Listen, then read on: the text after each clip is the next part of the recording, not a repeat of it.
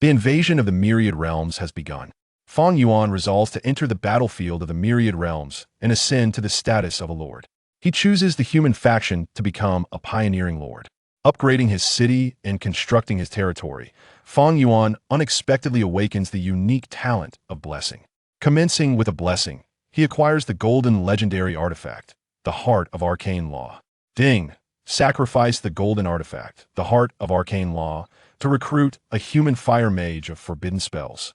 A cascade of meteoric fire rains down, annihilating millions of monsters. Yet, this is merely the beginning. Ding! Consume the artifact, the Stone of Holy Light, to recruit a human paladin of Holy Light. With a single strike of Holy Light, he slays abyssal demons. Ding! Consume the artifact, the Cloak of Shadows, to recruit a shadow hunter. He infiltrates the Beastmen tribe and assassinates the great shaman of the Beastmen. As the day of reckoning approaches, endless alien lords launch their assaults.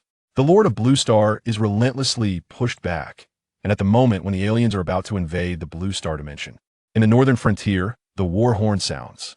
Fang Yuan takes action. Chapter 1. Voluntarily enlisting to enter the battlefield of the Myriad Realms. 30 years prior, the battlefield of the Myriad Realms fixed its sights on Blue Star, summoning its inhabitants to join the fray. In a bid to protect their homeland, humanity is compelled to dispatch a considerable portion of its population to the battlefield of the Myriad Realms, becoming lords therein. At this juncture, humanity has fought valiantly in the battlefield for 30 years. However, the brutal warfare has resulted in heavy casualties among the human lords. To this day, they continue to struggle for survival. Consequently, nations are forced to conscript vast numbers of people into this meat grinder, all to preserve the flame of civilization. Fang Yuan, do you truly wish to enlist voluntarily? In a modest classroom, Su Qingge gazes at the handsome youth beside her as he fills out the application form, her expression one of astonishment. Fang Yuan, having swiftly inscribed his name in the signature field, lifts his head. Of course. Look, my name is already signed. He raises the application form in his hand, responding with a light-hearted tone. 16 years ago, he traversed into this parallel dimension of Blue Star.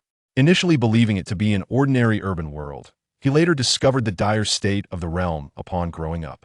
The terrifying battlefield of the Myriad Realms consumes a significant portion of Blue Star's population each year. In recent years, the area inhabited by Blue Star's humanity has been besieged by a calamity of the undead. Countless human lords have perished, and the flame of Blue Star's civilization hangs precariously in the balance within the battlefield of the Myriad Realms. Nevertheless, for Fang Yuan, the battlefield still possesses tremendous allure, because, entering the battlefield, as long as the city remains intact, he can attain immortality. For one who has already tasted death, immortality is the greatest temptation. Rather than leading a mundane existence and ultimately dying on a sickbed, it is far better to seize the youth and gamble for eternal life in the battlefield of the Myriad Realms. But the battlefield of the Myriad Realms is fraught with danger. The mortality rate is exceedingly high. There is a great chance you may never return. You are still young. Perhaps it would be wise to wait until you are older.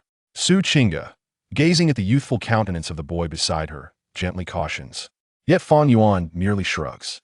In youth, when thoughts are vibrant and the spirit of adventure runs high, waiting until one is old, with a rigid mindset, to enter the battlefield is little more than a death sentence. Moreover, recently, the summons of lords from various nations has become increasingly frequent. Being summoned to the Myriad Realms battlefield is merely a matter of time. Rather than being passively drafted, it is preferable to proactively enlist. By proactively enlisting, one can also obtain resources and benefits provided by the state. Fang Yuan's assertions were indeed irrefutable. Although the Myriad Realms battlefield had been open for 30 years, the plight of the human race on Blue Star had remained dire. Each year, the number of lords who perished upon entering the battlefield was staggering. To safeguard the dimensional passage leading to Blue Star and to resist the onslaught of myriad beasts, humanity on Blue Star had to continually enhance its investment. Even if it meant sending cannon fodder, the populace must be dispatched to the Myriad Realms battlefield. For once the dimensional passage of Blue Star faltered, countless myriad beasts would surge into Blue Star. At that moment, Blue Star would be akin to a shattered crystal, its failure assured. Not only would everyone perish, but the planet itself will be devoured by the Myriad Realms battlefield, becoming an integral part of it. Therefore, to protect their homeland, the nations of Blue Star, under immense pressure, have forcibly conscripted large numbers of people into the Myriad Realms battlefield. The next wave of myriad beasts is expected to assault at the end of this year. Consequently, this year, the conscription of lords will be even more extensive. In Fang Yuan's view, rather than being passively drafted, it would be more advantageous to proactively apply, thereby reaping greater privileges. Su Qingge, who was nearby, fell into deep contemplation upon hearing Fang Yuan's words. The Su family belonged to the bureaucratic class on Blue Star, and they possessed far more information than Fang Yuan. The pressure of the Myriad Realms battlefield is indeed immense. This time, it is said that the number of conscripts has reached as high as 100,000. No one can guarantee they will not be selected. While she pondered, Fang Yuan had already risen and walked towards the exit of the classroom. Upon seeing this, Su Qingge quickly stood up. Fang Yuan, will we meet again? Fang Yuan paused, but did not turn around. After a moment of silence, he replied, perhaps. Our next encounter may very well be on the Myriad Realms battlefield. Blue Star Lord Conscription Registration Office. Your name is Fang Yuan? Only 16 years old. Do you voluntarily wish to become a lord? To proceed to the Myriad Realms battlefield. The staff member at the registration desk meticulously reviewed his application form. With a look of astonishment, they gazed up at the handsome, young boy before them. Ever since a portion of the returnees from the Myriad Realms battlefield brought back harrowing news, voluntary enlistment for Blue Star had become exceedingly rare. Even those who ventured forth were typically the elderly or those suffering from terminal afflictions. Fang Yuan, being merely 16 years of age, was the first in over a decade to voluntarily head towards the battlefield. Rather than passively accepting fate, it is better to adapt proactively. Before the staff member could continue persuading him, Fang Yuan interjected, I am certain. His voice resonated with unwavering conviction. At this point, the staff member ceased further discussion, sighed, and stamped the application form. Step inside to receive your Lord's Mark. The most crucial element for entering the Myriad Realms battlefield is the Lord's Mark, akin to a chip. Upon entering the room, under the guidance of a nurse, Fang Yuan approached the machine that would implant the mark. Ding, identity confirmed. Fang Yuan, 16 years old, first-year high school student. Confirmation complete. Commencing implantation. In the next moment, Fang Yuan felt a slight pain in his neck. Ding! Implantation successful. Immediately after, the machine's lid opened, and as Fang Yuan emerged, the nurse handed him a booklet. This is the manual for the usage of the Lord's Mark. It details how to activate the Lord's Mark. It also includes methods for entering the Myriad Realms battlefield and important precautions. Do you have any other questions, student? After quickly flipping through the booklet, Fang Yuan inquired, as I am enlisting voluntarily, what about the rewards from the state? Upon activating the mark, your dimensional package will contain a main city and a hero's altar, which are system-provided. The state's reward consists of 10,000 points of various resources and a talent activation scroll. All of these can be found in your dimensional package, the nurse patiently explained. After gaining this understanding, Fang Yuan swiftly perused the booklet in hand, discovering that the Lord's Mark could only be activated upon entering the Myriad Realms battlefield. He did not linger further and turned to walk towards the passage leading to the Myriad Realms battlefield. Chapter 2. The Birthplace, Northern Expansion Territory. In every nation, there exists a passageway to the battlefield of 10,000 realms, a grand teleportation platform that operates bidirectionally. The Blue Star can facilitate the passage of lords to this realm, and conversely, the battlefield can also return them. However, the return passage from the battlefield is heavily guarded, accessible only to select individuals. In contrast, the defenses on the Blue Star side leading to the battlefield are rather lax. When Fang Yuan arrived, he witnessed the teleportation passage shimmering with light. The annual recruitment had yet to commence, and those entering the battlefield were merely veterans returning from the other side. As Fang Yuan approached the passage, his identity as a new lord was immediately recognized. Ding! New Lord Fang Yuan detected. The announcement reverberated across the teleportation platform, drawing the attention of the lords preparing to teleport. Wait, I thought the recruitment for this year hadn't started yet. How is there a newcomer? And a rather handsome young man at that. Could he have voluntarily applied to become a lord? How peculiar. After all these years, it's surprising to encounter one. Indeed. We previously presumed there were resources to be found there, but in recent years, the beast tides have grown increasingly frequent and terrifying, resulting in significant casualties among lords. Several major cities in the various nations have been annihilated, revealing just how perilous that place truly is. We haven't seen a voluntarily recruited lord in years. Hey, young man. You certainly possess a daring spirit. Fang Yuan paid no heed to the murmurs around him, making his way to the registration desk. As a new lord, he needed to register before entering. While he filled out the registration form, the staff member provided an explanation. We have 3 passageways into the battlefield of 10,000 realms, each representing a distinct faction. The left leads to the demon faction, where one becomes the master of the demon tower. The center is for the human faction, becoming a city lord upon entry. The right leads to the underground faction, allowing one to construct an underground city. The demons embody chaos and evil. The humans stand for neutrality and order, while the underground faction is characterized by chaotic neutrality. These distinctions serve to delineate the various troop types. For instance, neutrals generally cannot utilize demon troops, but may employ those from the underground races. You will become familiar with these upon entry. Fang Yuan swiftly completed the registration form and, without hesitation, selected the human faction. Just as he made his choice, a few nearby lords huddled together conspiratorially. Confirmed, this little fellow is named Fang Yuan. Just an ordinary high school student with no significant backing. TSK, and he dares to voluntarily venture into the battlefield. It's akin to courting death. Brother, I've heard that those who voluntarily head to the battlefield are rewarded with talent activation scrolls by the government. Those are valuable items. We haven't received any scrolls yet. Currently, there's an outbreak of undead calamity over there. His journey is nothing short of a death wish. I say we should take the opportunity to eliminate him and seize his talent activation scroll for ourselves. The leader of the group, a portly man with a scarred face known as Ming Gu, displayed a glint of greed in his eyes upon hearing this.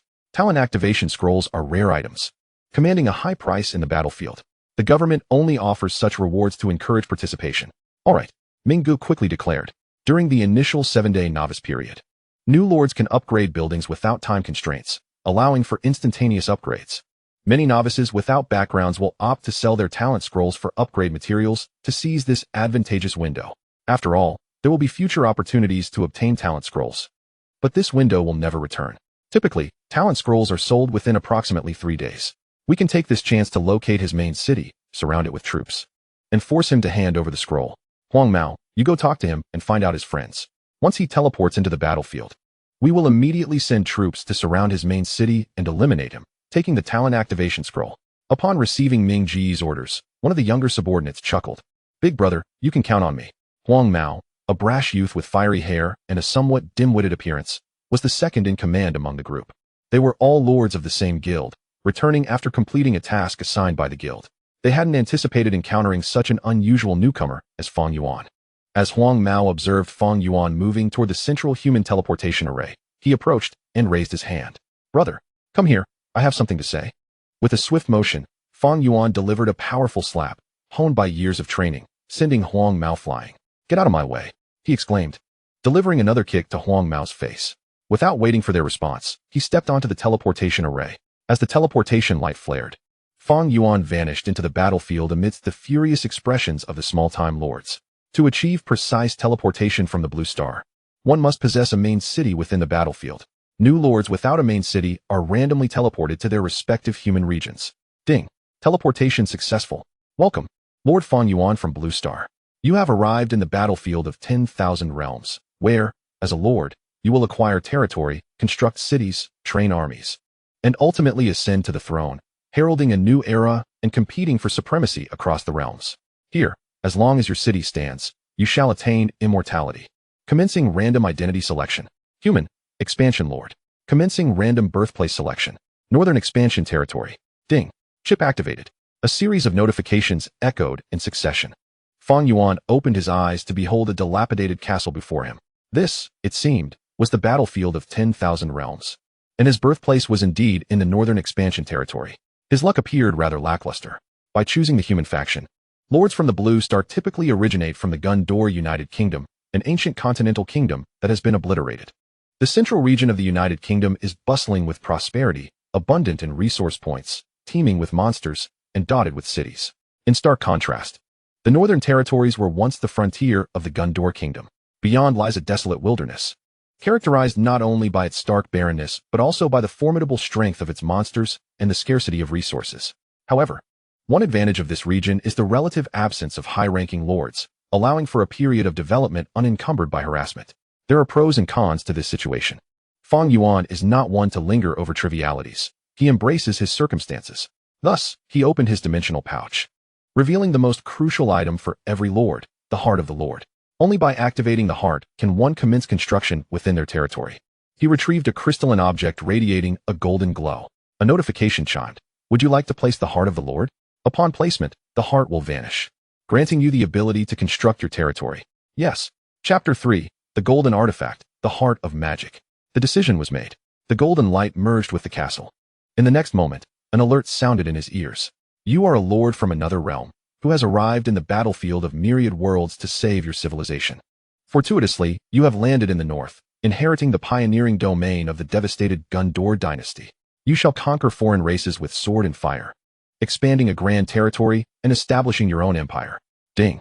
The Novice Lord buff has been activated. You are granted a 7-day invincibility period in your territory, along with unlimited building upgrade time for 7 days. Ding. Signs of a ward tribe have been detected around your territory. Please upgrade your domain swiftly, as the invincibility period will end, and the ferocious wards will launch an assault on your territory. During these 7 days of invincibility, as long as resources are plentiful, construction upgrades will incur no cooldown time. This is a privilege afforded solely to novice lords. Fang Yuan gazed out of the window. At that moment, the castle was enveloped in a golden shield, atop which stood a colossal hourglass indicating the duration of invincibility. Through the golden barrier, he could faintly discern pairs of glowing red eyes lurking outside the castle. The next 7 days would be crucial for survival. Many novice lords have perished under the onslaught of monsters after this period. It was imperative to make the most of this time to elevate the territory's level. Next came the time to upgrade the buildings. After activating the Heart of the Lord, Fang Yuan accessed the construction panel of the Lord's chip. It displayed that the current lordly structure was merely a level 1 main city. Name: Main City. Level 1. Faction: Human. Influence: Gundor Dynasty. Identity: Pioneer Lord of the North. Durability: 1000. Prosperity: 100, 01000. Population: 0100. Building slots: 20. Resource territory: 0. War territory: 0. Wonder territory: 0. The prosperity of 100 pertains to the main city. As a level 1 main city, the maximum prosperity is 1000 points, and the maximum population is 100. The main city can only be upgraded to the next level once both requirements are fulfilled. Prosperity must be utilized to construct new buildings. Each upgrade of a white quality building increases prosperity by 100 points. The higher the quality of the building, the greater the increase in prosperity. Population growth relies solely on residential buildings, and all structures require a building card before construction can commence. A building card signifies the ability to erect one structure, while building slots indicate the maximum number of buildings that can currently be constructed. Fang Yuan glanced at his pouch, which contained 3 remaining items: a talent activation scroll, a resource card, and a hero altar building card. Name: Talent activation scroll. Quality: Special item, no quality. Function: Usable once. Upon activation, the Lord gains 1 talent. Name: Resource card. Quality: Special item, no quality. Function: Upon opening, you receive 10,000 units each of wood, stone, iron, grain, and gold. Name: Hero altar building card. Quality: Special item, no quality. Faction: None. Function: Consumes an artifact to recruit racial heroes. Each level increase allows for 1 additional hero recruitment opportunity. Among these 3 items, aside from the talent activation scroll, which holds significant value, the other 2 are quite ordinary. He decided to utilize the talent scroll first to see what talent he could activate. Fang Yuan opened the scroll and chose to use it. Ding. The talent scroll was activated, selecting Fang Yuan as the target. Activation successful. You have gained the unique mythic talent, Blessing. Upon hearing the notification, Fang Yuan was momentarily taken aback, but joy soon illuminated his face. Items in the battlefield of myriad worlds can be broadly categorized into white inferior, green ordinary, blue fine, red superior, purple rare, orange epic, golden legendary, and dark gold mythic. Among these, dark gold items are particularly special, as they are all unique. To have randomly obtained a dark gold mythic talent was astonishing. He pondered the effects it might have and opened the talent panel for inspection. Name: Blessing. Quality: Mythic unique. Function: Blessing once allows you to randomly obtain 1 item. The first blessing of each day is free. Subsequent blessings cost at least 10,000 gold per attempt, or an equivalent value of items. As the number of blessings increases, the cost of consumed items escalates. The higher the value of consumed items, the greater the probability of obtaining high-tier items. The luckier the user, the better the obtained items. The first blessing carries a significant chance of yielding high-tier items. Blessing: A daily free opportunity. Thereafter, the cost in gold increases with each attempt. Fang Yuan marveled at this talent, which undoubtedly marked him as a fortunate individual. The better his luck, the finer the items he would acquire. He wondered just how fortunate he really was. Nevertheless, to start with a mythic talent surely placed him among the ranks of the fortunate. Fang Yuan gazed at the talent panel, excitement bubbling within him. The first blessing carried a probability boost. He resolved to give it a try. With hands clasped together, he silently chanted, "Fortune does not save the unworthy, nor does wealth alter fate." Blessing. In the next instant, a radiant golden light illuminated before him. Ding. Blessing successful. You have obtained an initial blessing probability boost. Ding. You have acquired the golden legendary artifact, the Heart of Arcane, Fire Element. Chapter 4. The first hero, astonishingly, is a cool and aloof queen in glasses. Name, Heart of Arcane, Fire Element. Quality, golden legendary. Function, primarily utilized for recruiting heroes, activating the hero altar, and selecting recruits. Capable of attracting golden legendary hero units to join your ranks. Golden legendary heroes. A look of delight spread across Fang Yuan's face. Although this golden piece is not the first of its kind, the sole dark gold hero remains unseen by any to this day. Hence, it is universally accepted that golden legendary heroes are the finest units available. The Heart of Arcane. Judging by its name, it should allow for the recruitment of high-tier mage units. One wonders if it can summon a golden legendary mage unit. After all, mage heroes are notoriously difficult to recruit. Yet their power is equally renowned. The odds of success are not guaranteed, and failure would result in the loss of a golden legendary artifact. Fang Yuan tightened his grip on the Heart of Arcane. My fortune shall not be so dire. First, let us construct the altar. Fang Yuan opened his inventory and retrieved the Hero Altar construction card. To recruit heroes, the Hero Altar is a prerequisite. He clicked the construction card. Ding. New building acquired. Human Hero Altar, Prosperity level 100. Name, Human Hero Altar. Level LV1. Quality, none. Durability, 100. Race, human. Function, an altar for recruiting human heroes. Utilizing artifacts to communicate with the heroic souls of the human race across myriad realms, currently allowing for 11 uses. As building level increases, usage can be enhanced. The hero altar cannot resurrect heroes, so use hero units judiciously. Note, the higher the level of the item used, the greater the probability of recruiting advanced heroes. Heroes from the battlefield of myriad realms cannot be resurrected using the altar. To resurrect hero units, one must employ high-tier items like resurrection scrolls or spells such as resurrection. Additionally, the hero altar, like the main city, is classified as a non-quality building, meaning it is unique and only one can be constructed. Fang Yuan took out the Heart of Arcane and whispered. Previously, back on Blue Star, he had heard that each golden artifact would incite war. For there exists an immutable law in the battlefield of myriad realms. Artifacts endure. Once used, they do not vanish but become part of the summoned hero units. Should one slay the summoned hero units, the artifact can be reclaimed. Therefore, if someone were to learn of his possession of this golden artifact, a shiver ran down Fang Yuan's spine. He feared he would not survive beyond the 8th day. Once the news spread, it would not be long before scheming lords surrounded him. He gazed at the golden artifact in his hand. If his strength remained concealed, this object would be a source of chaos. But, if kept secret, then it would form the bedrock of his ascendance to power. Moreover, it would be an unassailable foundation. Fang Yuan's gaze grew resolute, his grip tightening around the Heart of Arcane. Let me see what surprises you can bring me. With that, he stepped into the hall of the hero altar. It was a grand hall shimmering with golden light. In the center of the hall stood a golden altar, adorned with a tablet inscribed with various characters. Fang Yuan ascended the altar and quickly discerned how to utilize this structure. It was not complicated. One simply needed to place the Heart of Arcane upon the golden tablet. Fang Yuan withdrew the Heart of Arcane, took a deep breath, and carefully placed the golden item upon it. The moment the Heart of Arcane touched the tablet, the inscriptions on the golden surface radiated beams of golden light, subsequently levitating in the air. Then, a voice of authority resonated in Fang Yuan's ears. Otherworldly Lord, do you wish to awaken the slumbering heroic souls and recruit them into your service to expel the invading demons from this world? The voice seemed to emanate from nowhere. Yet in that moment, Fang Yuan felt as though he could hear countless heroic souls whispering, their cries urging him to liberate them. After a brief moment of distraction, Fang Yuan mused, these heroic souls, perhaps they were once the civilized races of this continent. After their defeat, they were overrun by the forces of an alien civilization, leading to the entire civilized continent being dragged into the battlefield of myriad realms. Ultimately, vanquished in that battlefield, their civilization was reduced to a desolate colonial ruin. While some survived, they merely lingered on, their entire essence transformed into heroic souls. They became the subjects for human recruitment. If humanity from Blue Star were to face defeat, would this not be their fate as well? Fang Yuan's heart trembled slightly, yet he quickly fortified his resolve. Blue Star has not yet reached that point. We still have hope. Fang Yuan gravely nodded.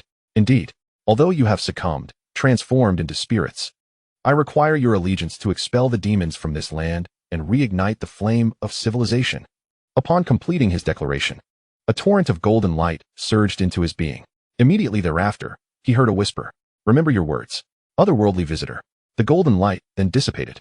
Fang Yuan looked down at the golden tablet, realizing he could now comprehend the inscriptions upon it. This tablet is called the Prophet's Tablet. At present, he merely needed to lightly touch it to recruit the heroic souls that once roamed this continent. Fang Yuan recalled that faint voice. Although its origin was unclear, he sensed that this recruitment might bestow him with extraordinary power. Let us commence. Fallen spirits, join my ranks and battle for me. Expel the demons of the otherworld. Recruitment. As the final word left his lips, the next moment, Fang Yuan beheld the Heart of Arcane ascend into the air. Countless beams of light erupted from it, piercing through the fabric of space itself. At that moment, Fang Yuan seemed to behold the vast river of time. Within this flowing expanse, countless figures flickered by, noble knights, haughty sword saints, and elusive assassins. Yet, none of them lingered for their own sake. Until, within the river of time, a delicate jade hand gradually extended. The power of arcane magic, how nostalgic it is. The voice carried a hint of alluring charm. Shortly thereafter, a graceful silhouette pierced through the dimensional veil, merging with the Heart of Arcane, ultimately coalescing into a tangible form in the air. Ding! The golden legendary hero, Lilith, the human fire magic archmage, has sensed your sincerity and chosen to join your ranks.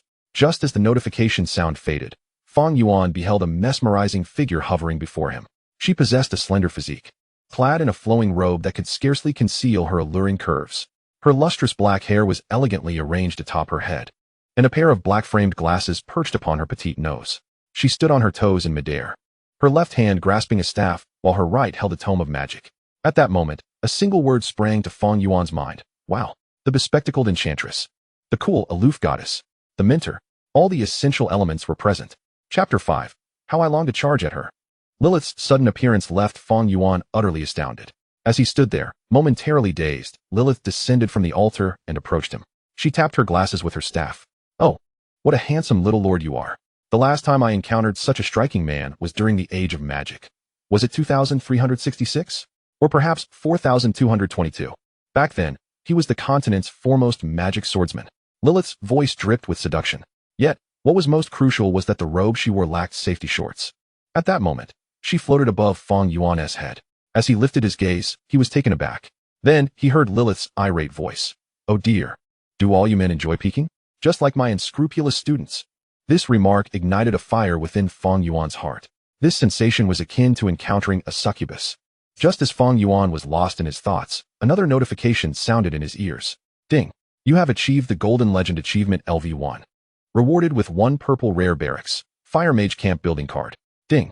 The current Archmage Lilith ranks first among the Lord Heroes of the Kingdom of Gondor, rewarded with 100,000 gold coins and a resource pack of 100,000.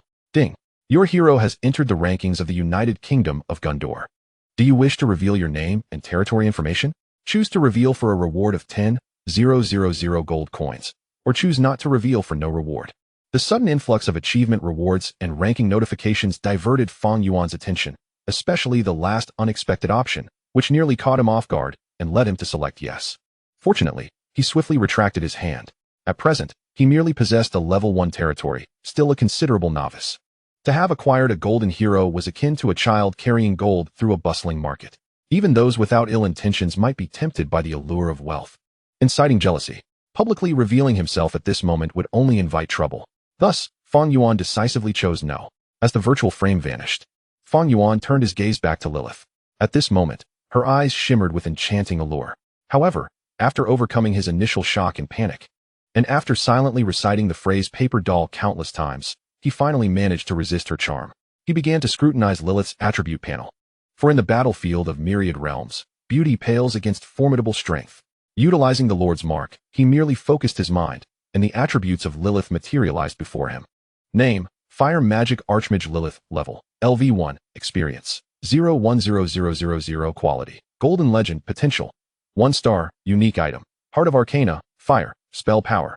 1,000 health points. 10,000 mana points. 10,000 loyalty. 65, holds a great fondness for you. If below 20 loyalty, may rebel. Skills: Explosive Chain Fireball, Flame Storm, Summon Fire Elemental, Flame Shield, Forbidden Spell, Meteor Fire Rain.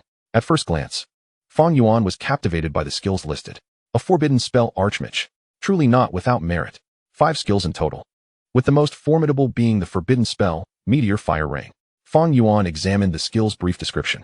Meteor Fire Rain, after a 10-second channeling, summons a Meteor Fire Rain to indiscriminately strike a designated area, lasting for 30 minutes, with each meteor inflicting substantial damage on its target. Quite terrifying indeed.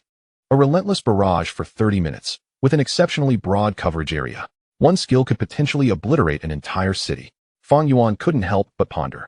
The power of forbidden spells truly is fearsome. This is a strategic level weapon. He had begun the game with an ace in the hole. However, Lilith's prowess extended beyond just her forbidden spell. The remaining spells were also impressive. The Explosive Chain Fireball could unleash 10 explosive fireballs simultaneously, causing disorientation and detonating upon impact. Flamestorm is a group damage spell that, after a 3-second channeling, engulfs all targets within its range in scorching flames, which explode as well. Summoning Fire Elementals allows for the summoning of 10 at once, each capable of casting Explosive Chain Fireball in rapid succession. The Flame Shield serves to absorb damage and protect her life, featuring a resistance aura and a fiery aura effect that can scorch targets and push back surrounding enemies. It could be said that Lilith's terrifying strength was evident solely from her skills. Moreover, her inherent attributes were equally formidable, with a spell power of 1,000 points. Fang Yuan understood that the spell power of apprentice mages typically hovers around 5 points, while advanced mages may reach a maximum of over 200 points. Yet here was Lilith, commencing with an astounding 1,000 points of spell power. As one ascends in levels, their attributes can also be augmented. Thus, the potential of Lilith becomes somewhat terrifying. It is no wonder that she remains merely a level 1 hero, yet upon her recent recruitment, she has ascended to the pinnacle of the Gundor Kingdom's hero quality rankings. This is no trivial feat. Her strength is indeed prodigious.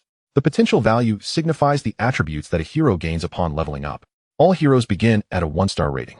As they progress, one can employ special artifacts to enhance their potential.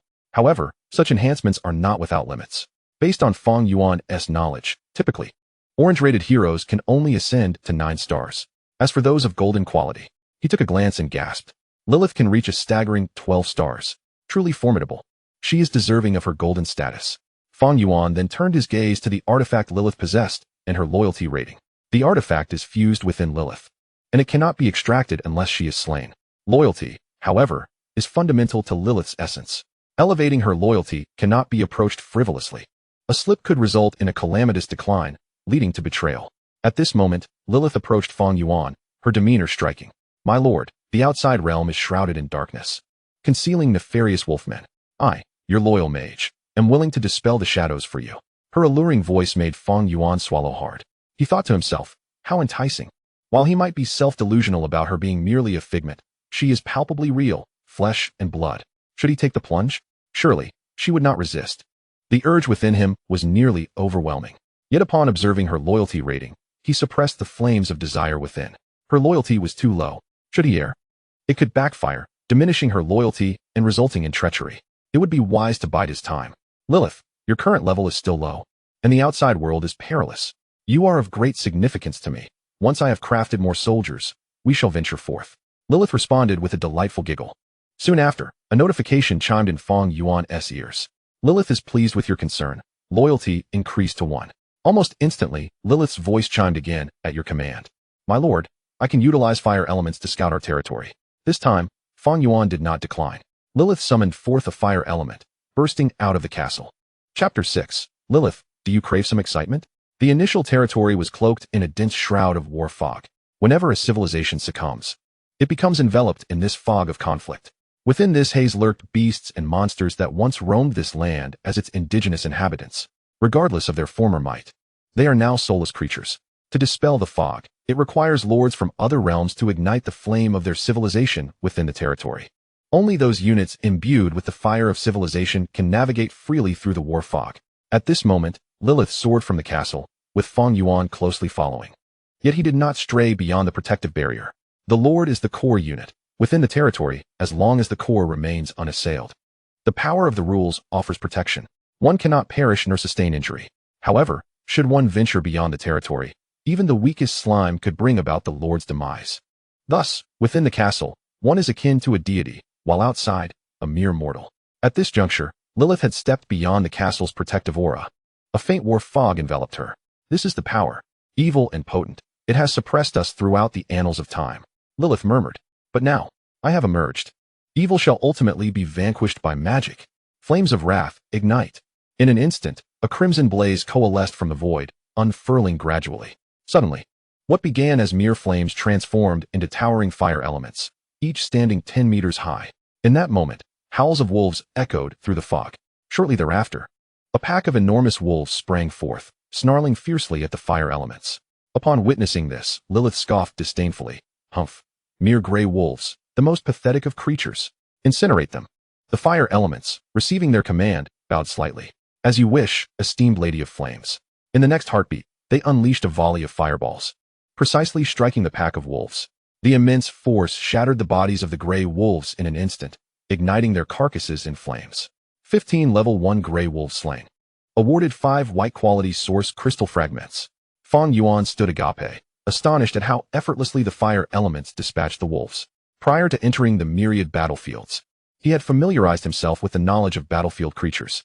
Typically, novice lords encounter low-tier entities such as goblins, gray wolves, and wolfmen. While these beings may be considered weak, they pose deadly threats to novice lords. In the early days of humanity's entry into the myriad battlefields, countless tragedies unfolded. Many lords dispatched their newly summoned heroes with a cadre of low-level troops, only to be ambushed right at their doorstep by these monsters, leading to their first fatalities, often resulting in the recruitment of purple-tier heroes. Thus, Fang Yuan felt a twinge of concern when Lilith expressed her desire to venture beyond the castle. Yet, it seemed that his worries were unfounded. Lilith's prowess surpassed his expectations. After all, the effortless annihilation of a pack of gray wolves was merely a demonstration of her summoned creature's might. Should Lilith choose to engage personally, her formidable magic power of 1,000 would yield terrifying damage, not to mention her arsenal of destructive skills and nearly apocalyptic forbidden spells. Fang Yuan mused inwardly. With Lilith's immense power, the initial task of clearing the surrounding monsters would be easily accomplished, simultaneously allowing for the expansion of their territory. The novice city was set to thrive. A sufficiently expansive territory is essential for the construction of one's own edifices. This necessitates the clearing of a substantial area. Initially, these open spaces are often inhabited by low-level monster nests. Only by vanquishing these nests can one expand their domain. My lord, Lilith approached him, presenting the shards of source crystal dropped by the monsters to Fang Yuan. The source crystal is a crystalline entity imbued with extraordinary energy, characterized by its modest size and rhomboidal shape. During the era of Blue Star, scientists discovered that the essence contained within the source crystal embodies a rule-based power unique to the myriad battlefields. Its primary function is to elevate the levels of heroes and enhance their potential. The higher the grade of the source crystal, the more significant the enhancement it provides to heroes, albeit its rarity increases correspondingly. The 5 shards currently in hand are of white quality, predominantly yielded by lower-tier creatures. Generally, a single white source crystal shard can bestow 10 experience points. Thus 5 shards equate to 50 experience points. To elevate Lilith to the next level, she requires a total of 10,000 experience points. Fang Yuan remarked, Lilith, advancing your level necessitates a considerable amount of these crystal shards. You must hunt more monsters. Lilith inclined slightly, responding, as you command, my lord. I have sensed the presence of a gray wolf's nest. Allow me to eradicate it for you. Fang Yuan nodded slightly. Defeating monsters yields only source crystal shards. However, if one can obliterate a monster's nest, a complete, intact source crystal can be obtained in one fell swoop. According to the official manual of the myriad battlefields published on Blue Star, the monsters spawned within these nests rely on these source crystals. As long as the source crystal remains intact, it can continuously draw energy, producing new monsters, akin to an assembly line. When this remarkable technology was relayed back to Blue Star, it purportedly astonished the academic community. It was essentially the physical manifestation of a void creation machine. There were attempts by scientists to replicate it, but alas, they failed. Nevertheless, this endeavor enlightened human civilization regarding the principles behind the monster nest's outputs, thus uncovering opportunities to exploit. Early lords capitalized on this knowledge, dispatching armies to surround monster nests. perpetually farming creatures to acquire various resources and source crystal shards. Yet, as time progressed, it seemed they triggered a protective mechanism, leading to the mutation of the once manageable monster nests, resulting in the emergence of boss-level creatures that caused significant casualties. Subsequently, human lords discovered that if they obstructed a nest spawning, the monsters would randomly mutate, instilling a sense of caution. No one dared to farm. They would eliminate any discovered nests immediately. Fang Yuan reminisced about this knowledge, pondering the potential of blocking a spawning session. The prospect of countless source crystal shards was tantalizing. The risk seemed manageable, especially with Lilith, a golden unit of unparalleled strength, at his disposal. Even mutated monsters should pose no threat to her. Fang Yuan felt a surge of ambition. Despite the risks, they were controllable. Besides, he would only attempt it once. Just one mutation would suffice. Resolute in his decision, Fang Yuan raised his head and declared, "Lilith, would you care for a thrilling endeavor?" Chapter 7. Is that all? Thrilling? Upon hearing these words, Lilith's eyes sparkled with delight. "My lord, are you suggesting we?" Lilith's alluring gaze brimmed with excitement and anticipation. Oh. Fang Yuan realized she might have misconstrued his intent and hastily clarified his plan. However, upon hearing the details, a look of disappointment crossed Lilith's face. Fang Yuan quickly added, "Lilith, the monster nests can mutate. These mutated creatures are often exceedingly formidable. Are you certain you can handle them?" At this, Lilith shrugged nonchalantly. Formidable? Huh. What if a Blood Wolf King mutates? I once defeated a 12th tier Blood Wolf King on the plains. Listening to Lilith's boastful claims, Fang Yuan remained skeptical. If their magic were truly that potent, their entire civilization would not have been obliterated. Therefore, for the sake of prudence, it was best to proceed one step at a time. Fang Yuan quickly instructed, "Lilith, heed my plan, just one attempt. We will only provoke one mutation." Seeing Fang Yuan's cautious demeanor, Lilith nodded in agreement. "As you wish, my lord." Subsequently, Lilith leaped onto the fire elemental and declared, "My lord, watch closely. I shall set forth." Fang Yuan nodded slightly, observing as Lilith guided the fire elemental into the war fog. With the rule-based power of civilizations flame by their side, they would not lose their way within the fog. The fire elemental's radiance would briefly dispel the war mist. Before long, Fang Yuan witnessed a relentless onslaught of level 1 gray wolves attacking them. Yet, under the fire elemental's assault, they were effortlessly dispatched. Soon enough, illuminated by the flames, Lilith and the fire elemental arrived at the gray wolf's nest. This nest was concealed within a dense forest, guarded by a cadre of elite gray wolves alongside the white boss, the Gray Wolf King. In comparison to standard level 1 gray wolves, the elite gray wolves possessed greater offensive capabilities and inflicted more damage. The Gray Wolf King also wielded skills. However, their prowess was relative. Before the fire elemental, they were nothing more than trifles, easily dispatched in a single strike. Defeated 10 elite gray wolves, acquired 15 white source crystal shards. Defeated the level 1 Gray Wolf King, acquired 20 white source crystal shards and the white quality artifact, Gray Wolf King's skull. In contrast to ordinary gray wolves, the elite gray wolves and the Gray Wolf King had a higher probability of dropping source crystal shards, with the Gray Wolf King also capable of yielding artifacts. Typically, artifacts are utilized for recruiting hero units, and white quality artifacts can summon white quality hero units. Fang Yuan observed as Lilith gathered the spoils of war. At this moment, she had successfully completed the first step of her plan, exterminating all the gray wolves within the lair. The next phase awaited. It was time to initiate the second step, attacking the gray wolf lair to trigger its defensive mechanisms, which would continuously produce gray wolves to protect the nest. A single attack could yield a wave of elite gray wolves, by carefully controlling the intensity of the assaults. As long as the white source crystal within the lair remained intact, elite gray wolves could be summoned endlessly. By repeating this tactic, it was only a matter of time before the random gray wolf lair would undergo mutation. At this moment, a sense of unease stirred within Fang Yuan. However, as Lilith launched her offensive and the first wave of elite gray wolves emerged, he felt a wave of relief wash over him. He silently exhaled, thinking, "This is promising." More than a dozen elite gray wolves burst forth from the lair, only to be swiftly annihilated by fireballs unleashed by the fire elementals. Fang Yuan received a message: 10 elite gray wolves slain, 15 white source crystal fragments obtained. This was merely the beginning. As Lilith continued her assault, a steady stream of elite gray wolves emerged from the lair, which resembled a perpetual motion machine, tirelessly and frantically generating these creatures. Soon, he received another notification: 10 elite gray wolves slain, 10 white source crystal fragments obtained. With this latest haul, he now possessed a total of 350 white source crystal fragments, equivalent to 3 500 experience points. This bounty could be synthesized into 3 complete source crystals, which could significantly enhance the potential of corresponding heroes. Indeed, this method of blocking the lair to harvest source crystals was akin to an overnight windfall. Gazing into the distance, Fang Yuan mused, despite the lengthy duration of this endeavor, there has yet to be any mutation. As I suspected, the lower-tier lairs exhibit a slower mutation rate. I wonder where the limit lies. My expectations are modest. I am not an avaricious lord.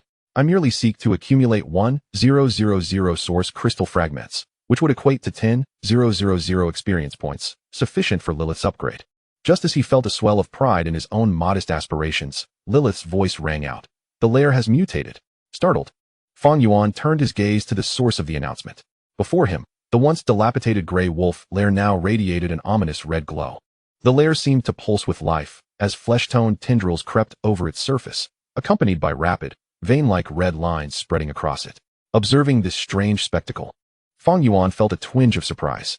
This was not the expected emergence of mutated monsters. Rather, it appeared as though the entire lair was coming to life. Was mutation truly manifested in this manner? Or was it possible that the information I had acquired on Blue Star was outdated? Had the ever-evolving battlefield already undergone several updates? A sudden chill ran through Fang Yuan as he pondered. Am I unwittingly employing a strategy based on an obsolete version against a revamped boss? Panic began to envelop him. Concurrently, a thick fog of war was being drawn into the transforming gray wolf lair. Fang Yuan realized that above his domain, the night sky was visible. However, a blood moon loomed ominously above.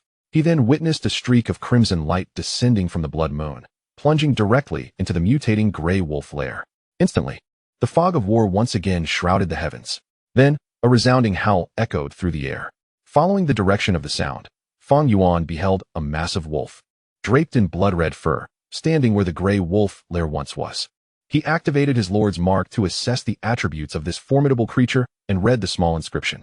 5th tier, mutated monster, Shadow Wolf. Before Fang Yuan could further evaluate the Shadow Wolf's capabilities, a languid yet disdainful voice pierced through the air. What a triviality. Just a mere 5th tier wolf. I've slain countless such beasts in my time. Is this truly all there is? With a dismissive tone, the voice continued. Explosive fireball. Before Fang Yuan could comprehend the unfolding events, a notification chimed. Ding. 5th tier, mutated monster, Shadow Wolf slain. Obtained 1 orange item, mutated wolf source crystal. 1 orange artifact, mutated wolf skull, 1 orange material, mutated wolf bones. Completed rare achievement. Hunter of Wolves, rewarded with the rare title, Hunter of Wolves. Rewarded with rare building card, Hunter's Camp, rewarded with 4 random basic building cards. After a flurry of notifications, Fang Yuan stood momentarily stunned before coming to his senses. Such a grand commotion. And that's it? Chapter 8. The enormous value of mutated wolf bones. Lilith's prowess far surpassed Fang Yuan's expectations. Upon receiving the kill notification, he was left in a state of awe regarding this woman.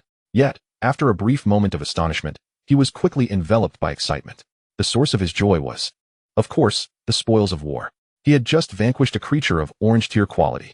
Not only had he acquired an orange tier mutated source crystal, but also an orange tier artifact in the form of a mutated wolf skull and orange tier material in the shape of mutated wolf bones. Among these treasures, the most valuable undoubtedly was the mutated source crystal, owing to its significant role. In addition to granting experience, the mutated source crystal held a chance to induce mutations in orange tier hero units when upgrading their potential. Typically, mutated hero units exhibit powers far exceeding those of ordinary heroes. Fang Yuan had once perused a promotional pamphlet on Blue Star, which detailed an incident where a lord had unexpectedly obtained a mutated purple hero during a campaign. This purple hero's strength surpassed that of orange tier units, even capable of slaying elite orange heroes in one-on-one combat. This memory lingered vividly in Fang Yuan's mind, as he had once fantasized about possessing a mutated hero. Now, it seemed that his dreams might just be within reach. The distance to my dream is no longer vast. This recent kill has bestowed upon me a remarkable artifact, the skull of a magic wolf, which allows for the recruitment of orange tier units. Yet, its utilization remains deferred until I elevate the hero altar to level 2. In addition to the source crystal and the skull, the remains left by the slain magic wolf are also of orange quality. The primary purpose of the magic wolf's carcass is for forging equipment, as orange tier gear typically necessitates orange materials. However, to craft such orange materials into equipment, specific buildings and heroes are required, which are currently beyond my reach. Most likely, they shall gather dust in my warehouse, or alternatively, be sold off to acquire resources essential for my development. The price of orange quality materials is undeniably high. Contemplating this, I opened the Lord's Mark, a special item that serves as a credential for entering the battlefield of all realms and embodies the flame of civilization.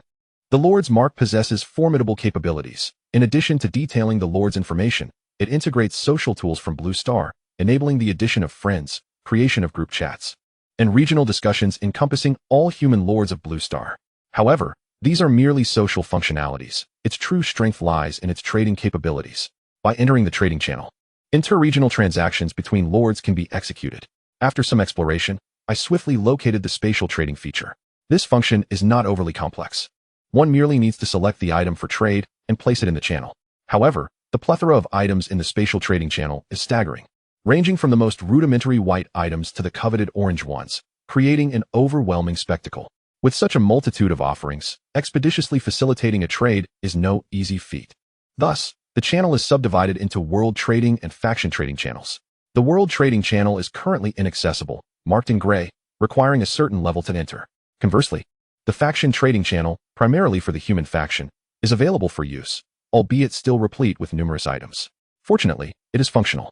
As I surveyed the trading interface, I pondered the likelihood of my mutated magic wolf's carcass garnering immediate interest. I feared it might linger unsold for quite some time. Moreover, I was uncertain what price would be appropriate, as the trading channel lacks a fixed currency system. Transactions could occur through barter, gold coins, or source crystals, and even the sale of one's own services. Anything deemed valuable can find a place in this marketplace. I was cautious of incurring a loss, and after some deliberation, I decided to list the mutated magic wolf's carcass and set it to auction mode. I would trade with the highest bidder, provided their offer intrigued me. This strategy would allow the market to dictate its worth. However, I suspected that selling it quickly through this method would be unlikely. I reasoned that I could afford to wait, as I was not in urgent need of funds, and thus I closed the spatial trading channel. Unbeknownst to me, I had significantly underestimated the value of the magic wolf's remains, as well as the rarity of orange items. I had also failed to grasp the profound impact of slaying an orange-tier mutated magic wolf.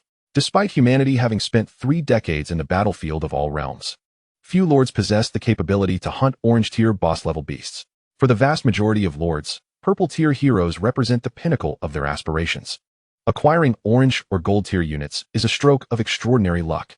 Without orange or gold-tier heroes, one cannot hope to contend with orange-tier beasts, as the dominance of a superior creature could annihilate an army painstakingly assembled by a lord. Thus, for contemporary humanity, hunting orange-tier beasts is a feat reserved for elite alliances. The average lord would perish upon encountering an orange beast, let alone attempt to hunt one.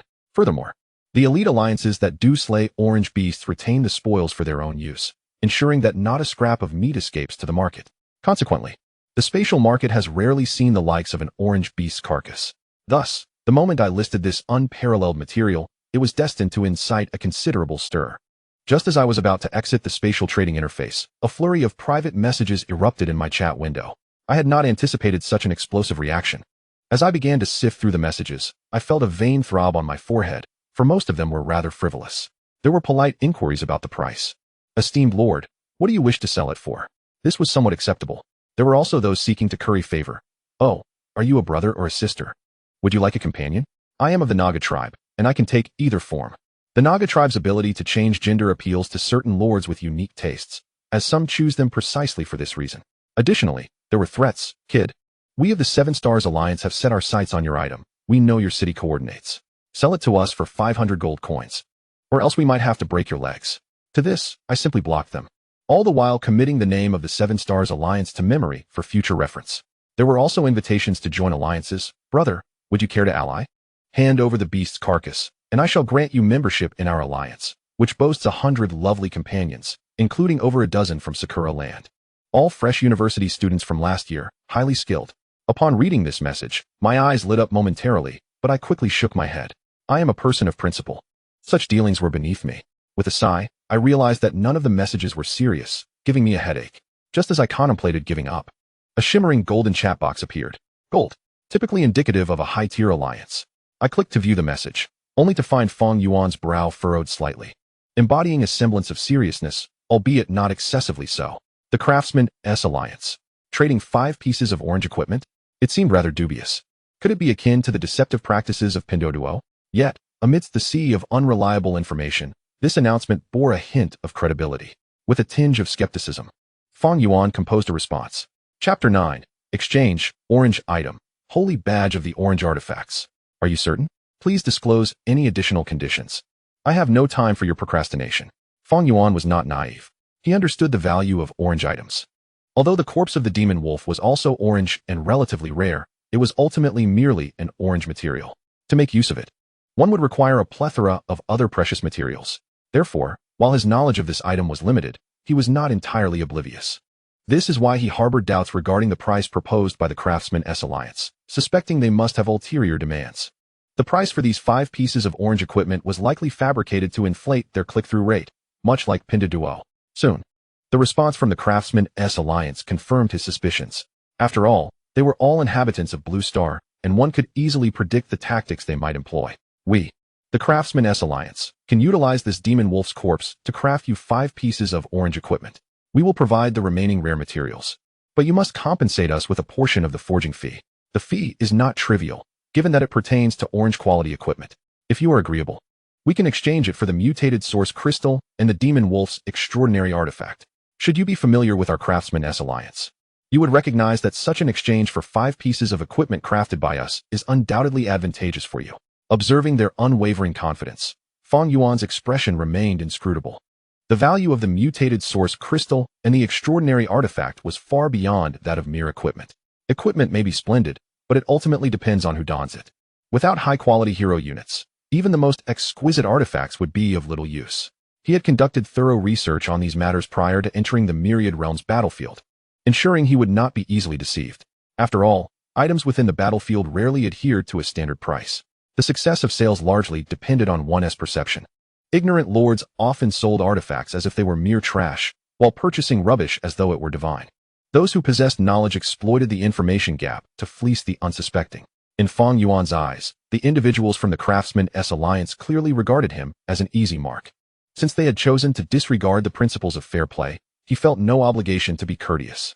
He replied directly, "What delusions are you indulging in? You expect me to provide the primary materials for forging the equipment while also relinquishing the most valuable source crystal and extraordinary artifact? Have your hearts turned to stone? Do you presume me to be a novice? Who among us is unaware of the true nature of your alliance? You would not hesitate to rob me of my demon wolf's corpse, replacing it with a few shoddy orange items. If you cannot afford the fees, spare yourself the embarrassment and leave." At this moment, the leader of a branch within the Craftsman's Alliance, tasked with communicating with Fang Yuan, was incensed. "You insolent brat. Do not be ungrateful. No lord in the entire Gandair kingdom dares to provoke our Craftsman's Alliance. This place is merely a remote little kingdom. Do you believe that with a mere word, I could not easily locate your castle? Once my army surrounds it, even if you kneel before me begging, it will be of no use. Therefore, it would be wise for you to obediently send the items over. If I am in a good mood, I might grant you a few worthless trinkets. Should you continue to be obstinate, do not blame me for my lack of courtesy." Upon receiving this message, Fang Yuan merely smirked. Though the Gandair kingdom was a small realm, he was situated in the northern territories. For them to locate him would be akin to chasing shadows. Before his arrival, he had already learned that the Gandair kingdom was besieged by a calamity of the undead. A golden-quality necromancer, tainted by the mists of war, was wreaking havoc across this kingdom. The land was plagued with roving high-level undead creatures. Currently, the lords of the Gandair kingdom were preoccupied with survival. What folly for a mere commercial alliance leader to contemplate an expedition against him. Such bravado was utterly laughable. In response to this ostentatious display, Fang Yuan coldly mocked, "Come. If you don't show up, you are but a coward." He then blocked the individual, valuing his time. With only 7 days of invincibility at his disposal, he needed to focus on the development of his territory. As for the demon wolf's corpse, if it could not be sold, so be it, he would utilize it himself. Just as Fang Yuan prepared to delist the corpse and concentrate on his territory's growth, suddenly, another message glittering with golden light appeared. Initially believing it to be yet another communication from the Craftsman's Alliance, he was ready to block it again. However, upon opening it, he discovered the sender had directly attached an item panel, accompanied by a message. "Do you wish to trade? Orange for orange." Fang Yuan narrowed his eyes slightly as he examined the item panel within the chat box. Guardian Emblem of the Sanctuary, an orange artifact that, upon use, enhances the probability of recruiting orange hero units from the Sanctuary faction. The Sanctuary represents a unique faction. To date, no nation has aligned itself with this faction. Only lords can acquire certain building cards associated with the sanctuary, and these cards are exclusively usable by the human race. Furthermore, sanctuary units are the most formidable frontline tanks, highly esteemed by lords. However, obtaining sanctuary building cards proves to be quite arduous, let alone the heroes of this faction. This protective emblem appears quite appealing, yet it merely increases recruitment odds.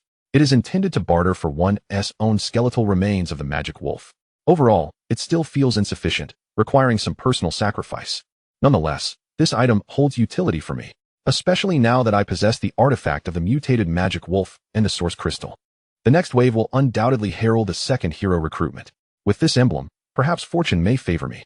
I have always had a streak of good luck. However, I must not suffer too great a loss. The other party must compensate.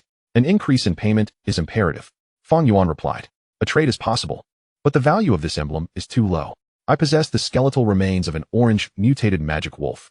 If placed in the hands of a skilled high-tier blacksmith, there might be a chance to forge mutated orange equipment. Therefore, an increase in payment is essential. Soon thereafter, the other party responded directly. An additional 100,000 gold coins along with resources. No more than that. Seeing the other party's straightforwardness, Fang Yuan had no reason not to push for more. He added 5 green building upgrade blueprints, which were intended for upcoming structure enhancements. Their value is modest, yet as a novice lord, every little saving counts, especially with future expenditures looming. The other party, upon hearing this request, appeared somewhat speechless but did not decline. They promptly completed the transaction in the spatial market. Once Fang Yuan received the Guardian Emblem, resources, and upgrade blueprints, he was about to exit the trading channel when the lord with whom he traded sent another message. Let us add each other as friends, so we can trade frequently. Fang Yuan pondered for a moment. Adding a friend would expose his coordinates. For now, it was best to decline. He did not trust him. Perhaps another time. After sending the message, he exited the trading channel. Now equipped with wealth, resources, and buildings, it was time to expand his territory. Chapter 10, naming the territory, Wilderness Domain. Fang Yuan remained unaware that his rejection of the friend request had inadvertently averted a potential calamity. At this moment, in the domain of Duke Lanny, a vassal of the Gondair Kingdom. Boss, this is the skeletal remains of a mutated shadow magic wolf. The speaker, a cautious, short-statured human lord, was also Wei Su, the vice leader of the Gondair branch of the Craftsman Alliance. The boss he referred to was Zhao Yu, the leader of the Gondair branch of the Craftsman Alliance, who was currently the most formidable lord possessing a forging hero within the Gondair Kingdom. Oh, upon hearing Wei Su's words, Zhao Yu displayed a hint of frustration. This fellow was impervious to both coercion and persuasion. He would block those who approached too forcefully and dismiss those who were too accommodating. Damn it. The mutated source crystal and artifact are of paramount importance. If I could obtain the mutated source crystal and artifact, with my talent, I might summon a mutated master blacksmith. Perhaps I could gain entry into the Grand Alliance. At this point, he paused briefly before inquiring, is it possible to pinpoint his exact location? However, the answer was a shake of the head. Not at the moment. The astrologers can only determine a general area. Currently, we can only ascertain that he is in the Northern Territory. The specifics remain elusive. Hearing this, Zhao Yu frowned slightly. The Northern Territory. That expanse is not smaller than our Gondair Principality. Without precise coordinates, finding him is indeed impossible. Wei Su continued. That area is not only adjacent to the bloodied wasteland, but also close to the Half-Orcs Plains and the Half-Elves Wilderness. Furthermore, heading northwest leads to the vast mountain ranges, rumored to harbor dragons. It is the most perilous region within the Gondair Kingdom. Simultaneously, it is one of the most resource-rich areas in the Gondair Principality. This is because the number of lords in the Northern Territory is exceedingly scarce. New lords typically relocate after 7 days, and those who do not will be overwhelmed by the relentless tide of monstrous assaults. Moreover, every lord who survives in the Northern Territory is a top-tier powerhouse, and they are all solitary wolves who refuse to join alliances. The dangers of the Northern Territory have fostered a paranoia among its lords. Each of them is fiercely independent, and conflict can erupt at the slightest provocation. It is a blatant manifestation of the laws of the Dark Forest. No two neighboring lords can coexist on one territory. If they do, one is destined to perish while the other survives. Upon hearing these words, Zhao Yu inhaled sharply. No wonder. It is only such formidable individuals who would dare to trade a magical wolf's skeletal remains. Let's forget it. We cannot afford to provoke such a person. It is best to minimize confrontations in the future. Fortunately, our Duke Lanny's domain lies in the southwestern part of the kingdom. He cannot traverse half the kingdom to attack us. Zhao Yu's remarks elicited a hint of disdain from Wei Su. Where had that reckless determination gone when he first saw the magic wolf's remains? Yet, he dared not express this sentiment, for Zhao Yu held a higher rank. A mere display of cunning could spell his doom. This is the law of the multiverse battlefield: the strong survive. A lucky fool of a strong man is more useful than an unfortunate wise weakling. Thus, he could only mutter his discontent inwardly while articulating, "Leader and truth." We are not powerless. Although the Northern Territory boasts the highest average resources, they are primarily low-tier resource points. High-tier resource points are far scarcer than in the Gondair Principality. This disparity fuels the conflicts among the lords of the Northern Territory. Ultimately, all discord stems from the unequal distribution of resources. The Northern Territory cannot sustain a multitude of high-tier lords, which gives us leverage against him. Let us allocate some funds to enlist certain lords to venture into the Northern Territories, seeking the location of the enemy's stronghold. Once identified, we shall publicly disclose the coordinates. In due course, formidable lords from the north will naturally deal with him. Upon hearing this, Zhao Yu's eyes sparkled with intrigue. This strategy is indeed viable. Not only does it ensure our anonymity, but it also allows us to take action without direct involvement or excessive expenditure of resources. Especially as he reflected on Fang Yuan's decision to sever ties and refuse to sell him the mutated source crystals, a wave of resentment surged within Zhao Yu. This was his opportunity to ascend to the Grand Alliance. Once he entered the Alliance, he would gain preferential access to resources, paving a luminous path ahead. Yet now, he watched helplessly as it slipped away. It is often said that severing a person's means of livelihood is akin to murdering their parents. In the battlefield of myriad realms, this was not merely about financial ruin. It was a matter of life and death. With these thoughts swirling in his mind, Zhao Yu slammed the table in resolve. Very well, we shall proceed as you suggested. At that moment, a barely perceptible smile flickered in Wei Su's eyes. Clearly, he had ulterior motives for proposing this plan. However, Zhao Yu's next words swiftly shattered Wei Su's ambitions. You shall take charge of this matter. Wei Su opened his mouth, at a loss for words. Zhao Yu's face bore a hint of derision. A local lord, akin to a feudal ruler, was not someone a mere provincial figure could comprehend fully. With no alternative, Wei Su was compelled to announce the search for Fang Yuan. Knowing Fang Yuan's name, he directly published the bounty in the mercenary hall. This was a rather unique establishment, specifically designed for issuing bounties and hiring. Soon enough, the lord of the mercenary hall received this task. However, upon seeing that it pertained to the Northern Territories, most chose to decline. Yet, among them, a few were quite intrigued. They were the same individuals who had previously intercepted Fang Yuan at the Blue Star Passage. Hey boss, look at this name, Fang Yuan. Doesn't it sound familiar? One mused. Have you forgotten so quickly? The one who struck you today, that student of yours, is also named Fang Yuan. Indeed, but this task is in the north, and Fang Yuan is merely a novice lord. Could it possibly be him? Why bother with such details? Third, didn't the higher-ups just give you 10 griffins? Fourth, you also received 10 wyverns, didn't you? These are all orange-tier units. Both nodded in acknowledgement. Recently, they had also been tasked by the higher-ups to search for clues regarding the territories once expanded by the Golden Blossom family in the north. The eldest among them slapped his thigh. Then it's settled. We can accomplish both tasks simultaneously. If it truly is him, we might even acquire a talent scroll. And even if it isn't, completing this task would reward us with a substantial sum of 500,000 gold and 300 red quality source crystals. Wealth has an alluring power. Under their leader's fervent persuasion, the group soon succumbed. All right, let us embark on this search. Meanwhile, Fang Yuan's main city commenced its first upgrade, delineating the area of its initial territory. Ding. You have successfully cleared the monster den. There are currently no monsters within the designated land, which may now be established as your territory. Ding. Territory demarcation successful. Current territory spans 100 acres. Ding. Please name your territory. Fang Yi territory. Ding. Naming successful. Wilderness territory. Chapter 11. Construction of barracks and fire mage camp. Name, Wilderness territory. Level 1. Faction, human race. Influence, Gundor dynasty. Identity, Northern Territory pioneer lord. Durability, 1000.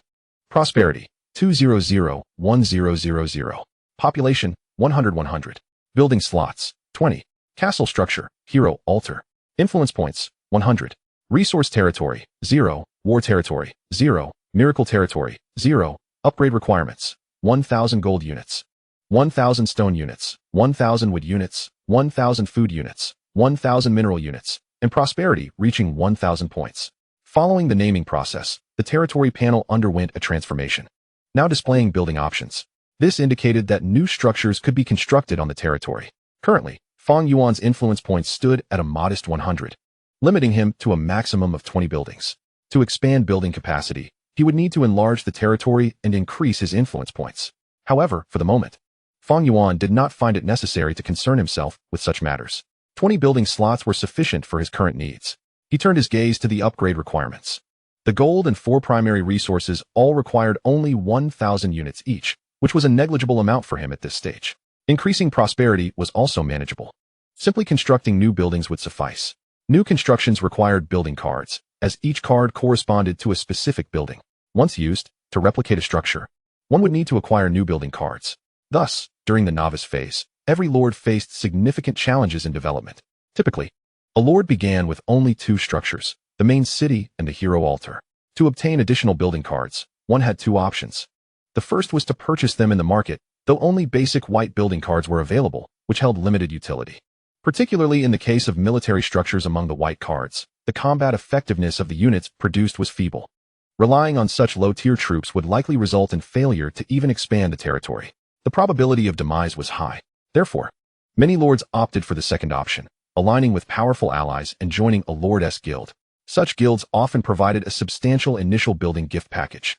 However, this route typically came with many stringent conditions, such as serving the guild for a certain number of years or providing soldiers for the guild's warfare without compensation.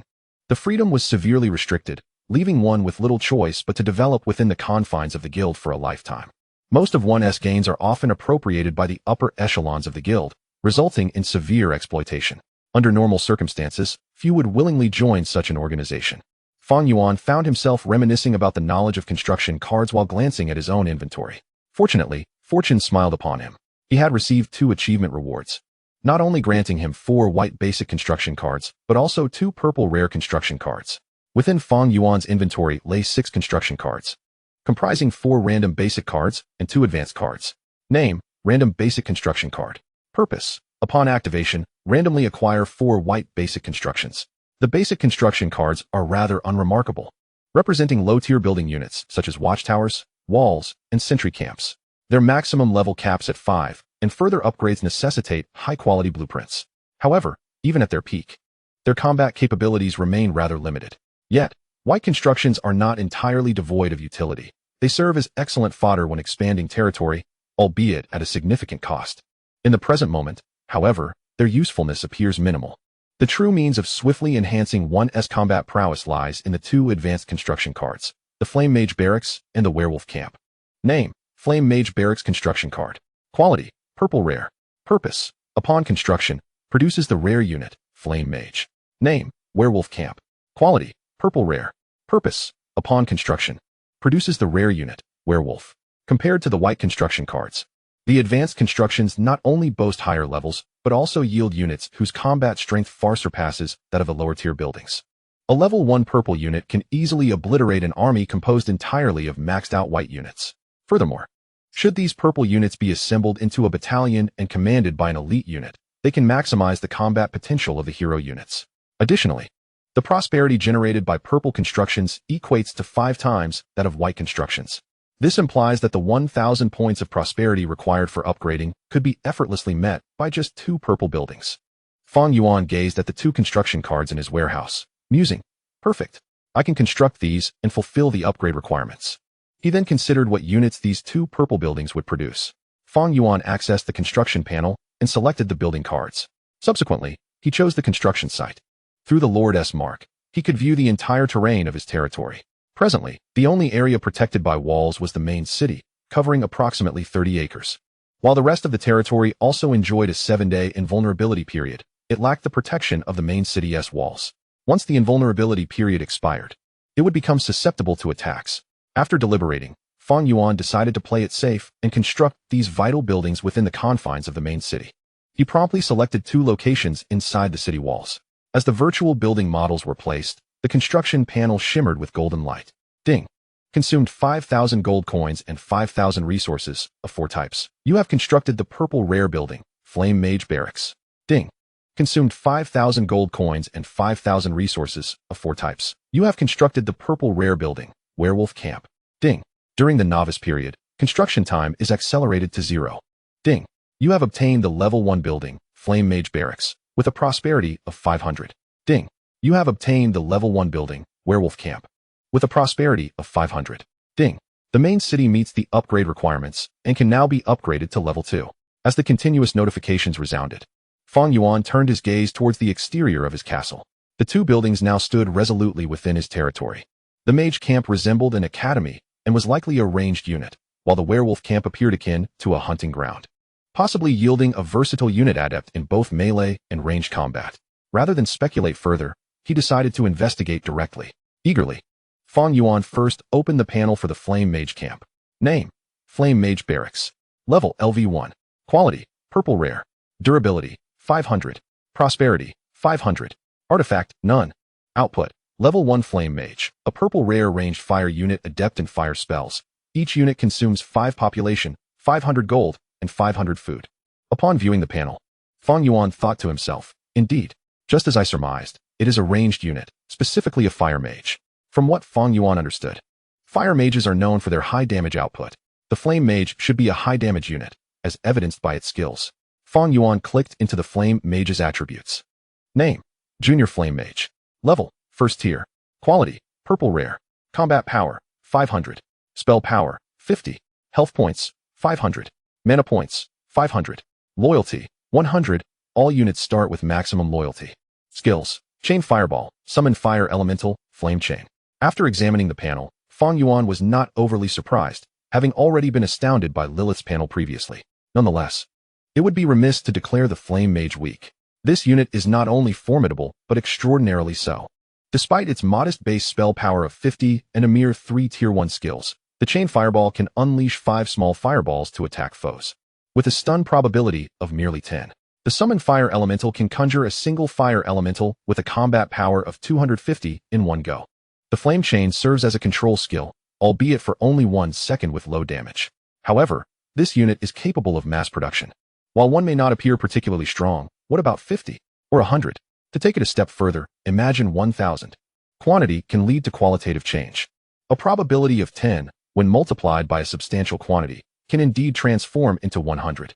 This delineates the distinction between units and heroes. Moreover, should these purple units be commanded by a high-tier golden unit, their combat prowess would be exponentially amplified.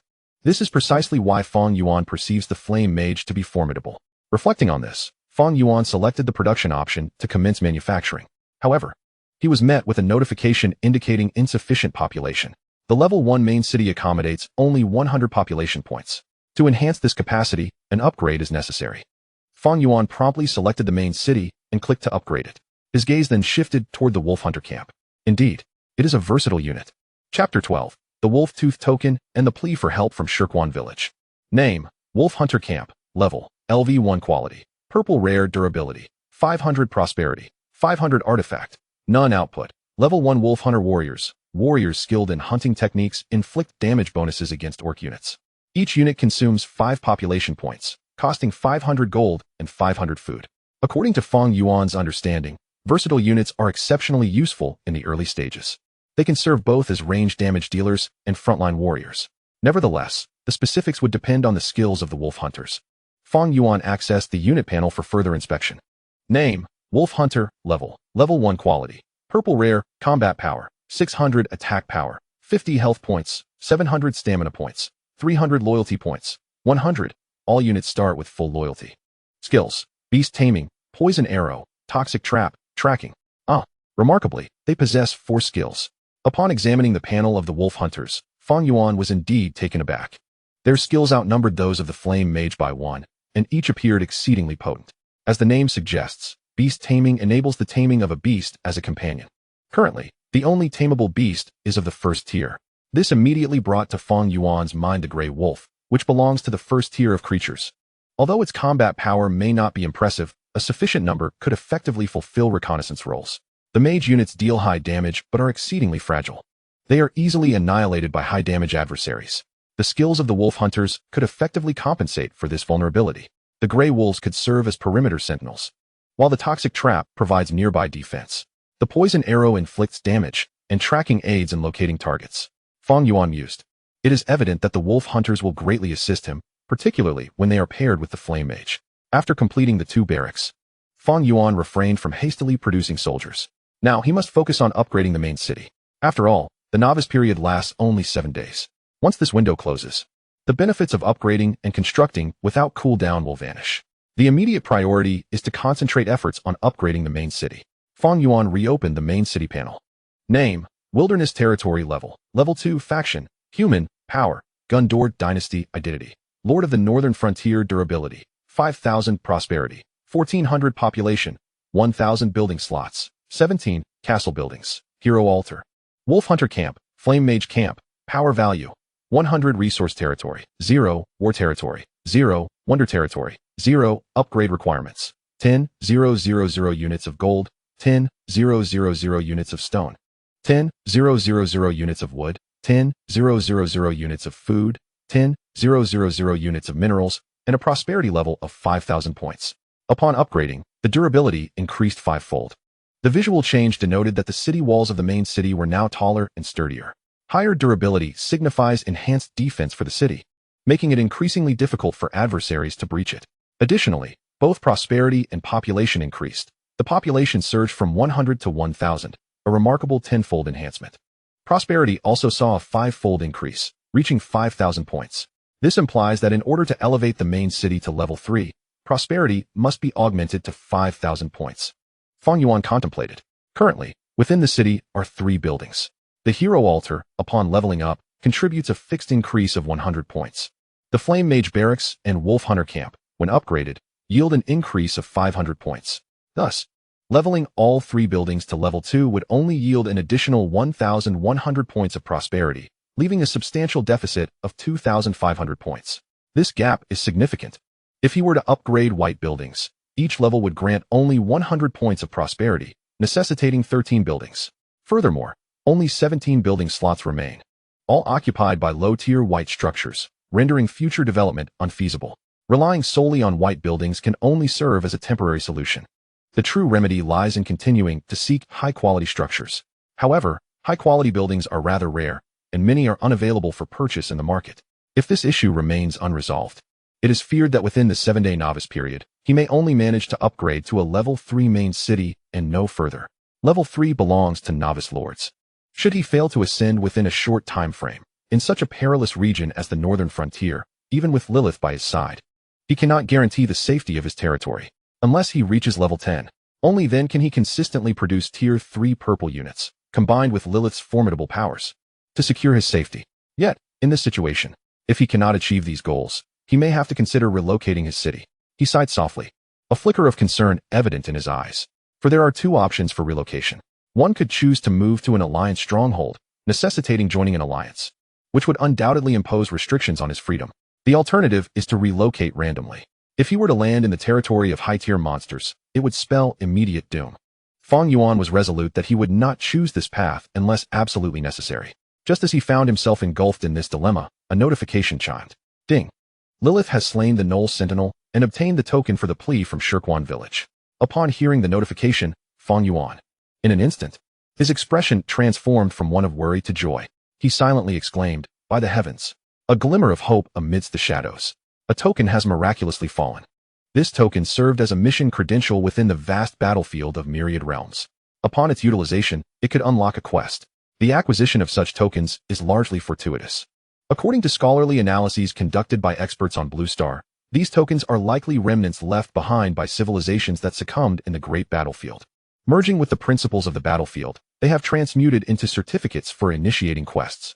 The lord who possesses the token is entitled to rewards upon fulfilling the tasks inscribed within. The nature of these rewards, however, is contingent upon the luck of each lord. Those favored by fortune have been said to be directly bestowed with a dragon, while the less fortunate could at least expect rewards of crimson-grade items. Thus, these tokens are regarded as treasures amongst the lords. Fang Yuan was utterly astonished that Lilith could procure a token merely by vanquishing a Wurg scout. He hastened out of the main city, where Lilith was already approaching him. "My lord, we have surely attracted the attention of the Wurg tribe concealed within the forest after defeating the Grey Wolf Den.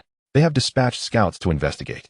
Why not strike preemptively and obliterate this Wurg tribe, thereby eliminating future threats? Oh, by the way, I found this on the Wurg scout. It appears to be an artifact from before the Great Cataclysm. I wonder if it holds any value for you." Fang Yuan swiftly accepted the Wolf Fang pendant that Lilith offered. The moment it was in his grasp, a notification chimed in his ears. Ding! Do you wish to activate the token? Upon activation, the quest rescue at Shirkwan village will be automatically initiated. Chapter 13. The quest objective lies within the Wurg tribe. Opportunities often accompany risks, and Fang Yuan was a man of great caution. His philosophy was to plan meticulously before taking action. The feasibility of a venture was not determined by its potential gains, but rather by the costs he would incur. If the price was within his means, he would dare to take a risk, even if the probability of success was merely 1%. Thus, upon hearing the notification from the Lord S. Mark, Fang Yuan did not hastily accept the quest, but instead began to recollect his knowledge regarding the activation of tokens. The types of quests unlocked by tokens are exceedingly diverse, making it challenging to discern a universal pattern to gauge the potential rewards. However, the manner of acquisition can provide a rough estimation of the difficulty involved. The Wolf Fang pendant was obtained from the Wurg scout Lilith had slain, and given that this was a rescue mission, it was likely that the quest would involve the Wurg tribe. If that were the case, the primary danger in completing the quest would stem from the Wurg tribe itself. Thus, one could deduce that the task's difficulty should not be particularly high. He could easily dispatch Lilith, accompanied by the hunter and the fire mage, to undertake it. Even if faced with a challenging task, the strength of lower-tier creatures like the Wurgs had its limits. If worse came to worst, Lilith could simply unleash a meteor shower to clear the area. From the perspective of costs, the most significant risk would be exposing Lilith's forbidden spell. While revealing such a trump card might incite apprehension from other lords, it would also avert many complications. As for the rewards, at the very least, he could expect a crimson-grade item or material, and with greater difficulty, he might obtain even higher-tier artifacts or building cards. These were all urgently needed by him. Therefore, after comprehensive consideration, Fang Yuan concluded that the costs were manageable, while the potential benefits were essential. I accept this quest. With resolve solidified, Fang Yuan no longer hesitated and decisively accepted the quest. Ding. Quest acquisition successful. Please locate the quest clues on the token. Hearing the notification, Fang Yuan gazed at the Wolf Fang pendant in his hand. Quest clues. They must pertain to that plea for help. Clearly, it could not be inscribed on the surface of the pendant, leaving the interior as the only possibility. The Fang was hollow, gently flicking the pendant with his finger. He indeed heard a faint muffled sound. After some exploration, he swiftly unfastened the connection between the chain and the pendant. As the top of the pendant was opened, a slender letter tumbled out. Name, rescue letter from Shirkwan village. Purpose. Upon opening, you will receive a quest requiring personnel to complete it, after which corresponding rewards will be granted. Lilith, who had been observing nearby, remarked, "Oh, this paper originates from before the Great Cataclysm. Judging from its quality, it seemed to be the oil paper most commonly used by commoners. How remarkable that it has endured for so long." Fang Yuan mused. It must have been influenced by the laws of the Myriad Realms battlefield. Suddenly, he recalled something and turned to Lilith, inquiring, "Lilith, is it possible that some of your belongings were also affected by the laws of the Myriad Realms battlefield, transforming into tokens in this world? And since you were a master of forbidden spells, could the remnants you left behind be particularly high-end? Do you remember where they might be? Can we locate them?" Upon hearing this, a contemplative expression crossed Lilith's face before she slowly nodded. "It is possible. However, I perished at the last stronghold of the continent. At the time, I wielded a plethora of artifacts, notably the Staff of the Flame Demon, which could summon 100 demigod-level flame demons along with a god-level flame demon leader. My companions were all figures of renown within our civilization, such as the Sorcerer and the Sword Saint. Are you certain you wish to go there?" Fang Yuan gasped in astonishment. 100 demigod-level flame demons, and a god-level flame demon leader. Just how powerful was Lilith back in the day? After a moment of shock, he shook his head. Never mind. That is far too distant for me at present. But if the opportunity arises in the future, I shall endeavor to find the Staff of the Flame Demon for you." Hearing Fang Yuan's words, Lilith erupted into a peal of laughter. "Then I shall express my gratitude to you here and now, my lord." Simultaneously, a notification chimed in Fang Yuan's ears. Ding. Lilith's favorability towards you has increased. Loyalty level, 10. Fang Yuan's eyes sparkled with enlightenment. Indeed, women are invariably captivated by a man's sweet words. Henceforth, he resolved to indulge in more flattery, as it would likely bolster loyalty, perhaps even leading to an earlier consummation of their bond. At that moment, Lilith inquired, "My lord, do take a look at what is inscribed above." Fang Yuan then reined in his burgeoning desires and turned his attention to the parchment, seeking the specific leads of the task at hand. As the letter unfurled, a passage revealed itself before him. "Greetings from the esteemed Lord Ron of the illustrious House of Golden Glow, and from Grim, the village chief of Stone Spring. 3 days ago, a fearsome beast materialized outside our village. It devoured 10 of our children upon its sudden appearance. Our hunters ventured forth, but only one returned. The survivor informed me that it is a magical creature, one that only a knight of noble standing could contend with. Summer sowing is imminent. The monster lurks at our borders, and the villagers dare not toil in the fields. If we miss this year's summer harvest, our winter-spring village will be unable to deliver sufficient grain to your excellency. Thus, I have taken the liberty of sending my youngest son to beseech your aid. May the guardian knight of Golden Glow drive away this terrifying magical beast. Chief of Stone Spring Village, Glory Year XX. This missive was only partially intact, the latter half obscured. However, it was apparent that Winter Spring Village was likely no more. Upon entering the realm of Gondor, the Lord of Blue Star discerned that all territories were shrouded in the mists of war, teeming with the monsters of the Myriad Realms battlefield. The Gondor dynasty had been extinguished countless years prior, and now Stone Spring Village lay within the dominion of these foul creatures. Yet, none of this mattered to him. His sole focus was to fulfill the task. From the contents of the letter, Fang Yuan surmised the objective was to eradicate the monstrosities plaguing Stone Spring Village. At this juncture, the Lord Seal emitted a notification. Ding. Task leads discovered. Proceed to Stone Spring Village to eliminate the creatures dwelling within. Ding. Map to Stone Spring Village located. Ding. Task initiated. Completion time, 7 days. Following the cascade of notifications, a military map materialized upon the once tattered parchment. The destination was marked at a site 5 kilometers distant from his territory, a location once known as Stone Spring Village, now ominously designated as Grimm's Ward Clan. Chapter 14. Recruitment of the Mutated Orange Hero. As the precise location of Grimm's Ward Clan emerged upon the map, a countdown commenced. The task allotted a mere 7 days. Any other novice lord would undoubtedly opt to forego the challenge. 7 days would scarcely suffice to elevate their stronghold to level 3. The monstrous factions capable of forming clans in the battlefield were invariably level 5 creatures. However, he was no ordinary lord. Armed with a golden hero, 2 purple barracks, alongside mutated source crystals and wolf-headed artifacts, a mere level 5 clan posed no significant threat. Fang Yuan scrutinized the map. The task time was set at 7 days. With the objective lying approximately 5 kilometers away, the map indicated a passage through a dense jungle. After a moment of contemplation, he recognized the potential perils of such a venture. The jungle remained unexplored, its hidden dangers unknown. Should he recklessly dispatch Lilith? Encountering an advanced unit could prove fatal and irreversible. Thus, prudence dictated that Lilith should remain behind for the time being. He resolved to produce some warg hunters to scout the area and gather intelligence on the warg clan. Once the clan's strength was assessed, he would send Lilith accompanied by the fire mages. Safety was paramount. Coincidentally, his stronghold had just completed its upgrade, reaching a population of 1,000, allowing for the production of soldier units. However, before commencing production, Fang Yuan accessed the upgrade module for his buildings, elevating both barracks and the hero altar to level 2. Ding. Consumed 200 gold points. The hero altar upgraded to level 2, prosperity 100, summon count 1. Ding. Consumed 10,000 gold points. The fire mage camp upgraded to level 2, prosperity 500, unit magic power 10, skill level 1. Ding. Consumed 10,000 gold points. The warg hunter camp upgraded to level 2, prosperity 500, unit attack power 10, skill level 1. Upon reviewing the notifications, Fang Yuan regarded the slight attribute enhancements from the Barak upgrades with little surprise. For units to achieve significant power increases, typically, a tier advancement occurs every 5 levels, yielding noteworthy enhancements. Other incremental improvements were relatively modest.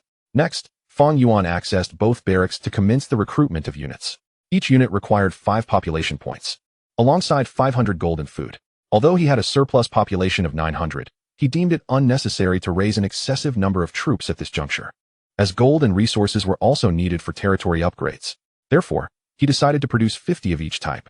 Selecting the barracks, he set the quantity to 50. Ding.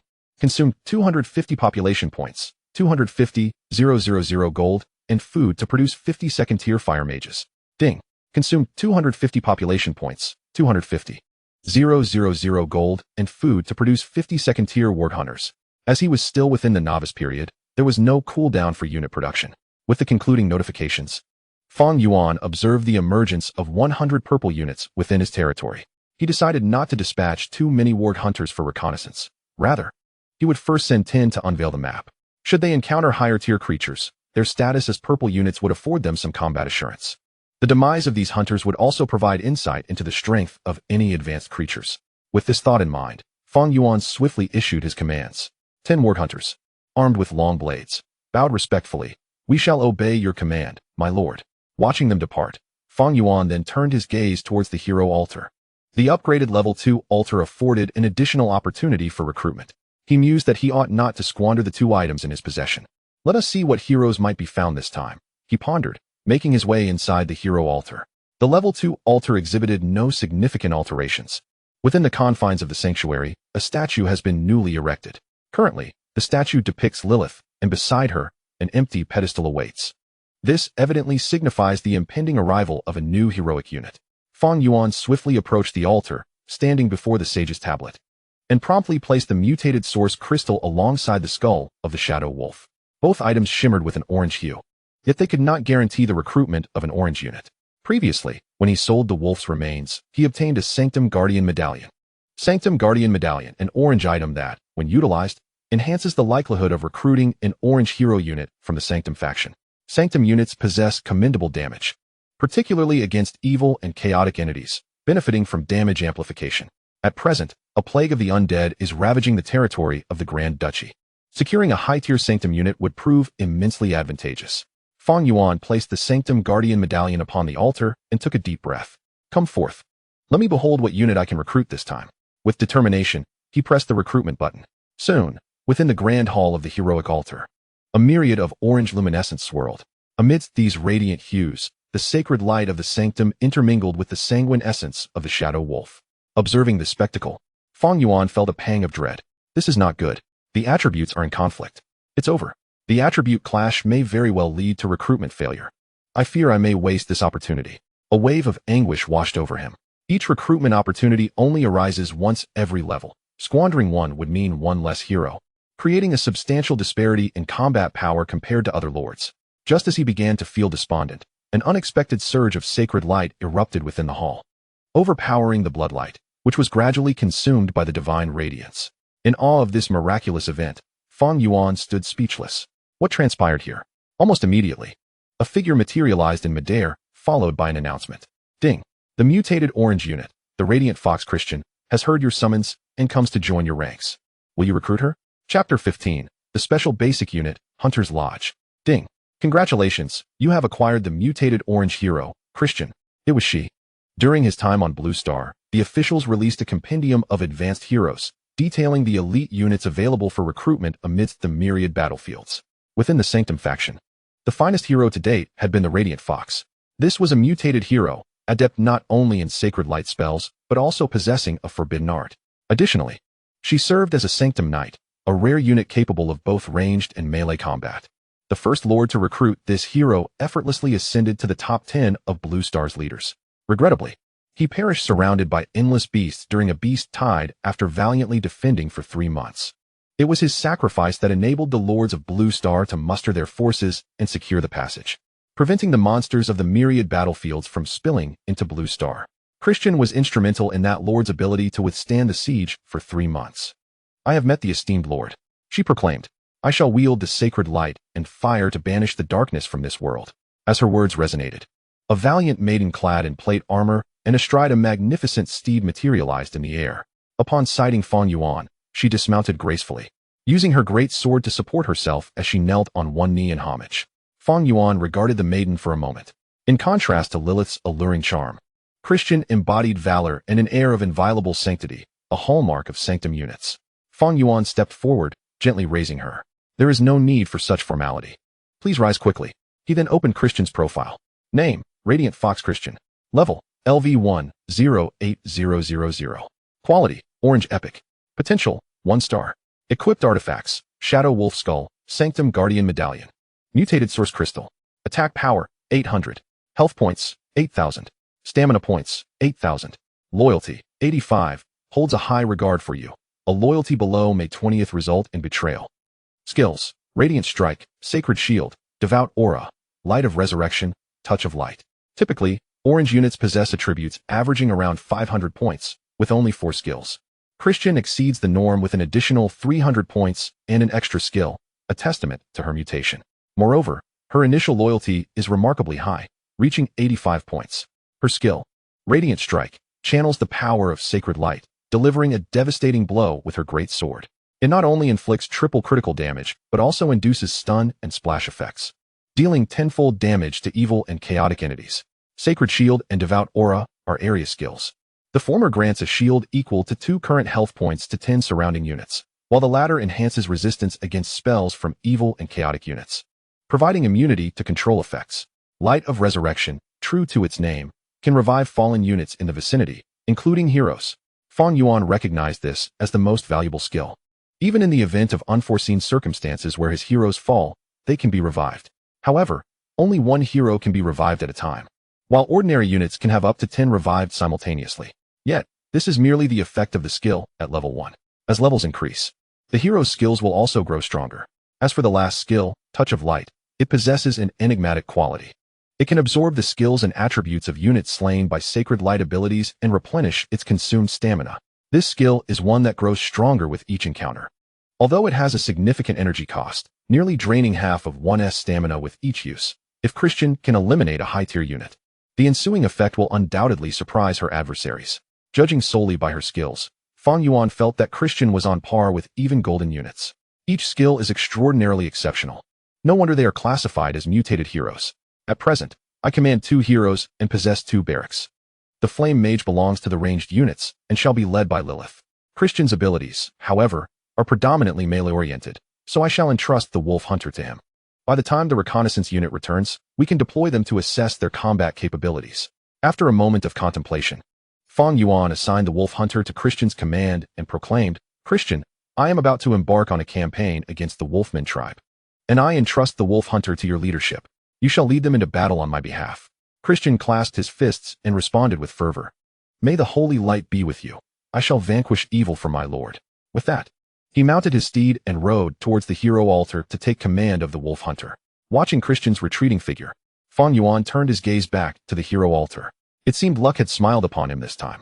Combining 2 items with incompatible attributes significantly increases the likelihood of a recruitment failure, resulting in a wasted opportunity. One must exercise caution in the future. For the number of hero recruitments is fixed, a single failure diminishes that count. The next recruitment shall only be available at level 3. Currently, he possessed only 1 white quality artifact, which would yield at most a white hero. Lacking suitable recruitment materials, he decided to postpone any further recruiting for the time being. Fang Yuan glanced at the map. The scouting wolf hunters would take another 10 minutes to reach their destination. Time remained. Conveniently, he also held 4 white building cards. Seizing the moment, he decided to unveil these cards and see what they contained. With a mere thought, he swiftly retrieved the 4 basic building cards from his inventory and chose to open them simultaneously. Ding! You have obtained a basic wall building card. Ding! You have obtained a basic watchtower building card. Ding! You have obtained a basic spearman building card. Ding! You have acquired a special basic unit, Hunter's Lodge building card. The walls serve as a defensive structure, capable of enclosing the territory, should the need arise. There remains 70 acres of land outside his main city that could be fortified with walls. However, Fang Yuan deemed it unnecessary. Walls and watchtowers are primarily utilized for external expansion and establishing outposts. The Spearman building card represents a combat unit of minimal strength. Its utility is nearly non-existent. A one-on-one confrontation would see it defeated by even the most basic white wolf, and being a melee unit, it is relegated to the status of cannon fodder. With limited building slots and the presence of a purple barack, constructing such a low-tier unit was unwarranted. He would rather sell it. Conversely, the rare Hunter's Lodge took Fang Yuan by surprise. It appeared luck was on his side, as even a random white building card could yield a rare unit. He decided to explore its potential further. Hunter's Lodge building card. Upon construction, it produces hunters skilled in hunting, skinning, and gathering, thereby augmenting the territory's food supply. Upon understanding its specific utility, Fang Yuan mused, no wonder it is classified as a rare basic card. For a lord, food is an invaluable resource, especially in the early stages when stable production sources are scarce. Each upgrade requires a consumption of stockpiles, while the depletion of other resources may only impede development speed. A lack of food could lead to a significant decline in the loyalty of his heroes and soldiers. With the introduction of the hunter unit, he could secure a portion of the food supply. Although the contribution may be modest, it is certainly better than having none. Furthermore, the skinning skill would yield high-quality pelts, representing an economic advantage. The Hunter's Lodge was worth consuming a building slot. Without hesitation, Fang Yuan opted to construct the Hunter's Lodge, situating it just outside his main city. Before long, he received notification, ding. The Hunter's Lodge has been completed, Prosperity 100. He accessed the building panel, revealing a modest wooden structure. Name, Hunter's Lodge quality. White. Function. Produces the special unit hunter. Output consumption. Consumes 1 population, 100 food, and 100 wood to produce 1 novice hunter. The output requirements are not overly demanding, but the population is limited, as he currently has only 300 points remaining. The precise role of the hunters remains uncertain, so he decided to initially produce 10 for a trial. Fang Yuan rapidly selected the Hunter's Lodge and initiated the production of 10 novice hunters. Upon their emergence, they promptly sought permission to venture out for hunting, to which Fang Yuan readily acquiesced. Soon, the hunters returned with promising news. Ding. You have hunted a wild rabbit, gaining 5 food, 1 ragged rabbit skin, and 1 blood-soaked rabbit fur. Fang Yuan glanced outside the city walls, witnessing the 10 hunters encircling a rabbit, shooting arrows with the precision of a hedgehog's quills to finally bring it down. The scene was somewhat grim, yet the rewards were encouraging. Moreover, Fang Yuan discovered an unexpected advantage. The areas traversed by these hunters became marked as explored on the map. Not only could they uncover the terrain, but they also contributed to food acquisition. The utility of the hunters was indeed remarkable. Level up. Ding. The Hunter's Lodge has been upgraded to level 2, Prosperity 100. Following the upgrade, the produced hunters became second tier. Fang Yuan upgraded the original 10 hunters and subsequently produced an additional 40, amassing a total of 50 hunters ready to explore the map together. The forest teems with resources, including timber and minerals. With a sufficient number of hunters, the territories explored would expand, allowing for an increased yield of resources. He hoped the hunters would bring forth delightful surprises. Chapter 16. The wolf hunters returned with intelligence. As Fang Yuan awaited news from the wolf hunters, several hundred kilometers from his main city, on a hillside, a series of radiant upgrade lights flickered. Walls, watchtowers, and barracks sprang forth from the ground in a sudden emergence. As the white light faded, a forward operating base spanning approximately 50 acres was swiftly completed. This was undeniably a military outpost constructed at an astonishing pace. The lord who erected this stronghold must have employed numerous mobilization orders to accomplish such a feat in such a short time frame. This peculiar item is indeed a rarity, only obtainable at high-tier resource points and in limited quantities.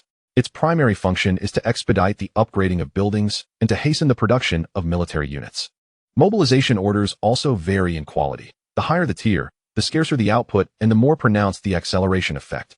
Such orders are typically reserved for special operations involving external expansion, and it is rare for a lord to expend high-grade mobilization orders for upgrading a stronghold. Given the established level of this stronghold, it is assuredly no less than level 5. To elevate all buildings within the stronghold to level 5 in such a brief span necessitates a considerable consumption of mobilization orders. However, this location lies in the north, where, in the absence of a novice invulnerability period, the surrounding monsters afford little time for human strongholds to develop. What is perplexing, however, is why anyone would choose to construct a stronghold in this desolate northern wilderness, particularly on the perilous edge of the Duskin Forest. At that moment, a commotion erupted from the sky. Shortly thereafter, a formation of 10 griffins and 10 wyverns descended upon the stronghold. Soon, 2 familiar figures emerged from the teleportation array, none other than the 3rd and 4th members of the yellow-haired group who had previously accepted the bounty.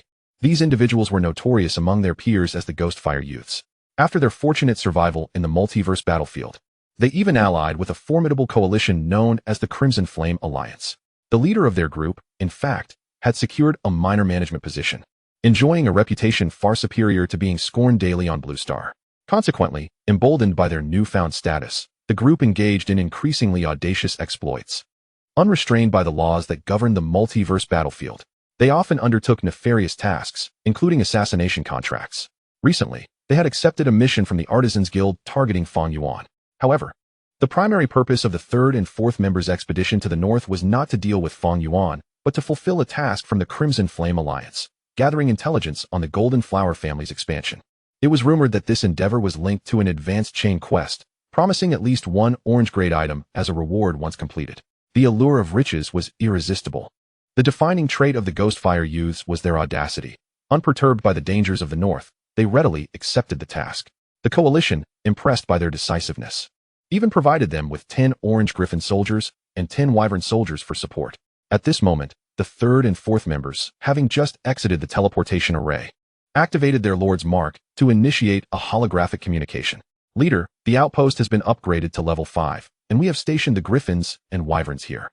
The leader, named Amin, bore a fierce countenance, accentuated by a jagged scar at the corner of his eye, an injury not from combat. but rather from a mishap while riding an electric bike. Upon hearing the news, Amin's expression brightened. Well done, third and fourth.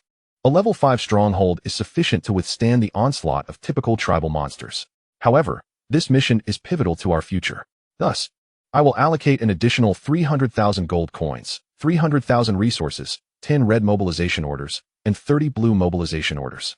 Your task is to elevate the city walls by 1 level as swiftly as possible and to muster an army of no less than 2,000 troops, primarily of blue quality, supplemented by a contingent of red as the core. Once the forces are assembled, I will teleport a unit led by a purple hero for further support.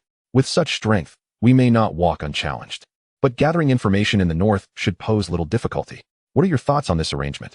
After a moment of contemplation, the third member inquired, Leader, the task of locating the golden flower is a long-term endeavor.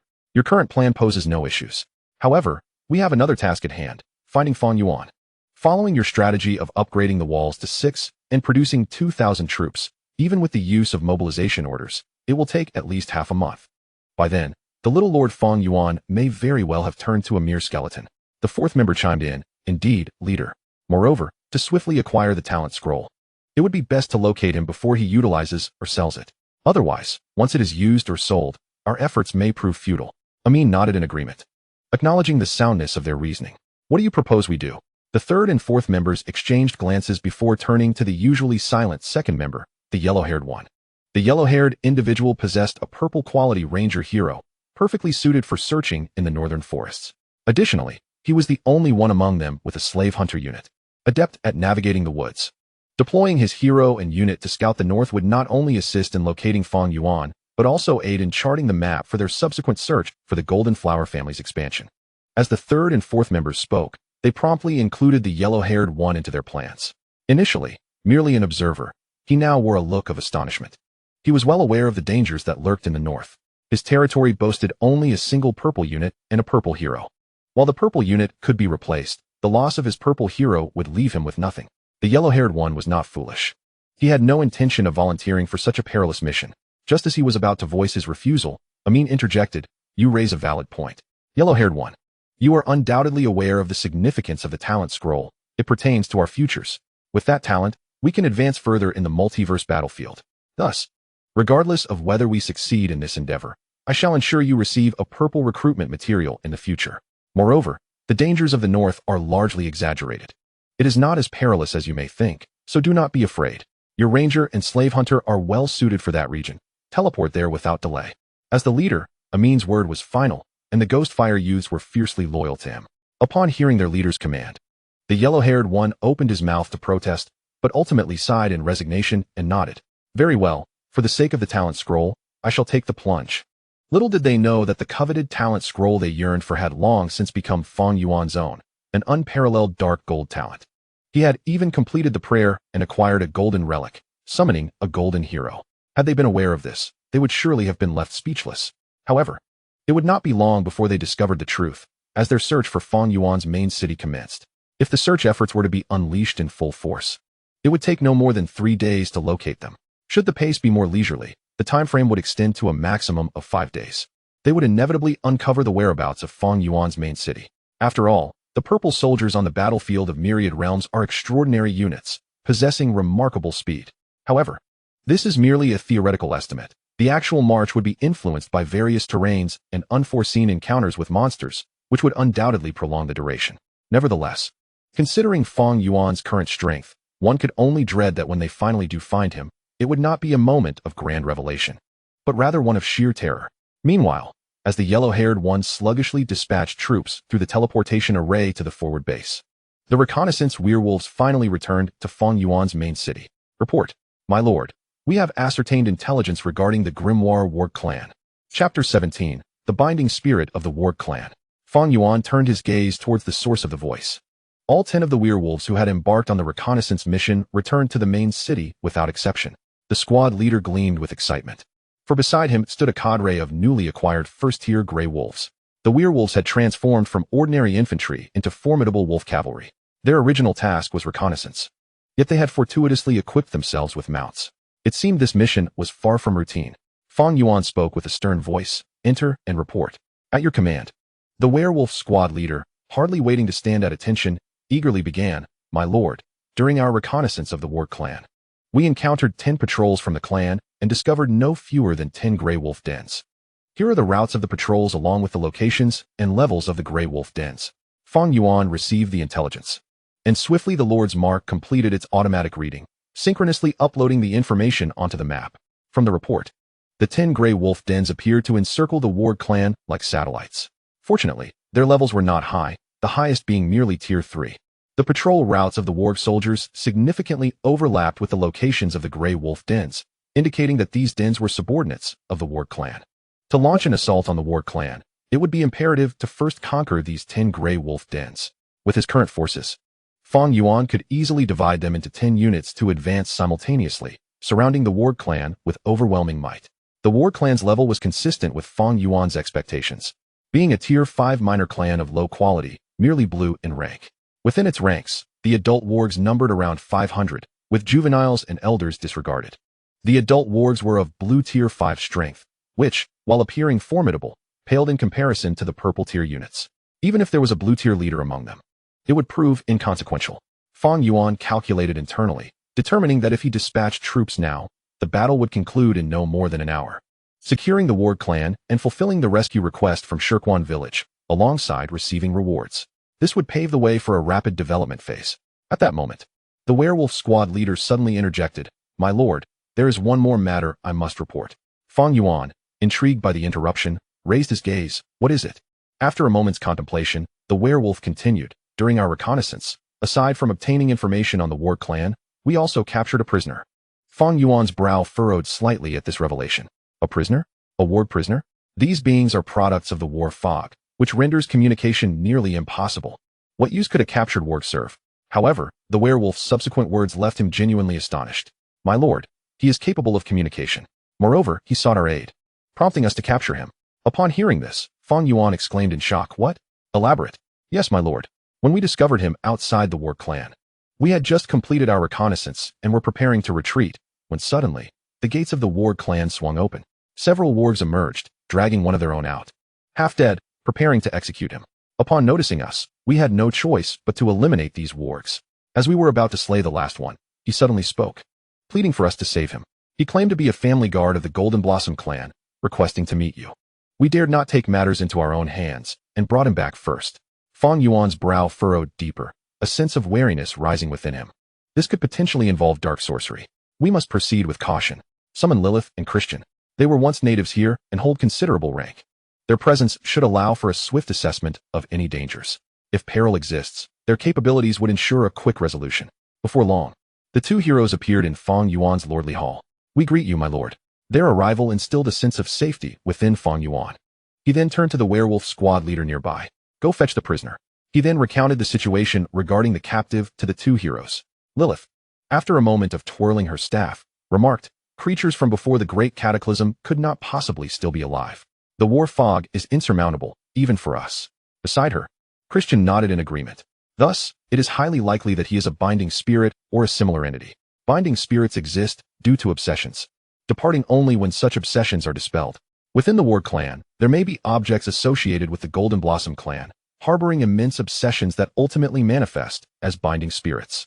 This so-called prisoner is merely a vessel for such a spirit." The two, being high-level heroes, were not only formidable in strength, but were also well-versed in diverse knowledge. Upon hearing their analysis, Fang Yuan found it quite reasonable. Soon after, the captain of the werewolf hunting team brought the captive forward. "My lord," he reported, "after rescuing the captive, we discovered that he is gravely injured and appears to be on the brink of collapse." However, Fang Yuan remained unfazed and turned his attention to the two heroes standing nearby. At that moment, Lilith stepped forward, her wand swirling in her hand. After a flicker of flames danced momentarily, she declared, "It is the aura of a spirit bound to the earth. Unfortunately, the spirit has already departed. Clearly, this earthbound spirit could only remain within the werewolf tribe. If it ventures too far, it dissipates automatically, only to awaken again at a later time to reattach itself. To ascertain the specific obsession of this spirit, one must journey to the werewolf tribe." Christian nodded in agreement. "This werewolf is deceased. The earthbound spirit has claimed his life. However, my lord, you previously mentioned that the spirit claimed to be a guardian of the House of Lancastrian before the Great Cataclysm. I traveled the world and once dueled a direct knight of the Lancastrian family within the lands of Gondor. We later became friends. As far as I know, the Lancastrians are one of the most illustrious knightly families in Gondor, their territories located in the heart of the empire, jointly safeguarding the royal family alongside the Thornflower family. How could they possibly appear in the north? How perplexing. Upon hearing the conversation between the two heroes, Fang Yuan's heart surged with joy. The most prestigious family. Powerful knights. He immediately became acutely aware that this earthbound spirit might very well be a high-level artifact capable of unlocking advanced quests, likely connected to the indigenous force known as the House of Lancastrian. What a stroke of fortune, falling right into my lap. This earthbound spirit shall be mine. Fang Yuan clenched his fists and abruptly rose to his feet. No more speculation. Let us take down the werewolf tribe, and the truth shall be revealed. Now, consulting the map, I see that there are 10 gray wolf dens on our route to the werewolf tribe. Lilith, you shall lead 50 flame mages along the left flank. Christian, you shall command 50 werewolf hunters along the right flank. Split our forces to cleanse these gray wolf dens. We shall then converge and seize the werewolf tribe. Remember, our target this time is the werewolf tribe, so we must act swiftly. Leave no survivors along the way, and do not waste time clearing dens. Upon conquering the gray wolf dens, we shall obliterate them. After capturing the werewolf tribe, you shall have an even more important task, to locate the earthbound spirit. Can you accomplish this? Lilith smirked, her lips pursed in amusement. Rest assured, my lord, such a level of earthbound spirit is well within my grasp. Christian, with a solemn expression, bowed deeply, pledging to fulfill the tasks assigned by his lord to the utmost. Fang Yuan ceased any further dialogue. Excellent. Let us mobilize. To battle. Chapter 18. The transaction leading to the magical tower.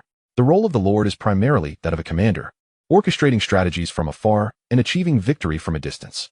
Furthermore, once the lord departs from their territory, they automatically lose the core protections of lordship, along with the benefits of the undead buff, rendering them vulnerable to death. As a result, it is a rarity for lords to personally lead their troops into battle, as such actions often prove counterproductive. To defeat an army led by a lord, one primarily needs to eliminate the lord themselves to secure victory. This is a fatal weakness on the extraordinary battlefield. Therefore, even in later stages, when a lord acquires a profession that grants them a measure of miraculous power, they seldom take the initiative to enter the fray, and they rarely leave their main city. In the myriad battlefields of the realms, countless curses and assassination attempts target lords. Should a lord fall victim to such an assault, they risk becoming a slave lord at best or perishing on the spot at worst. Once a lord dies, their subordinates lose their object of loyalty and may choose to defect en masse. Thus, as Fang Yuan stood atop the city walls, watching Lilith and Christian lead their troops away, a fleeting desire to join the battle flickered within him, but it was quickly suppressed. While every man harbors a dream of becoming a general, it was evident that I am far more suited to be a king who governs from the throne. Moreover, as someone who has received modern education and has lived 2 lives, Fang Yuan possessed a clear self-awareness. He had never even killed a chicken. How could he expect himself to lead troops in a battle? That would simply be a general of incompetence, leading to the demise of his entire army. In modern society, with its advanced productivity, many have come to understand the principle of letting professionals handle professional matters. When it comes to leading troops into combat, Lilith and Christian are evidently far more qualified. One is a former forbidden spell archmage, while the other is one of the most formidable melee paladins of the Holy Order. Fang Yuan held great confidence in their capabilities. For now, he needed only to remain within the city, awaiting the triumphant news of their endeavors. Outside the main city, as the figures of the 2 heroes leading their troops vanished from sight, Fang Yuan began to formulate his plans. He had newly constructed a hunter's lodge, raising the overall prosperity to 2,700 points. However, leveling up the main city to level 3 required a total prosperity of 5,000 points, leaving a shortfall of 1,300 points. He estimated that within an hour, he could secure the reward from the Winter Spring Village Rescue quest. Yet, merely acquiring a red quality building card for a 2-level upgrade would not suffice to meet the requirements for leveling up. He needed to find at least 1 red quality building card. Currently, the only channel available for obtaining such building cards was the spatial trading market. With a thought, Fang Yuan entered the trading market to search for building cards. After his previous experience selling the bone of the magic wolf, he quickly became familiar with the rules of market transactions. The items in the market seemed chaotic. But by effectively utilizing the search function and defining the characteristics of the desired items, it was not difficult to locate what he sought. He entered a keyword, red building card. Upon clicking search, an overwhelming array of product listings appeared. Many of these were not building cards, but rather items that lords had intentionally tagged with popular search keywords to increase exposure. How clever. All hailing from Blue Star. They certainly know the tricks of the trade and e-commerce. He would need a more unique keyword. Fang Yuan pondered for a moment. High-tier building cards invariably enhance prosperity significantly. He decided to search from the perspective of prosperity. This time, he input the criteria to upgrade buildings with a prosperity rating of no less than 500. Such buildings would at least be of purple quality. If none were found, he would lower the criteria slightly. He promptly clicked to search. This adjustment was akin to shifting from a vague search to a precise one. Soon, nearly 100 listings appeared. Although the quantity was considerable, it paled in comparison to the previously exaggerated numbers. Fang Yuan began to examine each entry meticulously. After a brief while, his brow furrowed slightly. Many did not meet the requirements, and some were listings for items that had already been sold. Ultimately, only 3 options remained: the Merfolk Vanguard building card, the Treant Barracks building card, and the Griffin Camp building card. The Merfolk Vanguard represented a water combat unit, distinct from the Murlocs. Murlocs were units of the half-beast faction, whereas Merfolk belonged to the human race. Another distinguishing feature was that Merfolk were essentially mermaids, possessing high intelligence and magical damage, unlike the lower-tier Murlocs.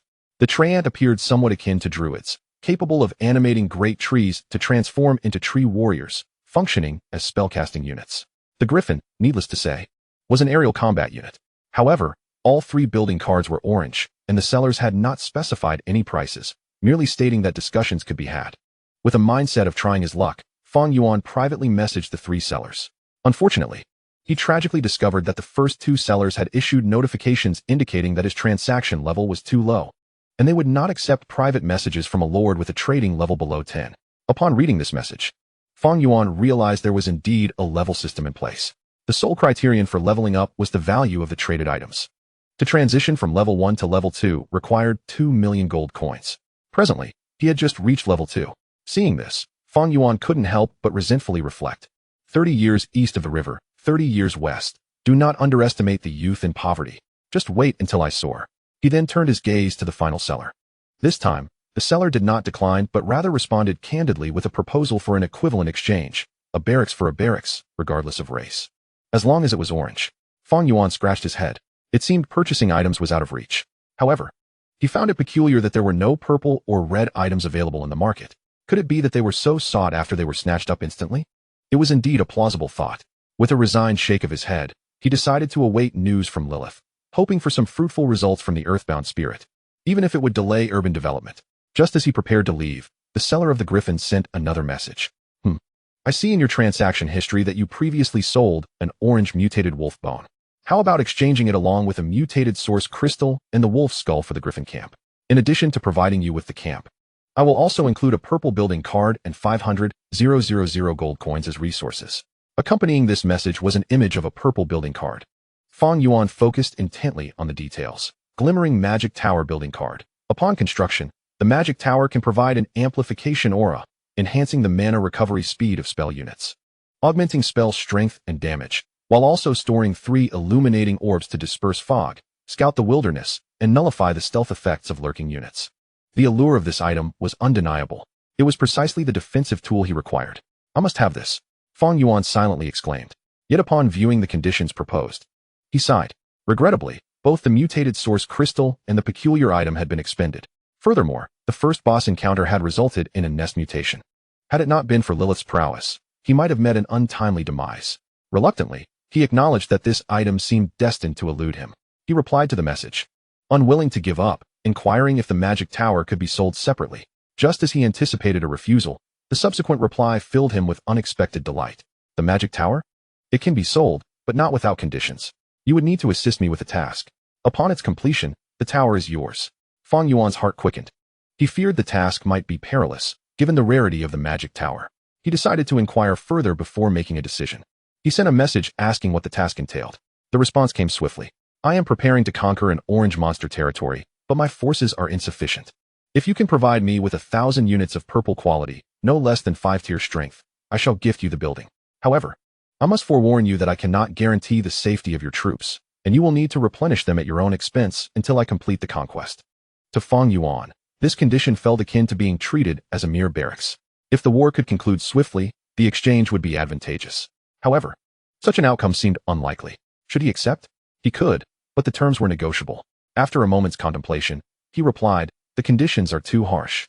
If this endeavor lasts a lifetime, I would be bound to your territory for eternity. If you utilize my troops as cannon fodder, I would face ruin without means to supply them. Unless you agree to a maximum duration of 30 days for the war and limit the replenishment to no more than 15 times, I will consider collaborating." If these conditions were met, Fang Yuan would emerge significantly ahead. Yet, the seller was no fool. After some negotiation, they adjusted the replenishment limit to 20 times. Ultimately, both parties reached an agreement and signed a contract. Just as the agreement took effect, the seller sent another message. "Oh, you are Fang Yuan. Brother, you should be cautious. Recently, a bounty was posted in the mercenary hall under your name, and I hear it has already been accepted. By the way, the conquest may commence in half a month or possibly a month. I will keep you informed." Fang Yuan stared at the message, neglecting to examine the building card he had just acquired. "A bounty? I have just arrived in the myriad realms of battle, and already I have made an enemy?" After much contemplation, Fang Yuan only recalled the previously contentious artisan alliance. Could it be them? It should indeed be them. Upon identifying the enemy, Fang Yuan clenched his fists. 30 years of prosperity and decline. Just you wait. Chapter 19. The Earthbound Spirit, the Book of Curses. Meanwhile, 2 teams dispatched for battle had successfully eradicated 10 gray wolf dens along their path. At this moment, under a small hill not far from the word den, Christian and his pack of wargen hunters were stationed. They had arrived here ahead of Lilith. Except for Christian, all his wargen hunters had captured gray wolves, transforming into mounted wolf cavalry, making movement through the forest exceedingly convenient. Although Christian had reached the outskirts of the Word tribe early, he did not recklessly approach for reconnaissance. Instead, he concealed himself beneath the hill, awaiting the arrival of Lilith and her team. "Where are you, my lady Lilith?" Christian inquired softly to the wargen squad leader behind him while vigilantly observing his surroundings. "My lord, the dispatched wargen have yet to return. However, judging by the time, Lady Lilith and her team are likely still some distance away," the squad leader replied. Christian pondered for a moment, silently reflecting. Lilith's strength far surpassed his own. Moreover, all her subordinates were fire mages, boasting formidable damage output. The foes they faced along the way were merely patrols of gray wolves and wargs. With an average strength around the white tier 3 level, a few fire mages could easily handle them. Even though our mounted speed is swift, there is no reason for them to lag behind unless something unforeseen has occurred. But what could it be? Just as Christian was lost in thought, the wargen squad leader responsible for perimeter vigilance approached to report. "Lady Lilith and her team have arrived." Christian looked up and indeed saw Lilith leading her group towards him. As she drew closer, Lilith spoke. "On my way here, I preemptively dispatched a portion of our forces to lay ambushes around the Wurg tribe, to prevent any of the Wurgs from escaping when we breached their defenses. This caused a slight delay." Christian, upon hearing this, was unperturbed. "As long as Lady Lilith has made the necessary arrangements, that suffices. Now, let us devise a plan for the assault." Yet, before he could finish, Lilith interjected. "A mere tier 5 tribe requires no elaborate planning. You are cavalry, and your wolves are also mounted. Scatter most of them to cooperate with the fire mages I have positioned around the perimeter to deal with the fleeing Wurgs. As for the main stronghold, you will lead 5 wargen hunters at the forefront, while I will support you with 5 fire mages. We shall simply blast through with our spells. What more planning is needed? We fought this way during the Great Cataclysm." Upon hearing Lilith's words, Christian fell silent, knowing that she spoke the truth. The simplest tactics often provide the most exquisite satisfaction. Of course, the enjoyment is always reserved for the mages, for on the battlefield, they are the true sovereigns. Ultimately, with no other choice, Christian slightly bowed in acknowledgement. "I shall faithfully obey your command." At this moment, Lilith smiled and nodded, clearly pleased with Christian's attitude. She quickly added, "Very well, you have 3 minutes to prepare. We shall launch the attack in 3 minutes. Remember, this time we leave none alive. The Lord cares deeply about this." Christian, known as the Radiant Fox, was noted not only for his unpredictable and elusive light magic, but also for his shrewdness, unlike most paladins who were often rigid. Without hesitation, he replied, "Yes, all for the sake of the Lord." Lilith nodded in satisfaction. Soon, with her orders given, the 45 wargen hunters dispersed into the surroundings of the Wurg tribe. They set traps, coordinating with the fire mages deployed by Lilith to create an impenetrable perimeter. Once everything was ready, at the foot of the hill, Lilith clapped her hands and stretched, saying, I'm so tired. Let us finish this quickly. Come forth. Wrathful flames." In an instant, 10 colossal fire elementals materialized. The fire mages behind her also summoned their own fire elementals, though the second-tier mages could summon 2. Their power paled in comparison to Lilith's. Nevertheless, they were more than adequate to deal with the Wurgs. Lilith then gestured, sending the 10 giant fire elementals, accompanied by 10 smaller ones, charging towards the Wurg tribe. The Wargen hunters, witnessing this spectacle, were left in awe. They had never encountered such terrifying fire elementals. Christian, however, remained unfazed. She had witnessed even greater displays before. Observing her astonished subordinates, Christian snapped, "What a disgrace. Hurry up and follow." The Wargen hunters quickly regained their composure and hurried to catch up with the advancing group. The location of the Wurg tribe was quite advantageous, backed against a cliff, with only one pathway leading to the stronghold. At the foot of the mountain, there was also an earthen wall, with a small river serving as a moat. Should a fortress be built here, it would be a formidable stronghold. Now, even with the Wurg tribe's earthen defenses, an ordinary infantry assault would require overwhelming numbers. Otherwise, they would likely suffer significant casualties without breaching the defenses. Evidently, the Wurgs were aware of their stronghold's advantageous terrain, making it easy to defend and difficult to attack. Thus, they had not dispatched many Wurg soldiers to patrol outside the stronghold, resulting in their patrols being completely wiped out without realizing that the enemy was approaching. By the time they became aware, it would be too late. At this moment, outside the Wurg encampment, the sudden appearance of 20 fire elementals stunned all the Wurgs, especially the 10 giant fire elementals, which incited a wave of panic. By the wolf god, what is this? Is a divine being descending upon us? The wolf god has unleashed divine retribution. One by one, the Wurgs fell to their knees in terror. Although these beings had their souls extracted by the battlefield of all realms, and new souls forged from the fog of war infused into their bodies, the innate ignorance stemming from their primal instincts could not be replaced. This unsettling scene caught the attention of Grim, the leader of the Wolfman encampment, a high-ranking boss unit. He was quick to discern the enemy's onslaught, unlike the foolish, ordinary wolfmen. With a piercing howl, Grim awakened the stunned wolfmen with his thunderous voice. "Fools! These are our enemies. The wolf god above the fog shall only bless us. Terrifying foes from another realm have come to invade. For the wolf god, kill." Upon hearing his rallying cry, the wolfmen, who had just been crouching on the ground, were immediately invigorated, their faces contorting into savage expressions. For the wolf god, kill. Yet before they could fully voice their battle cry, a sudden voice from the battlefield drowned them out. "Silence. Chain fireballs. Release."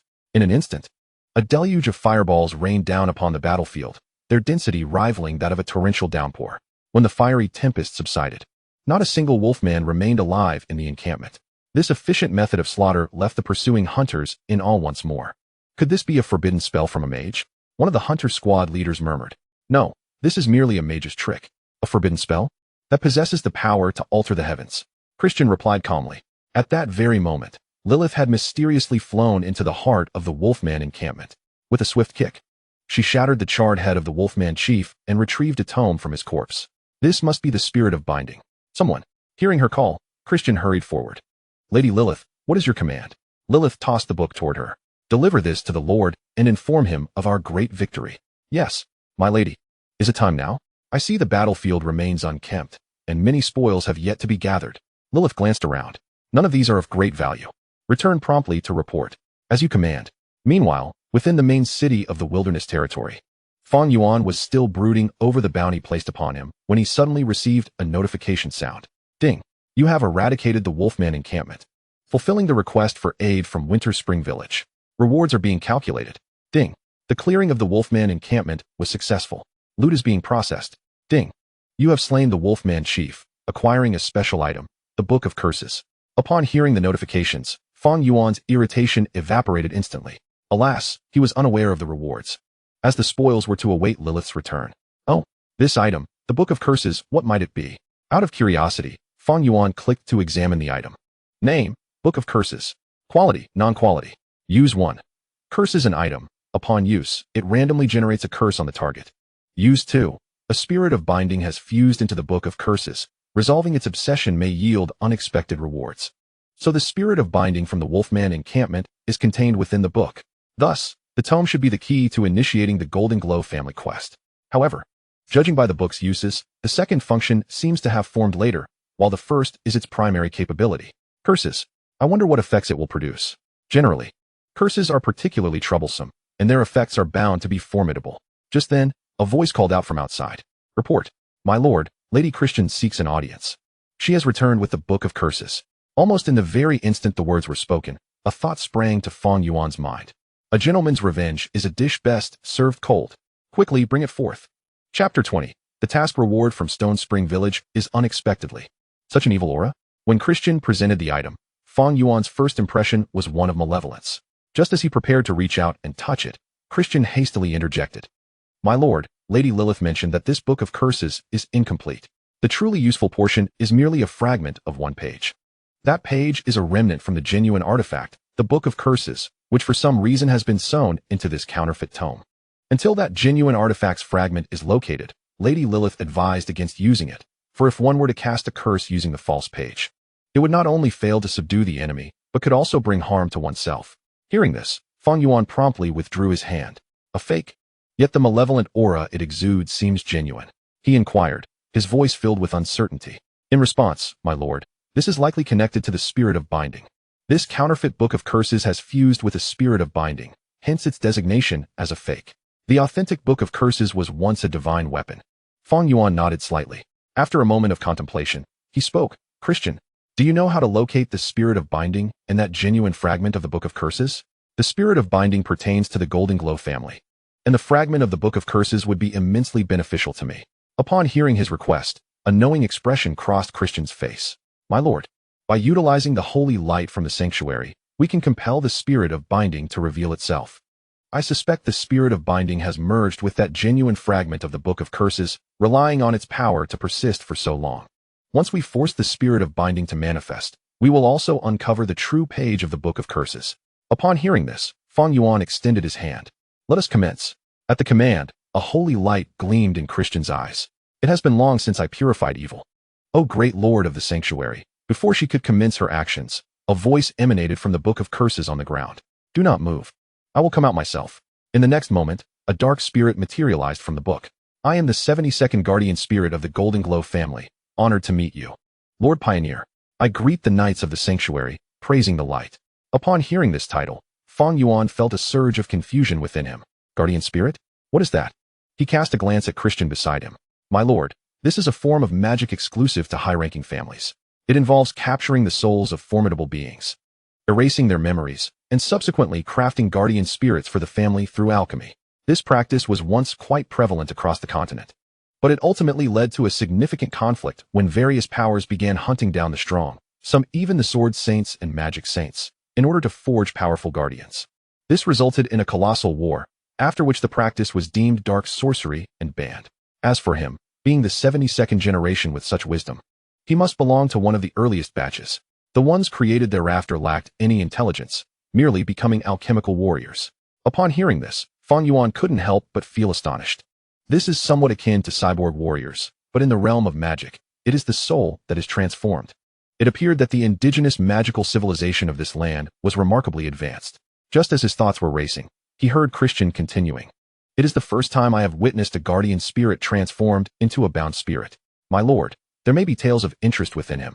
The stories Christian spoke of were likely the clues that would initiate a quest.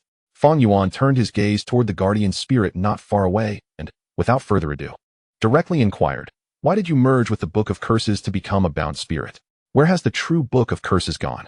Moreover, the Goldcrest family is situated in central Gondor. Why do you find yourself in the northern realm? In response to Fang Yuan's queries, the bound spirit seemed to trigger a hidden keyword, becoming increasingly agitated. Why am I in the northern realm? Why was I tainted by the Book of Curses? Yes. I am here on a mission. My task is to find reinforcements, to rescue the Goldcrest family's pioneering territory. The domain has been besieged for 3 months. Without aid, they will perish. At that moment, a notification chimed in Fang Yuan's ears. Ding. Triggered a special token quest. Rescue the Goldcrest family's pioneering territory. Would you like to accept? The quest appeared rather swiftly, yet Fang Yuan remained unhurried. He observed the bound spirit, who began to narrate the events leading to the current predicament. It was around the year 3000 of the Age of Glory when the Goldcrest family dispatched their most exceptional eldest son along with a cadre of family members to the Northern Realm, establishing the first territory of the Goldcrest family. The main objective of this endeavor was to alleviate pressure on the borders while simultaneously posing a threat to the orc tribes from the flanks. After the territory was established, an unusual occurrence unfolded. The lord of the Goldcrest family's pioneering territory, who was also the eldest son, vanished one stormy night along with the most formidable guardian knights and mages. This departure lasted a full century. Following their disappearance, the Goldcrest family fell into a developmental quagmire, frequently beset by attacks from the orc armies. Ultimately, they suffered a catastrophic defeat in a decisive battle in the river valley, losing all their elite forces, which led to their territory being completely encircled. In a desperate bid for help, they dispatched an elite team to protect the youngest son of the Goldcrest family as he sought reinforcements, only to be pursued relentlessly. They ultimately engaged in a fierce battle outside Stone Spring Village, the lair of the Wolfkin tribe. By sheer luck, only a single guardian spirit warrior emerged alive. Unfortunately, this guardian spirit warrior encountered a sorcerer practicing cursed magic. Severely wounded, he was imprisoned within the sorcerer's spell book, which contained a page from the actual book of curses. Subsequently, the sorcerer took control of Stone Spring Village, casting a curse that transformed the villagers into filthy wolfkin, until the cataclysm arrived, extracting souls and ultimately freezing them in time. Only this guardian spirit was somewhat fortunate, protected by a fragment of divine artifact's power and driven by the obsession to find reinforcements for the Goldcrest family, ultimately transforming into a bound spirit while retaining his intelligence to this day. Throughout these years, the bound spirit had persistently attempted to possess the wolfkin to seek aid.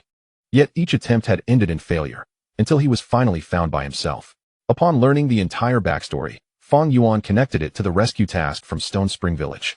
Realizing they were intertwined, it seemed to be a chain of quests. Stone Spring Village was the first link, the Goldcrest family's pioneering territory the second.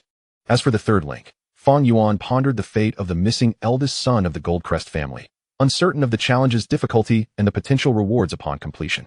Just as Fang Yuan was pondering this, the Lord's insignia suddenly emitted a sound. Ding. Completion of the rescue quest for Stone Spring Village. Ding. All villagers of Stone Spring Village have been slain by the malevolent cursed sorcerer. Although you have completed the task, regrettably, they cannot bestow upon you a reward. Fortunately, Stone Spring Village remains. Ding. Would you like to accept the purple quality resource territory, Stone Spring Village, as a reward? Chapter 21. Give me 20-fold. Stone Spring Village. A purple quality resource territory. Fang Yuan was astonished by the bounteous reward. Upon hearing the notification, he murmured to himself, as the saying goes, before the troops march, provisions must be prepared. In the battlefield of 10,000 realms, the most crucial structure for every lord is undoubtedly the resource territory. With a resource territory, resources can be continuously produced to sustain the development of the domain, essentially the means of production for the lord. However, acquiring a resource territory is no simple feat, especially for a novice lord like myself who has entered late. Most new lords are impoverished. To obtain a resource territory, one must typically wait until reaching a level 5 main city, and even then, the quality is unlikely to be high, at most, a white quality. Even if one manages to acquire one, it requires considerable time to cultivate before yielding positive returns. Moreover, most white resource territories are claimed by various alliances, prioritized for allocation to lords within the alliance. For many independent lords, it either requires great strength to seize one or they may never obtain one in their entire lives. Furthermore, in remote areas like the Northern Realm, with its sparsely populated lands, there is a chance for independent lords to secure resource territories. Yet, Fang Yuan had not anticipated how desolate the Northern Realm was, allowing even a purple resource territory to be picked up so easily.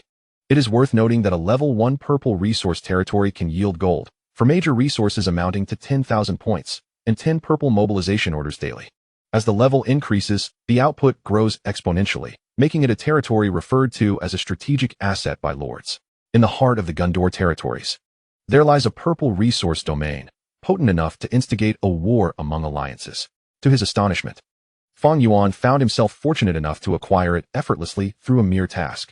He couldn't help but muse upon the desolation of the northern frontier. It seemed truly barren, allowing even a purple resource point to be salvaged. Such vast lands with sparse population.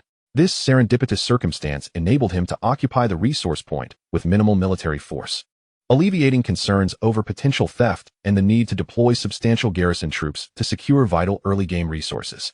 With renewed resolve, Fang Yuan turned his attention to the options that appeared before him, swiftly making his choice.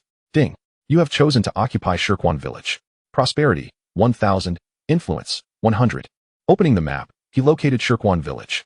Once incorporated into his domain management, he could access the attributes panel of Shirkwan Village. Name, Shirkwan Village. Level, 1. Durability, 100. 001. 0000. Output, 10. 000 gold per day, 10. 000 wood per day, 10. 000 food per day, 10. 000 minerals per day, 10. 000 stone per day, 1 first tier, purple mobilization order every 10 days. Garrison heroes, none. Garrison troops, none. Upgrade conditions, 10,000 gold, resources, and the main city reaching level 2. The first tier output has already reached a staggering 10,000 units. Typically, purple resources seem to yield a 5-fold increase. This implies that upgrading to a level 2 resource domain would result in a daily output of 50,000 units of various resources. With a sharp intake of breath, Fang Yuan realized that such an output would be ample to support his early game upgrades. Without a moment's hesitation, he selected the upgrade option for Shirkwan Village. Ding. Upgrade conditions met. Upgrade permitted. Resource domain Shirkwan Village has reached level 2, and domain output has increased 5-fold. Ding. Prosperity, 1,000 points. Following the notification, Fang Yuan glanced at his main city panel. The upgrade requirements for the main city were now fulfilled, allowing it to reach level 3. However, he decided to hold off for the moment. The resources he had occupied lacked an invulnerability protection period. Once he seized control, monsters would inevitably attack. To defend against this, he needed to station troops, preferably heroes, as their presence could enhance resource output. Currently, he had 2 hero units under his command, Christian and Lilith. Lilith, being of golden quality, would be optimal for maximizing output. Yet, Fang Yuan shook his head. He preferred to keep Lilith by his side to gradually build rapport while also ensuring his protection. Conversely, Christian could take the lead, as her werewolf hunters were well suited to explore the surrounding map from this base. With this thought, he turned to Christian in the Lord's Hall. Christian, I hereby appoint you as the guardian of Shirkwan Village. Lead the werewolves to garrison there and swap places with Lilith. Christian bowed respectfully. I shall obey your command, my lord. After completing the appointment, Fang Yuan then focused on the spirit tethered to the air, the earthbound spirit. Shirkwan Village, as the first phase of the task, had already rewarded him with a purple quality resource domain. The earthbound spirit presented the second phase of the task, which would undoubtedly offer a generous reward upon completion. Although risks accompanied potential benefits, Fang Yuan had ventured into the battlefield of myriad realms with the understanding that greater risks often yield greater rewards. Furthermore, with Lilith, the formidable sorceress, backing him, he felt emboldened to face even the gravest dangers. With these thoughts in mind, he resolved to accept the task without further delay. Ding. You have accepted the Earthbound Spirit's commission. Please locate the territory of the Golden Glow family within 30 days and rescue the Golden Glow Lord's family from within. Upon hearing this notification, Fang Yuan's brow furrowed slightly. The time frame had extended, and the difficulty had escalated. The first location, Shirkwan Village, had been provided. Yet now he was tasked with finding the next point himself. He turned to the Earthbound Spirit and inquired directly, Are you unaware of the location of the territory? Upon noticing Fang Yuan's acceptance of the task, the Earthbound Spirit's favor towards him soared, and it responded readily. It has been so long that I have forgotten. However, my lord, I recall that when I fled from the territory, my young master possessed a map. If you can find his remains, you may be able to locate the map. Fang Yuan was momentarily taken aback by the spirit's response. The young master referred to by the spirit must be the youngest son of the Golden Glow family. After so many years, where could he possibly find the remains of this young master? Unless he too had been claimed by the mists of war, it would be nearly impossible to uncover even a fragment of bone. A sense of worry crept into Fang Yuan's heart. However, with no immediate solution at hand, he resolved to take one step at a time and would consult Lilith upon her return.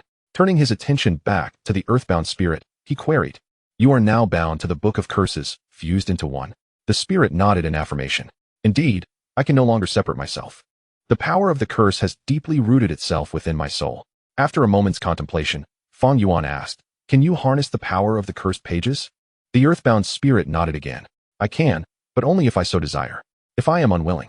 Attempting to use the book's curse would not only fail to harm the enemy, but could also inflict damage upon myself. Hearing this, Fang Yuan spoke directly. Excellent. I wish to cast a curse. Will you assist me? The Earthbound Spirit, sensing Fang Yuan's earnestness in accepting the task, and considering the formidable nature of Lilith, who kept Christian in check, understood the importance of catering to the needs of 2 heroic figures. Please, my lord, command me. However, casting a curse requires energy. My current state is frail, limiting the potency of curses I can invoke. Should you desire a powerful curse, I hope you can provide some energy. Energy? Fang Yuan recalled the source crystal and retrieved a white piece, presenting it. Would this suffice? The Earthbound Spirit beamed with joy. Yes, indeed. Each additional piece doubles the curse's strength. Fang Yuan nodded in agreement. He then retrieved a full 20 white source crystals from his pocket. I demand 20-fold. Deliver to me the most malevolent curse available. Chapter 22. The Hunter discovers the underground city. At this moment, within the territory of Duke Lanny, in the city governed by Zhao Yu, the sub-leader of the Crafting Alliance's Gundor branch, colossal chimneys were belching forth thick black smoke. Beneath these towering structures, blacksmiths were diligently forging equipment. The armaments produced from Zhao Yu's domain were ample enough to supply a lord for an expeditionary war. This was due to the fact that Zhao Yu possessed a staggering 10 forges. Just as the blacksmiths were throwing materials into the furnace to heat them and raise the temperature, a sudden explosion reverberated through the air. The blacksmith furnace had erupted, sending sparks flying and instantly claiming the lives of the nearby blacksmiths while igniting a raging inferno. The furnace has exploded. It's on fire. Quick, save it. Panic-stricken voices soon spread throughout Zhao Yu's territory.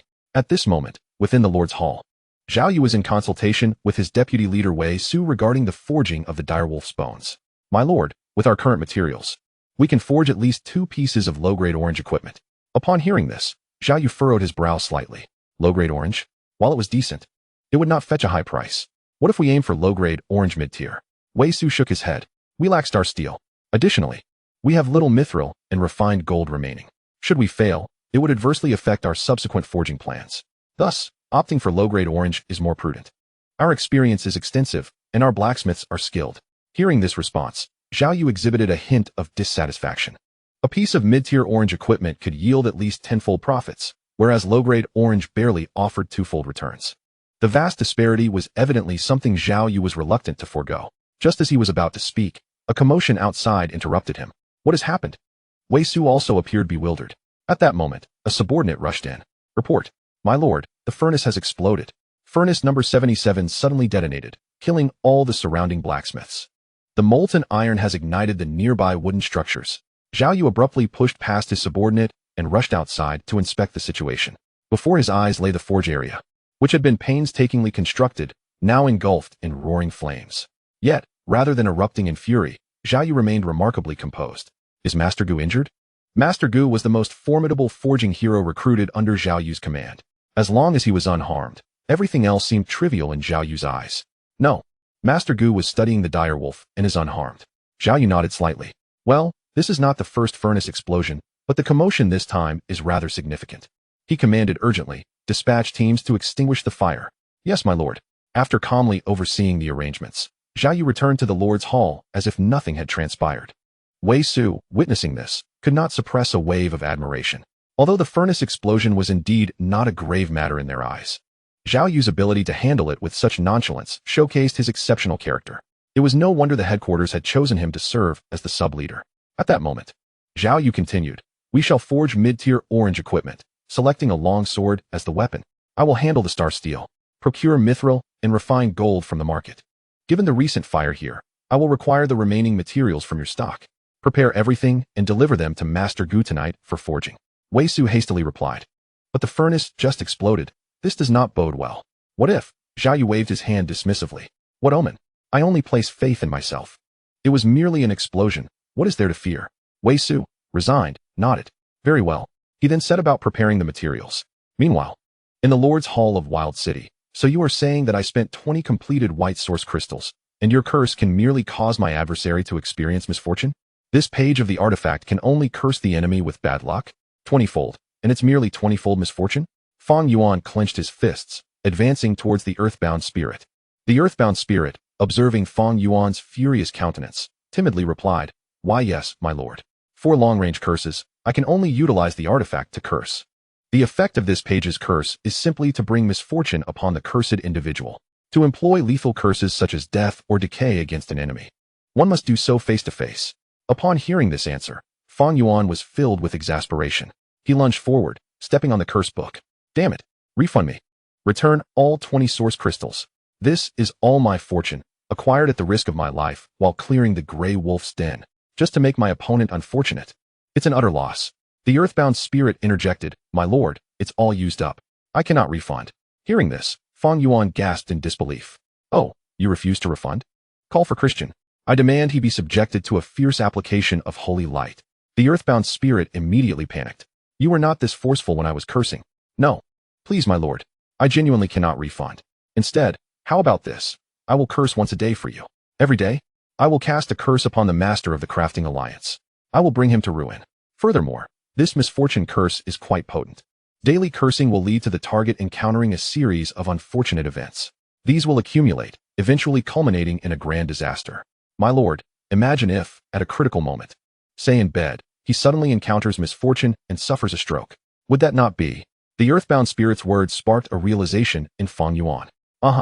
Killing is swift, but tormenting is a slow, painful demise. Fang Yuan immediately declared with gravity, "Very well. I shall spare you this time. From now on, you shall curse me once every hour. The relentless pursuit must not wane. If I cannot vanquish him, I shall nauseate him to death." The earthbound spirit has narrowly escaped its fate and dares not ask for a reward. Hastily, it responds, "Yes, yes, I shall dutifully obey the commands of our esteemed lord." Yet, Fang Yuan cannot dedicate all his time to the Book of Curses. He must also cultivate his territory. After all, the territory is the very essence of a lord. Development is the undeniable truth. Fang Yuan accesses the main city interface. With the acquisition of resources, prosperity has surged to 4,600 points, just 400 points shy of an upgrade. He retrieves a purple building card for the luminous magic tower from his inventory and selects to construct it within the main city. Ding! The construction of the luminous magic tower is successful, increasing prosperity by 500. Ding! The luminous magic tower has been upgraded to level 2, further boosting prosperity by another 500. Upon hearing the notification, Fang Yuan muses to himself, the prosperity requirement for upgrading the main city to level 3 has been met. It is time to ascend. Upgrade to level 3 city. Ding! During the novice period, the upgrade time is automatically reduced to 0. Your main city has been elevated to level 3. Just as the upgrade concludes and Fang Yuan prepares to inspect the changes in his newly upgraded city, a sudden notification pierces the air. Ding! Your hunter has discovered a dungeon. Ding! Your hunter has been slain. Chapter 23. It is a race-specific structure. A dungeon? A chill runs down Fang Yuan's spine. The Dragon Kingdom comprises 3 factions: humans, demons, and the underground. The territory of the underground faction begins with a dungeon. Could it be that another lord resides near my domain? It seems unlikely. Were it another lord, their forces would have attacked mine, triggering a notification regarding a state of war. Since no such alert has appeared, it is improbable that they are a lord. Not a lord. Then it must be a monster lair from the underground. He swiftly opens the map to locate where the hunter was killed. He has constructed a total of 50 second-tier hunters who have explored the area. Now, within a kilometer radius centered on his territory, everything has been thoroughly mapped. The dungeon lies to the northwest. The hunters encountered the monsters shortly after beginning their exploration. How alarmingly close. Yet, the strength of these dungeon monsters remains uncertain. If it is a large dungeon, it may harbor dragon-blooded creatures, or perhaps even a vast underground civilization. If it is the latter, Fang Yuan takes a deep breath. Then it would spell trouble. There are 2 types of underground civilizations, one dominated by dark elves, gray dwarves, and lizard men, the other by mind flayers, phantoms, and elemental creatures. Of course, there are rare hybrids as well. Should it be the former, discovery would likely lead to war. If it is the latter, it depends on when they choose to feast upon you before initiating conflict. Regardless of which civilization it is, once discovered, a peaceful existence is unlikely, especially given how near they are. Fang Yuan gazes at the map, troubled by the proximity. He has only just secured a resource territory and should be celebrating. Yet he is instead met with a tremendous shock. Oh no, a fright. Fortunately, this is still during the invincibility period. Were it not for this, the underground monsters would likely have already begun their assault. However, the invincibility lasts only 7 days. Once those 7 days pass, the dungeon will inevitably become a massive ticking bomb, poised to explode at any moment. He must devise a response plan before the dungeon detonates. He could either flee immediately, relocating the city and abandoning everything he possesses. This plan is swift and decisive, but Fang Yuan swiftly dismisses it. It is not yet that dire. He currently possesses sufficient resources and troops. To flee without having fought even a single battle would be utterly frustrating. If he chooses to stand and fight, he must consider that with his level 3 city, 2 high-tier heroes, and 2 purple barracks, he has strength. Yet if the opponent is from the underground civilization, his numbers are evidently insufficient. He needs at least to upgrade the main city to level 5 and amass an army of 3,000 before proceeding. With these thoughts in mind, Fang Yuan resolves that his primary task henceforth is to develop his territory. As for the dungeon, while it is indeed a ticking time bomb, it does not pose an immediate threat. He shall wait for Lilith's return before discussing reconnaissance, harassment, and warfare strategies. Fang Yuan exits the map and issues commands to the remaining hunters. Except for 5 to maintain surveillance, the others are ordered to venture southward to explore and hunt. Meanwhile, he opens the main city panel to investigate the changes in the level 3 city. Name: Wilderness territory level 3. Faction. Human. Strength. Gundor. Dynasty. Identity. Lord of the Northern Frontier. Durability. 10,000. Prosperity. 5,610,000. Population. 753. 000. Building slots. 1725. Castle buildings. Hero altar. Hunter camp. Wolf hunter camp. Flame mage camp. Luminous magic tower. Influence points. 200 resource territory. Stone Spring village. LV2. 50. 000 gold. Resource heaven. War territory. 0. Miracle territory. 0. Upgrade requirements. 50,000 units of gold. 50,000 units of stone. 50,000 units of wood. 50,000 units of food. 50,000 units of minerals. And prosperity reaching 10,000 points. Fang Yuan quickly scans through the information and thinks to himself, the upgrade requirements are not complex. He possesses the resources, yet the key remains in the prosperity. With all buildings under his command upgraded to level 3, the total prosperity he can provide amounts to 3,700 points. He is still 700 points short of upgrading. Given the external threat, there is no time to leisurely seek high-tier building upgrades. He must first find some white buildings to bolster prosperity before addressing the construction. Moreover, if he intends to launch an offensive against the dungeon, he must acquire units capable of battling underground forces. The underground is classified as neutral chaotic, allowing humans to utilize their troops. With these considerations, Fang Yuan prepares to access the Market of the Lord's Seal to procure barracks for the impending underground war. At that very moment, the enchanting voice of Lilith echoed from outside. "My lord, come quickly and see what I have brought for you." With the familiar and captivating tone, Fang Yuan promptly received a notification. Ding. The loot settlement from the Wolfman tribe has been completed. Ding. You have acquired 60,000 gold, 288 blue source crystal fragments, 1 blue equipment, the Warlock staff, and 1 blue building, the Wolfman Warlock Rebirth Tower. Ding. You have obtained 1 blue quality treasure map. As the notifications faded, before Fang Yuan could examine the items, he beheld the graceful silhouette of Lilith entering the room. "My lord, during my expedition into the Wolfman tribe, I chanced upon a treasure chest. With a gentle tap, it opened. You wouldn't mind if I opened it, would you? If you do, I am willing to accept your punishment." As she spoke, the dark-clad mentor gazed at Fang Yuan with her doe-like eyes. "Well, I would like to mind and to punish you, but your loyalty is yet to reach 100 points, so I hesitate," Fang Yuan replied reluctantly. "Let this be a one-time exception. Remember to leave the treasure for me next time." Lilith's eyes then curved into a crescent moon. "Thank you for your forgiveness, my lord." With that, she produced the spoils from the Wolfman lair. Here, the finest among these is this treasure map. The rest are merely source crystal fragments. There are truly many this time, almost 300. Furthermore, all these fragments are of blue quality, each capable of granting 30 experience points. If used in total, they could provide over 8,000 experience, enough to elevate Christian by 1 level. Lilith, on the other hand, still requires a bit more. Upon leveling up, a hero's attributes would significantly enhance, and their skills would follow suit. This would prove invaluable for both completing the rescue mission for the Lannister family and tackling the dungeon ahead.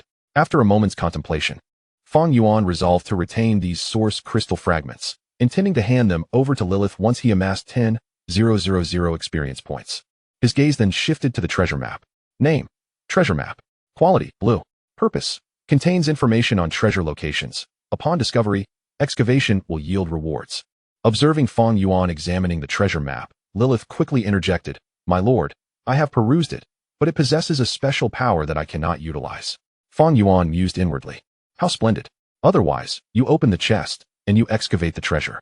What use am I?" After studying the map for a while, he swiftly utilized the power of the Lord's insignia to erase the map's inherent energy. Ding. You have used the treasure map. The treasure map's location has appeared on the map. Upon hearing the notification, Fang Yuan opened the map to inspect it, only to find his brow furrowing. It astonishingly lay not far from the dungeon.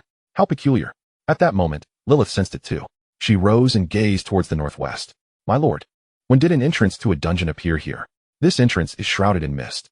I fear high-level beings lurk below." Fang Yuan nodded. "It must have been here all along. I've been troubled by this very matter." "Lilith, what consequences might we face should we muster our forces to enter the dungeon now?" Lilith shrugged. "We would likely perish together. Dungeons are perilous, even at my peak. I would not guarantee victory against the heart-stealing demons within. Their psionic spells are unparalleled, and it is said that they can counter the fog of war. Thus, it is highly probable that the dungeon harbors the indigenous inhabitants of the Glory Era. Above ground, Even the mightiest doomsday bastion has been breached. Upon hearing this, Fang Yuan felt a jolt of alarm. He murmured, "It seems this nearby entity is not a mere bomb, but rather a great Ivan. Now I must think of how to relocate it." Lilith, overhearing, shrugged again. "There's no need to be so pessimistic. The shallow dungeons typically house low-level monsters. They could merely serve as a forward base. As long as we ascertain which underground civilization this dungeon belongs to, sometimes they may be allies rather than foes. In such a case, my lord could even engage in trade with them. The resources within the dungeon are quite abundant." This notion sparked an idea in Fang Yuan. The battlefield of myriad realms need not always be about bloodshed. It can also involve human relationships. Just as he was about to inquire further, Lilith spoke again. "However, the prerequisite for engaging in trade is that you must be powerful enough. Therefore, my lord, you must grow strong. In the eyes of the dungeon's creatures, the weak possess no rights. They prefer to resolve matters with blades rather than words. Oh, by the way, I shall assist you in excavating this treasure map and simultaneously assess the specific circumstances of this dungeon to frighten them. We must not allow them to run amok." Before Fang Yuan could react, Lilith departed with the treasure map in hand. Damn, is this how golden heroes treat their lord? Who truly is the lord here? Fang Yuan sighed softly, then opened the main city buildings.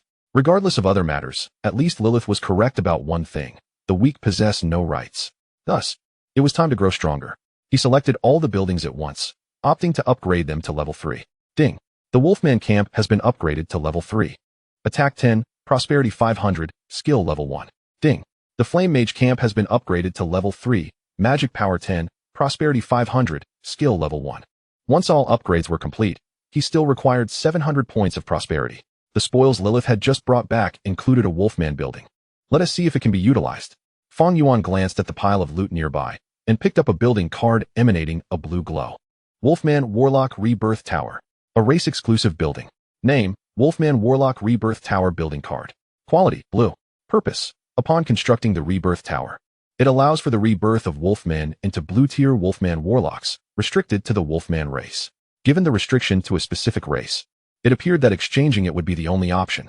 The Wolfmen belong to the monster faction, which includes neutral chaotic, neutral evil, and chaotic evil leaders, among others. The predominant races consist mainly of lower-tier species such as gnolls and goblins. It is noteworthy that this racial faction boasts the highest number of lords on Blue Star, with a widespread presence across numerous small nations. Lacking access to more formidable factions, they are relegated to aligning with these lesser races. However, the majority of lords from these small nations struggle to thrive within the monster faction, often descending into mere laborers for higher-tier alliances. Some have even been exterminated like pests. Yet, there are a few nations whose lords, upon joining the monster faction, seem to awaken latent racial abilities, experiencing remarkable growth and even hinting at aspirations of regional dominance. The most conspicuous examples are Sakura and Nanbang. Among the lords of Sakura, the elite align with the White Eagle, while the lower ranks predominantly consist of gnolls from the monster faction. Similarly, in Nanbang, the upper echelon transitions to higher-tier races under the White Eagle, with the base largely transforming into goblins. It is reported that the gnolls of Sakura have already established a city, while the goblin military of Nanbang boasts numbers exceeding 1 million. In the myriad battlefields, excluding a few nations that have acquired higher-tier races, they stand as minor overlords. Fang Yuan reminisced about the intelligence gathered on Blue Star, thus deducing that the Gnoll Reincarnation Tower would find eager buyers. With the backing of the Gnoll lords from Sakura, such a racial structure could command a considerable premium. He promptly accessed the spatial trading market and swiftly listed the building card. At that moment, he noticed the blue weapon that Lilith had brought back, a blue-quality warlock staff. Equipment in the myriad battlefields is primarily designed for heroes, and lords can only utilize them upon completing their class transitions. Clearly, Lilith regarded the blue equipment as beneath her. She had yet to transition, and as a member of the human race, even if she did, she would not choose to become a warlock. Warlocks rely on bloodlines. A warlock without a potent lineage is deemed ineffective, while those with powerful bloodlines are often subjugated by formidable beings. Thus, choosing to become a warlock is one of the least favorable options for a lord. Naturally, Fang Yuan would not entertain such a notion. He resolved to list this piece of equipment for sale as well. Additionally, he included several first-tier gray wolf heads in the package, treating it as a grand clearance sale. Not long after listing, Fang Yuan received an inquiry regarding the price of the Reincarnation Tower. Upon checking the interface of the inquiring lord, he quickly identified them as a lord from Sakura. When it comes to selling, one must tailor their approach to the buyer, especially in a setting devoid of e-commerce. After a moment's contemplation, he responded, "This racial structure is exclusively for null races. Inquiries from other races are unwelcome. If you are indeed from the null race, I need not elaborate on its value. A warlock is a ranged spell unit, and despite being merely a blue-quality item in the hands of a genuine needful lord, its efficacy rivals that of an ordinary purple item. Consequently, my asking price will not be low. If you lack the funds, do not inquire further." Far from deterring the inquirer, his words ignited their desire to purchase. Fang Yuan's assertion was indeed accurate. Null warlocks are relatively rare units, and if complemented by other null troops, they could indeed manifest powers that surpass typical purple units. "I am a level 6 Lord of the Black Dragon Society in Sakura. Pricing can be negotiated," the Lord stated. The Black Dragon Society? Fang Yuan had not heard of it, yet he was familiar with the Lords of Sakura. "You are merely a pawn." Upon receiving the price inquiry, Fang Yuan was unreserved. "A purple building card for 50,000 gold. You stand to gain." Yet, it was evident that the other party was not easily deceived. Too expensive, far too expensive. A purple building card is not worth it. Fang Yuan was not inclined to relent. "If you cannot afford it, do not ask for the price. If you are not buying, kindly leave. You are wasting my time." He had no intention of selling to someone without means. The banter escalated, and the other party quickly lost their temper. "Cannot afford it? Poor wretch." They then tossed a building card toward him. "Package it up immediately, along with that blue equipment and everything else you have, and add another 100,000 gold." Upon inspecting the building card thrown his way, Fang Yuan's eyes narrowed slightly. It was a barbarian axe thrower building card. Generally, barbarian units are synonymous with high combat prowess due to their unique skill, frenzy. However, the mightiest among them, the berserkers, are orange tier units. As Fang Yuan scrutinized it, realization dawned on him. It was indeed an axe thrower. Barbarians pride themselves on close combat, thus their most elite and powerful units are melee fighters. In contrast, ranged units are considered second tier.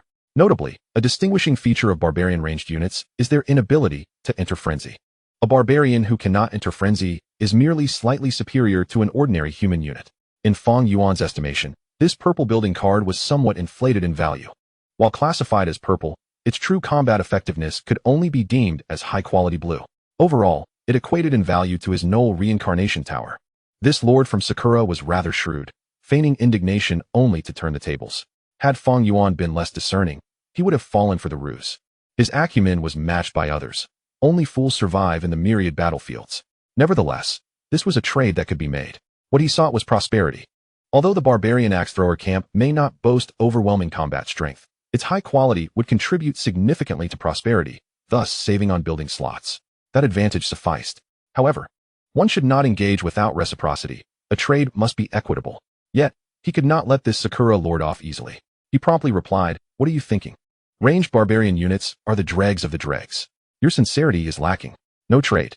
Clearly, the Sakura lord had a high demand for Fang Yuan's building card, quickly responding, Wait.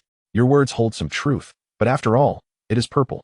How about this? 100,000 gold, and I will exchange for your card, equipment, and a white artifact."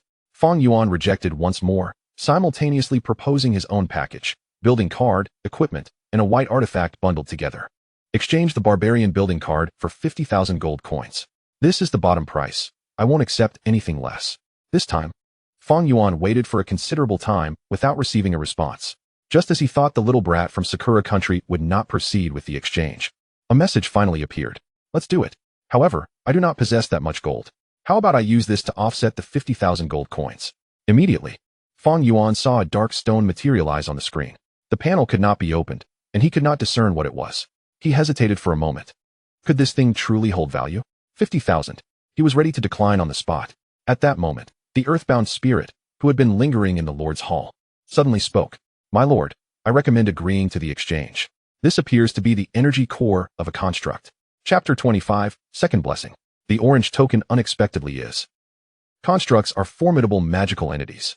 The original constructs were fashioned from clay and powered by ancient magic crystals. Later, metallic constructs emerged.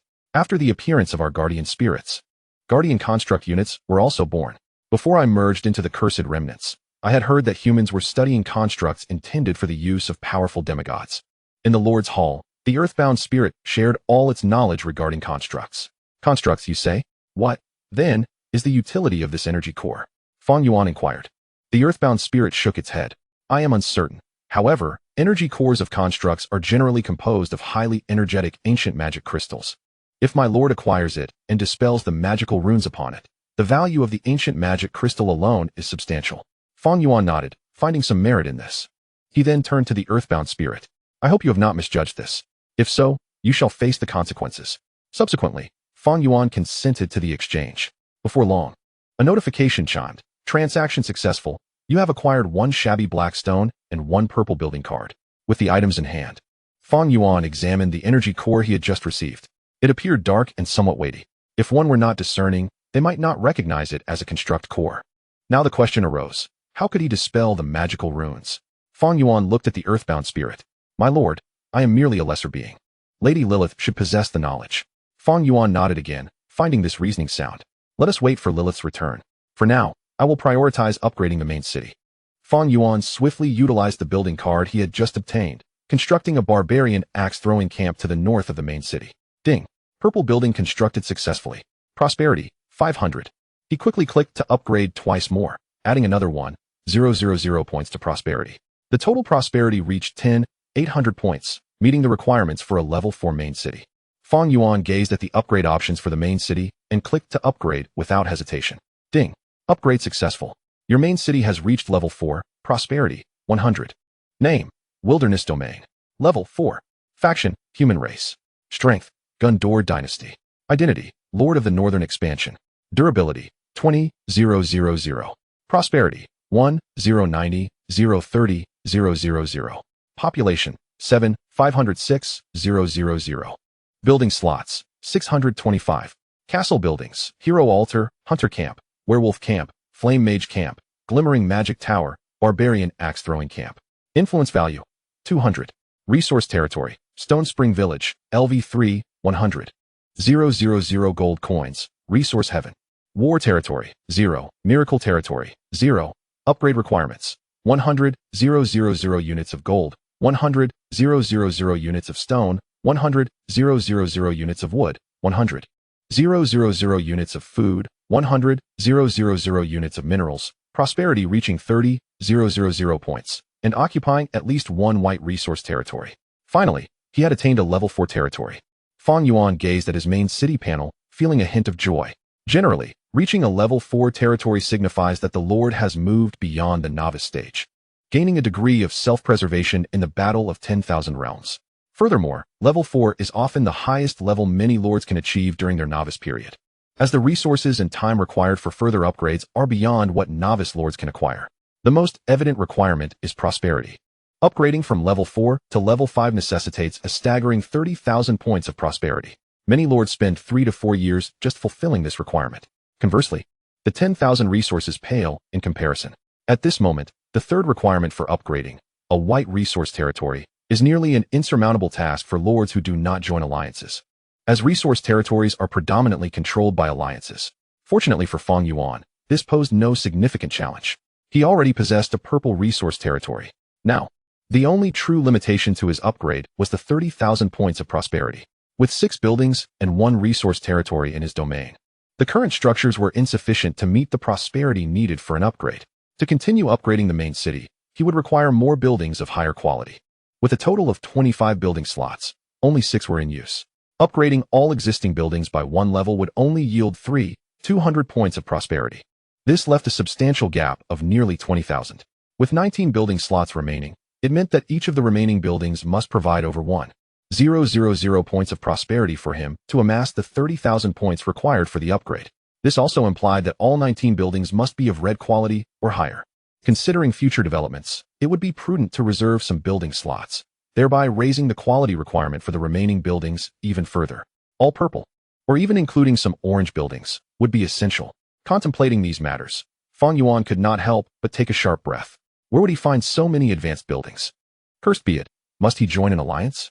Within alliances, there are guild buildings. Constructing some of these seemingly useless guild buildings can also contribute to prosperity. However, the production of building cards for these guild structures is limited, and they often require a rotation for construction. The time needed for this process is not insignificant. Moreover, his current predicament did not end there. Fang Yuan gazed upon the warehouse within the main city. Resources and gold were rapidly dwindling.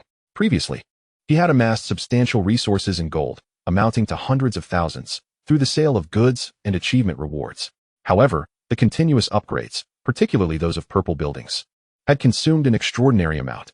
Additionally, the need to construct soldiers further strained his resources, which were now on the brink of exhaustion. The resources at hand were insufficient to elevate all buildings to level 4. They merely sufficed to sustain the daily expenses of soldiers and heroes. Without a new influx of income, his soldiers might soon turn against him. He needed to swiftly expand his financial resources. As Fang Yuan pondered this predicament, a notification chimed in his ears. Ding. Resource claim successful. 100,000 gold, 100,000 resources, and 1 first-tier purple mobilization order. This was the output from the resource claim in Shirquan village. Hearing the notification, Fang Yuan's expression brightened slightly. It alleviated his immediate crisis. However, it was merely a temporary reprieve. This resource claim only produced output once a day, and both the purple buildings and resource claims required it. Furthermore, he needed to venture to the territory of the Golden Glow family to continue troop production. A mere 100,000 resources and gold were hardly sufficient. Just as Fang Yuan was mired in worry, another notification sounded. Ding.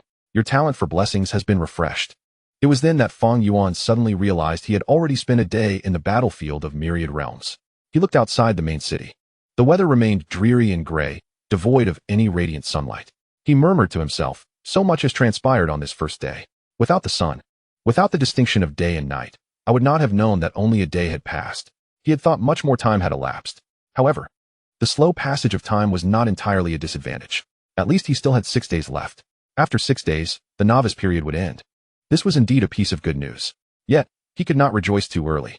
The 3,000 prosperity points required for upgrades were excessively high and could not be achieved in a short time. He was acutely aware that his time was limited and he needed to act swiftly, first checking if the refreshed blessing would yield any surprises. Fang Yuan opened the blessing talent and took a deep breath. Mystery cannot save the unworthy, and spending cannot alter fate. Blessing. The wheel of light spun. And the next moment, ding. Blessing successful. Obtained orange token, dragon blood. As the notification faded, Fang Yuan furrowed his brows slightly. An orange token. And it was related to dragons. In the battlefield of myriad realms, dragons were among the top-tier combat forces of the superior races. One of the most powerful units of the human race was the Dragon Knight. Yet, to date, no lord had truly managed to recruit a Dragon Knight hero or the corresponding unit. At most, there were a few subdragons. Nevertheless, even subdragons possessed formidable combat prowess. For this reason, in the eyes of many, any item associated with dragons symbolized strength and rarity. Fang Yuan had not anticipated that the item he obtained from the blessing would be dragon blood. Furthermore, as a token, it indicated the potential to initiate a quest. An orange token signified an orange quest. Given the uniqueness of dragon blood, it implied that this quest would be related to dragons, promising substantial rewards but also presenting high risks. He needed to ascertain what specific quest the dragon blood could unlock. He swiftly retrieved the dragon blood from his inventory and examined the panel. Name, dragon blood quality. Orange, function, blood shed by an epic giant dragon after sustaining injuries. Note, a great dragon-slaying war once occurred in the north. A powerful evil dragon emerged from the mountains, besieged by legendary dragon-slaying warriors. They battled the dragon for 10 months, during which the dragon's blood rained down from the sky. The dragon-slaying warriors and the dragon vanished together. Using this item initiates an orange exploration quest to find the missing dragon-slaying warriors and the dragon. It was indeed an exploration quest. Fang Yuan felt a twinge of disappointment upon reading the subsequent notes. Among the quests unlocked by tokens, exploration tasks were the most arduous to complete. He would need to dispatch a great army to scour for clues, which would consume significant time and resources, yet the rewards remained uncertain. Some exploration quests offered generous rewards, yielding millions of gold, while others might cost millions only to result in a few skeletal remains. The immense uncertainty led lords to refer to exploration quests as the domain of the lucky. Only those exceptionally fortunate lords dared to undertake them. With no guarantee of continued good fortune, a single failure could jeopardize their entire territory. Thus, most lords would refrain from engaging in such tasks. Even those who acquired high-level tokens would typically opt to sell them. Fang Yuan gazed at the smooth droplet of blood in his hand and shook his head in resignation. I cannot afford to meddle with this now. I shall set it aside for the time being. He had not anticipated that his second blessing would yield a seemingly useless token. Oh well, blessings are akin to a lottery. If this time does not suffice, I shall await the next. As he tucked the dragon blood away, he heard Lilith's voice once more from outside the hall. Oh, Why do I sense the faint scent of an evil dragon? Upon entering, she noticed Fang Yuan preparing to stow the dragon blood. My lord, how do you possess the blood of a red dragon? Fang Yuan, taken aback, inquired. Do you recognize this dragon blood? Lilith inspected the dragon blood and shook her head.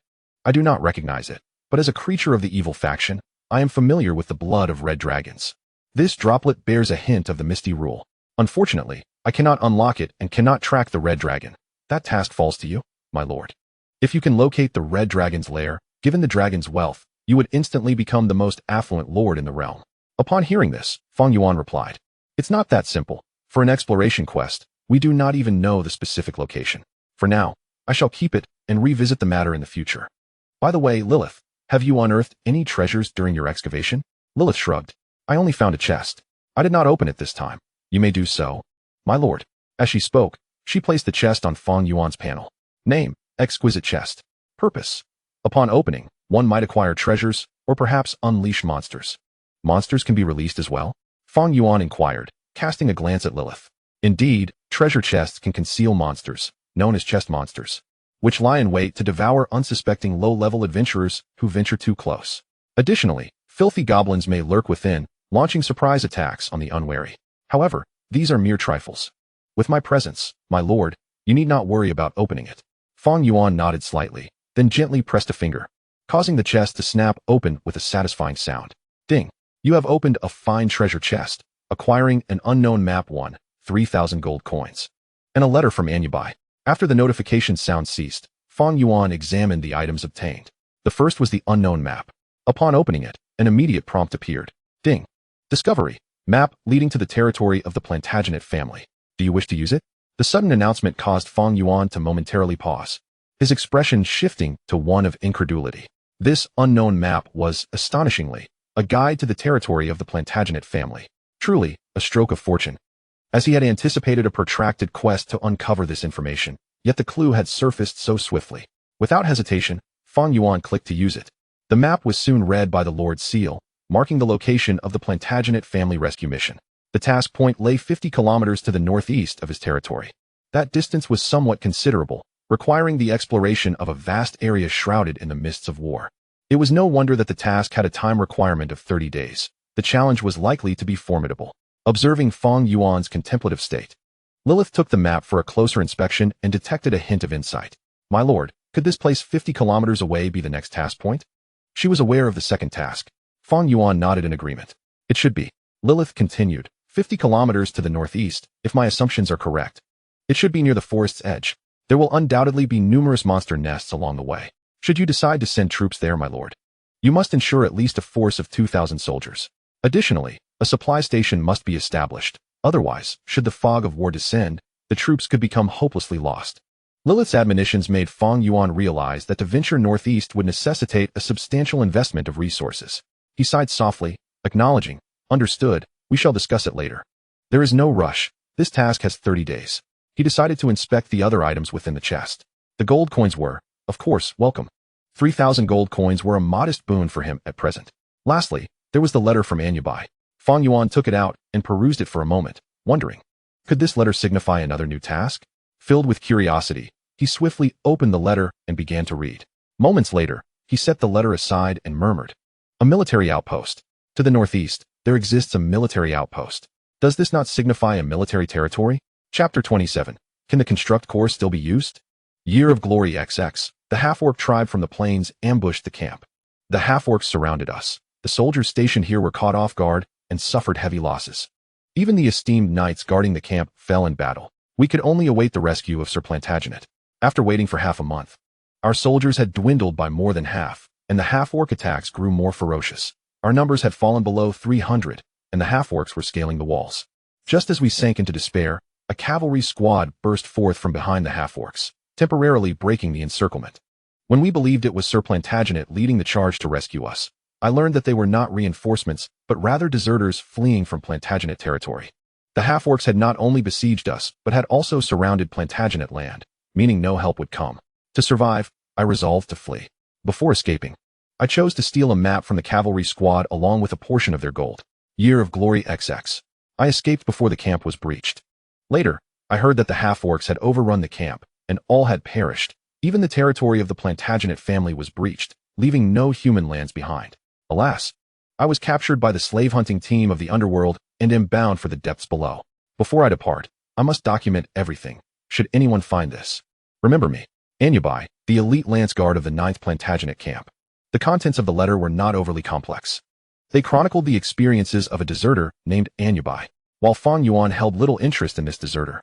The letter revealed that en route to the Plantagenet family's territory in the northeast, there existed a military camp. This camp was likely a significant outpost established by the Plantagenet family for garrisoning, training, patrolling, and resting soldiers. Such locations were referred to as military territories by lords. Upon occupation, they not only enhanced the influence of the territory akin to resource lands, but also increased prosperity upon upgrading. Most crucially, military territories serve as large barracks and strongholds. Typically, military territories can produce various types of soldiers, and advanced military territories may even yield elite specialized units. Notably, the soldiers produced by military territories require no resource expenditure. They are generated at a fixed rate daily until the population cap is reached. This implies that acquiring a military territory equates to a continuous supply of soldiers. Furthermore, military territories often occupy strategically advantageous positions, forming defensive barriers upon conquest. For a lord, their value can sometimes surpass that of resource territories. Given the high value of military territories, their numbers are inherently limited. Many high-ranking lords covet military territories, yet numerous 7th, 8th, or even 10th-tier lords lack such assets. Fang Yuan had merely engaged in a game, never anticipating that he might actually secure a military territory. Should he possess a military territory, regardless of other considerations, merely selling mercenaries could yield profits. After all, the output incurs no resource cost, and losses in battle would be of little concern. However, the prerequisite is that one must be able to locate it. Furthermore, judging by the correspondence, even if it is found, it is likely already occupied by half-orcs. One would first need to eradicate the half-orcs before it is feasible to seize this military stronghold. From Anubai's letter, it appears that there will be no shortage of half-orcs, and their strength is not to be underestimated. Henceforth, it seems necessary to expand a portion of the army and consolidate all forces to advance towards the northeast. At this moment, while Fang Yuan was deep in thought, Lilith, having perused the letter in his hand, was not fixated on the military stronghold. Instead, she exclaimed, "My lord, it appears that the unfortunate Anubai has been captured and taken to the dungeon." Based on the timeline, this incident occurred prior to the cataclysm. From my understanding, the capture of slaves on the surface typically occurs in newly established dungeons, predominantly associated with the Dark Elves or the Drow. My lord, the dungeon near our main city is likely under the influence of the Drow's faction. Those troublesome beings are notoriously difficult to deal with. They operate within a matriarchal society, where the matron controls everything and harbors extreme animosity towards other races, especially male humans. Captured individuals are subjected to brutal treatment, often leading to death. However, should my lord manage to conquer them, the Drow would kneel and serve at your feet. Even if my lord were to violate their matron before them, the Drow would not dare to retaliate. Upon hearing Lilith's words, Fang Yuan felt a slight stir within him. He then cleared his throat and shifted the topic. "So, is this Anubai dead?" Lilith nodded. After capturing a male human, the Drow typically toss him to the cave spiders, who devour him, and the remains are ground into powder to fertilize the bioluminescent mushrooms. A chill ran down Fang Yuan's spine. Then, these Drow might emerge from the depths, right? Lilith shrugged. "I cannot say for certain, but I just conducted a probe. The dungeon adjacent to our territory should merely be a forward outpost. The main body of the dungeon lies deeper underground. Currently, it is occupied by lizardmen patrols, and I have yet to observe any higher-tier subterranean creatures." Fang Yuan's eyes brightened at her words. "Oh, then can we eliminate these lizardmen and seize this outpost?" Lilith shook her head. "If my lord is prepared for battle, I can immediately dispatch fire elementals to eliminate the lizardmen. If not, we must exercise patience and observe longer until we see the appearance of higher-tier Drow before making a decision." After a moment of contemplation, Fang Yuan sighed. "Indeed, I am not yet prepared. Let us monitor the situation for now. However, Lilith, we have already received the location for the task from the Golden Broom family. Our next step should be to concentrate on completing this mission. Before that, we can seize the military stronghold in the northeast. This way, not only will we have sufficient forces, but the captured military stronghold can also serve as a supply point, ensuring we do not lose our way in the jungle." Lilith agreed. "I am willing to head northeast to search for the military stronghold." Fang Yuan concurred. "Very well. I will produce 100 hunters, and you shall command them to explore the northeast. This mission is primarily for reconnaissance. Do not put yourself in danger just yet. Allow the hunters to scout first. And once there are casualties, then you may lead the flame mages to investigate the reasons. Upon hearing Fang Yuan's arrangements, a glimmer of joy appeared in Lilith's eyes. Thank you, my lord. I also wish to study the dungeon further within our territory. At the mention of research, Fang Yuan immediately thought of the core of the construct. He swiftly retrieved it and handed it to her. Lilith, do you recognize this? As the dark stone appeared, it immediately captivated Lilith. Goodness, my lord. This is the energy core of a 10th tier construct. Where did you acquire this? The magical inscriptions on it are remarkably intact. With some repairs, it could even be reused. Chapter 28. The half-orc encampment emerges. Judging by the structure of the magical inscriptions, this core was likely developed around a century after the cataclysm. It was primarily intended for use in constructs belonging to legendary tier powerhouses, providing energy for their combat. Unfortunately, some of the magical inscriptions are damaged, rendering it incapable of powering a particularly formidable construct. However, it should suffice for operating constructs developed prior to the Age of Glory. Lilith, holding the black stone, spoke with gleaming eyes. To Fang Yuan, her words sounded like an arcane scripture. With his limited knowledge, he thought constructs were akin to drones or robots. Yet they seemed to bear some resemblance to mechs as well. Just as Fang Yuan was about to inquire further, Lilith turned to him and said, My lord, if you can obtain constructs built during the Age of Glory, as long as the damage is not severe, you could possess a formidable guardian to protect your territory. It would not only patrol but also serve as a sentinel, actively hunting down invading foes. If we could locate constructs built by the human mages' towers from that era, they would be inscribed with a plethora of spells, and once activated, their power would rival that of a high-tier purple mage hero. Fang Yuan's eyes widened in astonishment upon hearing Lilith's words. He swallowed hard. A construct equivalent to a high-tier purple mage hero. Is it truly that powerful? Lilith nodded confidently. Constructs from the Age of Glory are often exceptionally heavy, yet remarkably durable. If my lord can find one, its combat capability may well surpass that of a high-tier purple mage hero. Encouraged by Lilith's affirmation, Fang Yuan eagerly asked, Where should I seek such constructs? Lilith shrugged. That depends on you, my lord. The fog of war limits my mobility. Aside from activating this energy core, I can offer no further assistance. However, Fang Yuan was not disheartened. The items in the spatial trading market are diverse and peculiar. Perhaps he might make a discovery. He swiftly accessed the spatial trading market and searched for constructs. Moments later, he exited the market, not because there were none available, but because they were prohibitively expensive. The most rudimentary construct is priced at a staggering 10 million gold coins, and this is merely a flawed version. The cost of those slightly more complete constructs is even more exorbitant, often requiring the exchange of orange-tier items. The rationale behind this is not overly complex. These constructs are essentially colossal assemblages of rare alloys. Dismantling a construct and isolating its metals can yield immense value, serving as the sole utility for human lords. Thus, it is this intrinsic worth that elevates their prices to such heights. Upon noticing Fang Yuan's slightly despondent expression, Lilith chuckled and inquired, Are you unable to afford it? Fang Yuan nodded in agreement. Reflecting on the past, even a legendary-level powerhouse equipped with a construct dared to confront demigod beings head-on. With a crafted construct, a demigod could venture into the divine realms to commit acts of violence. The value of a single construct is akin to that of a vast principality. Even the original constructs built during the Age of Glory commanded astronomical prices. However, the lord might consider a more modest option and purchase a construct crafted by goblins. Colloquially referred to as a goblin mech, a mere scrap of iron. This contraption is purely mechanical in design, but with slight modifications, it can still be operational. Although it lacks magical capabilities and cannot patrol or guard autonomously, the lord could operate it manually. Upon hearing Lilith's suggestion, Fang Yuan expressed surprise. Is there such a thing? Lilith nodded affirmatively, explaining, Indeed, but creations of such a lower race possess minimal combat prowess. It is said that they once crafted a god-slaying goblin mech. Unfortunately, the endeavor failed.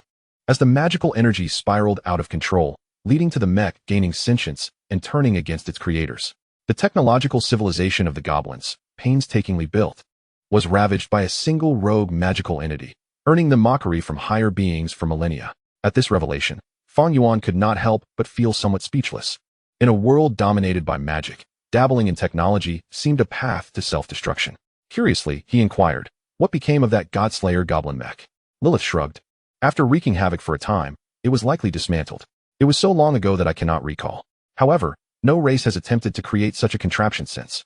The standard goblin mechs, however, have endured, repurposed by various principalities for lumber harvesting. There should be a considerable quantity of these goblin mechs available at a reasonable price. The lord could purchase one, and I could integrate an energy core, enabling both automated and manual operation. The automated mode could be used for timber cutting, while manual operation would serve as a combat mode. What do you think, my lord? Fang Yuan found the proposition appealing. He accessed the spatial trading market and soon spent 10,000 gold coins acquiring a goblin mech. As Lilith had described, it resembled a collection of scrap metal. It required a source crystal to power it and could only be used for lumbering. Moreover, it demanded manual operation. Its combat capability was limited to 2 oversized saws, which were far too unwieldy to be effective against a foe, rendering its combat effectiveness virtually non-existent. Rarely did anyone seek to purchase such a contraption, and Fang Yuan suspected he was the only unfortunate soul to spend 10,000 gold coins on such a trinket. When Fang Yuan unveiled the goblin mech, Lilith observed. Stroking her chin, it appears quite new. Oh, and there's even butter. It must have been freshly unearthed from the goblin's warehouse. Fang Yuan mused, indeed. It cost me a fortune. Meanwhile, Lilith tinkered with the mech, effortlessly removing its engine cover. Shortly thereafter, she emerged, exclaiming, "Done, my lord. I have modified the engine to utilize the core energy from the construct. Now, this fellow boasts 2 modes. One for automatic lumbering, which gathers wood, and another combat mode that requires you to be seated inside to wield the saws. Additionally, we can channel the energy core to launch the saws as a ranged attack." After patiently listening, Fang Yuan eagerly entered the cockpit. The experience was satisfactory. The field of vision was expansive and reminiscent of a mech. However, he anticipated its combat prowess to be lacking, as it operated with manual levers. Regardless of his speed, there were limitations. Alas, the automated construct has transformed into a mechanical goblin mech, he mused. Perhaps combat is not viable. I shall switch to the automatic lumbering mode instead. Exiting the mech, he shook his head slightly, evidently dissatisfied. Lilith reassured him, "There is no need for haste, my lord. This energy core is of high quality and will incur negligible wear. In the future, when we acquire a more advanced construct, it will still be applicable." Fang Yuan conceded, "That will have to suffice." With that, he patted the hefty machine, instructing, "Let us proceed to harvest timber." The goblin mech emitted a puff of steam in response. Received. Lumbering command activated. Not long after the goblin mech set off, Fang Yuan suddenly received a notification. Ding. Hunter has been slain. You have discovered a half-orc encampment. Chapter 29. Is there such a fortunate event? In a hollow nestled several kilometers from Fang Yuan's main city, a small half-orc tribe was ensconced. At this moment, within their encampment, a slain hunter was bound to a pyre, flames licking hungrily at his body. For the half-orcs, humans served as sustenance. As the hunter's corpse was prepared for roasting, a particularly robust half-orc, stationed nearby, peered in the direction where the remaining hunters had fled. Half-orcs possess intellect. They are a tribal society that, prior to the Great Cataclysm, were a civilized race. Despite the subsequent calamity that ravaged their souls, the fog of war has granted them a new, mist-shrouded essence. What may appear as mere soulless husks to the lords of Blue Star are, in fact, sentient beings of considerable intelligence. Otherwise, human lords would not find themselves succumbing to their relentless assaults. The half-orcs observing the fleeing hunters were evidently the leaders of this small tribe, a shaman among them. Upon sighting the escapees, their eyes glinted with a wary awareness. The leader of this half-orc tribe manifested as a formidable boar-man. 2 enormous tusks glimmered with a metallic sheen. The sinewy muscles rippling beneath its skin unmistakably marked it as a formidable warrior capable of taking on 10 foes on the battlefield. In the direction where humans had fled, it was highly probable that a new human lord had emerged. The half-orc chieftain parted his lips, buzzing out a few words. Beside him, a half-orc shaman gripped a skull-headed staff, his long, needle-like hair dancing in the mountain breeze. "Human lord, since our integration into the mist, this is the first time we have been awakened. Has the strength of humanity begun to penetrate the northern realms?" Clearly, these half-orcs had been in a dormant state prior to this encounter with the human lord. They would not awaken until faced with a human presence. The half-orc chieftain declared, "Forget the details. The gods of the mist have long since given their command. Discover the human lord. Show no mercy. We need only execute their orders. Now that the human lord has appeared, I must fulfill the command. Shaman, I intend to summon the warriors of the Steel Fang tribe and launch an assault on the human lord. Do you concur?" In contrast to the chieftain's reckless fervor, the shaman exhibited a far more prudent demeanor. "We must heed the orders of the Steel Fang tribe's chieftain. The main force of warriors led by the chieftain still slumbers behind us. I propose we awaken the chieftain and the primary warriors before we proceed." It was evident that the chieftain of the Steel Fang tribe was stationed within the military territory.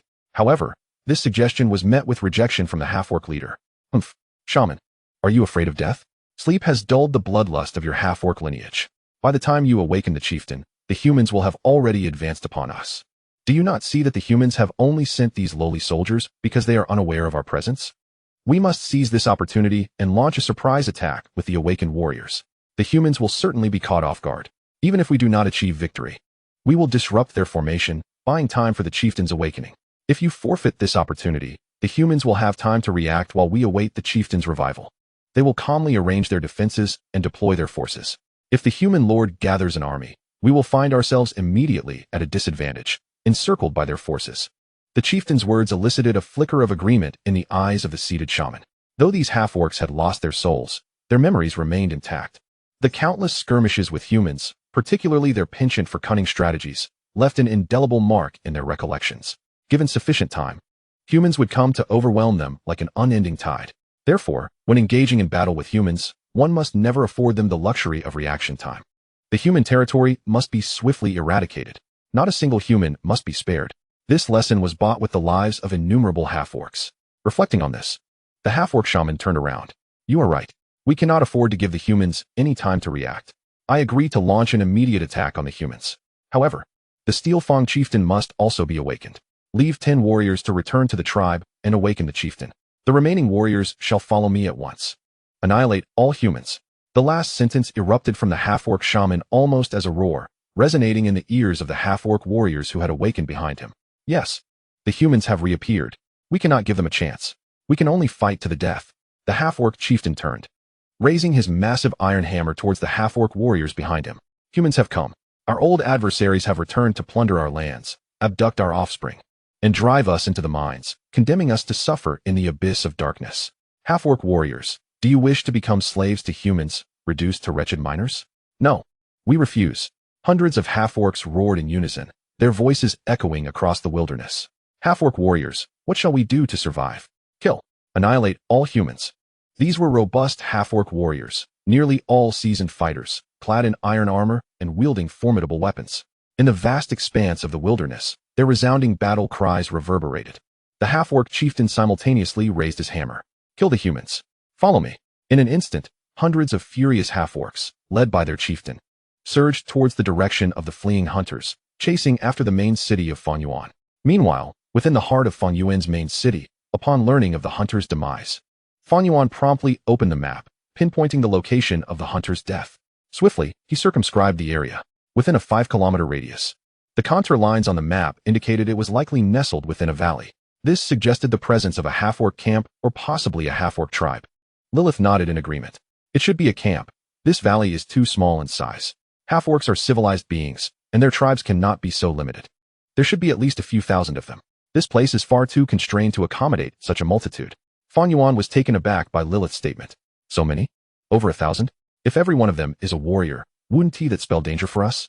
However, Lilith responded with a smile. Fear not, my lord. No matter how many ants there are, they remain mere ants. These half-orcs, though slightly stronger than wargs, are still easy prey for me to eliminate, provided they do not scatter. Once they flee, cloaked by the mist, they will pose a future threat to you, my lord. Fang Yuan found merit in her words.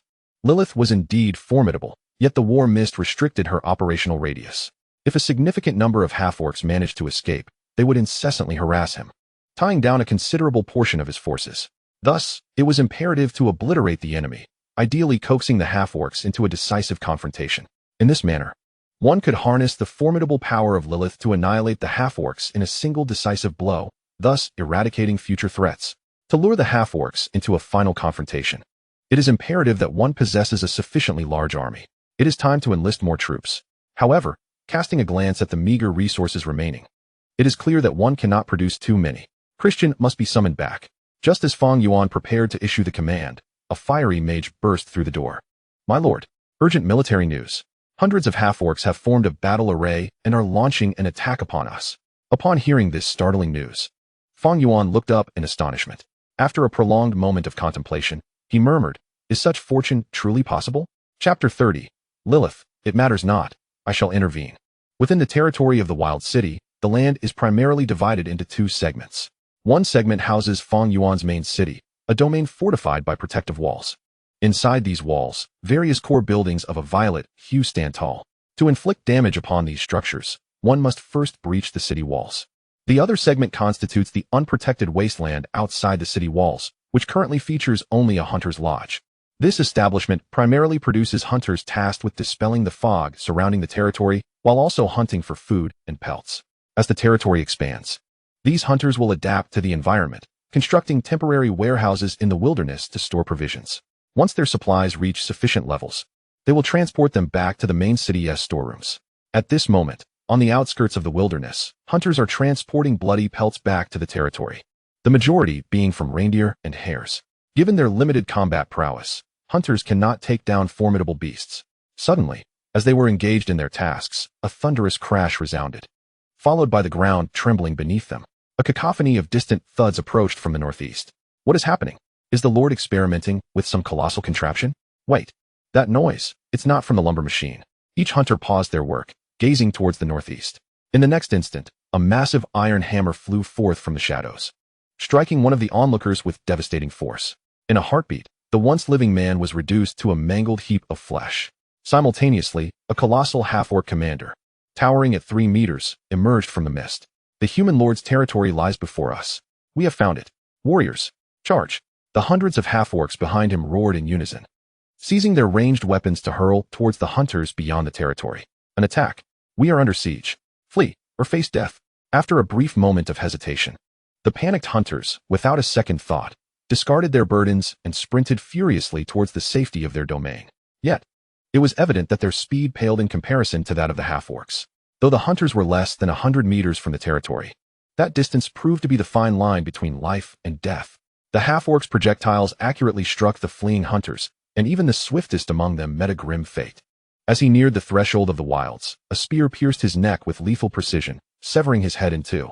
His body fell outside the territory, while his head rolled within, landing at the feet of a recently dispatched goblin automaton. The goblin automaton, programmed solely to execute mechanical commands, exhibited no reaction to the hunter's head. Instead, it brandished its dual blades, attempting to advance beyond the territory's borders. However, a new command interrupted its actions. Return. Fang Yuan, accompanied by Lilith, halted the goblin automaton and then gestured to the fiery mage behind him. Test their capabilities. The fire mages had reached level 3, boasting the prowess of elite troops. Although they had yet to transition into a qualitatively superior state, they were indeed formidable.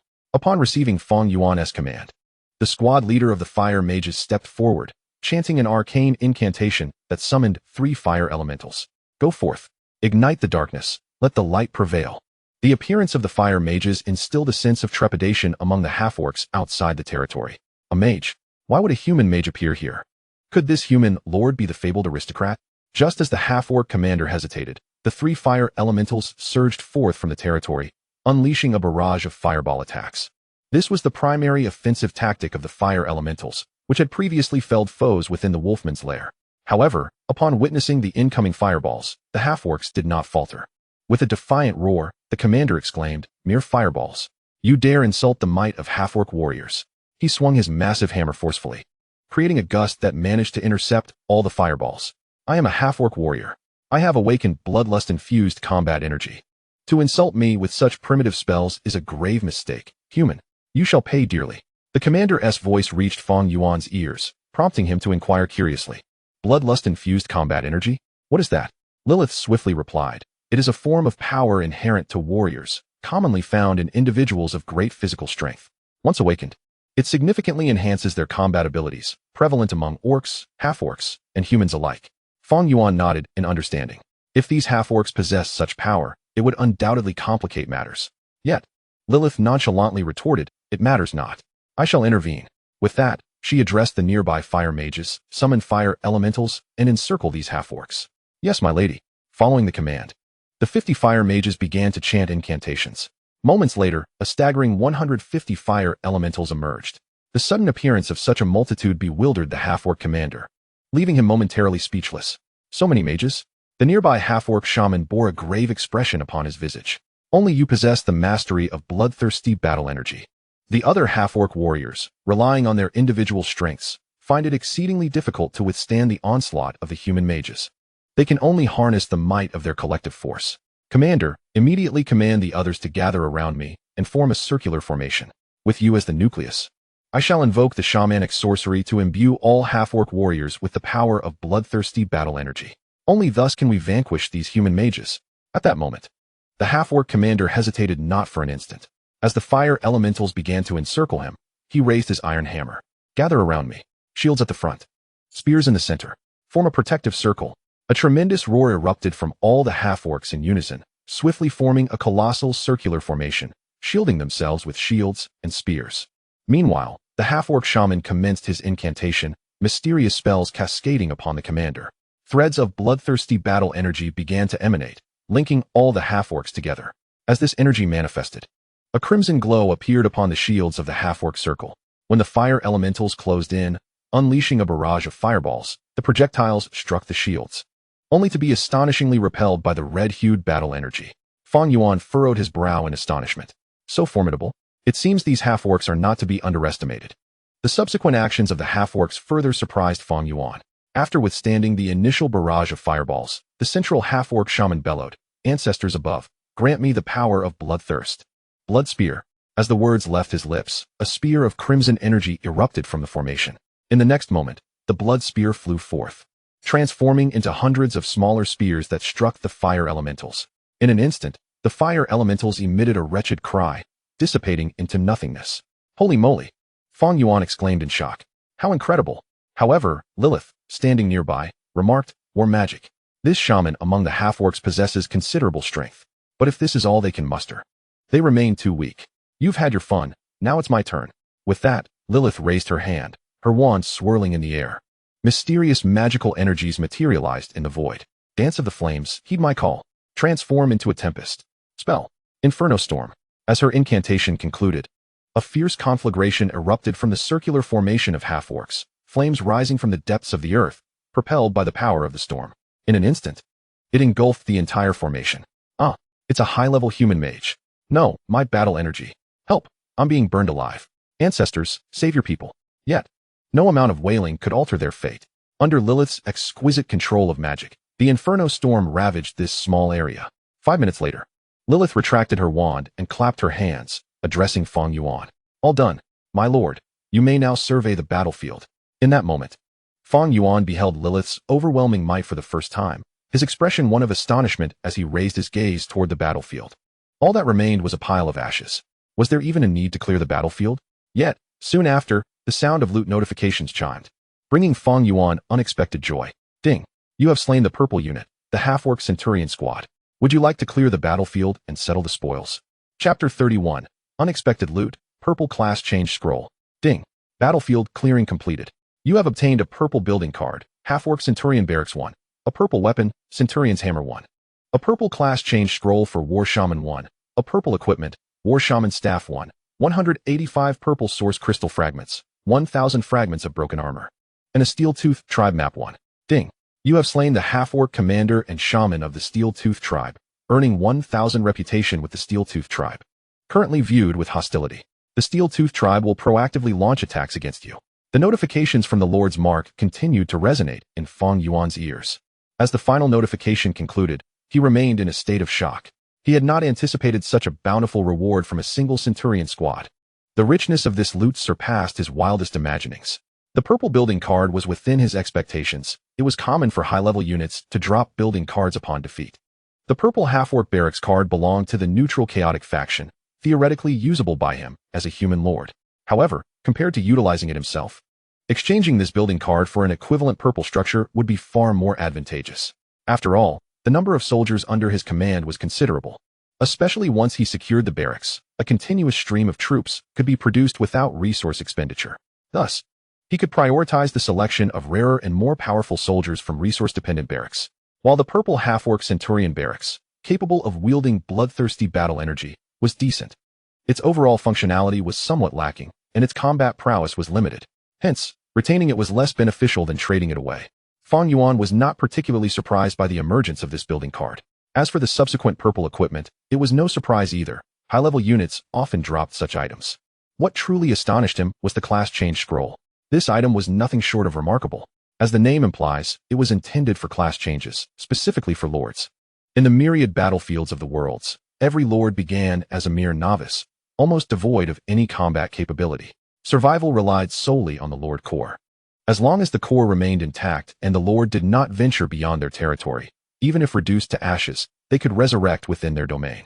Yet, this was only feasible within their territory. If a Lord were to venture outside and be slain, they would meet their demise in truth. Thus, Lords typically refrained from leaving their territories unless they possessed means of self-protection. For a Lord, the so-called means of self-protection was precisely the class change. On the battlefield of myriad realms, slaying wild monsters presents a certain chance of dropping a class change book. This tome serves as the wellspring of power for a Lord. Upon completing the class change, a Lord can also ascend in level and master magic, fighting spirit, or other forms of strength. However, the production of class change books is scarce, resulting in exorbitant market prices.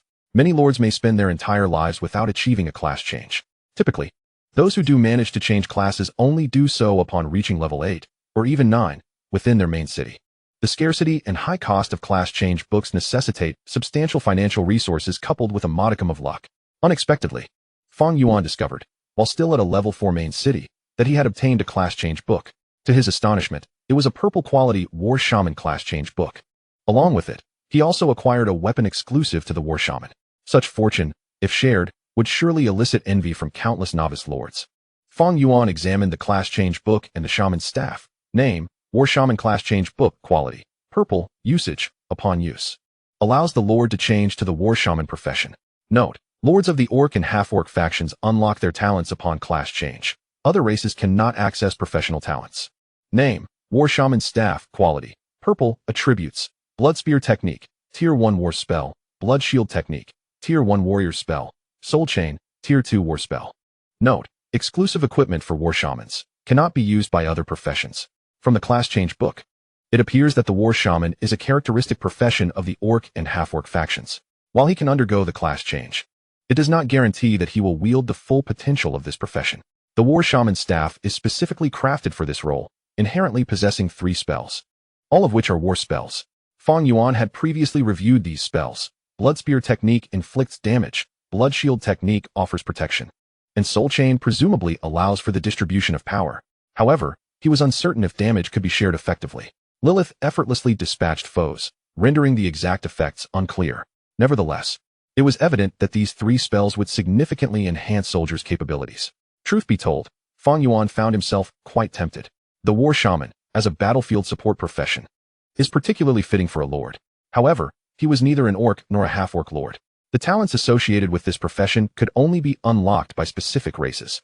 For a profession, the inability to access racial talents renders it virtually useless, preventing the acquisition of even moderately powerful skills. This would effectively seal his potential. Such a scenario was something Fang Yuan was unwilling to accept. Thus, despite his intrigue, the realization that lords of other races could not unlock talents compelled him to relinquish the opportunity with a heavy heart. Nonetheless, relinquishment did not equate to an inability to change classes. Within the realm of spatial trading, certain items are priceless and require barter. The class change book was one such item, especially given its purple classification. Alongside it were the exclusive staff and the corresponding Half-Orc barracks, along with the barracks leader's exclusive weapon.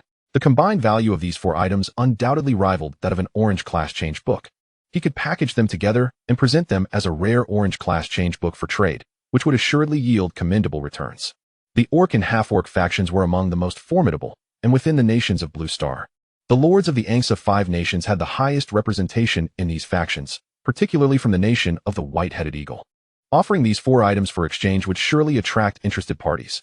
Oh no, rather, esteemed individuals.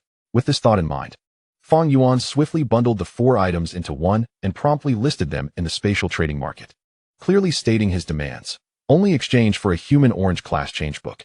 Anything less was non-negotiable. After posting, he clapped his hands.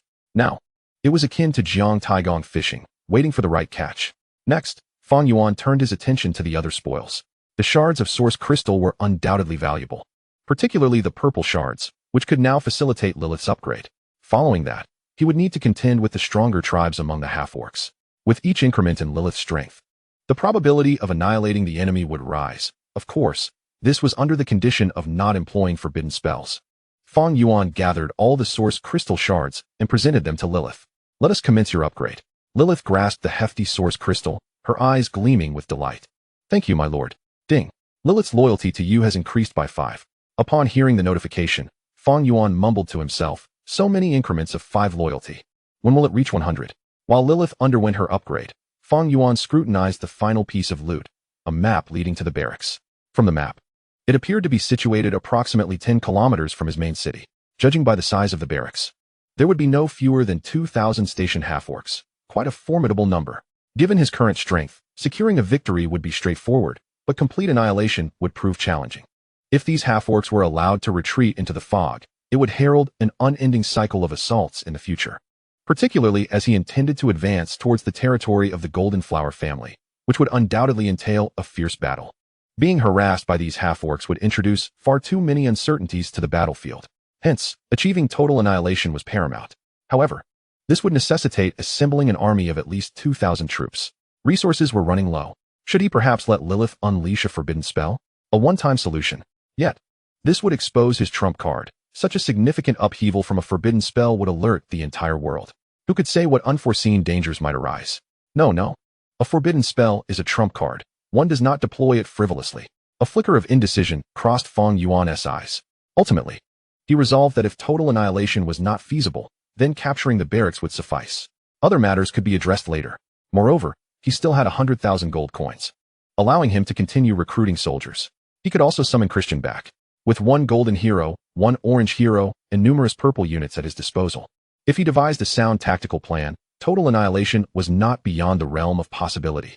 In an instant, Fang Yuan's heart brimmed with confidence. He opened the barracks, preparing to recruit soldiers for the assault on the military outpost. At that moment, a message from the Lord's seal flashed before him. Is the merchant present? Can you see if this class change book is exchangeable? Chapter 32. With wealth, all problems are effortlessly resolved. The Magic Rune Architect, a rare orange-tier profession, allows its practitioners to inscribe magical runes to aid in combat. Powerful runes can even unleash the might of forbidden spells. If this concept seems somewhat perplexing, one could say that this profession bears similarities to that of an alchemist or enchanter. You are aware of the value of alchemists and enchanters, both of which are orange-tier professions. The worth of a single class change book is sufficient to trade for a large alliance. Now, I am offering you this equally valuable Magic Rune Architect class change book in exchange. You would undoubtedly profit immensely. Within the confines of Wild Plain City, Fang Yuan regarded the message sent by the other party, yet his expression bore no signs of excitement. In negotiations, if one party exhibits excessive eagerness, it often implies that the value of the item in question does not align with their claims.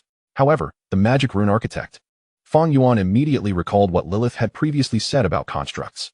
The core of a construct is crafted from magical runes. Could the Magic Rune Architect profession possibly be linked to this? Lilith, who repairs magical runes, might possess some insights regarding this field.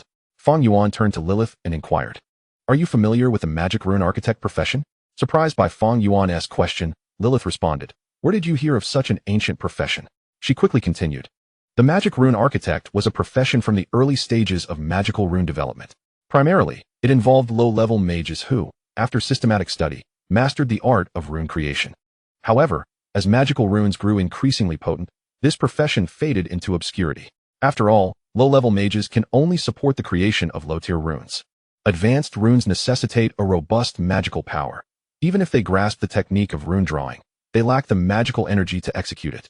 Upon hearing this, a pensive expression crossed Fang Yuan's face. Are they limited to crafting only low-tier runes? How could this be an orange-tier profession? Wait a moment. Lilith herself is a forbidden spell mage. Could her understanding differ from mine? Fang Yuan tentatively asked, "Lilith, when you refer to low-tier runes, what precisely do you mean?" "Oh, I mean those below the legendary tier. In today's classification, that would correspond to runes below the golden tier. Golden tier runes cannot be inscribed." Upon hearing this, Fang Yuan felt a wave of clarity wash over him. Thankfully, he had asked. Otherwise, he would have blundered into a misunderstanding, mistakenly believing that low-tier runes referred to white or green ones. Fang Yuan continued, "Lilith, actually, the runes below the golden tier are also beneficial to me. If I were to transition into a Magic Rune Architect, do you have any recommendations?" Lilith shrugged in response. "None really. I only have a rudimentary understanding of magical runes. Although I haven't learned how to inscribe or create them, I do possess some low-tier rune diagrams. If you, my lord, were to become a rune architect, I could provide these low-tier diagrams to you." Upon hearing this, Fang Yuan swiftly perceived the significant pitfall of the Magic Rune Architect profession. "Lilith, are you implying that the rune diagrams for the Magic Rune Architect must be learned separately?" Lilith blinked and replied, "Of course. Rune diagrams are classified as highly confidential. Complete diagrams exist solely within advanced mage towers, and even when I held the title of Archmage, I could not access all of them, let alone a low-tier magic rune architect. Therefore, even if you successfully transition into the profession without the rune diagrams, becoming a magic rune architect would be futile. Fang Yuan reflected, no wonder the other party is willing to exchange an orange-tier rare class book with me. It turns out there is such a reason. I fear that once I learn the magic rune architect profession, I may be rendered useless without the rune diagrams. The rarity of these diagrams is likely unparalleled among all human lords at present. Yet, I am fortunate to have Lilith as my hero. Before the Great Catastrophe, she was a high-tier magical unit. Regardless of her combat prowess, the knowledge she possesses is an immense treasure. Thus, while the magic rune architect may be a mere trinket to others, to me, it represents a true orange-tier rare profession. At that moment, another message from the Lord Seal arrived. Will you exchange? If you find the price unsatisfactory, we can negotiate. In addition, I will include an orange-tier common building card for a mercenary hall. 2 oranges for several purples. It is a worthwhile deal. Upon reading this message, Fang Yuan deduced that the other party had a significant demand for the half-orc profession. Moreover, the 2 orange cards were certainly not their bottom line. In business, it is often said that one must set a high price to negotiate downwards. Fang Yuan was unreserved. Additionally, I will add 1 million gold coins, resources, and 1,000 complete purple source crystals. This will be yours. I will set the price in the spatial trading market. If you are sincere, take the items. Fang Yuan estimated that this price was likely excessive. Even if the other party were particularly obstinate, they would not proceed with the exchange. After all, 2 orange cards alongside 1 million gold coins, resources, and 1,000 complete purple source crystals far exceeded the value of his 4 purple items. No matter how wealthy one might be, such a transaction would be implausible. He surmised that his decisive and straightforward pricing would have startled them. He expected them to be organizing their thoughts to bargain with him. However, the next moment, a notification from the Lord Seal left Fang Yuan momentarily stunned. Ding. Transaction completed. 1 million gold coins credited. 1 million resources credited. 1,000 purple source crystals credited. 1 orange class change book for the magic rune architect. And 1 orange building card for the mercenary hall. Is this really happening? Fang Yuan gazed at the items, resources, and 2 orange objects received, his face reflecting incredulity. This is too profitable. No, wait. Did the other party exchange so readily? Am I the one at a loss in this exchange? Suddenly, Fang Yuan felt a pang of regret. Damn, I overplayed my hand. The other party must have secured a significant advantage to complete the transaction so swiftly. His composure faltered. Just as he was steeped in remorse, another message popped up from the Lord Seal. Fang Yuan, I will remember you. If not for my urgent need, I would not let this matter rest. Do not let me catch you again. This message caught Fang Yuan off guard, yet it instantly lifted his spirits. Oh, it turns out there was no loss. Rather, the other party was simply in dire need. This revelation lightened my spirits considerably. Indeed, it is said that witnessing others profit is more disheartening than experiencing one's own losses. Knowing that he has not gained, and is even at a slight deficit, is more comforting than if I had profited immensely. Fang Yuan shook his head, then turned his gaze to the items he had acquired. With wealth and resources at hand, he now possessed the class change book and orange building cards. There was no longer any concern about recruiting soldiers for the offensive barracks, and he had sufficient resources for upgrading buildings. He could even achieve his own class change. All problems seemed to dissolve effortlessly. Truly, all issues stem from economic circumstances. Wealth can indeed resolve problems. Fang Yuan sighed in acknowledgement, then opened the main city interface and selected buildings for upgrades. Simultaneously, he placed down his first orange building, the Mercenary Hall. Ding. The construction of the Mercenary Hall was successful, with a prosperity level of 1,000. Ding. Your territory has unlocked mercenary privileges. Chapter 33. The first large recruitment. Name, Mercenary Hall, Level 1 Quality. Orange, Purpose. Unlock mercenary privileges. Currently allows registration as a mercenary and acceptance of mercenary tasks in the hall. A Level 1 Mercenary Hall can only accept Tier 1 tasks. Remarks. Upgrading mercenary levels allows for the acceptance of more tasks. Upgrading the Mercenary Hall increases the level cap. To elevate mercenary levels, one must complete mercenary tasks and use corresponding mercenary points for enhancement. Level 1 mercenaries require 20 points to advance to Level 2, while a single Tier 1 task only awards 1 point. Thus, 20 tasks must be completed. The unfortunate reality is that Tier 1 tasks are scarce within the Mercenary Hall. It seems that, for now, it will not be of use, but in the future, when time and energy permit, I can engage in mercenary tasks to swiftly elevate my mercenary rank. After all, observing the higher-level war missions. The rewards for a single task start at a minimum of 1 million gold, with some even settling in orange equipment. Alas, the requirements are exceedingly high. With these thoughts in mind, Fang Yuan prepared to exit and continue upgrading his buildings. However, he suddenly recalled someone mentioning that there was a bounty placed on his head in the mercenary hall in order to eliminate him. Fang Yuan pondered, I wonder if I can locate this task. Utilizing the search function of the Lord's Seal, he quickly found the bounty task. Bounty target: Fang Yuan Strength, Tier 2 Lord Region, Suspected Northern Frontier, Bounty Issuer, Wei Su from the Craftsman Alliance, Gun Door Branch, Credit Rating, 5 stars, Bounty Reward, 500. 000 gold, 300 red quality complete source crystals. Task requirements: breach the opponent's territory and eliminate the target. Task status: accepted, accepting individual. Minggu, task progress: searching the dark forest of the northern frontier, target not yet located. Upon reading the specifics of this task, a glint of malice flickered in Fang Yuan's eyes. The Craftsman Alliance. It is indeed them. Who would have thought that the mere carcass of a shadow wolf would bring about such a deadly threat? I did not anticipate their ruthlessness. They aim directly for my life. It is crucial to note that I am merely a low-tier lord, while they are evidently seasoned veterans in the multiverse battlefield. No wonder it is often said that in the multiverse battlefield, human lords can be more dangerous than the wild monsters. Sometimes, one is unaware of the reasons behind attracting such deadly ire. Moreover, Fang Yuan glanced at the task progress. The dark forest of the northern frontier is precisely where I am located. However, I find myself in the northeastern section of the forest, within its interior. They have yet to locate me. But clearly, since they dared to accept this task, they must be prepared. The dark forest, though vast and perilous, poses little challenge if the opponent possesses high-tier troops. It is merely a matter of time before they find me. With this realization, a sense of impending danger surged within Fang Yuan. The threat was encroaching ever closer. Yet, at present, my main city has just reached level 4, barely shedding the identity of a novice lord. If these high-tier lords were to discover me, even with a golden hero, the losses could be significant, and most critically, Lilith would be exposed. It is well known that in the multiverse battlefield, slaying a hero yields corresponding artifacts. Lilith is a golden hero. If discovered, other lords would realize that she possesses a golden artifact, the value of which could incite an invasion war from an entire alliance. Should I be exposed, the danger would multiply exponentially, and a mere level 4 main city cannot safeguard Lilith. As the adage goes, possessing a treasure is a crime, wealth stirs the heart. A weakling harboring a precious artifact is merely courting death. Thus, the only means of salvation is to continually grow stronger, strong enough to intimidate all lords with nefarious intentions. With this thought, Fang Yuan decisively exited the mercenary hall. Taking advantage of the moment before the enemy's arrival, he hastened to upgrade his main city buildings. The upgrade from a purple building at level 3 to level 4 requires the expenditure of 30,000 gold and resources. Currently, the principal purple structures within Fang Yuan's main city comprise the Wolf Hunter Camp, the Flame Mage Camp, the Glimmering Magic Tower, and the Barbarian Axe-Throwing Camp. The construction of these edifices necessitates a staggering expenditure of 120,000 gold coins and resources. Furthermore, upgrading the orange buildings to level 4 demands an additional 90,000 gold coins and resources.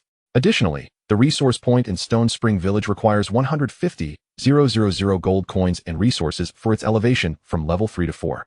Collectively, these costs amount to a monumental 360,000 resources and gold coins. Upon witnessing this figure, Fang Yuan could not help but draw a sharp breath. Such an immense requirement of resources and gold coins would be unattainable without having previously exploited other lords. High-level buildings are indeed advantageous, yet their consumption is equally substantial. Although Fang Yuan felt a pang of reluctance, he was ultimately swayed by the combat prowess that the purple structures would bestow. Gritting his teeth, he resolved to upgrade them all to level 4 in one fell swoop. Ding! Consumed 30,000 gold coins and resources. The Wolf Hunter Camp has been upgraded to level 4, boasting an attack power of 10, skill level of 1, and prosperity of 500. Ding! Consumed 30,000 gold coins and resources. The Flame Mage Camp has been upgraded to level 4, with a spell intensity of 10, skill level of 1, and prosperity of 500. Ding! Consumed 150,000 gold coins and resources. The Stone Spring Village resource point has been elevated to level 4, yielding a prosperity of 1,000, with gold production of 50,000 and resource production of 50,000, alongside the issuance of 10 purple first-tier mobilization orders. Ding! Consumed 40,000 gold coins and resources. The Mercenary Hall has been upgraded to level 4, allowing for a maximum mercenary level of 1, mercenary task authorization level of 1, and prosperity of 1,000. This round of upgrades, including the hero altar and the 200 prosperity points gained from the hunter camp, has resulted in a total prosperity increase of 200 points.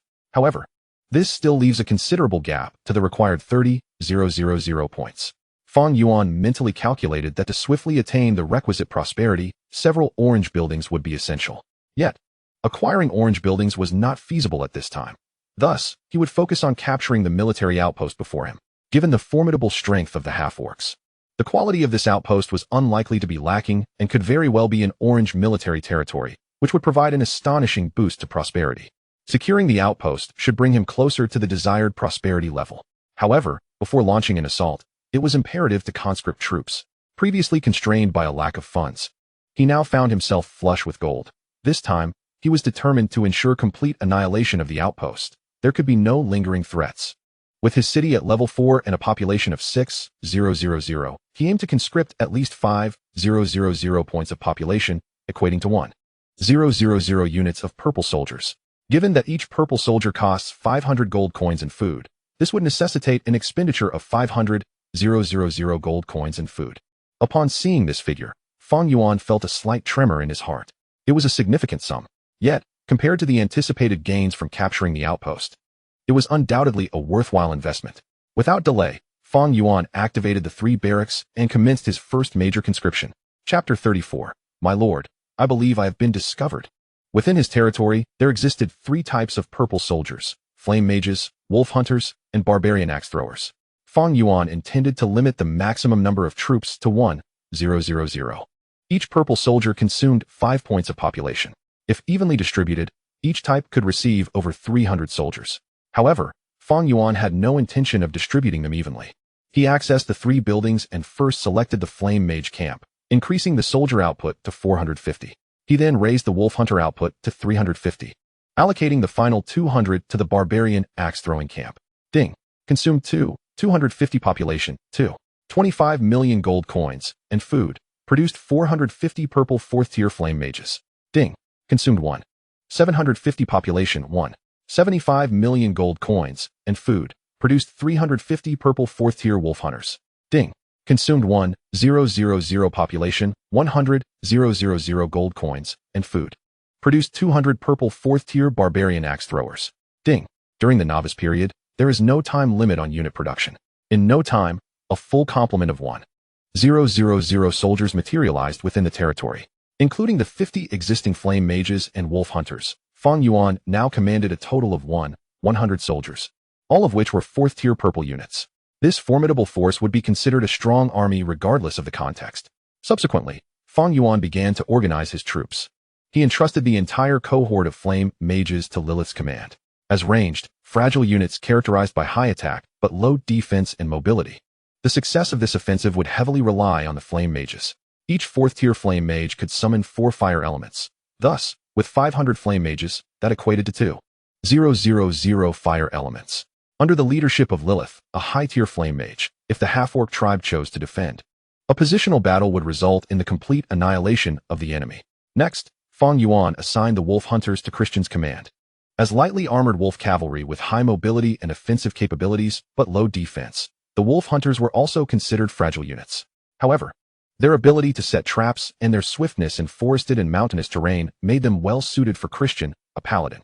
In Fang Yuan's view, the primary responsibilities of the wolf hunters in this offensive would be reconnaissance in the early stages, trap laying in the mid-stage, and pursuing fleeing enemies in the latter stages, tasks quintessential to cavalry.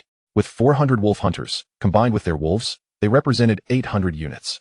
Once the half-orcs were defeated, the wolf hunters would ensure that none escaped, effectively obliterating this tribe and resolving the conflict once and for all, thus preventing any complications in the subsequent expansion towards the Golden Flower.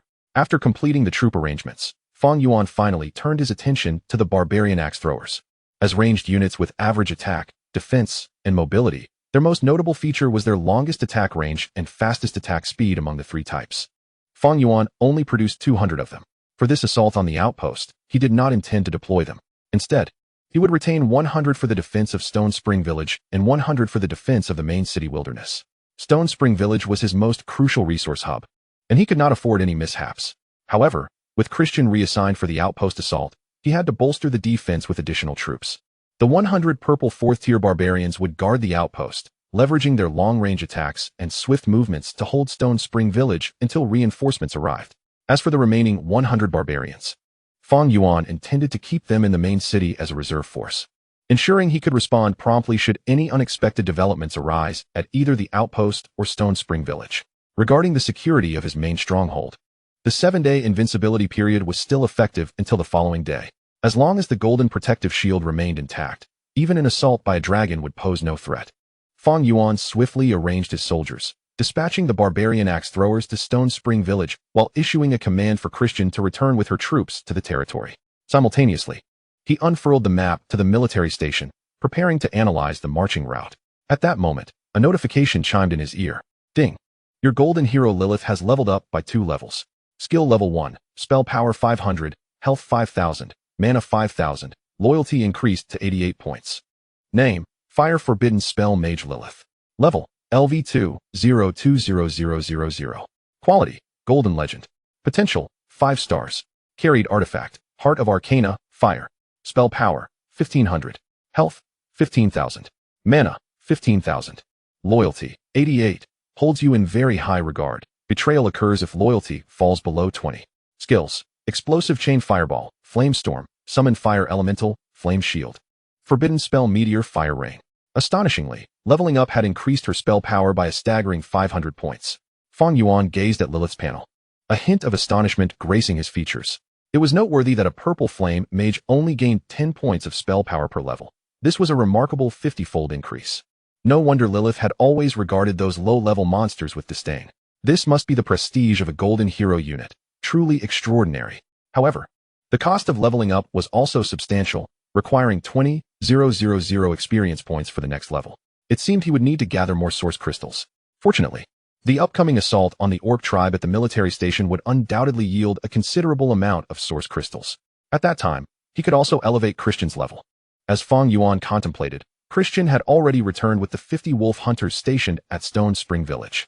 Upon seeing that both primary heroes had assembled, he promptly unfurled the marching map and spoke quickly. Just outside the territory, we eliminated a squad of orc captains.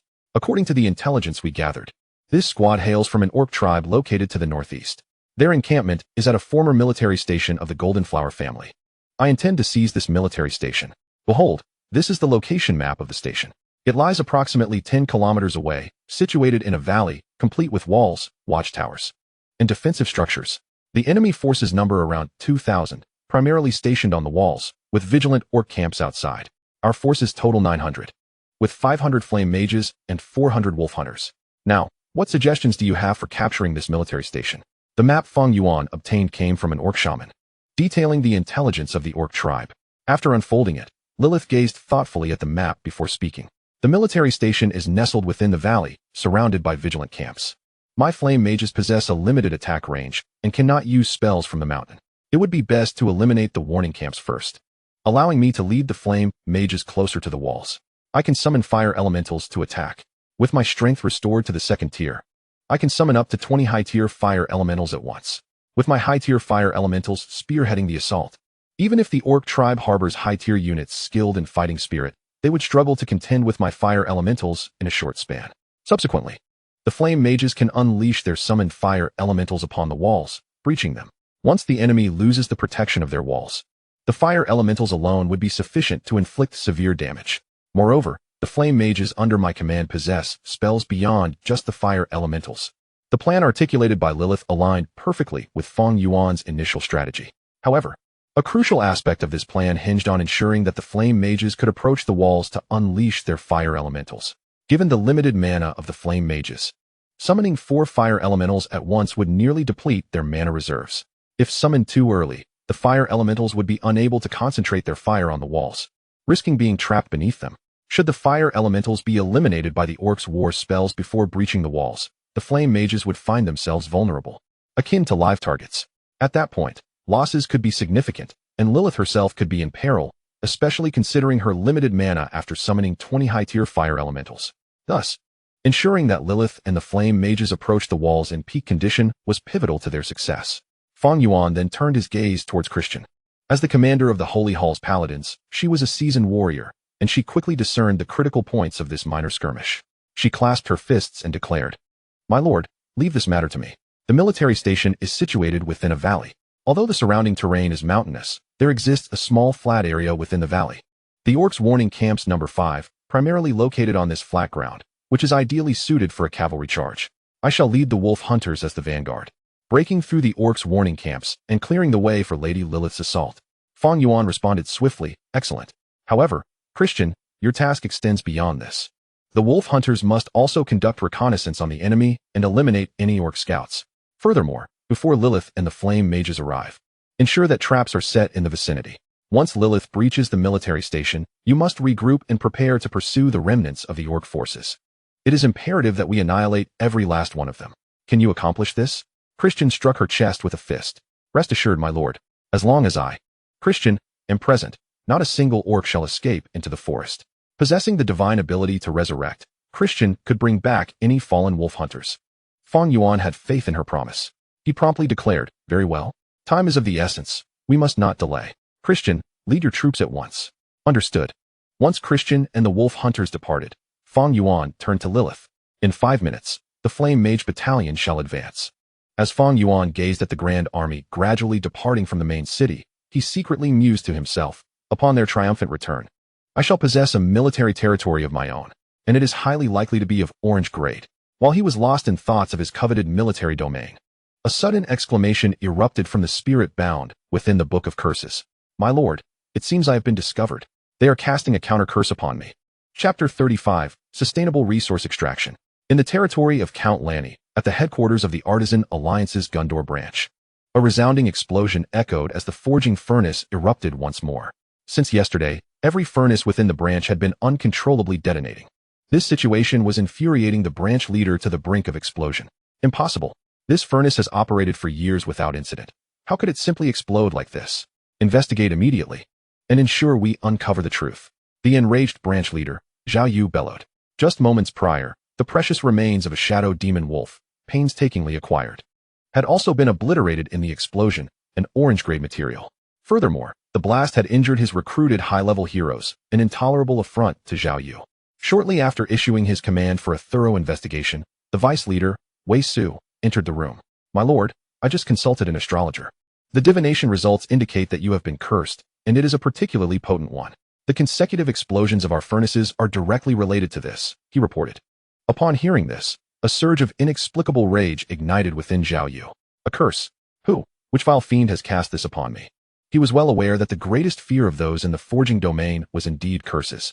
Once afflicted, even the smallest misstep during forging could transform their hard-earned materials into mere ashes. As a result, many leaders of the Artisan Alliance carried protective talismans specifically designed to ward off curses.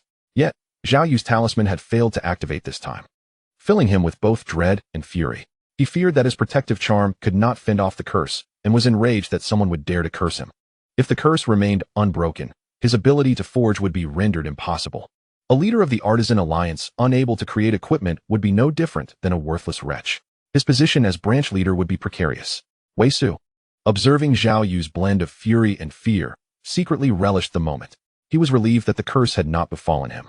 The one who cast the curse must possess formidable power, rendering even his astrologer unable to locate their whereabouts. Thus, when faced with Zhao Yu's inquiries, he could only bow and respond, "My lord, we cannot ascertain the source. The type of curse eludes identification. My astrologer informs me that the adversary's strength far exceeds his own, making it impossible to dispel this curse." A chill swept through Zhao Yu upon hearing this. He was familiar with Wei Su's astrologer, a rare purple-grade unit capable of detecting and dispelling most curses. Furthermore, with a rare orange-grade weapon in his possession, even orange-grade curses could typically be dispelled. Yet, the curse afflicting him was beyond dispelling. What did this signify?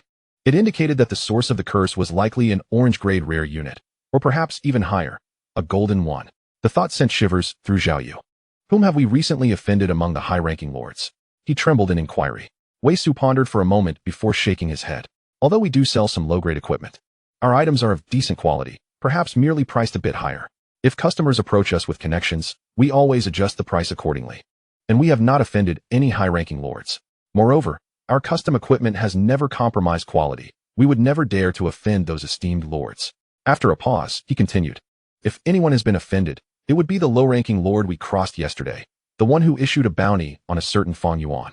But he is merely a level 2 lord. How could he possibly wield such a formidable curse, one that even my astrologer cannot dispel?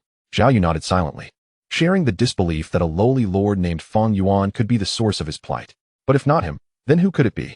Just as despair began to take root in his heart, Wei Su suggested, My lord, why not utilize an astrological stone? We could attempt to locate the source and discern the reason behind this curse. If we have wronged him, we could offer our apologies. At the mention of the astrological stone, Zhao Yu felt a pang of trepidation. This item was primarily used for predicting the future and was worth millions of gold coins. Even someone as affluent as he would feel the pinch from purchasing one. It would leave him scrimping for some time. Is there truly no other way? He implored. Wei Su shook his head. While 1,000,000 gold coins is substantial, the cost of not being able to forge would be far greater. Upon hearing this unfinished thought, Zhao Yu clenched his jaw. You are right. Although parting with 1,000,000 gold coins pains me, if this curse cannot be dispelled, the losses will transcend mere currency. Gold can be earned anew, but if I cannot forge, I might as well be a corpse on the battlefield. Taking a deep breath, he opened the internal communication channel of the Artisan Alliance, using his branch leader's authority to purchase an astrological stone. Such a purchase would be known to other branch leaders. And soon, astonished exclamations filled the Artisan Alliance's branch leader channel. Wow, Zhao Yu, you're so wealthy. To buy an astrological stone, is this the start of a war for the wasteland? 6666. Zhao Yu, how long have you been a branch leader? And you're already gearing up for a wasteland war? 1,000,000 gold coins? You're loaded. This is quite perplexing. The kingdom of Gundor is currently besieged by a calamity of undead. And to initiate the War of the Waste at such a time seems almost an invitation for swifter demise. Heh. Whispers abound. Secretive tidings suggest that several forges in Gundor's faction have met with explosive misfortune, likely due to the ire of some formidable figure. This elucidates much. I had wondered why Zhao Yu, the miserly curmudgeon, would part with his coin for astrological stones. It appears he has crossed paths with an individual he ought not to have offended. Serves him right. As Zhao Yu gazed upon the scornful messages directed at him, he inhaled deeply, gritting his teeth. The tides of fortune shift, those who wait shall see. Without hesitation, he severed his connection to the chat channel and presented the astrological stone to Wei Su. The future of our Gundor faction now rests upon your shoulders. Wei Su accepted the stone, nodding in agreement. Unity in adversity was paramount. He dared not engage in any underhanded schemes, for if the animosity extended beyond Zhao Yu, he would surely be the next victim should he betray his ally. Wei Su, far from a fool, understood the delicate balance between conflict and cooperation. Soon, he entrusted the astrological stone to his astrologer hero.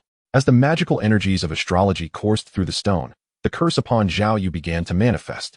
Moments later, the astrologer opened his eyes with fervor. We have found it. My lord, please harness the power of the curse to communicate with him. Upon hearing those words, Zhao Yu's expression grew complex. He longed to strangle the source of his misfortune. Yet, contemplating his future, he took a deep breath and addressed the void. Esteemed one, I am Zhao Yu of the Gundor faction of the Artisan Alliance. I am uncertain where I have erred to incur your wrath, compelling you to cast a curse upon me. Might I beseech you for a chance to redeem myself? Whatever your needs, I, Zhao Yu, will endeavor to fulfill them, even at the cost of my fortune. I implore you to lift the curse. With that, Zhao Yu fell silent, awaiting a response. Meanwhile, in the Lord's Hall of the Wasteland Domain, Fang Yuan listened intently to Zhao Yu's voice transmitted by the bound spirit. A flicker of excitement crossed his face. What a fortuitous turn of events. A plump lamb delivered to his doorstep. The initiative lay entirely in his hands, and he could dictate the terms as he saw fit. However, Fang Yuan quickly regained his composure. No, if his demands were excessive, Zhao Yu might very well retaliate. It would be prudent to proceed with small, incremental demands, gradually testing his limits. Ultimately, as the costs mounted, he would have Zhao Yu firmly within his grasp. This method of extraction was far more gratifying than a swift execution of vengeance. A term sprang to Fang Yuan's mind: exploitation. Chapter 36. Could it truly be him? What then should be his initial demand? An orange-grade equipment? Fang Yuan shook his head. In the battlefield of 10,000 realms, equipment is categorized into universal and exclusive types. Universal equipment, in essence, can be wielded by all heroes, but most often derives from the spoils of wild creatures, possessing mediocre attributes. Exclusive equipment, conversely, is tailored specifically for heroes. Since Zhao Yu belonged to the Artisan Alliance, any request for orange-grade equipment would necessitate the crafting of exclusive items. Yet, He could not reveal his golden and orange tier heroes to Zhao Yu. Moreover, the Artisan Alliance was merely a faction with limited resources. Even if exclusive equipment were crafted, its potency would likely be underwhelming, as high-tier exclusive orange equipment often relies on fortuitous circumstances to be produced. Thus, demanding equipment would yield little advantage. Furthermore, with his current heroes not yet having reached their full potential, their need for lower-tier equipment was minimal. It would be far more advantageous to request additional source crystals for level enhancement. The prospect of elevating Lilith's spell power by 500 points, alongside her health and mana by 50 each, far surpasses that of standard orange equipment. Additionally, as he remained in the novice phase, seizing the opportunity to rapidly upgrade his main city to at least level 5, while assembling a formidable force of no less than 3,000 troops was critical. However, given the current circumstances, achieving this goal appeared unrealistic. The financial reserves would only suffice to elevate the main city's level to 5, while the primary forces would likely have to wait until after the novice period. Nonetheless, if he could extract a measure of wealth from Zhao Yu, orange building cards, gold, resources, and source crystals, he would have the financial means to fulfill his ambitions. Perhaps even elevating the main city's level beyond 5 would become feasible. Level 6 should pose no significant challenge, and with sufficient pressure, level 7 could be conceivable, if he were to extract every last resource. Level 8 might even be within reach. As these thoughts crossed Fang Yuan's mind, a glimmer of avarice shone in his eyes. Thus, he resolved to demand these treasures. With haste, he opened the Lord's mark, not to contact Zhao Yu, but to retrieve a calculator and determine the appropriate sum for his initial request. Name: Wasteland Domain. Level 4. Faction: Human. Strength: Kingdom of Gondor. Identity: Lord of the Northern Frontier. Durability: 20,000. Prosperity: 1, 910, 030, 000. Population: 57,006, 000. Building slots: 725. Castle buildings: Heroic Altar, Hunter's Camp, Werewolf Hunter's Camp, Flame Mage Camp, Twilight Magic Tower, Barbarian Axe Thrower Camp, Mercenary Hall. Influence: 200. Resource territories: Stone Spring Village, LV4, 150. 000 gold. Resources: 40 purple mobilization orders, first tier. War territories: 0. Miracle territories: 0. Upgrade conditions: 100 000 units of gold, 100 000 units of stone, 100 000 units of wood, 100 000 units of food, 100 000 units of minerals, prosperity reaching 30 000 points, and the occupation of at least one white resource territory. The challenge of upgrading the main city to level 5 primarily hinges on prosperity. Currently, he was short by 900 points. It was reasonable to assume that capturing the Northeastern War territory would suffice to meet this requirement, yet that remains speculative. One must consider potential failure before anticipating victory. Thus, he would temporarily disregard the military outpost and calculate based on the premise that elevating one orange building to level 4 would yield 4,000 points of prosperity. Therefore, he would need at least 3 orange buildings to achieve his goal. After calculating the answer, Fang Yuan lowered his head in contemplation. Upgrading the main city undoubtedly requires more than just orange building cards. Gold and resources are equally essential. Even for the first attempt, 1,000,000 gold coins and some resources are indispensable. However, would adding 3 orange building cards be excessive? Am I being too demanding this time? Fang Yuan found himself in a quandary. Ultimately, he yearned for sustainable development and could not afford to squeeze too harshly in one go. If he exceeded the other party's capacity to bear, he would find it challenging to locate such a useful resource in the future. Thus, he resolved to reduce the demand by 1 orange building card. Gritting his teeth, he declared that the barracks would suffice. Even though the barracks were of purple quality, the prosperity they offered would still be adequate. Alas, it felt as though he was losing a significant sum of money. A pang of regret surged within him. Nonetheless, he considered this an account receivable, with ample opportunities to recover it later. With this understanding, Fang Yuan ceased his inner turmoil and began to convey his requirements through the earthbound spirit. Meanwhile, within the territory of the Artisan Alliance's branch, Zhao Yu anxiously awaited a response. Wei Su, noticing the prolonged silence, wondered if the other party was unwilling to comply. The vice leader beside him was equally tense. The time for the astrological stone was not infinite. Should they exceed the time limit without a reply, the substantial sum of millions in gold would be lost. Based on his understanding of Zhao Yu, if he were to learn that the curse could not be dispelled and his prospects were bleak, he might resort to reckless actions. If that happened, it would be detrimental to himself as well. Thus, when Zhao Yu inquired, Wei Su, despite feeling a swirl of anxiety, could only respond, Do not worry. Leader, perhaps the other party is merely preoccupied. Just as he finished speaking, the astrological hero beside them exclaimed, they've responded. The other party has replied. Soon after, Fang Yuan's voice echoed through. Zhao Yu's eyes sparkled with hope, but this glimmer quickly dimmed as a bitter smile crept across his face. 2 orange building cards, 1 million gold coins, and resources. That price was rather steep. Wei Su, however, felt a sense of relief. Although the price was indeed harsh, he knew that Zhao Yu was capable of meeting it. It was perfectly aligned with his maximum capacity for negotiation. Even a slight increase might provoke an explosive reaction. Observing Zhao Yu's inner conflict, Wei Su kindly advised, Leader, time is of the essence. Once the astrological stone is exhausted, we will lose our chance to contact him. It would be prudent to finalize this matter swiftly. This suggestion jolted Zhao Yu from his indecision. He sighed, recognizing that he was firmly in the other party's grasp. Undoubtedly a familiar figure who knew his resources intimately. Damn it, they have likely coveted the orange building cards I painstakingly collected. If only I could find you, otherwise. Just as he was about to issue a fierce threat, Zhao Yu's resolve faltered. Forget it. He quickly retrieved a contract and conveyed his terms through the curse. Sign the contract, lift my curse, and I promise not to impose further curses. I will give you the items. He placed the contract on the space trading platform for anonymous exchange and requested the trading store and password. After sending the message, Fang Yuan let out a cold laugh. A contract. Signing it was inconsequential. The one casting the curse was not him, but the earthbound spirit. Although the spirit resided within his territory, their relationship was merely transactional. To him, this was just a task item. Fundamentally, the earthbound spirit was an independent entity. The curse it cast had no bearing on him. This was the greatest loophole. One known only to him and unknown to the other party. The contract could bind him, but not the earthbound spirit.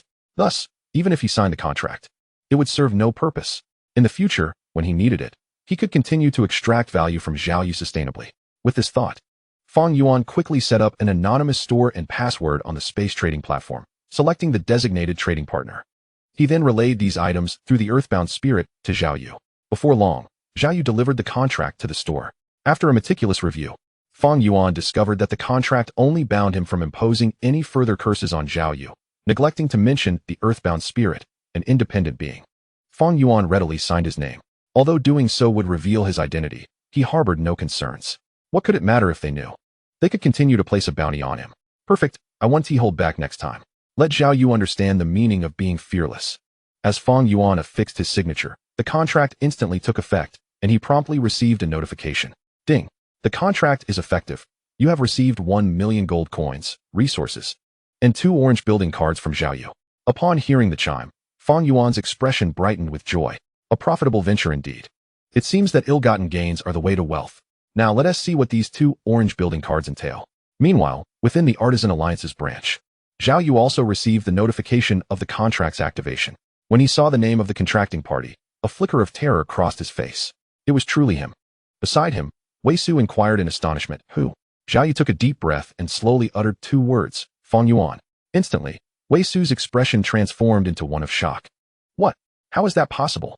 Chapter 37. Wow, orange rare building cards. Upon discovering that the individual behind the curse was none other than Fang Yuan, both were left in a state of disbelief, unable to calm their racing hearts. After a lengthy silence, Wei Su finally spoke. Leader, I cannot fathom how this Fang Yuan, a mere second-tier lord, could possibly. Before he could finish, Zhao Yu interrupted him. I just checked his territory level. It is now level 4. In just a single day, he has ascended from a 0-level lord to level 4. Hearing this news, Wei Su's mouth fell agape, struggling to articulate a response, yet ultimately, no words emerged. Instead, Zhao Yu continued, a 0-level lord reaching level 4 in a day is not an exceedingly rapid pace. As long as there is sufficient material support, it could even be accomplished in merely an hour. Upon hearing this, Wei Su suddenly grasped the implication. Was there someone backing Fang Yuan? He then posed the question to himself and answered it. Indeed, it was not yet the time for the lords of Blue Star to descend in large numbers, especially given that the kingdom of Gondair was currently besieged by a disaster of the undead. It was hardly an opportune moment for new lords from Blue Star to arrive. If they did, it would only lead to their demise. The only lords daring enough to descend at this time would be either foolhardy or possess significant backing. This should have been evident to him when he managed to produce the orange magical wolf skeletal remains at level 2. With a forceful slap, Wei Su struck the table, lamenting his misguided judgment. While part of his performance had been for Zhao Yu's benefit, it was not entirely insincere. After all, Offending a high-tier lord with substantial influence could lead to unpredictable dangers. At this moment, Zhao Yu also sighed heavily, murmuring, "Indeed. We were all blinded by the allure of the orange, mutated source crystal. Greed clouded our judgment, and we failed to consider this possibility. However, it is not too late to awaken to the reality. At least we have not irreparably offended Fang Yuan. Wei Su, go to the mercenary hall and withdraw the bounty at once. Compensate half of the reward. Let us designate Fang Yuan as our highest-tier black gold client." Upon hearing this, Wei Su recalled the bounty he had issued and hurriedly replied, Right. I must act quickly." After hastily rescinding the bounty, he hesitated for a moment, seemingly wanting to inquire but lacking the courage. Zhao Yu cast a sidelong glance and said, "In this matter, I have offended Fang Yuan, and you place the bounty. We are inextricably linked. There is nothing we cannot discuss. Speak your mind." After a moment of contemplation, Wei Su finally ventured, "Leader, which faction do you believe Fang Yuan belongs to? This small kingdom of Gondair hardly accommodates any major powers. Moreover, since the last catastrophic defeat, all factions have been retreating to lick their wounds. Even if someone with a significant background were to enter now, they should be sheltered within their alliance's stronghold. How could they allow him to roam freely in Gondair's northern territories, one of the most chaotic and perilous regions? Not even a novice lord could survive there, let alone us. If Fang Yuan truly possessed some formidable backing, how could he be stationed in such a place? Perhaps we are overthinking this." Wei Su's analysis caused Zhao Yu to furrow his brow slightly, but he soon sighed. "Your reasoning holds merit, but it ultimately bears little consequence. If Fang Yuan lacks backing, we still cannot afford to offend him. If he possesses backing, we are even less equipped to provoke him." However, Wei Su held a different perspective. "Leader, if Fang Yuan has no backing, his entry into the northern territories would certainly be a stroke of misfortune for him. He would not last long there. Once his invulnerability period as a novice lord expires, he would inevitably migrate south into the heart of Gondair. At that point, we could gradually deal with him." This statement ignited a spark in Zhao Yu's eyes. He paced back and forth for a moment before turning decisively. "You make a valid point. Continue." Wei Su quickly elaborated. "If Fang Yuan has backing, his migration would undoubtedly lead him to the alliance's stronghold. At that juncture, we would ascertain his true identity. Our craftsman's alliance is not to be trifled with. Should his strength prove inadequate, he would be consumed, only for their alliance to regurgitate what they had swallowed. Conversely, if he surpasses our strength, we could exploit this misunderstanding to extend an olive branch. It is a win-win situation." This line of reasoning brightened Zhao Yu's disposition. He clapped his hands and exclaimed, "You are absolutely correct. Regardless of how it unfolds, I possess room for maneuvering in subsequent developments." Yet, Zhao Yu soon pondered another angle. He abruptly inquired, "What if Fang Yuan does not migrate, but instead chooses to develop in the northern territories and remains unscathed by the monsters?" This question caught Wei Su off guard. After a brief moment of shock, he replied, "That is impossible. The dangers of the northern territories are insurmountable for any novice lord. As far as I know, every winter, a beast tide erupts in the north, with endless half-orcs and orc legions sweeping through. Unless one is an exceptionally formidable level 8 or 9 lord, ordinary lords cannot withstand it. Moreover, the undead disaster has begun to spread to the north this year. When winter arrives, the combination of the undead disaster and the beast tide, not even a novice lord could withstand it, let alone a level 9 lord." Upon hearing this, Zhao Yu dismissed the thought. Indeed, how could he withstand the undead disaster and the beast tide? He could not possibly remain in the north. He would ultimately migrate south. Once he enters the heart of Gondair, that would be our domain. The losses I incurred today must be repaid tenfold, especially my rare orange building card. I have spent an entire year collecting fragments to assemble it. Today, it has all fallen into Fang Yuan's hands. I must exact my revenge for this." Zhao Yu's final words were nearly a growl, filled with bitter resolve. Wei Su, listening beside him, felt a twinge of schadenfreude, but also sympathy for Zhao Yu. Indeed, that was the orange rare building, the secret realm hall. Such a structure was not something just any lord could possess. I have pondered for 4 or 5 years, and I have yet to gather even half of the building fragments. Zhao Yu's lament felt like another dagger piercing his heart. He snarled, "Fang Yuan, you wait for me. One day, I will reclaim everything I lost today." Meanwhile, in the hall of the Lord of the Wasteland, Fang Yuan opened 2 orange building cards. His face instantly alight with exaggerated astonishment. Wow, one is an orange building, the magical crossbow tower, and the other is actually the orange rare building, the secret realm hall. Chapter 38, just waiting to seize the military station. Name, Secret Realm Hall building card. Quality, orange rare. Purpose, upon construction, it grants entry to specific secret realms.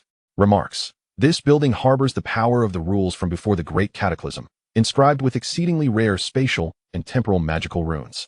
If you possess a secret realm magic crystal, you can enter the temporal adventure from before the Great Cataclysm through the Secret Realm Hall.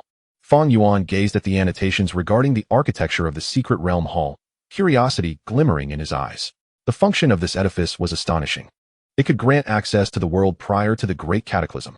Did this not imply the potential to uncover the history of this realm before the calamity struck? However, he pondered whether it would be possible to recruit heroes from these historical realms, or perhaps even encounter the legendary Lilith and Christian within the annals of the Cataclysm's history. The mere thought sent a surge of excitement through Fang Yuan's heart. Yet, as he read the requirements for usage, he quickly regained his composure. It was necessary to possess secret realm crystals to unlock it. In essence, the Secret Realm Hall was akin to a sealed door, requiring these crystals as keys for entry. But what exactly were these secret realm crystals? How could one procure them? With a flicker of thought, Fang Yuan activated the Lord's Mark to search for relevant knowledge. Besides serving as an auxiliary city-building system, the Lord's Mark also housed a wealth of information, which lords could access through searches when needed. Soon enough, knowledge regarding the secret realm crystals unfolded before Fang Yuan's eyes. After a swift perusal, he fell into contemplation. His deductions were indeed correct.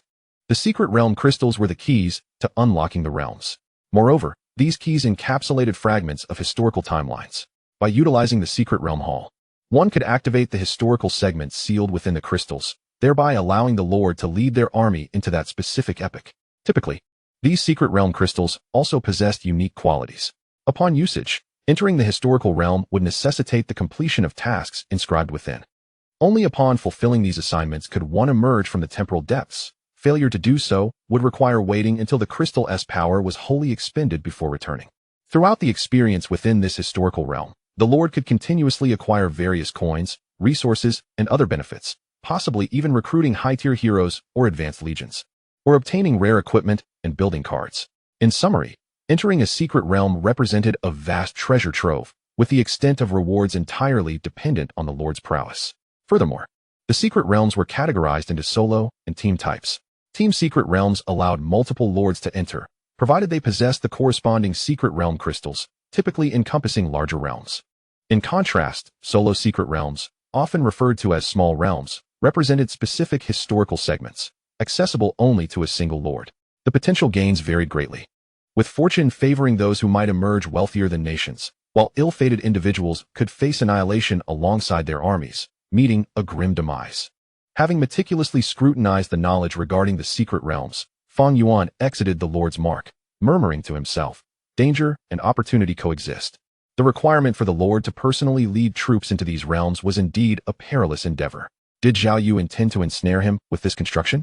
Such thoughts flitted through Fang Yuan's mind. However, upon investigating the price of the secret realm crystals, he promptly dismissed this notion. In the entirety of the spatial trading market, he found not a single secret realm crystal available for sale. Reviewing transaction records revealed that the most recent sale occurred 2 years prior, where a low-grade purple secret realm crystal fetched an astounding price of 10 million gold coins. This was utterly outrageous. Fang Yuan was left astounded. The lowest quality of secret realm crystals was purple, and at such a price. It was beyond his means to acquire one even if it were available.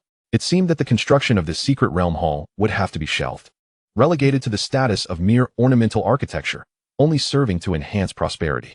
In terms of utility, it paled in comparison to the Magic Crossbow Tower. Turning his attention to the Magic Crossbow Tower building card, Fang Yuan found its practicality to be far superior to the ostentation of the Secret Realm Hall. Name: Magic Crossbow Tower building card quality. Orange, ordinary, usage. Upon use, a magic crossbow tower can be constructed. Notes: prior to the Great Cataclysm, the magical craftsmen of humanity, in conjunction with goblin technology, devised this defensive structure. The tower is constructed from high-strength composite materials, with the crossbow utilizing goblin steam mechanics, adorned with magical runes that enable automatic targeting and firing. The bolts possess formidable penetrating power, further augmented by magical damage from the runes. In the myriad battlegrounds, watchtowers and magical towers are classified as defensive structures, with the distinction that those imbued with magic can attack autonomously, while those without require stationed ranged soldiers to engage. Currently, Fang Yuan's domain houses a faintly glowing magical tower, primarily serving to assist magic units by providing beneficial auras, lacking in combat prowess. With the acquisition of the Magic Crossbow Tower building card, he could effectively fill the defensive gap in his main city. Fang Yuan promptly utilized 2 building cards, beginning the selection of construction sites on the building panel. His current territory remained unexplored to the north, with the northeastern direction occupied by a barracks, unlikely to be a route for future enemies. The southern expanse was the resource domain of Stone Spring Village, also garrisoned by soldiers, thus not in urgent need. Only to the west, specifically the northwest, was there an entrance to a dungeon, an enormous source of instability. Though currently obscured by the invincibility phase, the moment the novice protection shield dissipated, the dungeon's monsters would likely attempt to approach his main city. Therefore, positioning the magic crossbow tower at the base of the northwest city wall was a prudent decision. Having determined the site for this construction, he turned his attention to the secret realm hall. It was evident that for the foreseeable future, this structure would likely gather dust. Yet, being an orange rare building, it might prove useful down the line. Thus, he resolved to construct it near the main city, close to the hero altar. With the locations of both buildings finalized, Fang Yuan commenced the construction of the 2 edifices. Ding. Consumed 10,000 gold coins and resources. You have constructed the orange, ordinary building, magic crossbow tower. Unlocking the first tier of frost arrows, prosperity 1000. Ding. Consumed 10,000 gold coins and resources. You have constructed the orange rare building, secret realm hall. Current entry count for the secret realm is once per day, prosperity 1000. Following this were the upgrades. Ding. Consume 90,000 gold coins and resources. The magic crossbow tower has been upgraded to level 4, unlocking the 4th tier of frost arrows, prosperity 3000. Ding. Consume 90,000 gold coins and resources. The secret realm hall has been upgraded to level 4. Current entry count for the secret realm is 4 times per day, prosperity 3000. The frost arrows of the magic crossbow tower could inflict ice attribute damage upon monsters, accompanied by effects such as freezing and chilling, enabling a frost arrow to be fired every 5 shots. This revelation pleasantly surprised Fang Yuan. As for the upgrade effect of the secret realm hall, it merely increased the number of entries into the secret realm. In Fang Yuan's perspective, the current prosperity level was still of significance. He glanced at the prosperity panel of the main city, which had increased by 8,000 points. Only 900 more points were needed to elevate the main city to level 5. His gaze shifted to the northeast, where Lilith and Christian were stationed. Fang Yuan raised his eyes to the northeastern horizon. Judging by the passage of time, they should be arriving shortly. He wondered about the current progress of the battle. Chapter 39. For the glory of the wasteland territory, charge. The half-orc Steel Fang tribe, once a military outpost bequeathed by the House of Plantagenet, had been transformed into a tribal stronghold after being occupied by the half-orcs. The entire outpost now bore the rugged aesthetics of a half-orc settlement, with walls and watchtowers adorned with spikes. These spikes were intertwined with poisonous vines collected by the half-orcs, giving the stronghold a primitive and raw appearance. Beyond the outpost, the half-orcs had established several alert camps. The defenses of these camps were not as robust as those of the outpost, consisting merely of wooden watchtowers bristling with spikes and a handful of half-orc sentinels stationed outside the walls. At that moment, from within a watchtower festooned with thorny vines, a dozen half-orcs emerged, weapons in hand. These half-orcs were patrol sentinels, still groggy from being roused from slumber, displaying an air of irritation. What human lord? Surely, it must be the Centurion's camp spreading false reports, one half-orc grumbled. Indeed, we've patrolled 3 or 4 times and seen no sign of any human lord. Shoo, don't speak so carelessly. This is a message from Lord Shaman. If he hears you, do you wish to meet your demise? The last speaker was a squad leader, who shot a fierce glare at his subordinates before commanding, all of you, patrol diligently. He then looked towards the distant mountains, pondering, why hasn't the second squad returned yet? By my calculations, they should have come back to relieve us by now. Could something have happened? The half-orc deputy leader scoffed dismissively. What could possibly go wrong? A human lord attacking us? Impossible. The Centurion's camp is right in front, filled with our tribe's most valiant warriors. The Centurion is a warrior who has awakened his bloodthirsty battle spirit. The human territory is likely encircled by the Centurion's forces. How could they possibly strike at us? I wager the second squad has gone off to hunt instead. His words garnered agreement from the other half-orcs. Having just awakened, they were eager for carnage, their mouths watering at the thought of fresh prey. Let us go hunt some beasts, they clamored. Perhaps we might even encounter the second squad. As they excitedly departed, the half-orc squad leader, though reluctant, was swayed by the enthusiasm of his comrades. He raised his spear, declaring, let us patrol first. We'll find the second squad, and then go hunting. The half-orcs cheered, eagerly following him down the patrol route. This scenario was not unique. The entire Steel Fang tribe's patrols exhibited the same demeanor. Meanwhile, this entire spectacle was being closely observed by the lurking wolf hunters. My Lord Christian, there are 5 half-orc alert camps in total. Each camp has 3 patrol teams. We have spared the first, and now we have completely annihilated the second half-orc patrol team. The third patrol is now commencing its designated route. Shall we eliminate them immediately? The leader of the wolf hunters reported swiftly to Christian, as the vanguard commander. Christian did not respond immediately, but inquired, "Where is Lady Lilith's fire mage?" "Less than 3 miles from us," came the reply. Upon hearing this distance, Christian pondered. 3 miles, at the fire mage's pace, she could arrive in an instant. We can commence our assault. Rising to his feet, he began issuing orders. Relay my command. The vanguard wolf hunters are to eliminate the half-orc patrol team. All remaining wolf hunters, converge on my position. Prepare to charge at the half-orc alert camps. Upon receiving the order, the main force of wolf hunters mounted their wolves and gathered under Christian's command. Meanwhile, the vanguard wolf hunters lay in wait along the route of the half-orc patrol, ready to ensnare them in their carefully laid trap. "Captain, have you sensed something amiss in the surroundings?" A perceptive half-orc voiced concern, noticing something unusual. However, the half-orc captain waved dismissively with his spear. "You're overthinking it. We're so close to the tribe. How could anything happen? You pig-headed fool." The chastised half-orc cast wary glances around, feeling an unsettling chill in the air. But he had no choice but to catch up with the squad, insisting, "Captain, I truly..." Before he could finish, a scream pierced the air. "Ah, a trap. My leg is caught. Quick, form a circle." These half-orcs, it must be said, were indeed elite. Upon being attacked, they swiftly converged towards the center, raising their massive shields. However, they were unfortunate to have encountered the wolf hunters. After successfully dispatching the second wave of patrols, the wolf hunters had already mastered the half-orc tactics. As the half-orcs gathered in a tight formation, the concealed wolf hunters swiftly unleashed a barrage of lethal arrows. The rapid-fire arrows expertly struck down the half-orcs, even those still in motion and holding shields. The loss of their protective barriers left the remaining half-orcs vulnerable to further onslaughts. The staggering casualties caused the half-orc patrol to disintegrate in an instant. "This is untenable. The enemy is too formidable." One half-orc cried out, "Captain, we must fall back." "You escape." Without hesitation, the rest of the half-orcs shielded their captain with their bodies, absorbing the wolf hunters' attacks. As the captain charged forward, he seized a shield from the ground, intending to cover the retreat of the remaining half-orcs. Yet, just as he grasped the shield, in the depths of the forest, the ambushing wolf hunters unleashed their dire wolves. In that fleeting moment, the half-orc captain, caught off guard and unable to raise his shield, beheld a glimmer of steel descending upon him. By the time he comprehended the peril, he felt the warm spurt of blood erupting from his neck. Remarkably formidable. In an instant, he succumbed to unconsciousness. Meanwhile, the vanguard of the wolf hunters had accomplished their grim task. The captain and all the half-orc warriors had been decapitated. "Quickly, relay this news to Lord Christian." "Yes, at once." When the message reached Christian, she had already organized the Wolf Rider cavalry. Upon receiving the tidings of the complete annihilation of the half-orc vanguard, Christian mounted her steed and drew her massive sword, gesturing towards the half-orc encampment on the small plain below. "For the glory of the wasteland dominion. Wolf hunters, charge!" In an instant, the thunderous roar of the human cavalry surged forth, reminiscent of a tempest, echoing beyond the military outpost. The last time such a sound was heard was before the great cataclysm during the Age of Glory. At that very moment, within the half-orc tribe, their chieftain, Steel Tooth, was feasting upon the flesh of a colossal bear. Only blood could awaken the half-orc lineage, even if we now worshipped the mist gods.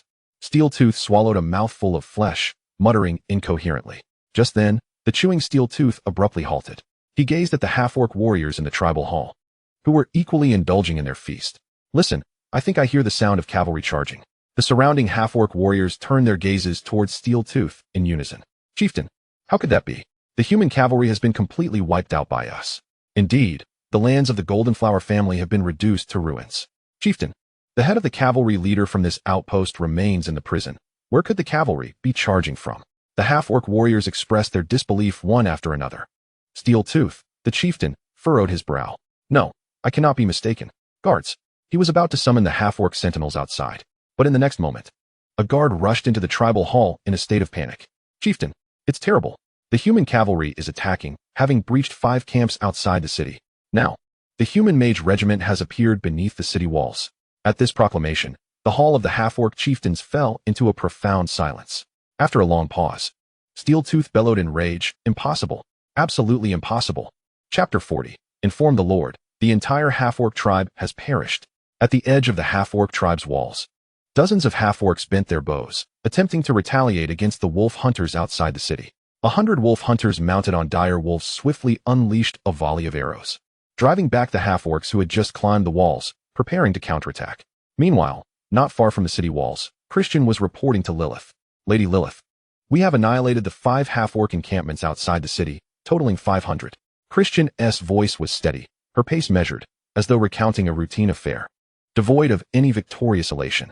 For her, a high-tier hero commanding 400 purple-tier wolf hunters, the feat of vanquishing a mere 500 lowly half-orcs was hardly noteworthy. According to Lord's intel, the half-orc tribe numbers around 2,000. That means there are still 1,500 half-orcs remaining within the city? My lady, should I lead the wolf hunters to escort the mage regiment? Upon hearing Christian's words, Lilith glanced at the thorn-covered city walls and then smiled lightly. They are merely lowly half-orcs. Christian, does your mind still linger in the era of the cathedral's reign? Since the dawn of the Age of Glory, mages are no longer the feeble beings reliant on spell slots. As long as our magical energy is sufficient, we can cast spells 10,000 times in a day.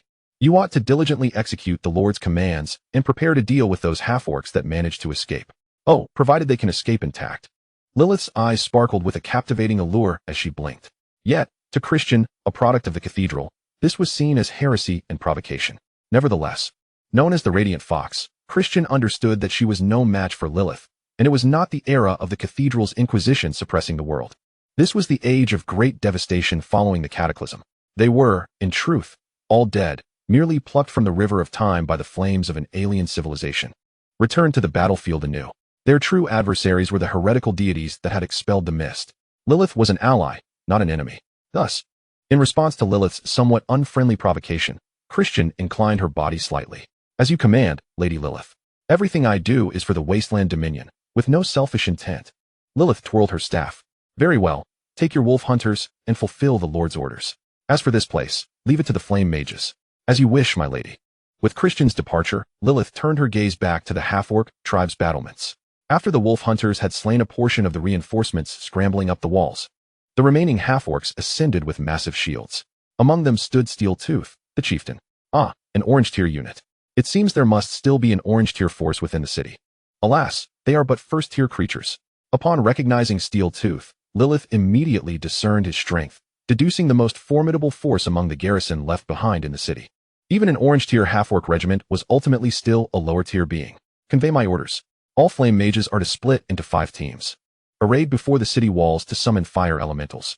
Each team shall summon 400 fire elementals, awaiting my command to attack. As the command was issued, the flame mages swiftly recited their incantations. In an instant, outside the half-orc walls, a staggering 2,000 fire elementals materialized, their rising flames causing the battlefield's temperature to soar several degrees. In the eyes of the half-orc chieftain, Steel Tooth, who stood atop the city walls, a flicker of astonishment emerged within his gaze. Towering at a height of 4 meters, the half-orc was further unsettled by the terrified exclamations of his fellow warriors. The Mage Legion. It is indeed the human Mage Legion. Why have they appeared in the Northern Territories? The moment the half-orc warrior uttered these words, he was promptly kicked aside by Steel Tooth. This is merely a low-level Mage Legion of the humans. What is there to fear? My Steel Tooth tribe has been blessed by the God of Mist. We have 500 warriors, all awakened with bloodthirsty fighting spirit. The human Mage Legion is utterly insignificant before us. Come, relay my command. Steel Tooth warriors, ascend the walls and form a formation. Let these humans witness the might of our half-orc warriors. Steel Tooth's voice reverberated across the battlements. The half-orcs, who had been gripped by fear moments before, found their spirits reinvigorated. Indeed, we have the Steel Tooth warriors. Our formidable bloodthirsty fighting spirit will show the humans what true power is. Those lowly humans will regret their assault today. For the glory of the Steel Tooth tribe. A chorus of roars echoed from the walls. However, this fervor was soon extinguished. Outside the walls, Lilith brandished her wand, intoning an incantation. She began summoning high-tier fire elementals, blazing fire spirits. Heed the call of your master. Element of fire. Transform into an indomitable inferno at my command. Arise. Second-tier fire spirits. Suddenly, a conflagration erupted in the void, splitting into over 20 roaring flames. As the incantation concluded, a terrifying roar resonated across the battlefield. In an instant, 20 towering high-tier fire elementals, each standing 20 meters tall, manifested upon the field. Their fiery forms loomed above, resembling 20 flame-wielding deities surveying the chaos below. In that moment, the previously boisterous half-orcs fell silent, their mouths agape, unable to utter a sound. Only trembling legs betraying their awareness of life. Yet not all half-orcs succumbed to despair. The orange-clad warriors led by Steel Tooth remained resolute. High-tier fire elementals. There is a human high-ranking mage among them. We must slay him. If we do not eliminate the human mage, we shall perish in the flames. A murderous glint ignited in Steel Tooth's eyes as he peered down from the battlements, searching for the human mage's presence. Before long, the unmasked Lilith was locked onto his sight. It's her. But at that very moment, as Steel Tooth spotted Lilith, she too had noticed him. Oh, the wild boar has found me. I hear roasted wild boar is quite delectable. Attack. Cook it a little more. The skin will be crispier. Upon receiving her command, the high-tier fire elementals advanced toward the city walls. The toxic vines harvested by the half-orcs proved utterly feeble against the fire elementals, incinerated before they could even approach. Witnessing this, Steel Tooth roared, "Warriors! Bloodthirsty fighting spirit! Slay these elemental spirits!" The half-orc warriors atop the walls began to concentrate their fighting spirit and charged at the high-tier fire elementals. However, against such elevated foes summoned by Lilith, their attacks were akin to mere scratches. In desperation, Chief Steel Tooth summoned all the half-orc warriors. "Hear my command. Form ranks. Bloodburn." Steel Tooth unleashed his secret technique. Instantly swelling in stature, Blood Spear. Die. A crimson spear lunged toward the fire elemental, which met it head-on. In a flash, flames and sanguine fighting spirits swirled upon the battlefield. At this moment, Lilith observed the spectacle with a glimmer of triumph in her eyes. "You've fallen for my trap. Relay my command. Fire mages, assault the city." The waiting fire mages immediately directed 2,000 low-tier fire elementals to attack. Meanwhile, atop the walls, the half-orc warriors, as the main force, were engaged with the high-tier fire elementals, while the remaining 1,000 half-orcs were mere ordinary units. Faced with the onslaught of 2,000 fire elementals, they stood no chance of resistance. In mere moments, they were obliterated by the relentless barrage of fireballs. Following this, the fire elementals launched a fierce assault on the city gates. In an instant, the gates, now bereft of defenders, were breached, swinging wide open. The fire elementals surged into the half-orc tribe. Without the protection of the walls, the remaining low-tier half-orcs were no match for the elementals, swiftly meeting their demise. Ultimately, the remaining warriors of the Steel Tooth tribe, along with Chief Steel Tooth, found themselves encircled by the fire elementals. After a brutal onslaught from the 20 high-tier fire elementals, the once 500 awakened bloodthirsty half-orcs had dwindled to merely 100, each bearing wounds. Even Steel Tooth, the chieftain, had lost his former might. His body marred by burns, clearly struggling against the intense heat unleashed by the high-tier fire elementals.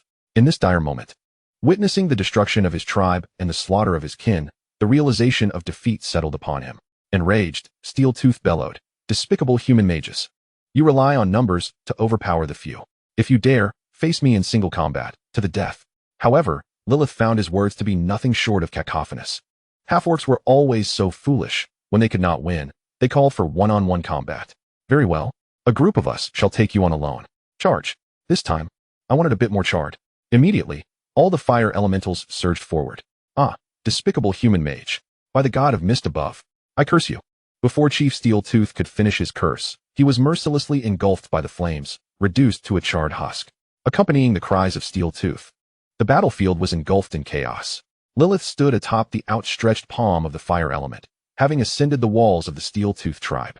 Upon surveying the charred remains of the Steel Tooth chieftain with disdain, she contemptuously kicked the burnt carcass off the city wall. Ultimately, they were merely lesser beings. "Bring forth a messenger. Inform the Lord immediately. The half-orc tribe has been utterly vanquished. The soldiers he desired are now under my command." "As you command, Lady Lilith." Chapter 41. Transitioning to the profession of Rune Architect. In the Lord's Hall within the expanse of the wasteland, Fang Yuan was presently extracting the profession transition manual for Rune Architects from his satchel. Indeed, he was about to embark on his inaugural transition. Name: Rune Architect Transition Manual. Quality: Orange Rare. Usage: upon utilization, the Lord will acquire a new extraordinary profession, the Rune Architect. Note: before reaching a level 10 territory, only one extraordinary profession may be held. Please ensure no other profession is currently held. Upon usage, regardless of the success of the transition, the manual will vanish. Prior to a level 10 territory, only one profession can be pursued concurrently. Upon reading the subsequent note, Fang Yuan could not help but ponder. Does this imply that upon reaching level 11, one may undertake a second profession. However, it seems there have been no reports of any lord achieving level 11. Never mind, let us focus on completing the transition first. The process of utilizing the transition manual was quite straightforward. One simply needed to open the book, and the Lord's Mark would absorb the rules and powers inscribed within. Thus, with the aid of the Lord's Mark, the transition could be completed, bestowing the powers of the profession. Fang Yuan squeezed the transition manual in his hand. Contemplating that the rune architect profession could initially inscribe runes to assist heroes, and later craft formidable constructs, making it an exceptionally robust profession in both early and late stages. Its sole drawback was the difficulty in acquiring runes. Nevertheless, with Lilith, a formidable sorceress of forbidden spells, as his backing, who possessed a portion of powerful runes, he could effectively mitigate this shortcoming. This would enable him to fully unleash the potential of the rune architect profession.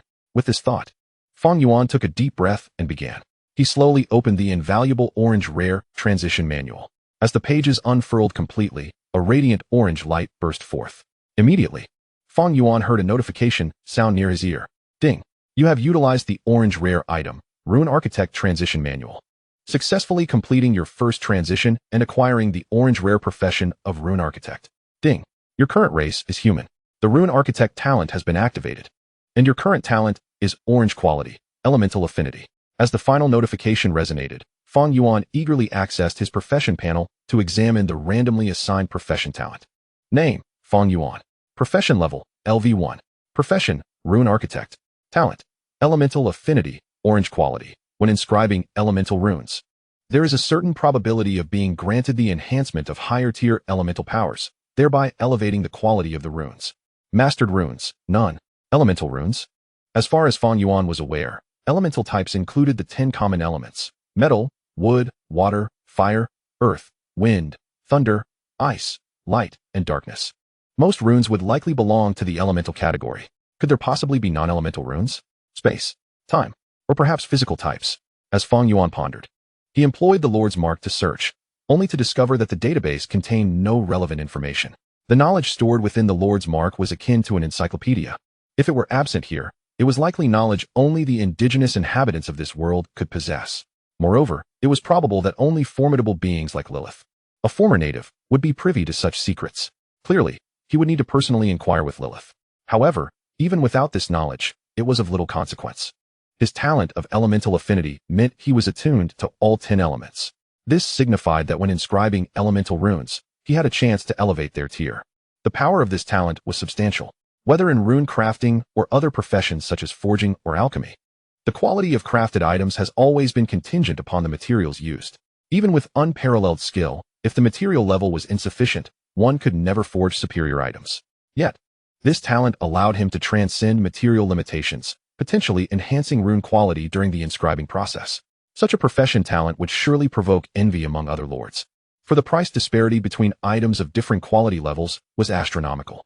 Fang Yuan mused, I wonder what the success probability is. If it is high, I could potentially amass a fortune merely from selling runes. However, such considerations were for the future. The immediate priority was to master the rune blueprint. Only by mastering the blueprint could he inscribe the runes. Previously, when Lilith departed, she left behind a white quality rune blueprint. Now would be the perfect time to test it and see if he could inscribe it. Fang Yuan opened his satchel and retrieved a piece of beast hide. This was the rune blueprint hastily drawn by Lilith. Name, Rocket Spell Rune. Quality, White Basic Rune. Usage, mastering it enables the learning of the low-level Rocket Spell Rune, requiring a rune architect to study. Note, a simplified rune blueprint drawn by the golden hero Lilith. Success depends entirely on aptitude, and the blueprint will vanish after one day. Although the description indicated that the quality was a white basic rune, the intricacies of the rune structure were dizzying.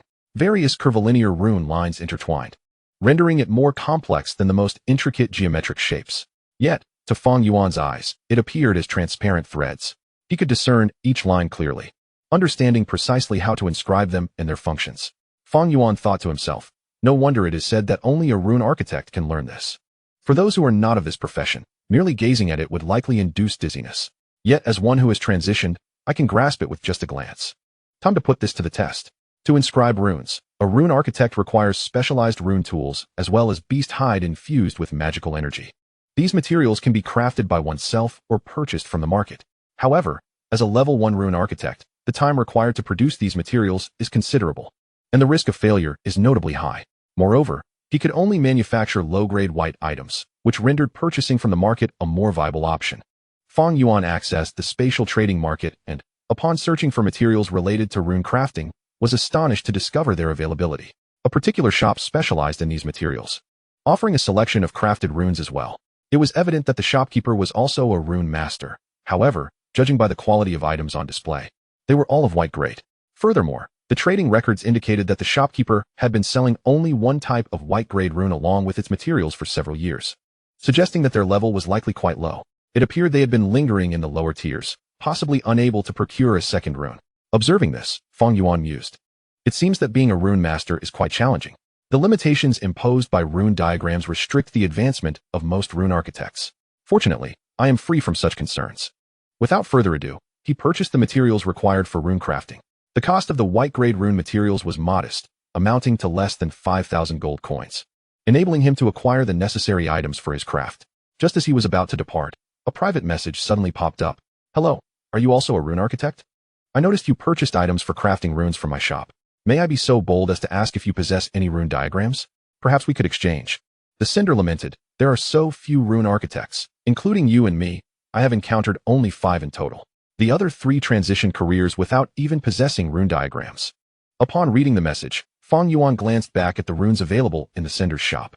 The white elemental rune of illumination served no purpose beyond providing light, categorizing it as an auxiliary elemental rune. In contrast, the fireball technique in his possession was evidently an offensive elemental rune. The exchange would be far from equitable.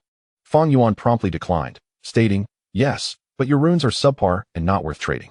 Let us revisit this once you have something of greater value. After sending the message, he swiftly exited the Lord's Mark. With the crafting tools and materials in hand, he commenced learning to draw runes based on Lilith's rune diagram. Although he referred to it as learning, it was more akin to mimicking a model. As he lifted the rune pen, the pigment infused with the essence of beast blood began to flow on the animal hide. Moments later, Fang Yuan raised his head, only to realize his failure. One of the lines had been drawn incorrectly. Back to square one. Not long after, he tossed aside the animal hide in frustration. Damn it. There's even a backward line here. This is exceedingly difficult. Time swiftly passed, and an hour had elapsed. The ground beneath Fang Yuan was littered with the remnants of damaged hides, yet not a single successful drawing had been achieved. Standing amidst the discarded materials, he surveyed the hundreds of hides he had initially purchased, now dwindled to fewer than 10. Failure is the mother of success. Yet it seems I have encountered so many failures that success has become an elusive specter. He lamented. Who would have thought that rune drawing could be so arduous? My hands feel as though they might break. As he rotated his wrists and pondered the lessons learned from his recent failures, he prepared for another attempt. Just then, a flurry of hurried footsteps echoed from outside. Report, my lord, we have achieved a great victory. Lady Lilith has led the army to conquer the Steel Fang half-orc tribe, annihilating all half-orcs. Lady Lilith has stated that everything you desired has been secured. Upon hearing this news, Fang Yuan's eyes gleamed with excitement. They succeeded. Splendid. At that moment, the Lord's Mark also chimed with an alert. Ding. You have conquered the orange military territory at the Valley Barracks. Do you wish to occupy it? Within the Lord's Hall, Fang Yuan's face brightened at the notification sound. Indeed, my suspicions were correct. The barracks are of orange quality. Prior to the battle, he had deduced the barracks quality based on the half-orcs' attributes. After all, a centurion camp housed shamans who wielded bloodthirsty combat energy. As the stronghold of the half-orcs, it was illogical for it to be inferior to the centurion camp. It was precisely this reasoning that had compelled Fang Yuan to expend resources to produce soldiers and seize the half-orc tribe. Now, the fruits of his labor had materialized. An orange military territory, the return on investment must be 100%. However, this was also influenced by the region's characteristics. In the dark forests of the north, one could traverse 100 kilometers without encountering a second lord, making it a territory largely unexplored by other lords, rife with monster nests. Only in such places could one possibly stumble upon an orange-quality military territory. Were he to venture into the densely populated central region of the Kingdom of Gondor, the prospect of encountering an unclaimed territory would be considered a remarkable feat. Gazing at the options presented before him, Fang Yuan silently reflected. An orange military territory signifies the potential for high-tier orange units, which would generate automatically, without cost on a daily basis. A high-tier orange military territory could adequately support the military needs of an alliance. And now, this orange military territory belongs solely to me. Therefore, in the future, This valley barracks will undoubtedly serve as the foundation for my rise. Taking a deep breath, Fang Yuan swiftly made his decision. Occupy? Ding. The occupation of the Orange military territory will require 1 hour. Please ensure that sufficient military force is maintained within the territory to protect it from being usurped. Hearing the new notification, Fang Yuan furrowed his brow slightly. It will take an entire hour to complete the occupation? Thankfully, Lilith and her forces have wiped out all the half-orcs. Had even 1 or 2 managed to escape and sought reinforcements from the Golden Glow family, it would have posed a significant dilemma. My decision to dispatch Lilith and Christian with the main force was indeed prudent. As the saying goes, even a lion exerts full force when hunting a rabbit. The perils of the battlefield are unpredictable. Only through caution can one minimize errors and ensure stability in warfare. In future military campaigns, he must adhere to this principle and never let greed blind his judgment. Just as Fang Yuan silently admonished himself, another notification from the Lord's Mark rang out. Ding. The extermination of the Steel Fang half-orc tribe has commenced, and the loot collection will begin, estimated to take 1 hour. Ding. The Steel-Tooth tribe's hidden chamber has been discovered, and the valiant hero Lilith embarks on an exploration of this enigmatic space. Upon hearing the second message, a look of astonishment appeared on Fang Yuan's face. A hidden chamber? What could this possibly be? Just as he pondered the inexplicable nature of this chamber at that moment, within the barracks of the valley soldiers, a blazing mage hastened toward Lilith. My lady, we have uncovered a hidden chamber. Lilith, taken aback by this revelation, lifted her gaze. A hidden chamber? What has been discovered within? The blazing mage solemnly nodded. We have found a blood-sucking vine. The mention of this name caused Lilith's brow to furrow slightly. The blood-sucking vine. Is it not a plant that exists only in the abyss of endless night? When the era of the great cataclysm commenced, news of the demons in the abyss vanished almost instantaneously. Rumors suggested that the lords of the abyss had allied themselves with the foreign mist gods. Yet, before the onset of the era of great ruin, no demons from the abyss ever joined the ranks of the mist gods. Even the devoted cultists of the exclusive demons disappeared, and various abyssal creatures ceased to appear on the continent. It is astonishing that after such a long time, the blood-sucking vine has been found in the northern frontier of the kingdom of Gando, perhaps within this hidden chamber. Clues regarding the disappearance of the abyssal plains can be uncovered. With this thought, Lilith swiftly rose to her feet and declared, "Lead the way." At your command. The entrance to the hidden chamber is located within the great hall of the half-orc chieftain's abode. However, as the area is being cleared, the once grand hall is revealing its true form. It was once the command center of the barracks, yet remains in the midst of cleanup, and its purpose is still unknown. Guided by the blazing mage, Lilith soon arrived at the entrance of the hidden chamber. Standing guard at the entrance were blazing mages, and upon Lilith's arrival, the leading squad captain bowed and said, "My lady, the blood-sucking vine within the chamber is of insufficient strength, merely of green-tier quality. We have eradicated all of its avatars, and only the main body remains. However, it resides within a skeleton. The specifics require your personal inspection." Lilith nodded in acknowledgement and proceeded down the staircase leading into the chamber. The hidden chamber was not deep, merely a shallow lair. She quickly entered the chamber and frowned slightly upon her arrival. This was clearly not a hidden chamber, but rather a dungeon. The shallow lair appeared modest in size. Yet along one wall lay numerous desiccated skeletons. Dried human skin hung upon the corpses, a clear indication of having been drained of blood by the blood-sucking vine. Approaching one of the desiccated bodies, Lilith used her staff to prod it gently, causing a badge to fall from the skeleton. As a sorceress and once a ruler of the world, Lilith was well versed in the study of noble heraldry. She immediately recognized the origin of the item. This badge belonged to the royal guard of the House of Lancaster. She proceeded to examine each skeleton, and from the 10 or so corpses within the prison, each dropped the same emblem. These were the most elite royal guard knights of the Lancaster family. How could they have perished here? With a mix of confusion and intrigue, Lilith raised her gaze to the depths of the dungeon. She sniffed the air. The stench of blood was overwhelming. The main vine of the blood-sucking plant must be inside. Perhaps there she could find the answers. Lilith stepped forward, arriving swiftly at the end of the chamber. Here, several fire elements summoned by the blazing mages encircled the skeleton. The skull had been severed, and beside it lay a long spear, glowing with an orange hue. An orange weapon? No, it resembled a peculiar artifact. It might prove useful to the Lord. She then turned her gaze to the back of the skeleton, where a menacing, blood-sucking vine coiled around its spine, hissing at the surrounding fire elements with its open suckers. This is a parasitic entity. The blood-sucking vine parasite. If I recall correctly, during the Age of Glory, only the most devout bishops of the former demon cult were permitted to be parasitized. Suddenly, Lilith's eyes widened as she looked at the decapitated skeleton. Thus, this skeleton must have been a bishop of the demon cult. Chapter 43. An abundance of fortuity, military territories of 5 arms. In the dungeon, Lilith gazed at the blood-sucking vine that was hissing at her, her eyes gleaming with intense curiosity. Before the great cataclysm, mages were often scholars of great renown. Utilizing the power of magic, they dissected all things, with the pursuit of truth being the motto of every mage. Now, this long-lost abyssal creature's reappearance ignited a fervent passion for research within Lilith. However, upon witnessing the blood-sucking vine completely parasitizing the skeleton, Lilith sighed. What a pity. At this moment, I cannot conduct a detailed study of it. A mage requires a vast research institute as a base for their inquiries.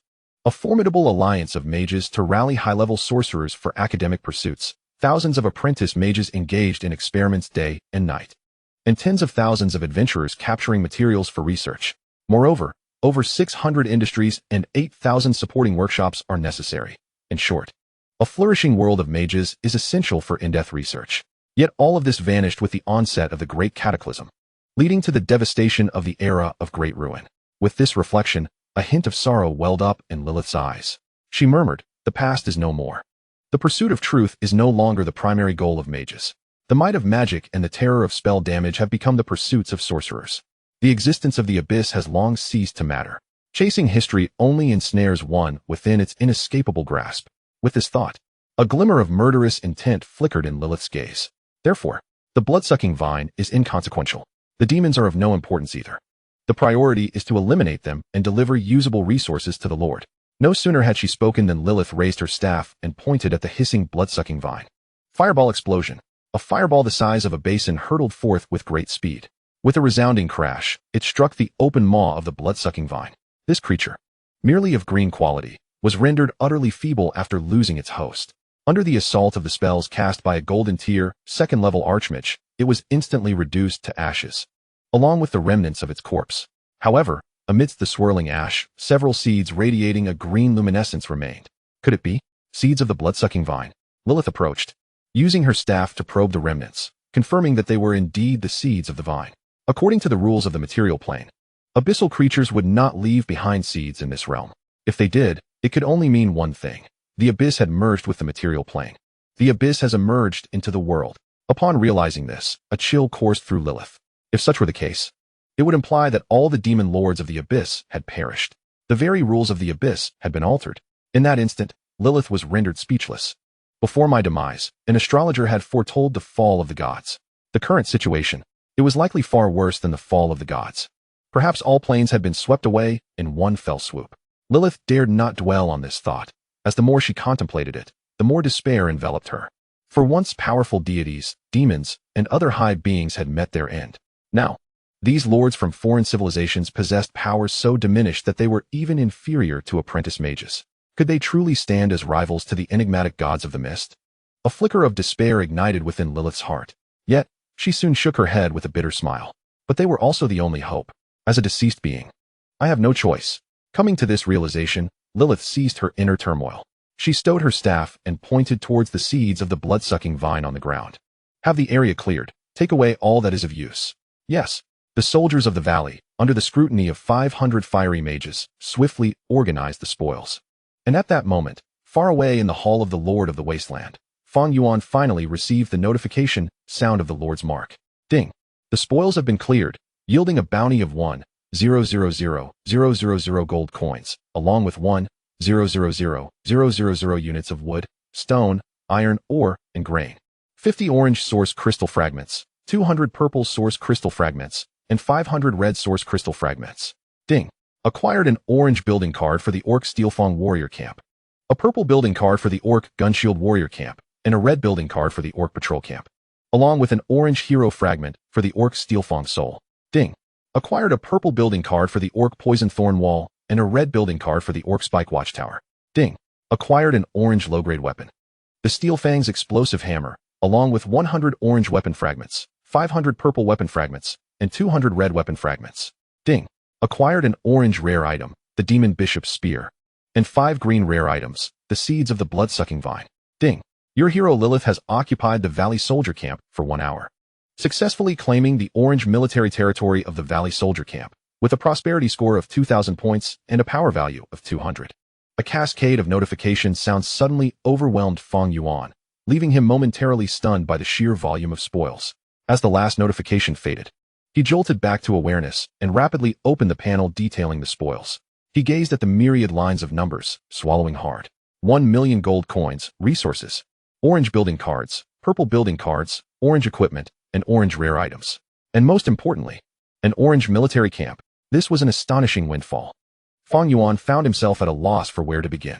After enduring poverty for so long, he was suddenly thrust into wealth. To be honest, it felt quite unfamiliar. Excitedly rubbing his hands together, Fang Yuan knew he would have to wait for Lilith to dispatch troops to retrieve the remaining spoils. However, with the military camp now under his control, he could examine it at once. Military territories, in the context of the myriad realms, do not produce any resources and require substantial resources daily to maintain their operation. Stationing troops within, repairing the camp's walls, establishing fixed patrol points, and driving off surrounding monsters all necessitate resources.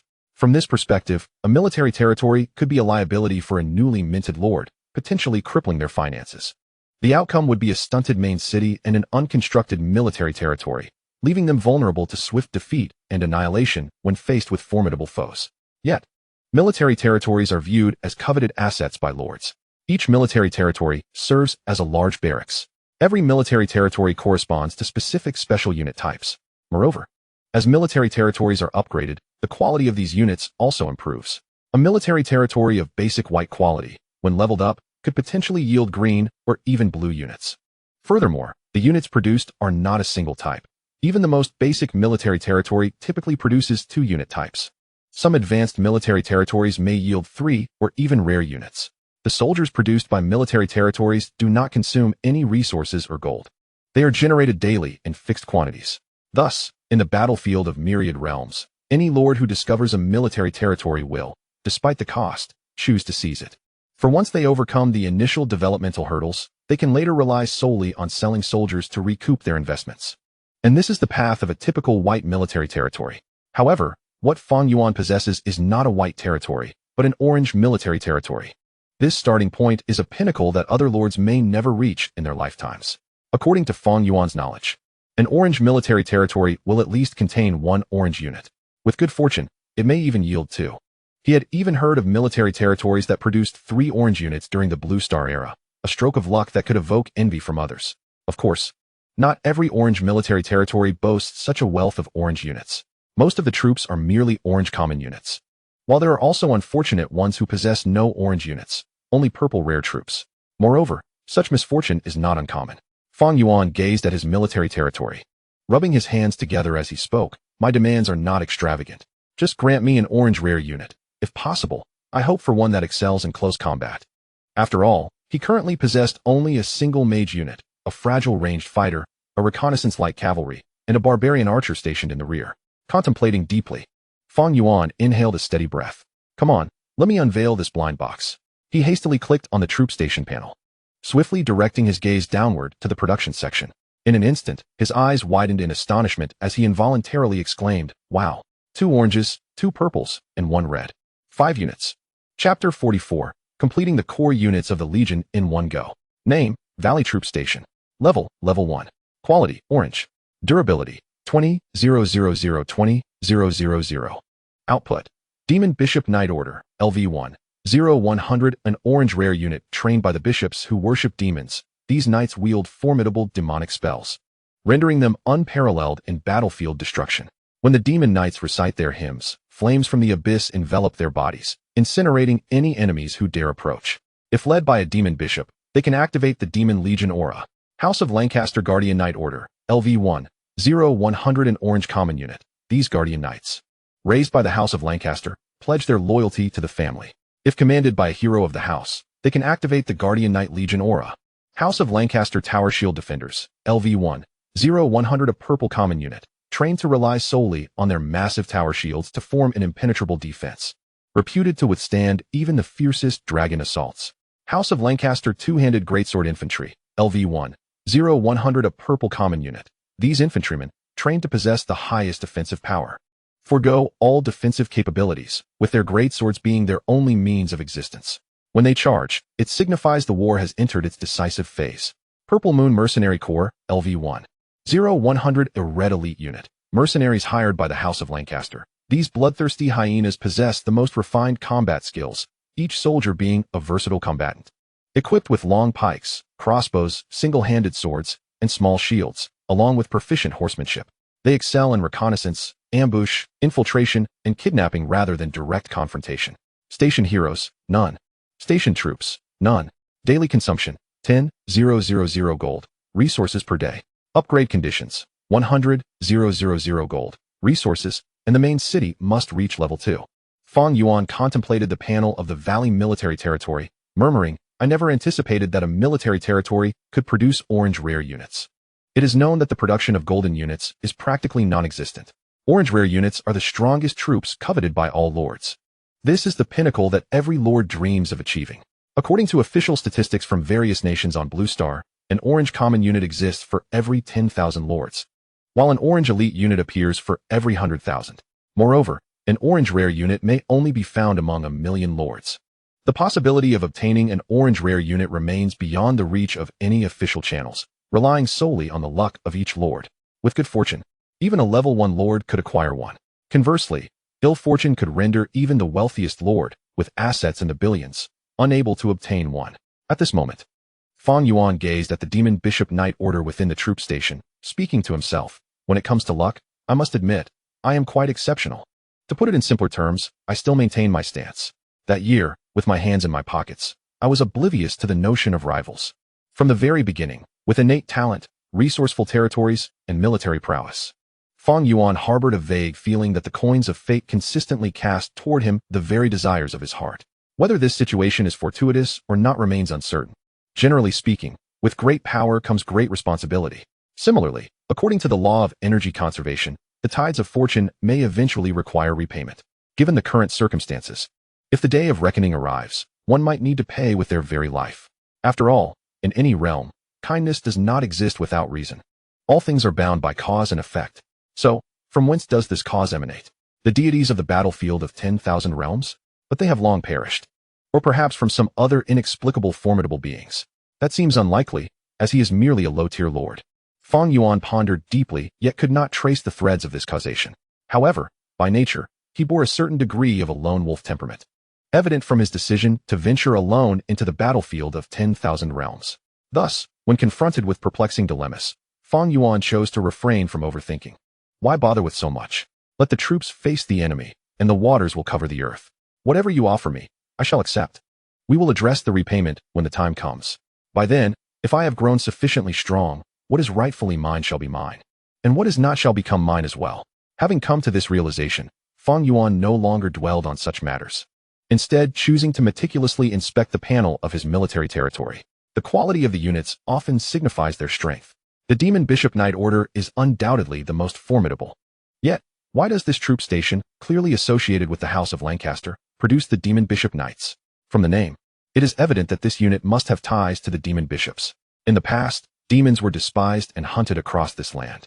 As nobles of the Kingdom of Gondor, the House of Lancaster should have a deeply rooted animosity towards the demon bishops. Could it be that there exists a legacy of enmity and vengeance? As a person influenced by various forms of entertainment and culture, Fang Yuan's imagination immediately conjured a myriad of stories. Could Lilith's prior discovery of the secret chamber be related to this? It is possible. He would inquire upon her return. Subsequently, Fang Yuan turned his gaze to the other 4 units. The remaining 4 units appeared considerably more ordinary. 3 were high-tier units trained by the House of Lancaster, while the only red unit was a mercenary troop. The Guardian Knight, Wu Yi, stands as the most formidable of all. However, to unleash their utmost power and activate the Legion Aura, the hero commander from the House of Plantagenet is essential. This Legion Aura is a concept that Fang Yuan is encountering for the first time. It was also mentioned in the previous description of the Demon Knights. One can surmise that it is a unique skill specific to orange tier units, as the other purple tier units of the Plantagenet family do not possess such a feature. The Tower Shield Guardians and the two-handed Greatsword Infantry are merely ordinary purple tier units. Nevertheless, the arrival of these 2 unit types perfectly complements the shortcomings of Fang Yuan's army. The Tower Shield Guardians evidently serve as the front line. With their presence, a formidable formation can be established, allowing them to engage in battle in formation. This aspect is crucial for the Lord, as the enemies encountered cannot all be mere weaklings who can be dispatched with a single strike. When faced with equally matched adversaries, an army capable of direct confrontation becomes indispensable. Relying on a severely imbalanced legion would render one incapable of winning a head-on battle against equally matched foes. The enemy could easily disregard any distractions and push directly towards the Lord's stronghold. With the addition of the Tower Shield Guardians and Greatsword Infantry, the core of the frontline legion is now established. Coupled with the Wolf Hunters, Flame Mages, and 2 Knightly Legions, a semblance of a formidable army begins to take shape. As for the final Red Mercenaries, they serve as auxiliary units on the battlefield. While useful, their impact is minimal, more of an embellishment than a necessity. Observing the 5 unit types, Fang Yuan mused to himself. The strength of a military territory lies in this very aspect. It allows the Lord to bypass the tedious process of gathering barracks, effortlessly assembling a complete legion. However, the current level of the Valley Barracks is rather low, yielding a maximum of only 100 assorted units daily. Though these units require no resources or gold, the quantity is still insufficient. It is imperative to expedite the upgrade of the military territory. Nonetheless, upgrading will also increase the daily consumption of gold and resources for the barracks. If it weren't for the 1,000,000 gold and resources acquired from Zhao Yu, it would be quite challenging for Fang Yuan to sustain this military territory. Presently, the daily expenses are not a concern for him. Moreover, after capturing the barracks, there will be an additional 1,000,000 gold and resources to gain. He possesses ample supplies to elevate the barracks level. The high-tier units within the barracks will also serve as a foundation for his continued exploration towards the northeast, seeking to expand the territory of the House of Plantagenet. Furthermore, his main city is on the brink of achieving the final several hundred points of prosperity needed for an upgrade. He urgently requires the prosperity brought by the upgrade of the Valley Barracks. With this thought in mind, Fang Yuan no longer hesitated and directly selected the Valley Barracks for an upgrade. In one decisive move, he aimed to elevate its level directly to 4. Chapter 45. Upgrade of the main city to level 5 Elite Lord. Ding! The notification chimed. 20,000 gold and resources consumed. The Valley Barracks level upgraded to level 2. Producing 100 units of each type. Unit level 1, Prosperity 2,000. Ding! Prosperity reached 31,100, fulfilling the upgrade requirements for the main city. Upon hearing the notification, a glimmer of joy illuminated Fang Yuan's expression. Finally, the 30,000 points of prosperity had met the threshold. He could now elevate the main city to level 5. Achieving level 5 represents a significant milestone. All lords below this level are considered novice lords. Reaching level 5 grants eligibility to become an elite lord. Even at the lowest tier, a level 5 lord possesses the capability to expand their territory and acquire resources in the vast battlefield of myriad realms. In simpler terms, it signifies a certain degree of self-preservation ability. Fang Yuan opened the upgrade panel for the main city, gazing at the pulsating upgrade button. Without a moment's hesitation, he selected to upgrade. Ding! The upgrade of the main city commences, currently in the novice lord phase, with no time restrictions for the upgrade, consuming 100,000 gold and resources, elevating the main city to level 5. Prosperity 100, power value 100. The main city expanded to 100 acres, building slots 5. Durability increased to 50,000 points. Population increased to 10,000. Ding! Upon reaching level 5 for the main city, the function to enhance building quality is unlocked, allowing low-quality buildings to be upgraded using advanced blueprints. As the upgrade began, Fang Yuan then beheld a mysterious golden light enveloping his main city. When the completion notification sounded, he witnessed a tremendous transformation occurring within his main city during the upgrade. The originally low walls had vanished, replaced by towering walls that loomed like giants. Fang Yuan approached the walls, gazing up in awe at their grandeur. The height, it must be at least 40 to 50 meters. Indeed, in this world, many creatures stand 100 meters tall. Strictly speaking, a 50-meter wall is hardly sufficient. Next, Fang Yuan turned his attention to the other transformations within the upgraded territory. The most significant change was inside the main city. The alteration of the walls was merely one aspect. The area of the main city had also expanded. The territory that was previously unconfined by walls had now been encompassed within the walls due to this upgrade. The most striking feature was undoubtedly the hunter's camp. This structure, once situated outside the city, now found its place at the base of the newly expanded walls. Additionally, the surrounding wilderness had also grown. This was evident from the invincible protective shield, which, with this upgrade, had also expanded in area. The newly added wilderness under the jurisdiction of the main city encompassed 100 acres. In other words, the main city now covers an area of 100 acres, with an additional 100 acres of direct wilderness, a total of 200 acres of land. All of this land is fertile and can be utilized for planting crops or constructing buildings without the need for clearing. Beyond that, the changes to Fang Yuan's main city were monumental. Turning back, he noted that what was once merely a 1- or 2-story structure had soared in height following this upgrade. Additionally, several auxiliary watchtowers, guard towers, and other military structures had been added. These supplementary military buildings were even taller than the walls, providing a clear view of the outside. Furthermore, his Lord's Hall had been elevated to the top level. From the entrance of the Lord's Hall, a staircase stretching hundreds of levels awaited. Observing the multitude of steps, Fang Yuan felt a twinge of anxiety. Goodness, does this mean he will have to ascend and descend these stairs every time he enters the Lord's Hall? Would that even allow people to come and go freely? Just as Fang Yuan was lamenting this, a message from the Lord's Mark addressed his concerns. With the main city upgraded to level 5, he can now teleport within the city at will. In other words, as long as Fang Yuan desires it, he can instantaneously reach any location within the main city with but a thought. The presence of this functionality is quite adequate. Otherwise, traversing such an expansive territory would surely lead to exhaustion. After familiarizing himself with this feature, Fang Yuan's thoughts stirred slightly, and his form instantaneously materialized within the Lord's Hall. Indeed, it is remarkably convenient. No wonder it is said that reaching the 5th level as a lord marks a watershed moment. Moreover, upon upgrading to a level 5 territory, an additional feature was introduced, the enhancement of building quality. By accessing the architectural module through the Lord's Mark, Fang Yuan swiftly grasped the specifics of this function. In essence, it allows the utilization of advanced architectural blueprints to elevate the quality of lower-tier buildings. To upgrade a white building, green quality blueprints are required. To elevate a green building, blue quality blueprints must be employed, and so forth. Fang Yuan had encountered this functionality during his time on Blue Star. It appears to hold significant utility. Yet it is primarily limited to lower quality constructions, as acquiring blueprints for higher tier buildings proves increasingly challenging. Investing excessive time in search of superior blueprints for upgrades would be impractical. In the myriad battlefields, most lords tend to disregard this function altogether. Only newly promoted level 5 lords would contemplate purchasing green and blue blueprints for upgrades. Beyond that, its utility diminishes considerably. Fang Yuan reflected. His territory still harbored a white hunter camp. However, this structure was originally intended merely for numbers. The primary function of the hunters was to act as fodder for mapping the territory.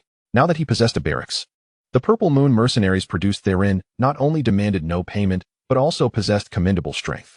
They are far more suited to serve as cannon fodder than the hunter camp. Unless the hunter camp could be upgraded to a relatively rare building, it would eventually be dismantled. At present, there is no need to invest in its enhancement.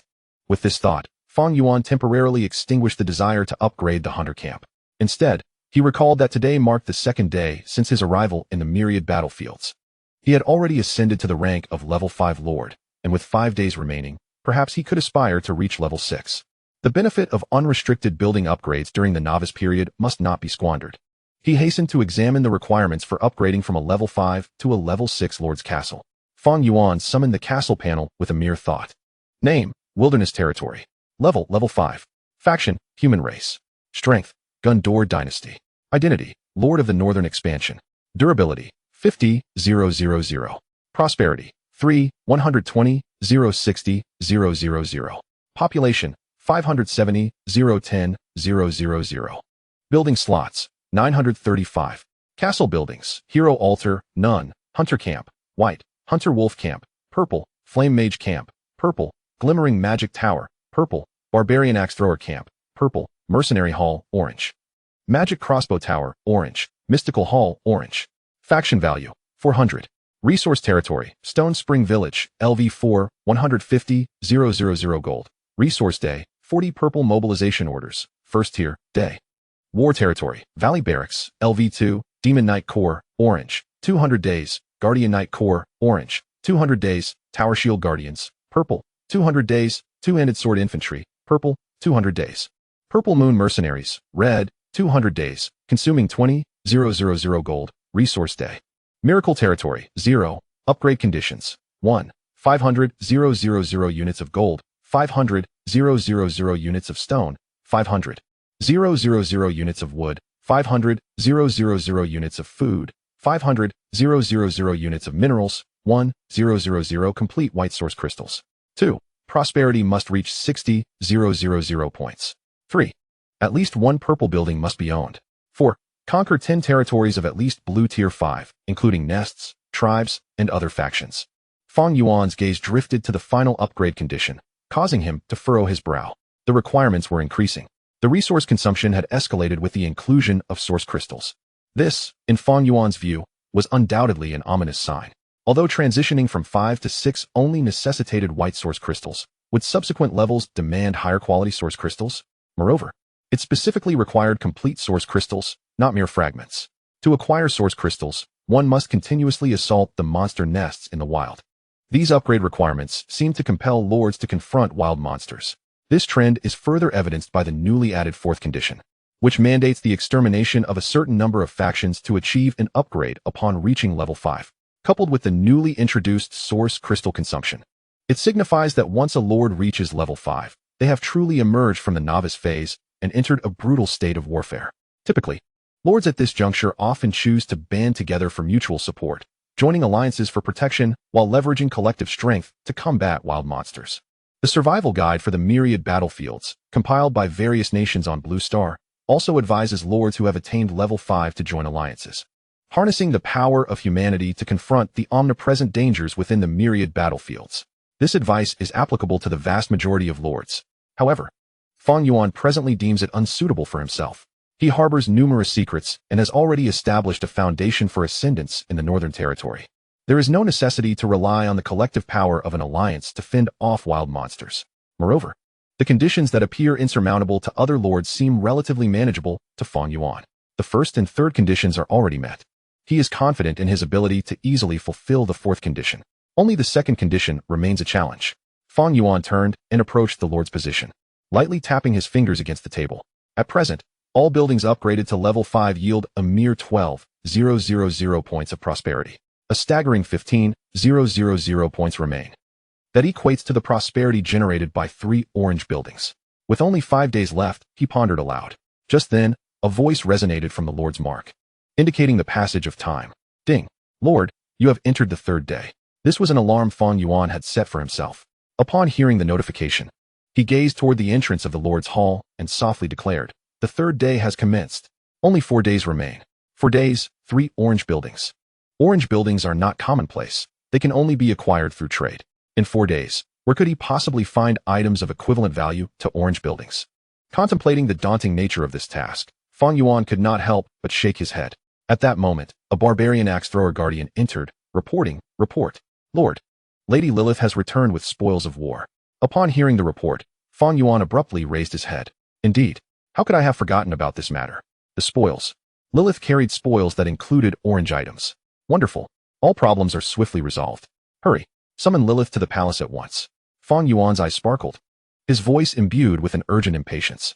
Chapter 46. The truth recorded in the Demon Rider's Lance. Following the triumph at the Valley Barracks, the most significant spoils were undoubtedly the barracks themselves. The yield of 2 orange, 2 purple, and 1 red unit types would surely elicit envy from other lords. However, the other spoils were also remarkably abundant. Particularly noteworthy was the orange building card within. Fang Yuan mused to himself that the building card produced by the half-orc tribe would likely be connected to the previous defeat of the half-orc centurion's camp. Perhaps it could be sold again to the previous major client. Despite their earlier unsatisfactory demeanor, this did not hinder the prospect of profiting from them. As Fang Yuan contemplated new sales channels for the building cards, footsteps echoed from outside the Lord's hall. Soon after, Lilith's distinctive, alluring voice resonated. My lord, it has only been a day, and I am astonished at the transformation of the territory. As Lilith entered, the fire mages behind her deposited a substantial amount of spoils into the Lord's hall. Upon seeing the items radiating orange light, Fang Yuan's eyes gleamed with excitement. Without a moment's hesitation, he rushed forward to inspect the treasures. Observing Fang Yuan's eager demeanor, Lilith covered her mouth and chuckled. My lord, the gold, resources, and shards of source crystal, along with weapon fragments, have already been placed into the main city's warehouse. What I have brought are primarily various building cards, weapons, bloodvine seeds, and the most precious item, the orange artifact, the demon bishop's lance. Without needing Lilith's assistance, Fang Yuan had already selected the items that emitted orange light from the spoils. They included the orange building card, the half-orc steel-toothed warrior camp, the orange hero shard of the half-orc steel-toothed soul, the orange weapon, shattering hammer, and the orange artifact, the demon bishop's lance. In total, there were 4 orange items. The first 3 were of ordinary orange quality, while the last, the demon bishop's lance, was of exquisite orange quality. This was Fang Yuan's first occasion to acquire such a plethora of orange items. Gazing at the treasures glowing before him, Fang Yuan exclaimed. I have struck gold. I never anticipated that the spoils from a single barack would be so immense. This makes me a veritable nouveau riche. Beside him, Lilith smiled and remarked, My lord. This is all thanks to your accurate intelligence and strategic acumen. Though aware it was flattery, Fang Yuan felt a surge of joy upon hearing her words. Shortly thereafter, Lilith continued, My lord, these items, particularly those from the half-orcs, are of little consequence. The true significance lies in the demon bishop's lance. Its origins are quite remarkable. Previously, when the Lord highlighted the spoils, Fang Yuan had been astonished at the emergence of demon units within the Golden Rain family.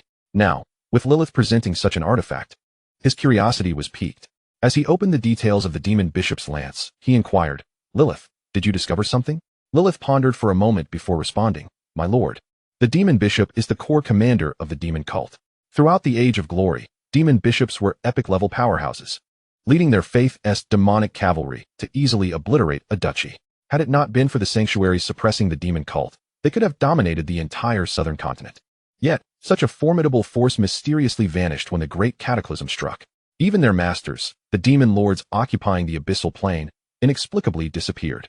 We once investigated, suspecting that the demon lords had allied with the invading mist gods, but throughout the entire age of the cataclysm and the era of great ruin, we found no trace of the abyssal demons.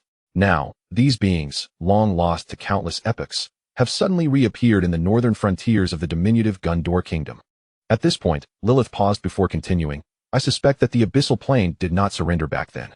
Instead, it was suppressed by the mist gods. Once our material plane was breached, the mist gods seized the abyssal plane, allowing these long-vanished abyssal beings to re-emerge on the continent of the material plane. Upon hearing Lilith's deductions, Fang Yuan's gaze sharpened slightly. He then stated, In the shadow of a fallen nest, no egg remains unbroken. The invading mist gods would undoubtedly not spare the abyssal plane.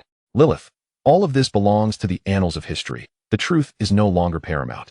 The times have changed. Former foes may very well become allies in this era of the multiversal battlefield. Lilith, taken aback by Fang Yuan's words, turned her gaze towards the remarkable artifact in his hand, the demon bishop's lance. She slowly nodded in agreement. Indeed, the times have changed. We are no longer who we once were. There was a hint of melancholy in her voice, yet it quickly transformed into a smile. My lord, you should promptly examine the capabilities of this spear. The orange artifact can indeed summon orange epic heroes from the river of time. Upon hearing this, Fang Yuan felt a surge of excitement. Yes, an orange hero, and given the name of this artifact, it may even summon specific heroes. If I could recruit a hero who commands demonic knights, would that not activate the Legion's aura? With this thought in mind, Fang Yuan eagerly turned his attention to the panel of the Demon Bishop's Lance. Name, Demon Bishop's Lance. Quality, orange. Exquisite. Usage, artifact, used to summon human faction heroes from the demon cult.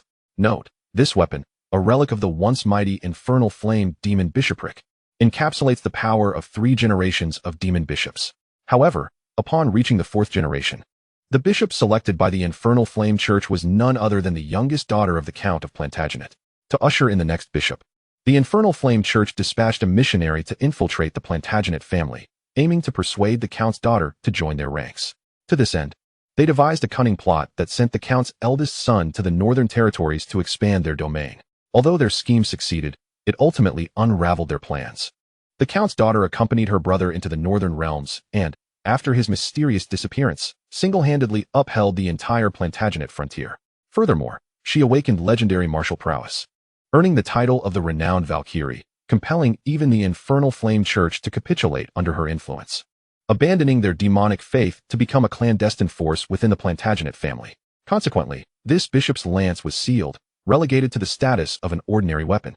After reading the chronicles inscribed upon the lance, Fang Yuan turned to Lilith, who, after a moment's contemplation, murmured, Ah, I see. No wonder the Plantagenet domain is home to a demonic cavalry brigade. They are the remnants of that Valkyrie's retinue. This also elucidates why a sect devoted to demons would remain within the material plane. They are traitors. With a sigh, Lilith lamented, what a pity. The Valkyrie of the Plantagenet family was indeed striking and resolute, yet she could not safeguard their expanding territory. Lilith then glanced at Fang Yuan and inquired, My lord, is there a possibility to summon the former Valkyrie using this lance? Upon hearing this, Fang Yuan's eyes sparkled momentarily before he shook his head. The Valkyrie, with her legendary martial spirit, is a paragon of golden heroes. This lance is insufficient for such a summoning. At most, it might attract one of her commanders. Lilith, feeling somewhat disheartened, replied, "Very well, what a shame. I shall leave you to relish your spoils. I will familiarize myself with the new capital and seek out a new residence." With Lilith departing, Fang Yuan paid her no mind and instead grasped the lance tightly. The heroic altar had ascended to level 4, and he had only utilized it twice. This lance was indeed worthy of summoning his third orange hero, particularly one affiliated with the demon bishopric, thus providing his demonic cavalry with a commander. The thought ignited a sense of impatience within Fang Yuan. However, before proceeding to the heroic altar, he cast his gaze upon the remaining 3 orange items: the orange building card, Orc Steelfang Warrior Camp, the orange hero, Orc Steelfang Soul Fragment, and the orange weapon, the Hammer of Explosive Fury. He decided to trade these orc-related items. With these few orange items, he intended to negotiate with the Lord of the White-Headed Eagle. If I do not procure double the value in return, I shall rename myself Fang the Benevolent. Swiftly, Fang Yuan accessed the Lord's Seal and found the previously trading Lord of the White-Headed Eagle, transmitting the attributes and panels of the 3 items. Now he awaited their response. In that moment, Fang Yuan concentrated and instantly materialized within the grand hall of the heroic altar, ready to summon his third hero. Chapter 47. I shall claim all 3 of these orange items. Meanwhile, as Fang Yuan embarked on his hero summoning endeavor, in the southern expanse of the Orc Empire, the Sunset Prairie served as the primary birthplace of the White-Headed Eagle Lord. Once, this prairie had been the ancestral home of the 12 Orc tribes, boasting 12 grand Orc cities.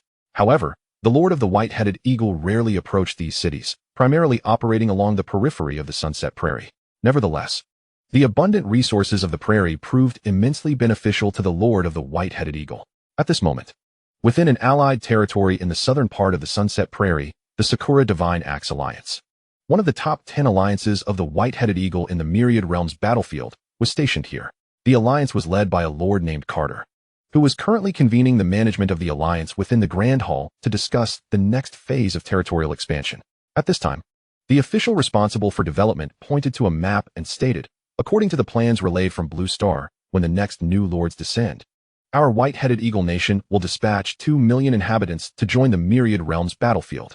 Following past agreements, out of these 2 million novice lords, we will primarily categorize them by faction strength. Our Orc faction is the strongest among the 3 main factions of our nation, but we must allocate a portion to other nations' factions. Even so, we can expect to retain around 500,000 lords in our Orc faction. He continued, moreover, those entering the Orc faction will, as per previous agreements, leave 15% for the smaller alliances, while the majority will be sent to the territories of the top 10 alliances as a reserve of talent. Thus, our alliance is poised to acquire at least 40,000 novice lords.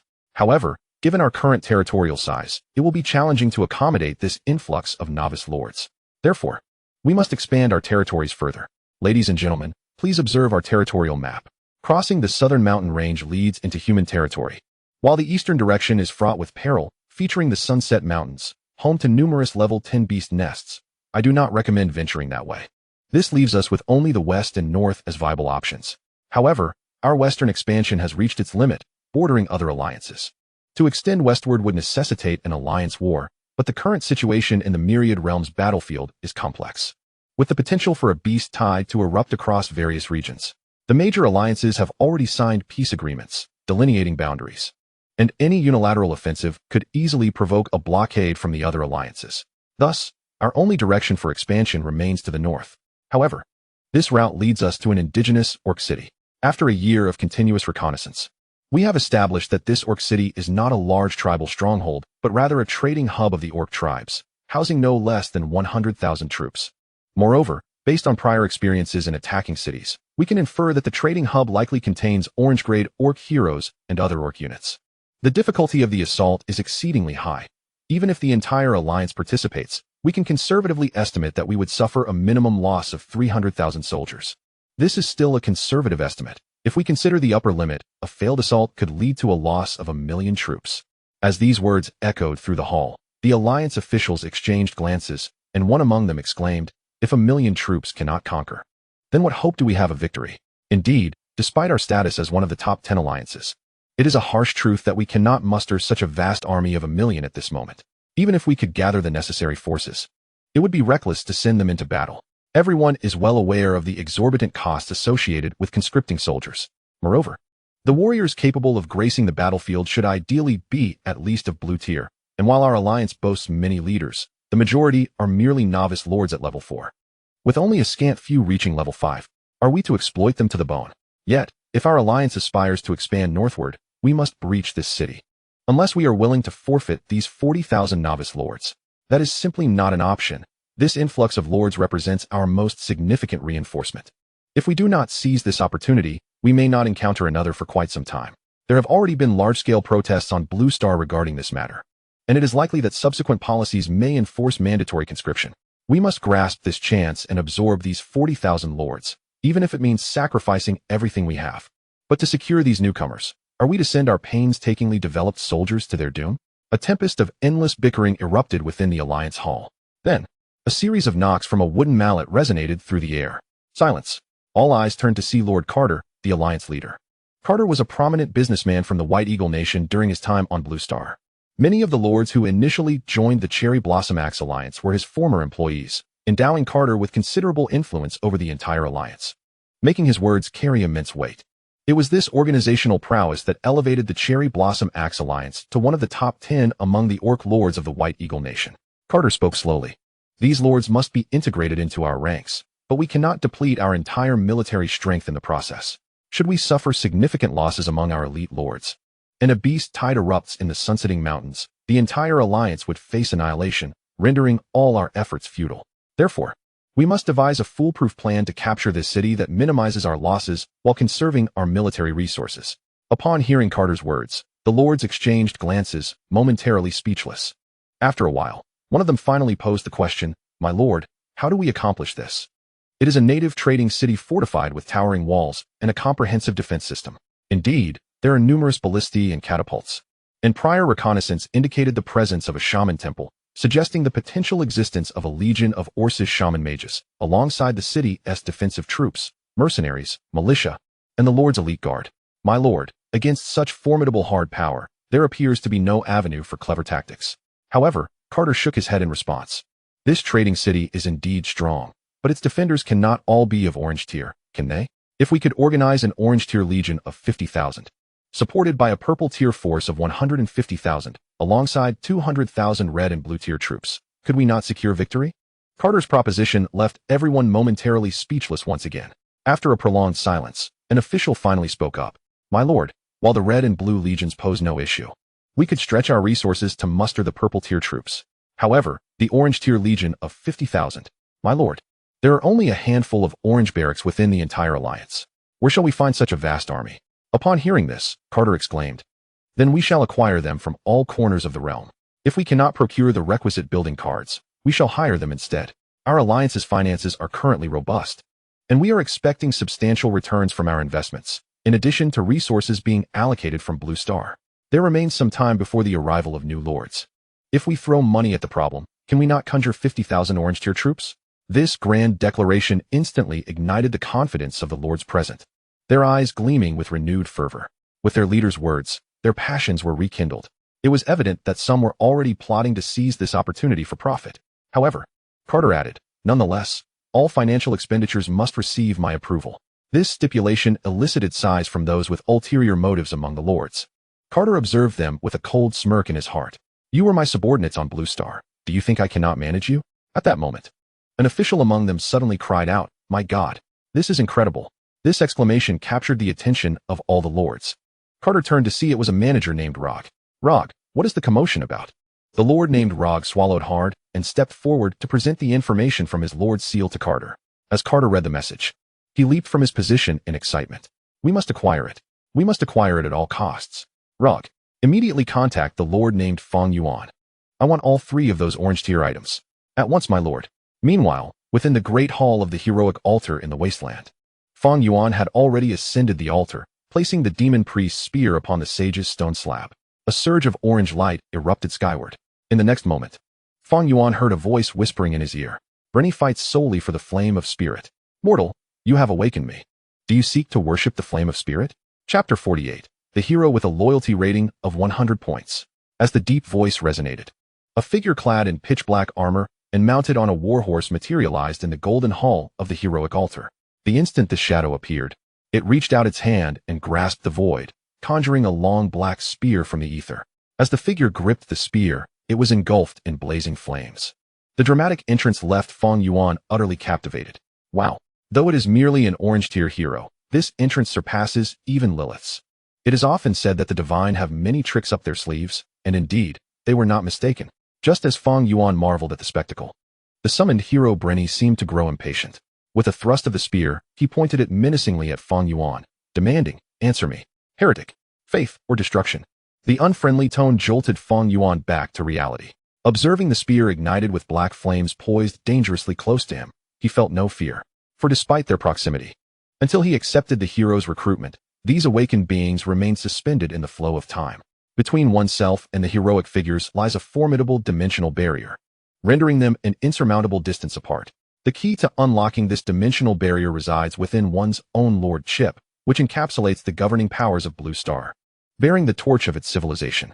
Only objects imbued with the essence of grand principles possess the capacity to shatter such barriers and extricate them from the river of time. Thus, when confronted by the new hero Brenny, brandishing a flaming spear and exuding an imposing aura, Fang Yuan remained unperturbed. Instead, he began to scrutinize the opponent closely. Clutching a lance and astride a warhorse, she was evidently a cavalry hero. Both the steed and the hero donned dark, heavy armor, suggesting she was a heavy cavalry champion. The gender and appearance were indiscernible, as the armor obscured all features, including her face. However, deducing from her voice and name, it was likely she was female. How peculiar that all three heroes he had recruited were women, while the first two might have been mere coincidence. This third one likely tied to the nature of the recruitment item, as her initial utterance hinted she belonged to the Flame Spirit Order. According to the records beneath the bishop's lance, the Flame Spirit Order had initially sought to ensnare the youngest daughter of the Golden Flower family. Ultimately, their attempts failed, and they found themselves ensnared instead. Regardless of the consequences, it was evident that approaching the daughter of a count necessitated the dispatch of female adherents rather than males. Thus, it was entirely reasonable that the hero from the Flame Spirit Order was a woman. As Fang Yuan contemplated these details, the awakened Brenny grew visibly impatient. "Mortal, state your purpose. If you fight for the Flame Spirit Order, I may join your ranks." This time, her tone was markedly improved. Yet, to Fang Yuan, it still fell short of sufficiency. As someone privy to the past secrets of the Flame Spirit Order, he harbored doubts regarding her assertions. Her insistence on loyalty to the Flame Spirit Order seemed suspect. If he were to compromise in order to recruit her, it was likely that even if he succeeded, her loyalty would be tenuous at best, and she could very well manipulate him. It was vital to remember that she was the leader of a cult devoted to demons, distinctly different from the previous figures of Lilith and Christian. Therefore, to ensure his safety, Fang Yuan resolved to temper her bravado. He disdainfully remarked, "What of the Flame Spirit Order? Did you not pledge allegiance to the daughter of Count Goldenflower? You have long since forsaken the faith in demons. What? Are you attempting to mask your history of betrayal under the guise of loyalty to the flame?" Upon hearing Fang Yuan's words, Brenny appeared as though struck by lightning. "Betray the flame?" she murmured incredulously before bellowing, "No, we have never betrayed. It is our Lord who no longer answers our prayers. In our quest to find our Lord, we exchanged our loyalty with Audrey for a chance to venture into the abyss. Yet we failed. The abyss has vanished, and ultimately, to fulfill our covenant, all knights of the Flame Spirit Order perished in battle for the Golden Flower family in the north. We have never betrayed." The final exclamation erupted from her throat in a near scream. However, upon hearing her fervent declaration, Fang Yuan felt no offense. Rather, a sly smile crept across his face. He understood that as long as he promised to assist her in locating the abyssal demons, she would offer her loyalty in return. This arrangement seemed far more advantageous than simply joining the Flame Spirit Order. With a smile, Fang Yuan responded, "The mist gods invade, and the material plane succumbs. According to my intelligence, it is highly likely that the abyssal plane has fallen to the mist gods. If you wish to locate the former abyssal lord, there is but one path: swear unconditional loyalty to me. If you agree, I will endeavor to find the former abyssal lord as recompense, whether dead or alive." Upon hearing Fang Yuan's proposition, Brenny fell into silence. Fang Yuan was unperturbed by her hesitation. Although Brenny was human, her devotion to demons categorized her as chaotic evil. This marked his first recruitment from such a faction. Previous recruits, Lilith and Christian, were clearly lawful neutral and lawful good, respectively. The variance in alignments, hero personalities, and methods of recruitment would inevitably lead to differences in behavior. He had become aware of this during his time on Blue Star. Typically, a lawful neutral human lord would seldom seek to recruit heroes of chaotic evil alignment due to the complexities involved. Even if successfully recruited, loyalty would often be lacking. and rebellion could ensue. Yet, despite his theoretical knowledge, practical applications often led to unforeseen complications. Now that he had successfully recruited her, he resolved not to squander this opportunity, striving to secure her allegiance to the fullest extent. Even should she rebel immediately upon recruitment, it would not matter. He could simply eliminate her, for after all, the artifacts were indestructible. In due time, selling the artifacts would prove profitable. As Fang Yuan internally strategized, Brenny suddenly spoke. I have witnessed the advent of the great cataclysm in the river of time. The gods have fallen, the evil gods have risen, planes have collapsed, and life has been reduced to despair. While I know the abyss cannot escape such doom, until I behold the remains of my Lord, my faith shall not wane. Otherworldly human, if you vow to one day help me find the abyss and the Lord of my faith, I, Brenny, the 103rd Bishop of the Flame Spirit Order, will follow you, even to the ends of the earth, never to betray. Upon hearing these words, a smile graced Fang Yuan's face, for he understood that as long as he continued to grow in strength, he would inevitably uncover deeper secrets of this world. The abyss, once one of the mightiest planes, was a realm he could not afford to overlook. Finding and exploring it was an inevitability. Thus, this promise was one he could easily fulfill. At that moment, upon the altar, Fang Yuan fixed his piercing gaze upon the demon Bishop Brenny in the void and solemnly declared, I, Fang Yuan, Lord of the Wasteland, vow that should my future strength permit, I shall seek the entrance to the abyss and endeavor to find the abyssal lord for you. As Fang Yuan's vow resonated, in the next instant, Brenny dismounted from her steed and knelt on one knee, bowing deeply before him. I see you, my lord. At the same time, a notification sound echoed from the Lord's mark. Ding. Would you like to recruit the orange hero, Demon Bishop Breen? Yes. Ding. You have acquired the hero unit, Demon Bishop Breen, with a loyalty score of 100 points. As Fang Yuan heard the final notification and beheld the confirmation of 100 points of loyalty, he murmured, it was worth it. Chapter 49. The long-awaited fat sheep has arrived. During his time on Blue Star, Fang Yuan had perused a book that elucidated the heroes of the multiversal battlefield. Upon opening the first page, a question presented itself. What is the most crucial attribute of a hero? At that moment, the answer that sprang to Fang Yuan's mind was magical power, followed by attack strength, and then he revised it to skills. All of these were indeed critical attributes that determined a hero's prowess. However, upon completing the book, he realized his error. In the multiversal battlefield, for a lord, there exists only one attribute that must be vigilantly monitored, loyalty. For should loyalty wane, a hero's initiative diminishes. During missions, they may recklessly charge into traps alongside their soldiers, leading them to their demise. If loyalty falls below 30 points, the seeds of betrayal may sprout, posing a grave threat to the lord. Conversely, high loyalty ensures that heroes exercise their initiative effectively. When faced with peril in the wild, they will assess the situation and opt for the most prudent solution. When the lord encounters danger, they will step forward to provide protection. Should loyalty reach 90 points, they may even share their knowledge willingly, as evidenced by Lilith's conduct. Once loyalty attains a full 100 points, heroes will follow the Lord's commands without hesitation, even if it entails sacrificing themselves. However, the consequences of such commands can be dire. A hero who survives such a death order will see their maximum loyalty drop by half, and regaining that loyalty becomes an arduous endeavor, almost an insurmountable feat for any lord. Thus, in the multiversal battlefield, the emphasis placed by lords on a hero's loyalty far surpasses that of skills, magical power, and other attributes. Many lords strive diligently to maintain their hero's loyalty above 80 points, an effort that rivals the devotion shown to a goddess. Yet, even with such dedication, various factors, including factional discord or unforeseen events, can lead to a decline in loyalty. Consequently, many lords have begun to explore methods to secure their hero's loyalty. Ultimately, they have concluded that there exists but one mystical solution: heartfelt connection. In simpler terms, treating heroes as genuine individuals and winning them over with affection. Although such an approach may seem esoteric and carries a low probability of success, there are still occasional triumphs. Of course, such successes typically demand immense resources, both material and financial. Now, Fang Yuan turned his gaze to the demon Bishop Breen, who knelt before him. If other lords were to discover that he had mastered a second method to secure a hero's loyalty, and one so straightforward at that, they would surely be driven to madness. Remarkably, it was serendipity that led him to this opportunity. For other lords, replicating this method would be nearly impossible, as it necessitates an advanced artifact imbued with a narrative, one that subsequently recruits heroes of the same race, but from different factions. And serendipitously, he possessed knowledge of Breen's exploits. Only when all these conditions are met can such a trigger occur. Reflecting on this, Fang Yuan couldn't help but marvel at his own fortune.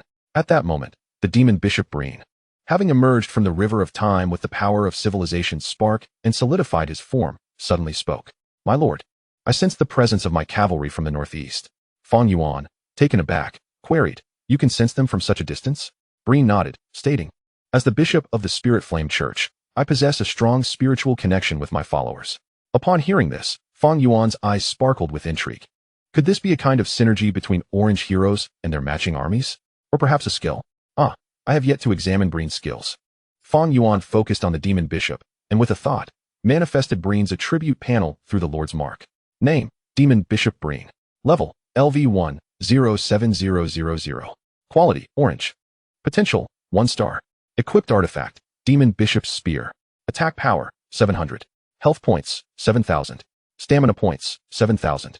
Loyalty, 100. Infinite loyalty to you, will never betray. Skills, Grasp of Demon Flame, Demonic Pact, Demon Flame Aura, Soul Revival. Upon viewing Breen's attribute panel, Fang Yuan exhibited a slight astonishment. While the attributes were not particularly high, the loyalty score clarified everything. He muttered to himself, every gain comes with a loss. He then turned his attention to Breen's skills. Having only 4 skills was anticipated, as most orange heroes possess a similar number. After all, it would be unreasonable to expect every hero to resemble Christian. A mutated orange unit with an initial skill set of 5. However, examining the specifics of Breen's skills revealed their merit. Grasp of Demon Flame is a skill that combines damage and control, capable of inflicting magical flame damage on up to 10 targets while restricting the movement of ensnared units. The Demonic Pact enables Breen to sense other units bound by the same pact. When acting in concert with these units, he gains substantial attribute bonuses. The Demon Flame Aura serves as a hybrid skill that enhances defense, shields, magic resistance, and inflicts magical flame damage on targets. The final skill, Soul Revival, is rather overpowered. If a unit bound by the Demonic Pact dies nearby, Breen can instantly resurrect them for 15 minutes. During this time, the revived unit receives a 1-fold increase in attributes. While this increase may seem modest, as Breen levels up, the bonuses will escalate. Should they reach a 10-fold increase, one could initiate a sacrificial strategy before a battle, sending the demon knights to their doom, only to revive them. Imagining such a scenario, where a unit with 10-fold attributes, fully healed and replenished mana, appears on the battlefield, Fang Yuan thought, what an exquisite sight. I dare not look. Upon reviewing Brenny's capabilities, Fang Yuan's resolve crystallized into a singular thought. She shall be the commander of the Valley Garrison. With Brenny's steadfast presence, supported by the Demon Bishop Cavalry, an impregnable military stronghold emerges in the northeast. It will also serve as a forward base for his continued expansion in that direction. With this in mind, Fang Yuan promptly issued a command to Brenny. Brenny, I appoint you as the military overseer of the Valley Garrison in the northeast. You are to proceed there immediately. Brenny saluted with a fist to his chest, vowing to protect the territory for his lord. He then mounted his steed and departed from the main city. As Fang Yuan observed Brenny's departure, he began to devise his next strategy. The fixed garrison of the Golden Glow family yielded such substantial profits. Continuing northeast to locate the Golden Glow family's expansion territory would surely reap even greater rewards. Fang Yuan felt a surge of excitement at the thought. With a mere thought, he instantly appeared within the Lord's Hall. Summon Lilith at once. We must discuss our next expansion plan. Just as he issued this command, the Lord's seal resonated with urgent news. Upon opening it, a look of joy spread across his face. The long-awaited plump sheep had arrived. Chapter 50. The plump sheep is about to revolt. In the Alliance Hall of the Falling Cherry Divine Axe, Lord Rog carefully enlarged several items in the chat interface for all to see. The moment the high-ranking members of the Falling Cherry Divine Axe Alliance glimpsed the panels of these items, a chorus of astonished gasps filled the hall. I've been in the infinite battlefield for no less than a decade and have encountered at least 20 orange barracks. But I've never seen a unit like the Steelfang Warrior that perfectly aligns with a half-orc lord. Indeed, the Steelfang Warriors all awaken with basic bloodlust aura. The City Lord's Guard in the Trading City likely possesses no greater strength. If we were to recruit 10,000 of them, capturing the Trading City would be a mere formality. To be honest, I trembled with excitement when I laid eyes on this building card. Your perspective is rather narrow. Look at the 2 items behind. Those are orange hero soul shards. Do you comprehend what this signifies? It means that by taking them to the hero altar, one can practically guarantee the recruitment of an orange hero, specifically a half-orc orange hero. The Alliance management gazed longingly at the soul shards, their eyes turning red with envy. Within the Alliance, there were far too few lords who possessed orange heroes, and a hero that perfectly suits the half-orc race? Such a rarity. Thus, When the soul shards appeared, they captivated every half-orc lord present in the Alliance Hall. At that moment, someone spoke up. Have you all noticed? The building card, the soul shards, and the weapon are clearly interconnected. This orange weapon is likely the exclusive equipment of the soul shard hero, while the soldiers produced from the building card are probably the units commanded by the soul shard hero.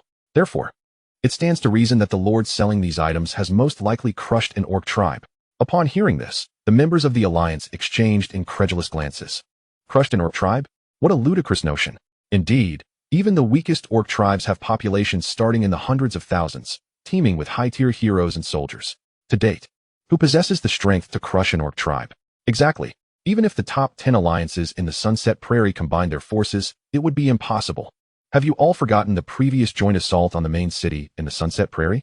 The top 10 alliances dispatched 1 million troops. And what happened? Annihilation. The orc main city even sent forces to reclaim territory outside the city. Over 1,000 lords of level 5 and above fell in battle, including an 8th level lord who perished, and they still have yet to recover to their peak strength. Thus, I don't believe the opposing lord has truly conquered a tribe. Perhaps they simply had a stroke of luck, acquiring an orange token, and upon entering a ruin, they reaped these rewards. That makes sense. An orange token would indeed lead to a ruin, and the harvest from a ruin can be tremendous, potentially transforming a pauper lord into a billionaire in a single sweep. Hearing you all speak, I can't help but envy this lord named Fang Yuan. His luck seems boundless. That damned European. But just look at his name. It immediately suggests he's an Eastern lord. We are the true Europeans, of noble Anglo-Saxon lineage. Why, oh why, do we lack such fortune? Damn it. It must be our bloodline that's tainted. Wait a moment, Fang Yuan. I believe I've heard that name before. This statement instantly captured the attention of all the lords. Do you know him? Which prominent figure from the Eastern great powers? What is your connection? Even the alliance leader, Carter, exclaimed with excitement upon hearing the news.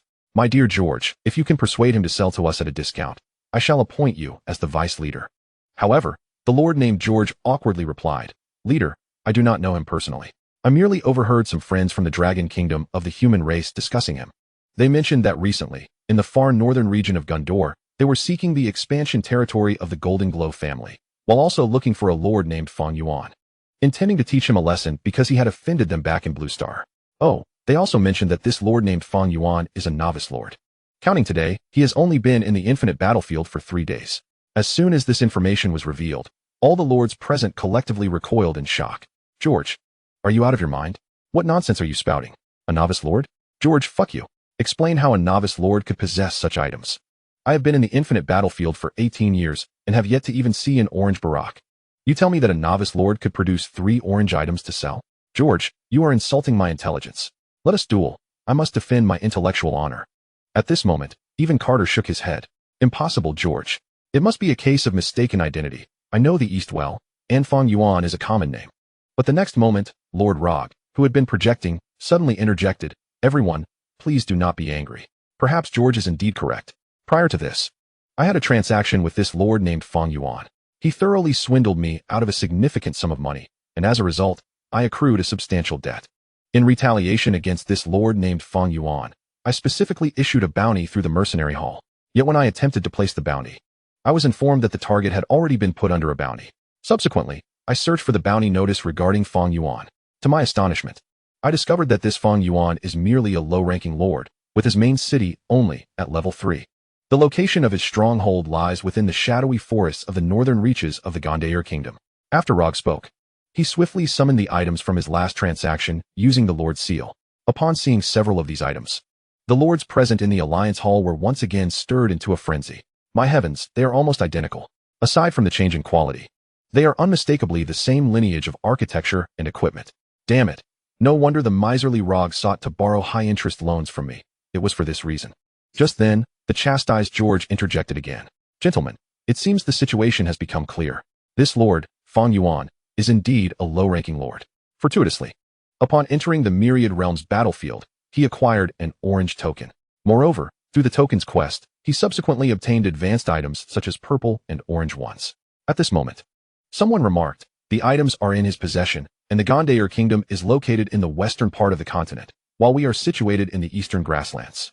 Even if we know he is a low-ranking lord, what does it matter? Perhaps we could negotiate the price? Impossible. Rog was the first to exclaim. I was severely extorted when I attempted to purchase a few purple items from him. Without 3 to 4 years, I won't even be able to clear my debts. This fellow, Fang Yuan, is not only knowledgeable, but also a vampire. To acquire these few items, we will likely have to bleed profusely. Furthermore, the entire alliance's finances will be severely strained. As these words were spoken, a chill swept through the lords present, leaving them in a state of stunned silence. Indeed, from the previous transaction with Rog, it was evident that the other party was no fool. Therefore, we shall not engage in trade with him. At this moment, Carter, standing on the steps of the alliance leader's platform, descended.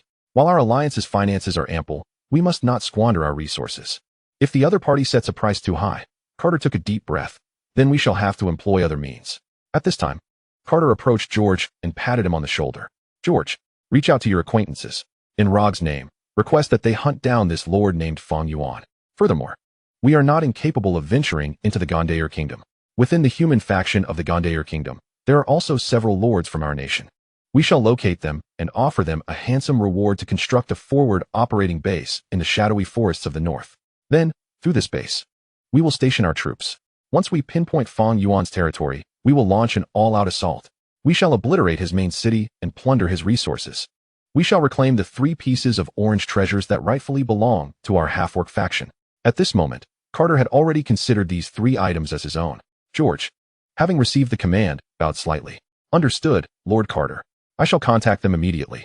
But what about the lords from our nation within the Gondair Kingdom? Carter smiled faintly. Leave that to me. It was evident that Carter harbored doubts regarding others in this matter. He even understood that the few lords George would summon were unlikely to accomplish anything. However, it mattered little. Those friends of George were merely cannon fodder. Should they succeed, it would be well.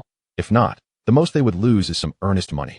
This amount is but a trifling sum for a grand alliance such as theirs. Just as they were scheming, Rog suddenly called out. My lord, Fang Yuan has replied. All the lords in the alliance hall immediately turned their gazes towards the projected chat box. There, Fang Yuan had laid out his terms. A trade of 1 for 2. Provide me with 6 cards for human faction barracks of no less than orange quality, hero soul fragments, orange quality weapons, and 10 million gold coins, resources, and 1,000 orange source crystals. Then these shall be yours. Upon witnessing these conditions, the Lord of the Falling Cherry Axe Alliance erupted in outrage. Thief! Damn it! Does he even know what he is saying? This accursed yellow-skinned lord has stolen our half-orc treasures, and, instead of returning them, dares to sell them back to us? My lord, there is nothing to discuss. Let us go to war. Instantly, all the lords seemed to find an outlet for their fury. My lord, let us wage war and reclaim our half-orc treasures. Punish this despicable thief. My lord, Fang Yuan is provoking the honor of our half-orcs. We must make him witness the consequences of his actions. Observing the furious reactions of the upper management, Carter glanced at Fang Yuan's message in the chat box. Very well. George, you must immediately contact your friends. I will grant you 100,000 gold coins, 500 red source crystals, and a purple building card privilege. Inform them that if they locate Fang Yuan's position, all of this will be theirs. Should they breach Fang Yuan's main city, the reward shall be tenfold. Understood. My lord, George replied promptly. Carter then turned to Rog. Rog, keep Fang Yuan occupied. Negotiate and delay as much as possible, ensuring he does not sell these items within the next 5 days.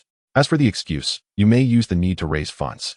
Additionally, I will grant you 1 million gold coins and resources as fees. If necessary, this can be used as a deposit for Fang Yuan. In short, you must ensure he does not entertain thoughts of selling to others before our army arrives in the shadowy forests. Yes, I will ensure it is done.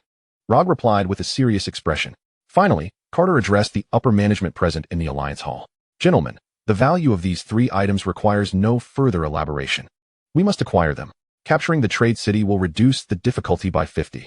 Once we secure the trade city, everyone present will receive at least 1 purple barracks building card, 1 million gold coins, resources, and high-tier resources for territorial expansion. Surely, none of you would wish to forego such wealth. As he spoke, the eyes of all the upper management turned red with desire. Sensing the atmosphere reaching a critical point, Carter decisively stated, therefore, this information must remain confidential. If it leaks, the other alliances will undoubtedly involve themselves. That would undo all our efforts. Upon hearing this, the lords echoed in agreement. Rest assured, my lord, this is the upper echelon of the alliance, with only this few present. It will absolutely not be leaked. Indeed, upon capturing the trade city, we upper management will reap the majority of the benefits. It is inconceivable that we would risk our own interests by letting it slip. Carter nodded in approval. Very well. I will notify you of the specific personnel involved in this matter later. Apart from George and Rog, the rest of the assembly was dismissed. Once the Lord of the Alliance departed, Carter activated his Lord's insignia and commenced communication with the Lord far away in Gondor. Meanwhile, George began to reach out to his friends. Most importantly, Rog, who glanced at the message sent by Fang Yuan, pondered deeply for a moment before responding. The items are indeed appealing, but I presently cannot procure such a substantial sum.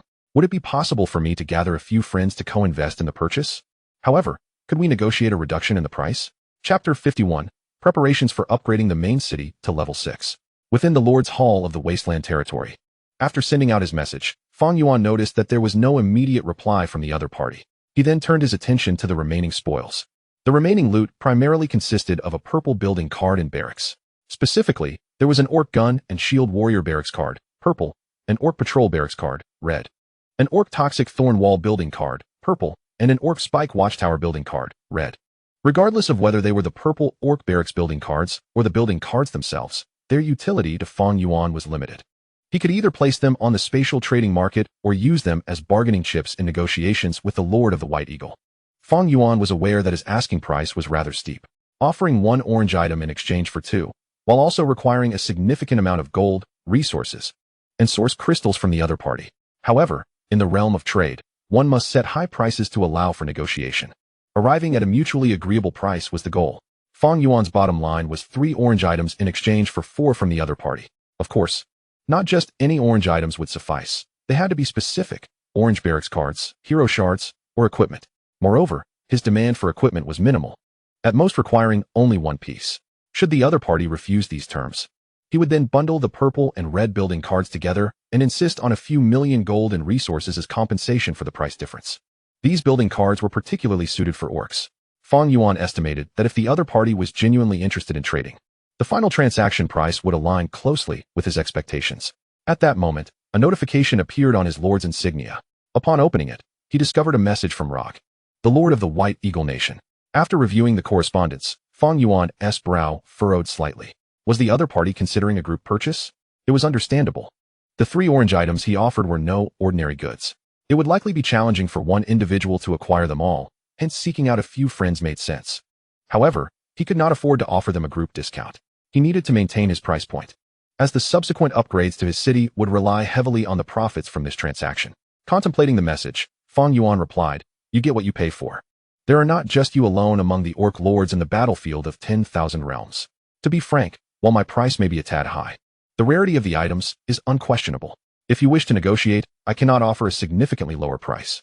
However, considering your previous prompt payment, let us discuss specifics once you have gathered your associates.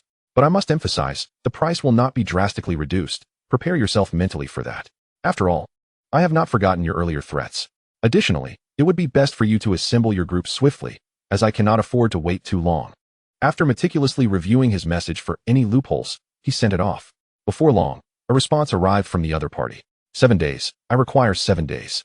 Fang Yuan frowned upon reading the reply. His novice protection period was dwindling to just 4 days. Within this time frame, he aimed to elevate his main city to level 7.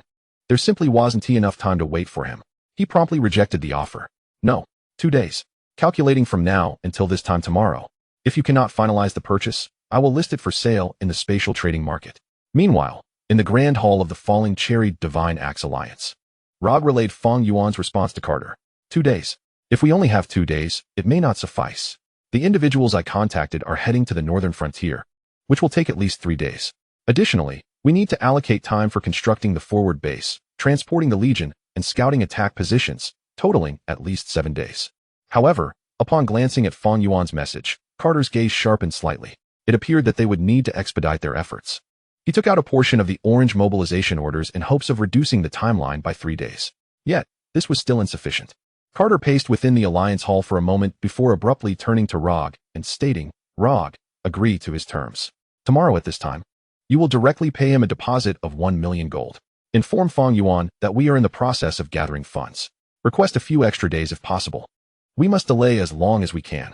Regardless, we must wait until our forward base is constructed and the Legion is transported to the northern frontier." Rog nodded quickly in response. "Understood. I will reply immediately." Carter then turned his attention to George. "George, how is your communication progressing?" George gave an approving hand signal. "They have made contact and mentioned that they should be able to locate Fang Yuan by tomorrow. Upon hearing this news, Carter slapped his thigh in excitement. Excellent. It seems fortune is on our side. If we can locate Fang Yuan's main city tomorrow, those I have contacted will be able to construct the forward base right at his doorstep. At that moment within the wasteland territory, after receiving Rog's reply, Fang Yuan calculated swiftly in his mind. If he could finalize the trade tomorrow, and subsequently receive the gold, resources, and building cards, then upgrading his main city to level 6 during the novice period would be a certainty. After all, tomorrow would only be the 4th day. Moreover, if he could complete the task of aiding the Goldcrest family in expanding their territory before the 7th day arrived, the benefits would be even greater. Perhaps there was even a chance to elevate the main city to level 7. With these thoughts in mind, Fang Yuan opened the map, preparing for the future. Since there was a prospect of advancing from level 6 to 7, he needed to act immediately. He decided to dispatch reconnaissance units to explore the mists in the northeastern direction and identify the route to the Goldcrest expansion territory. Currently, he had 2 heroes stationed in the northeast, Brenny and Christian. In principle, the werewolves led by Christian are a specialized reconnaissance unit, and such a mission should have been entrusted to her. However, Christian must remain stationed in Shirkwan village, which serves as her most vital resource hub. Simultaneously, upgrading the level 5 main city to level 6 necessitates the conquest of 10 beast lairs.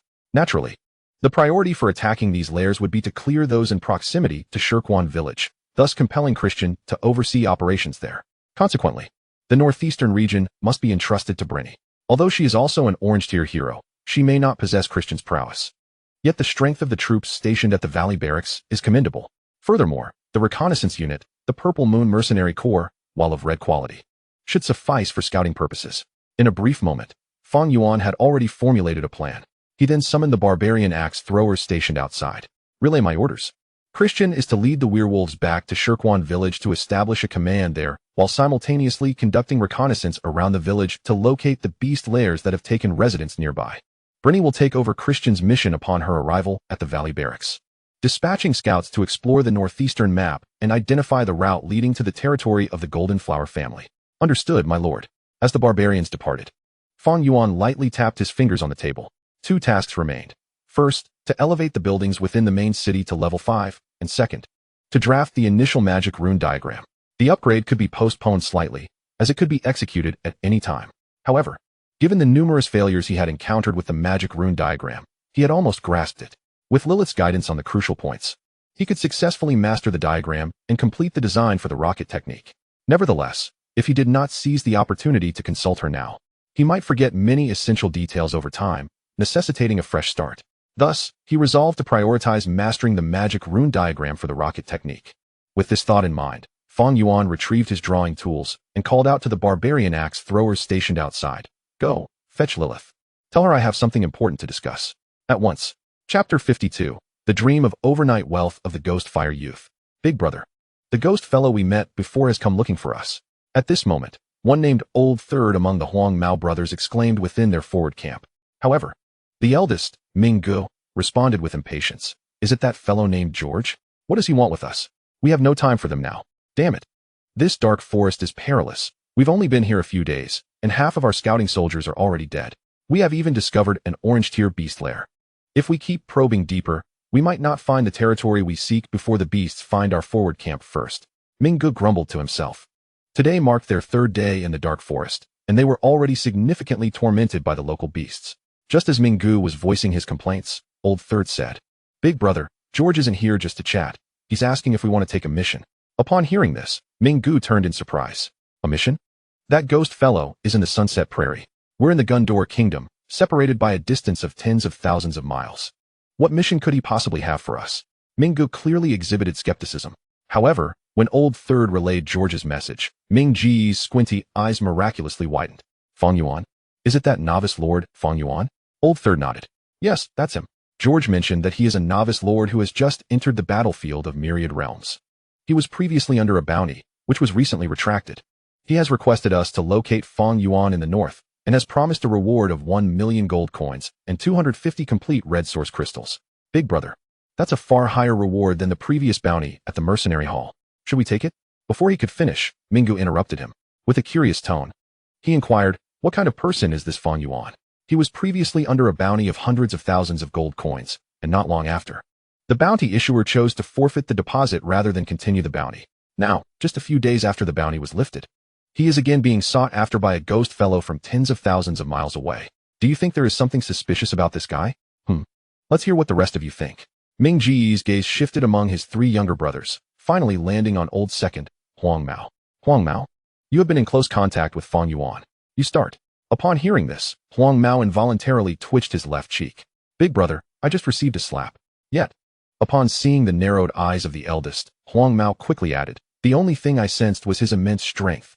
With one slap, he sent me flying. That brat is simply not human. Once I obtain the transfer scroll and become the mightiest monk, I will take him down. Ming Gu was well aware that Huang Mao was the most unruly among them. No wisdom could be expected from him. He directly retorted, enough. He then turned to the other two. This time, the speaker was old third, the ghost fire youth adorned with various tattoos. Big brother, you know me. I'm not adept in schemes. With a sigh, Ming Gu looked at old fourth. Compared to the previous two, old fourth was a lanky boy, nicknamed Skinny Monkey. However, aside from his slenderness, his intellect ranked just after Ming Ji's among the group, having achieved a score of 250 in middle school. After stroking his chin, Skinny Monkey said, Big brother, I believe there must be something amiss here. Upon hearing this, Ming Gu nodded and gazed expectantly at the younger brother, eager for him to elaborate. Instead, Skinny Monkey scratched his nose and replied, Big brother, that's all I have. Ming Gu nearly choked in frustration. Were it not for his knowledge of the ghost fire youth's character, he might have resorted to violence against these three rascals. Ultimately, Ming Gu had to take the lead. After contemplating for a moment, he stated, a novice lord should currently be focused on developing his territory. It is unlikely that he would offend other lords from different regions.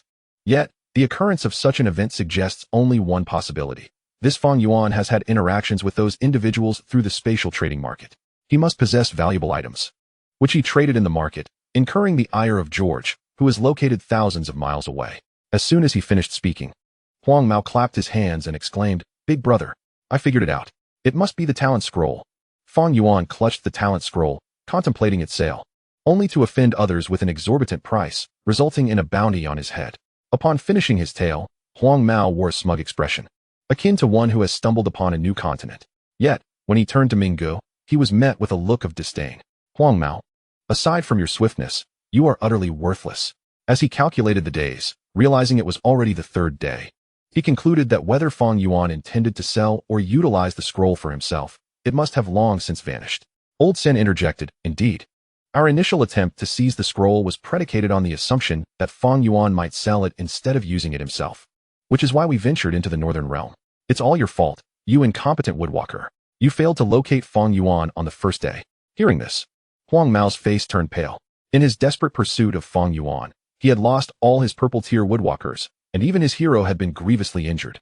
Had it not been for a stroke of luck, his own purple hero would have perished as well, due to the failure to find Fang Yuan. The compensation promised by the leader was paltry. Now, being criticized by Old San only fueled Huang Mao's ire, prompting him to charge at Old San. At that moment, Ming Gu roared, silence. He looked at his group of ghost fire youths and realized he had set his expectations too high for them, a bunch of dim-witted individuals who, apart from their loyalty to him, were utterly useless. Though he felt the urge to explode with anger, he ultimately sighed. Enough of this, listen to me. The item in question is certainly not the talent scroll Huang Mao speaks of. This object is invaluable to us, yet in the hands of those grand alliances, it is hardly scarce. They would not traverse 1,000 miles merely to contend with Fang Yuan over it. He paused, then added, an item capable of prompting George, a high-ranking lord among those foreigners, to travel such distance must be of at least orange grade, possibly even a superior variant within that category. It may even be an orange tier barracks. Upon hearing the prospect of an orange grade treasure, the eyes of the other three ghost fire youths widened in astonishment. Boss, an orange barracks? But Fang Yuan is merely a lowly lord. Indeed, within our alliance, only core management possesses orange barracks, and they are few in number. The reason we were sent to explore the northern realm was merely to receive 10 orange tier units. Faced with their skepticism, Ming Gu recognized that perhaps his conjecture was overly ambitious. However, as the leader, he had to maintain his authority. Let us not dwell on the details. It is undoubtedly an orange item. Brothers, even the most inferior of orange grade items can fetch at least 5 million gold coins on the market. Should it be of superior quality, the price would soar to the heavens. Huang Mao, filled with excitement, exclaimed, Boss, if we find Fang Yuan and seize the orange item, we'll strike it rich. Not just rich, we would attain overnight wealth. Huang Mao declared, Boss, I've made up my mind. We will seek out Fang Yuan. Once we are wealthy, I'll show everyone that I am a handsome lad. Ming Ge shook his head in exasperation at his little brother's lofty ambitions. There's no saving him. But what can be done? They are my brothers. He raised his hand to quell the noise. We must find Fang Yuan. However, we need to accept the task. Upon hearing this, Old Sin became disgruntled. Boss, are you going to hand Fang Yuan over to the foreigner? Ming Ge, feeling weary, explained patiently, we'll take the foreigner's task, collect a deposit, then procure some orange units. The northern realm is perilous, relying solely on our meager forces. We wouldn't stand a chance of finding Fang Yuan. We'd be wiped out within 50 miles. Old Sin quickly caught on. As expected of the boss. Huang Mao chimed in, of course. Boss, during the final exam in the 3rd year of junior high, you scored 500. Old C, eager to flatter, also prepared to join in, but Ming Ge immediately silenced them. Enough. Now listen to me. Old San, you inform George that we are already in the northern realm. And we have constructed a level 5 outpost, which has allowed us to ascertain Fang Yuan's approximate location. We can send troops to reach his main city within 3 days at the earliest. Boss, we don't have the means. Silence.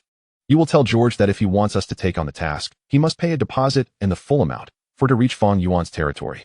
We must traverse through a zone occupied by purple-tier beasts, and we cannot pass without an army. Upon hearing this, Old Sin understood. Boss, brilliant. We'll swindle the foreigner. All right, I'll take care of that immediately. Ming Ge then turned to Huang Mao. Huang Mao, I will give you 500,000 gold coins. Immediately purchase healing scrolls for your hero, and use the remaining funds to recruit woodwalkers. Then, disperse those woodwalkers to the north and east. Huang Mao was puzzled. Boss, why not to the west or south? Old C stepped forward. You fool. The west is the territory of orange beasts, and the south is the direction we came from. How could Fang Yuan possibly be there? Ming Ge cast a look of approval at Old C, who had shown rare insight. He continued, Old C, organize the griffins and wyverns into a team to follow the woodwalkers for reconnaissance. Their aerial vantage will provide excellent visibility. Understood, brother. Finally, Ming Ge concluded. I will head to the market to hire some orange units and seek out management within the alliance, hoping to acquire more orange and purple units. Considering Fang Yuan's invincibility period still has 4 days remaining, if we can locate him within this time frame and encircle him, then, my brothers, overnight wealth will not remain a dream. Instantly, the eyes of the Ghostfire youths sparkled with greedy anticipation. Meanwhile, in the Lord's Hall of the Wilderness Territory, Fang Yuan wielded a magic pattern pen, swiftly sketching lines on a piece of beast hide. Upon completing the final stroke, a notification chimed in his ears. Ding. You have drawn a white tier magic pattern, Fire Arrow Technique. Ding. You have mastered the Fire Arrow Technique. Chapter 53. What if the magic pattern were inscribed on a goblin mech? My lord, it appears you possess a certain talent for magic pattern drawing. Lilith remarked with a beaming smile as she observed Fang Yuan complete the final step of the magic pattern. At the sound of Lilith's praise, a smile broke across Fang Yuan's face. Indeed, after wasting over 100 pieces of beast hide, I finally grasped it. Lilith continued, my lord. The next step is to continuously refine your mastery of the Fire Arrow Technique. Once you have thoroughly mastered the technique, you will be able to inscribe more advanced magical runes. The complete mastery that Lilith refers to, for Fang Yuan, equates to achieving proficiency. The white quality magical runes have a maximum proficiency level of 5. Upon reaching this pinnacle, one can attain a full 100% mastery, ensuring that the inscribing of the rocket spell rune is executed flawlessly. However, in order to grasp more advanced runes, Fang Yuan must elevate his professional level to 10, which necessitates mastering a second elementary rune. This presents a significant obstacle that stymies the progression of most rune architects, as the rarity of rune diagrams means that obtaining even a single one is a stroke of extraordinary fortune. As for acquiring a second rune diagram, it largely hinges on the whims of fate. Fortunately for Fang Yuan, this is not a concern. He has the golden tier high-level mage hero, Lilith, at his disposal to procure the desired rune diagrams. For now, he seeks a lower-level rune diagram. Lilith, do you have any runes similar to the rocket spell?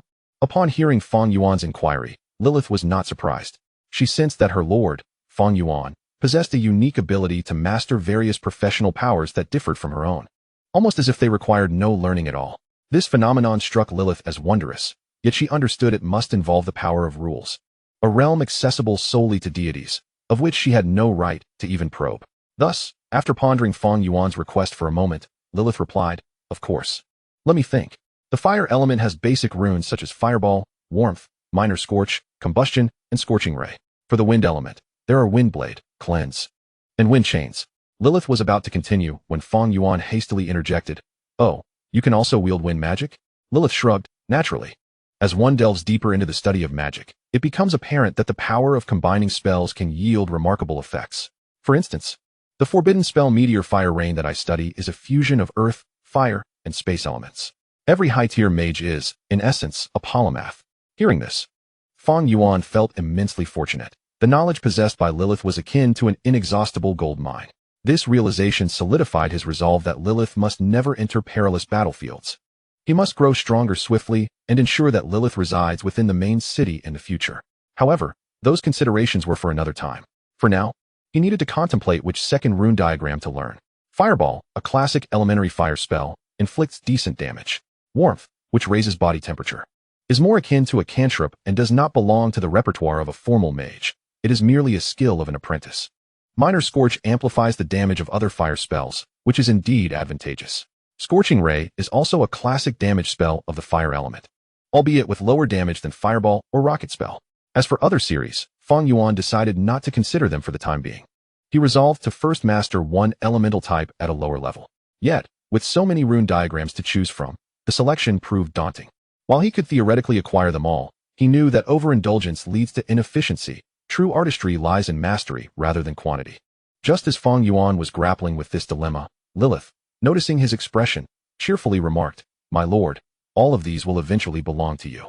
However, after you have mastered the rocket spell, I recommend that you learn Minor Scorch as well.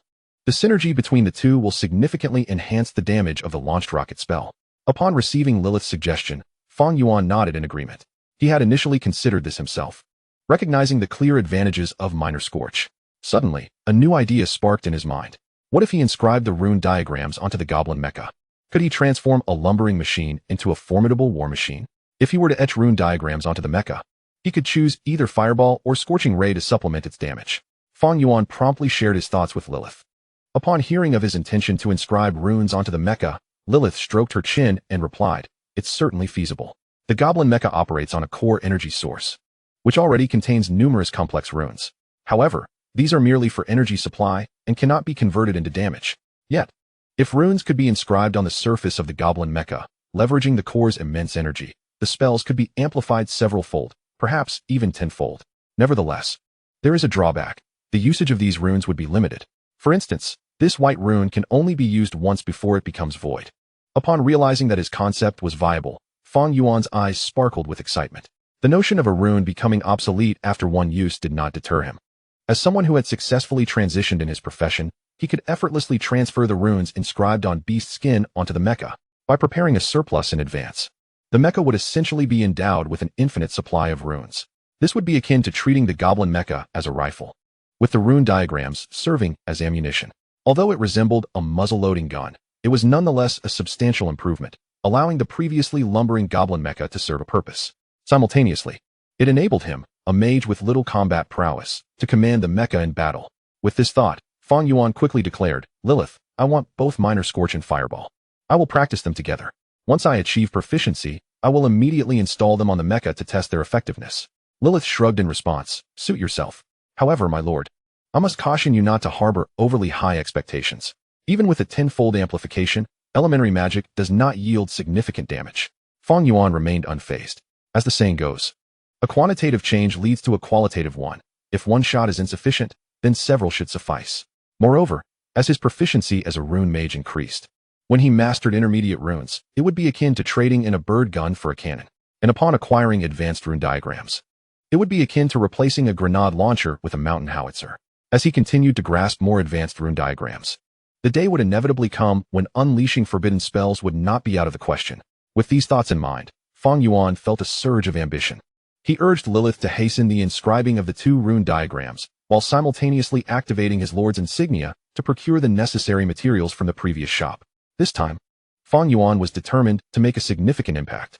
Thus, he hastily emptied the store of all its drawing materials, spending a staggering 100,000 gold coins. Just as the payment was successfully processed, the Lord's Mark once again displayed a notification. Fang Yuan glanced at it. It was a message from the shop owner. Previously, the owner had believed that he possessed the magic pattern and sought to exchange it with Fang Yuan for the illumination magic pattern. After being rebuffed, the owner had not pressed the matter further, leading Fang Yuan to assume that he had relinquished his pursuit. To his surprise, another message had arrived. Initially disinclined to respond, Curiosity compelled Fang Yuan to open the chat window. Upon doing so, his pupils widened in astonishment, and he involuntarily exclaimed, "What on earth? Is there truly such a magic pattern?" Chapter 54. The News of the Secret Realm Magic Crystal. Fang Yuan's exclamation drew the attention of Lilith, who approached with a hint of curiosity. "What magic pattern?" she inquired. Upon hearing her question, Fang Yuan swiftly projected the details of the magic pattern. Name: Architectural Transformation Magic Pattern. Quality: White. Use: to transform white structures. Remark: after application on a structure, there is a 10 chance to elevate a white structure to green, a 5 chance to blue, a 1 chance to red, a 0, 1 chance to purple, and a 0.0000001 chance to orange. The artistic style of this magic pattern is rather peculiar. It bears a resemblance to that of the wandering mages. Indeed, it appears to be a counterfeit. Yet the skills of the forger are woefully inadequate. The drawing is not only rudimentary, but also contains numerous critical errors, allowing only a few strokes to be interpreted.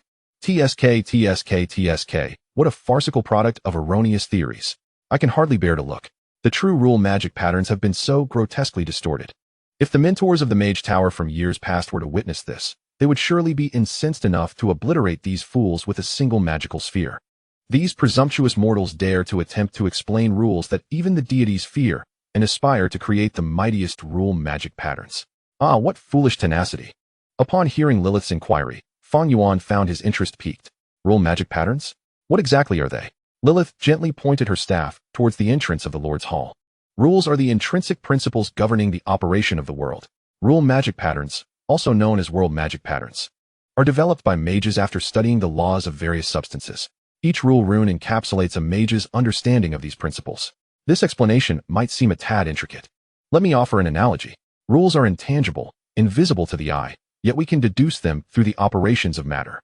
Powerful mages, by summarizing these rules, create rule magic patterns, each of which is unique. Upon hearing this, Fang Yuan suddenly comprehended. To elucidate using Blue Star's theories, it is akin to the laws governing nature, similar to the 3 laws of motion. However, these principles are often omnipresent. Discovering rules can rely on experience, but articulating the intrinsic workings of these rules necessitates scientists akin to Newton. The magic patterns developed by mages through their research on these rules are their achievements. In contrast, the results produced by Blue Star scientists require conversion and application through an industrial system to manifest formidable weapons like the mushroom bomb. The rule magic patterns devised by mages, however, possess a raw and unrefined destructive power from their inception. In this light, if there were sufficient magic patterns, the world Lilith inhabits could potentially evolve into a magical industrial civilization akin to Blue Star. Consequently, rule magic patterns would not be rare. They could be as common as dirt. Yet, the stark reality is far from this. Fang Yuan voiced his concerns to Lilith, who shook her head in response. We mages have experimented with this in the past. Unfortunately, a complete magic pattern inherently carries tremendous destructive power. When non-mages utilize magic patterns, it can result in catastrophic disasters. Furthermore, resources are a limiting factor. Crafting magic patterns, even the rudimentary ones, requires substantial financial backing. The resources in our world are simply insufficient to allow such power to proliferate. Ultimately, after extensive deliberation within the Mage Association, the vast majority of magic patterns were consolidated within the Mage Tower, and untrained mortals were prohibited from accessing them. However, during the period when the power of magic patterns was more widespread, many mortals witnessed this force. They began to revere it as divine, searching for and studying it. These individuals eventually evolved into wandering mages. Yet, most wandering mages spend their entire lives unable to devise a correct magic pattern, leading them to pursue misguided paths, forcibly explaining and crafting with their limited understanding, often causing calamities in various locales. Occasionally, a few would succeed and brandish beast skin illustrations imbued with magic pattern power to provoke the Mage Tower. However, from the perspective of orthodox mages, this was nothing short of a self-destructive endeavor. For once they delved deeper into their studies, their flawed theories would become glaringly apparent, leading to inevitable demise. To prevent further chaos caused by these wandering mages, the Mage Association was compelled to issue a directive forbidding unauthorized research into magic patterns. Lilith shrugged as she recounted these events. Yet, such measures have proven ineffective. The wandering mages have established their own erroneous theoretical frameworks. Ironically, these seemingly plausible concepts captivate those commoners who yearn for magic yet lack the qualifications. Thus, throughout the history of glory, the tradition of unauthorized research among wandering mages has persisted. Later, Even a wandering archmage touched upon rule magic patterns. This individual successfully created a gravity magic pattern, which ultimately led to disaster, obliterating not only his entire faction but also a principality. Enraged, the president of the Mage Association issued a bounty for his capture. As Lilith reminisced about these incidents, a glimmer of nostalgia crossed her face. Hearing all of this, an idea suddenly struck Fang Yuan. Goodness! These wandering mages are akin to the amateur scientists on Blue Star, spouting nonsense, yet with numerous followers. A host of fools, having merely heard the term science, regard their words as gospel, especially online, where even the president of the Academy of Sciences can be met with scorn from them. However, compared to the amateur scientists of Blue Star, these wandering mages are far worse off. In this extraordinary world, reckless amateur research can indeed lead to death. Furthermore, the heads of their scientific academies do not come forth to enlighten the masses. Instead, one might unleash a forbidden curse that could lead to your demise. Through these experiences, Fang Yuan has garnered some understanding of the historical evolution of magical runes. He then turned to Lilith and inquired, Lilith, since this architectural transformation rune originated from the hands of a wandering mage, does it hold any value? Lilith shrugged in response. That depends on you. Furthermore, my civilization has endured a cataclysmic era, during which all rules were obliterated. Every item has been tainted by the corrupting force of the Mist's rules. The runes crafted by these wandering mages are certainly no exception. Whether they are usable or not, my lord, you should be more acutely aware. However, I would advise against learning the runes of wandering mages, as they are prone to catastrophic failures and explosions at any moment. The risk is exceedingly high. Fang Yuan promptly retorted, indeed. Why would I pursue the unconventional when I can follow the established path? I am not mentally ill. However, this finished rune blueprint does possess some utility. The finished rune blueprint lacks instructional functionality. It is merely a completed rune that can be used directly. It is akin to a consumable item. Yet, it is only applicable for transforming white-quality structures. Moreover, the probability of successful transformation is disappointingly low. To be frank, its value is not substantial. Of course, it is not entirely useless. My own Hunter-esque cabin is a white-quality structure. I had previously considered dismantling it. But if it can be upgraded, perhaps it can be preserved. With this thought, Fang Yuan glanced at the chat interface and promptly typed a message. What would you like to exchange for this finished rune? The response arrived swiftly. A rune blueprint that can provide instruction. Upon seeing this request, Fang Yuan scoffed. You must be delusional. Even if I were a fool, I would never trade with you. After sending this message, there was a lengthy pause before the other party replied. Just when Fang Yuan thought they had given up, another message notification chimed. My lord, I genuinely need a rune blueprint for advancement. I have been stuck for over a decade. How about I become your apprentice? Fang Yuan replied succinctly. This rune blueprint is worth at most 3,000 gold. If you wish to trade, then trade. If not, do not bother me. This response evidently flustered the other party. I will trade. I will trade. Shortly thereafter, the individual logged into the shop. After Fang Yuan made the payment, he received the finished rune blueprint. Just as the transaction concluded, another message popped up. My lord, if I offer a secret realm crystal in exchange, would you be willing to trade me a rune blueprint? Upon reading this message, a hint of surprise crossed Fang Yuan's face. A secret realm crystal? Do you possess one? Previously, Fang Yuan had repaired the secret realm hall, but had not utilized it, believing that acquiring a secret realm crystal would require an element of luck. He never expected to receive such news so soon. I have one, but it is not whole. It can only be considered a fragment of a secret realm crystal. Yet it is of purple rarity. It is still useful, albeit with a limited time of entry, lasting only 3 hours. If my lord is willing to trade, please give me 2 days. After pondering the message, Fang Yuan considered the possibility of a trade. If the other party provided a fragment, he could exchange it for the rune blueprint of the warmth spell. A one-for-one trade would be beneficial for him. Moreover, he was curious about what this secret realm entailed. Resolving this, Fang Yuan replied, all right, bring it, and we shall trade. The other party, upon reading his message, was evidently overjoyed. Thank you, my lord. Please wait for 2 days. I will definitely deliver the fragment to you. After reading the message, Fang Yuan exited the Lord's emblem and retrieved the finished rune blueprint. Hunter's cabin. Whether you remain or not depends on your own fortune. Chapter 55. The transformed Hunter's cabin turned out to be. As the sole white-quality structure within his territory, Fang Yuan initially constructed it due to its ability to produce hunters who could explore the territory and engage in hunting. However, in practice, Fang Yuan discovered that the effectiveness of the hunters was rather poor. They frequently met their demise at the paws of ferocious beasts during explorations. The root cause lay in the hunters' inadequate strength, as they were merely of white quality. Moreover, their hunting yields were, to be candid, unsatisfactory, They could only hunt small animals like rabbits and pheasants. When faced with larger beasts, it often required a dozen hunters working in tandem, and even then, success was not guaranteed. In summary, the utility of units produced by low-quality structures was severely limited. As the number of barracks and heroes in Fang Yuan's possession increased, the hunter's cabin was destined for obsolescence. However, in the Myriad Realms battlefield, dismantling a constructed building necessitated specialized demolition tools, which were not inexpensive on the market. This is precisely why Fang Yuan had been reluctant to easily build new structures for so long. The hunter's cabin, despite being a white structure, was classified as a special building and thus required a white special demolition scroll for dismantling. Although its quality was low, the market price soared to a staggering 100,000 gold coins.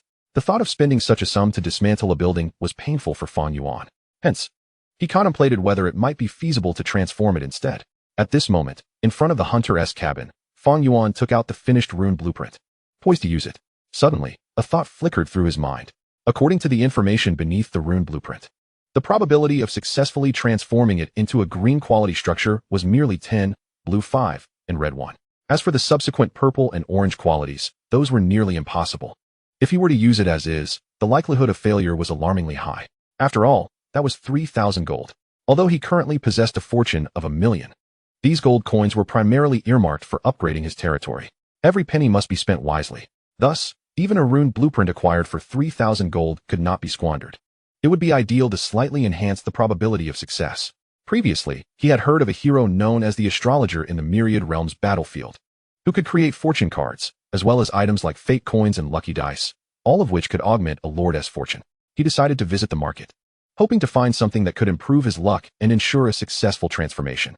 Fang Yuan reopened the lord's emblem and searched the spatial trading market for items related to luck. Within moments, a plethora of shops appeared. He perused them one by one, only to find the items to be rather esoteric, such as consecrated statues. Within the shop, it was marked that donning the item would enhance the lord's fortune.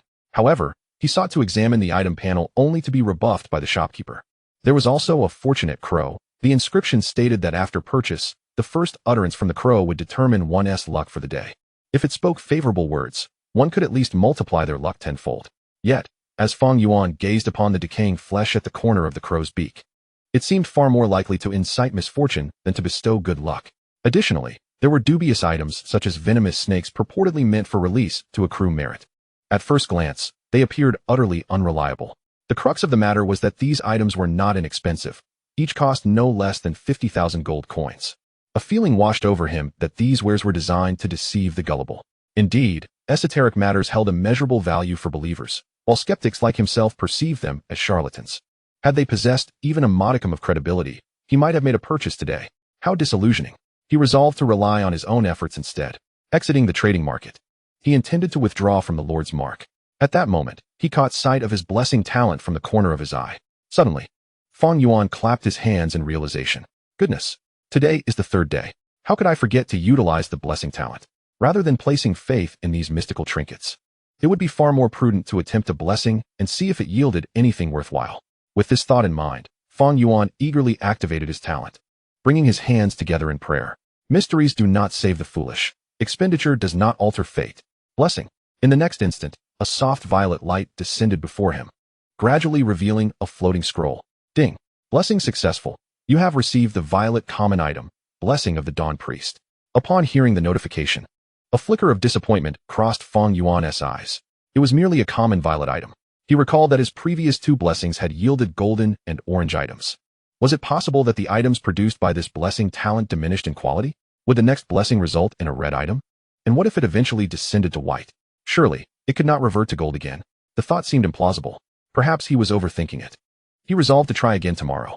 With that, he turned his attention to the violet scroll he had acquired. Name, Blessing of the Dawn Priest. Quality, violet. Purpose, grants a violet enhancement buff upon use. Note, contains the prayers recited by the High Priest of the Dawn Church and its followers to the Goddess of Dawn throughout the ages, embodying the various wishes of the faithful. In times of glory, the goddess randomly selects one to demonstrate her mercy. The Dawn Church? The Goddess of Dawn? This was the first time Fang Yuan had heard of them. He wondered what her divine office entailed, and whether the blessing from her priest could indeed enhance fortune. Oh, no need to overthink. He would simply open it and see. With a slight pinch of his fingers, the cord binding the scroll untied itself, and the scroll unfurled slowly. A stream of violet light shot forth, enveloping Fang Yuan. Ding! You have received the violet buff, equivalent exchange. Upon hearing the notification, Fang Yuan focused his thoughts and summoned the buff panel. Name: equivalent exchange. Quality: violet. Purpose: by sacrificing an item of no greater quality than violet, one can designate any probabilistic event, ensuring the item drawn is violet. Note: a merchant of the Dawn Church, desiring wealth, prayed to the goddess who granted his wish while reminding him that every gain requires a sacrifice. In return, the merchant offered his wife and daughter, who thereafter became priests of the Dawn Church. Upon viewing the buff panel, a look of delight spread across Fang Yuan's face. What a marvelous boon! This meant that using this buff would guarantee that the Hunter's Lodge would surely upgrade to a violet building, ascending from white to purple in a heartbeat. If this were to be revealed, other lords would be envious beyond measure. Yet, he soon found himself feeling a touch of greed. Alas, if only it were an orange buff instead. Perhaps next time. For now, he pondered which violet item to sacrifice. Opening his inventory, he discovered a violet barracks card for the half-orc patrol and a violet building card for the toxic thorn wall. Originally, he intended to use these to negotiate a price difference with Rog. However, sacrificing one would be a loss. Clearly, the more valuable the item, the better the equivalent exchange would be. The barracks card held greater value than the toxic thorn wall card. It was settled. With determination, Fang Yuan swiftly employed the equivalent exchange buff. Ding! Equivalent exchange successful. The buff now guarantees that the next probabilistic item drawn will be violet. Upon hearing the notification, Fang Yuan turned his gaze toward the Hunter's Lodge, eager to witness the transformation into a violet structure. He then produced the magic pattern chart and applied it to the Hunter's Lodge. In an instant, the chart erupted with a violet radiance, enveloping the entire structure. Ding! Renovation of the Hunter's Lodge successful. You have acquired the violet building, Windwalker Lodge. Chapter 56. A unit proficient in special operations. Ding! Upgrade resets building level and prosperity. Deducting 400 points from the Hunter's Lodge's prosperity, the current level of the Windwalker Lodge is 1. Ding! The violet building increases prosperity by 500 points. Although the level reset, calculating the overall prosperity revealed a net gain of 100 points. Indeed, high-quality buildings proved to be a worthwhile investment. Fang Yuan gazed at the now elevated structure, contemplating. Previously, the Hunter's Lodge functioned as a production building, yielding hunters with limited combat prowess. Now that it had been upgraded, the units produced within would surely exhibit significant changes. He hastened to investigate. With a thought, he summoned the panel for the Windwalker Lodge. Name: Windwalker Lodge. Level LV1. Quality: violet. Durability: 500. Prosperity: 500. Special item: none. Output: Tier 1 Windwalker Hunter, a rare violet unit capable of wielding basic Gale combat energy. Each unit consumes 5 population, 500 gold, and 500 food. Gazing at the panel, a look of astonishment spread across Fang Yuan's face. This equivalent exchange was extraordinarily valuable. To think he had acquired a unit capable of harnessing fighting spirit. It is well known that units mastering fighting spirit are predominantly of orange quality. While purple units do exist, they are exceedingly rare. The likelihood of obtaining such a unit is almost infinitesimal. To his astonishment, the upgraded hunter's cabin could produce such a unit. From Fang Yuan's understanding, basic fighting spirit is a skill exclusive to orange common units. This implies that the Windwalker cabin is tantamount to an orange common building. What a magnificent surprise it is. However, Fang Yuan soon reconsidered. The hunter's cabin inherently belongs to a category of special buildings within the foundational structures. In an equivalent exchange, one must ensure that some special attributes of the original building are preserved. Analyzing from this perspective, it is reasonable to deduce that such buildings, when upgraded to purple, would not be lacking in quality. This realization thus elucidates the situation. It seems to be a stroke of luck, yet there is an underlying principle governing it. Henceforth, he should use this experience as a guide. When upgrading buildings, it would be prudent to seek out such low-level yet unique structures. During the upgrading process, employing special scrolls or buffs might yield unexpected surprises. Indeed, it warrants experimentation in the future. Perhaps it could be a swift route to acquiring advanced special buildings. But that is a matter for another day. With that in mind, Fang Yuan turned his gaze back to the upgraded structure, focusing intently on the fighting spirit. According to records compiled by Blue Star scientists, fighting spirit is a high-level power, potentially an extraordinary force that humans of Blue Star could master. However, to date, ordinary humans have yet to grasp this power, as the data indicates that even in the devastated realm of the 10,000 Realms battlefield, awakening fighting spirit is significantly more challenging than mastering magic. In the era of the Old Continent, Magic could be learned in mage academies, whereas fighting spirit necessitates the comprehension of the life seed, followed by years of refinement until the life seed blossoms, awakening the fighting spirit. Even during their civilization's zenith, few were capable of awakening fighting spirit. Yet, every individual who succeeded in doing so could effortlessly dominate their peers. Those who refined their fighting spirit to its pinnacle commanded such formidable strength that even once mighty mages and clerics would shy away from their might. This underscores the terrifying nature of such power. Moreover, among the units commanded by lords in the 10,000 Realms battlefield, those that awakened fighting spirit effortlessly overwhelmed their counterparts. Fang Yuan gently tapped the Windwalker cabin twice. Thus, one could infer that the Windwalker unit would emerge as the most potent entity among all his purple units. Neither the hunter werewolves, barbarians, nor flame mages would pose a challenge to it, as its strength rivals that of an orange unit. He was eager to discover its attributes. Upon accessing the Windwalker S panel, he found the following information. Name, Windwalker Hunter, Level, Tier 1 Quality, Purple, Combat Power, 900 Attack Power, 200 Health Points, 900 Fighting Spirit Points, 900 Loyalty Points, 100. All units start with maximum loyalty. Skills, Basic Gale Fighting Spirit, Advanced Camouflage, Advanced Trap Crafting, Advanced Gathering Techniques, Advanced Hunting Techniques. Remarks, an exceptionally unique unit, evolved from the Hunter Production unit with a low probability. In addition to mastering various hunting techniques, they have awakened a special Gale Fighting Spirit, which endows these hunters, who were once merely gatherers, with terrifying combat prowess. At that moment, Fang Yuan's heart surged with excitement. Indeed, this is a special unit. Not only does its combat power far exceed that of other units, but the sheer number of 5 skills also showcases the extraordinary nature of this unit. Fang Yuan clicked on each skill to examine them closely, starting naturally with the basic Gale Fighting Spirit. This skill enables the hunter to harness the power of the Gale Fighting Spirit, enhancing damage and speed, and delivering fighting spirit slashes to distant targets. If that were all, it might not have been so astonishing. The most impressive aspect is that the energy of fighting spirit can augment the subsequent skills. For instance, Advanced Camouflage, without the enhancement of fighting spirit, allows for disguise using the surrounding environment, such as foliage, but requires remaining still. Any movement would reveal their position. However, with the infusion of fighting spirit, they can mimic the surrounding environment, entering a state of invisibility. To Fang Yuan, this is akin to the skills of an assassin. The Advanced Trap Crafting skill, when augmented by fighting spirit, not only conceals traps more effectively, but also inflicts fighting spirit damage, causing a tearing effect that results in continuous bleeding, rendering healing spells ineffective, thus necessitating specialized remedies for fighting spirit wounds. This effectively grants the traps a significant buff. Furthermore, the Advanced Gathering skill allows the hunter to have a chance of collecting high-level materials when gathering from advanced units. With the fighting spirit enhancement, hunters can now collect the corpses of higher-tier units. This means that the purple unit hunters can now harvest from orange units.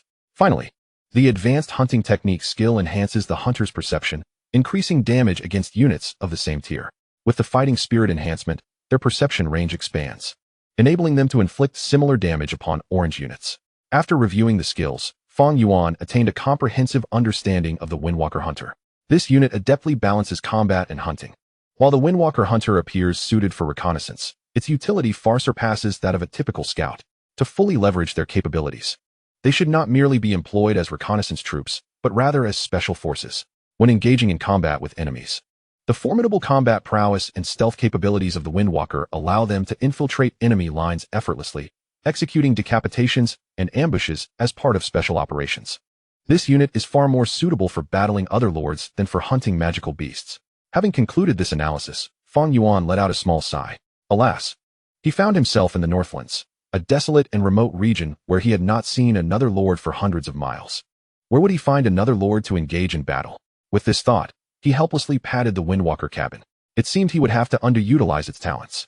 It is to be feared that for a considerable duration, you shall be relegated to the role of an ordinary scout. Contemplating reconnaissance, Fang Yuan unfurled the map inscribed with the Lord's mark. The cardinal directions, north, south, east, and west, revealed various undertakings. In the northeast, Brenny was leading troops to explore the path to the territories of the Golden Glow family. The presence of the Purple Moon Mercenary Corps in that vicinity was nearly sufficient. Dispatching another unit of scouts would merely squander manpower. In the southern direction, Christian was accompanied by wolf hunters on an exploratory mission. To be candid, when it comes to mapping, the efficiency of the wolf riders, who traverse on their steeds, surpasses that of the Windwalker hunters. To send them forth would be a waste as well. The western path, currently obstructed by the entrance to the dungeon, warranted vigilance. Especially as I am not inclined to instigate war at this juncture. However, exploration in the northwest direction remains viable, specifically, in the northwest by north.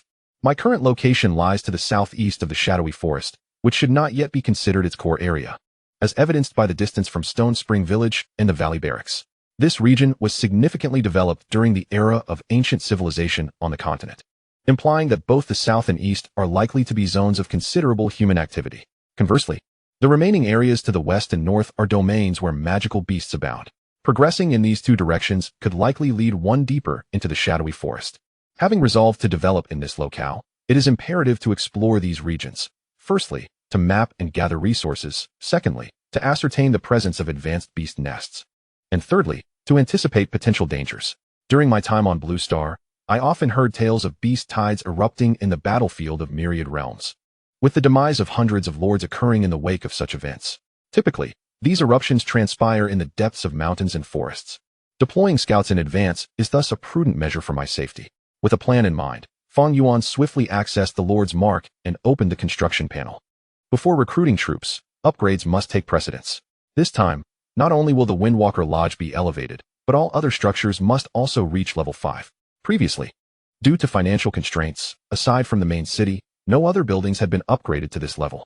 Now, with my gold and resources exceeding 1 million, it is time to distribute evenly and ensure comprehensive enhancement.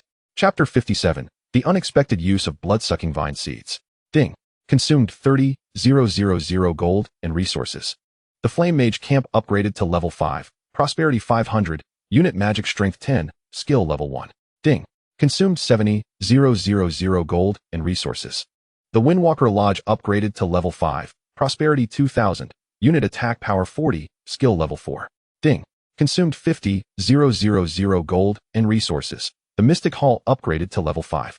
Current access to the Mystic Realm is once per day, Prosperity 1000. Ding. Consumed 200,000 gold and resources. Stone Spring Village Resource Domain upgraded to level 5. Gold and resource output increased to 200,000. First stage Purple Mobilization Order output increased to 50 per day, Prosperity 1000. Ding. Consumed 200,000 gold and resources. The Valley Barracks upgraded to level 5. Output of various troop types in the territory increased to 500 per day. Daily resource consumption increased to 50,000. Prosperity 6,000 points. Upon completion of all upgrades, Fang Yuan suddenly glanced at his warehouse and gasped in astonishment. Goodness! The nearly 2 million gold and resources he had painstakingly acquired had dwindled to a mere 450,000 after these upgrades. Such rapid consumption was astonishing. Feeling incredulous, Fang Yuan hurriedly reviewed the recent upgrade notifications. Upon inspection, he inhaled sharply. Incredible! The upgrade from level 2 to level 5 for the Valley Barracks alone consumed a staggering 200,000. The remainder collectively accounted for an additional 540,000. In an instant, he had depleted 740,000 gold and resources. Goodness! While high-quality buildings are indeed beneficial, their consumption is excessively steep. To be frank, witnessing a reduction of over 1 million resources struck a painful chord within Fang Yuan. Such a vast sum of resources would take any novice lord years to accumulate. Yet, he had expended it in a fleeting moment. However, when Fang Yuan opened the main city panel and observed the prosperity level, his spirits lifted instantly. Name, Wildland Territory. Level 5. Faction, Human. Strength, Gundor Dynasty. Identity, Lord of the Northern Frontier. Durability, 50,000. Prosperity, 4, 540,060. Population, 58,000-100,000. Building slots, 940. Castle structures, Hero Altar, none. Windwalker Lodge, purple. Wolf Hunter Camp, purple. Flame Mage Camp, purple. Glimmering Mage Tower, purple. Barbarian Axe Thrower Camp, purple. Mercenary Hall, orange. Magic Crossbow Tower, orange. Mystic Hall, orange. Influence points, 500. Resource Territory, Stone Spring Village, LV5, 200,000 gold. Resources per day, 50 Purple Mobilization Orders, first stage, per day. 1,000 Prosperity Points. War Territory, Valley Barracks, LV5, Demon Knight Corps, orange. 500 per day. Guardian Knight Corps, orange. 500 per day. Tower Shield Guards, purple. 500 per day.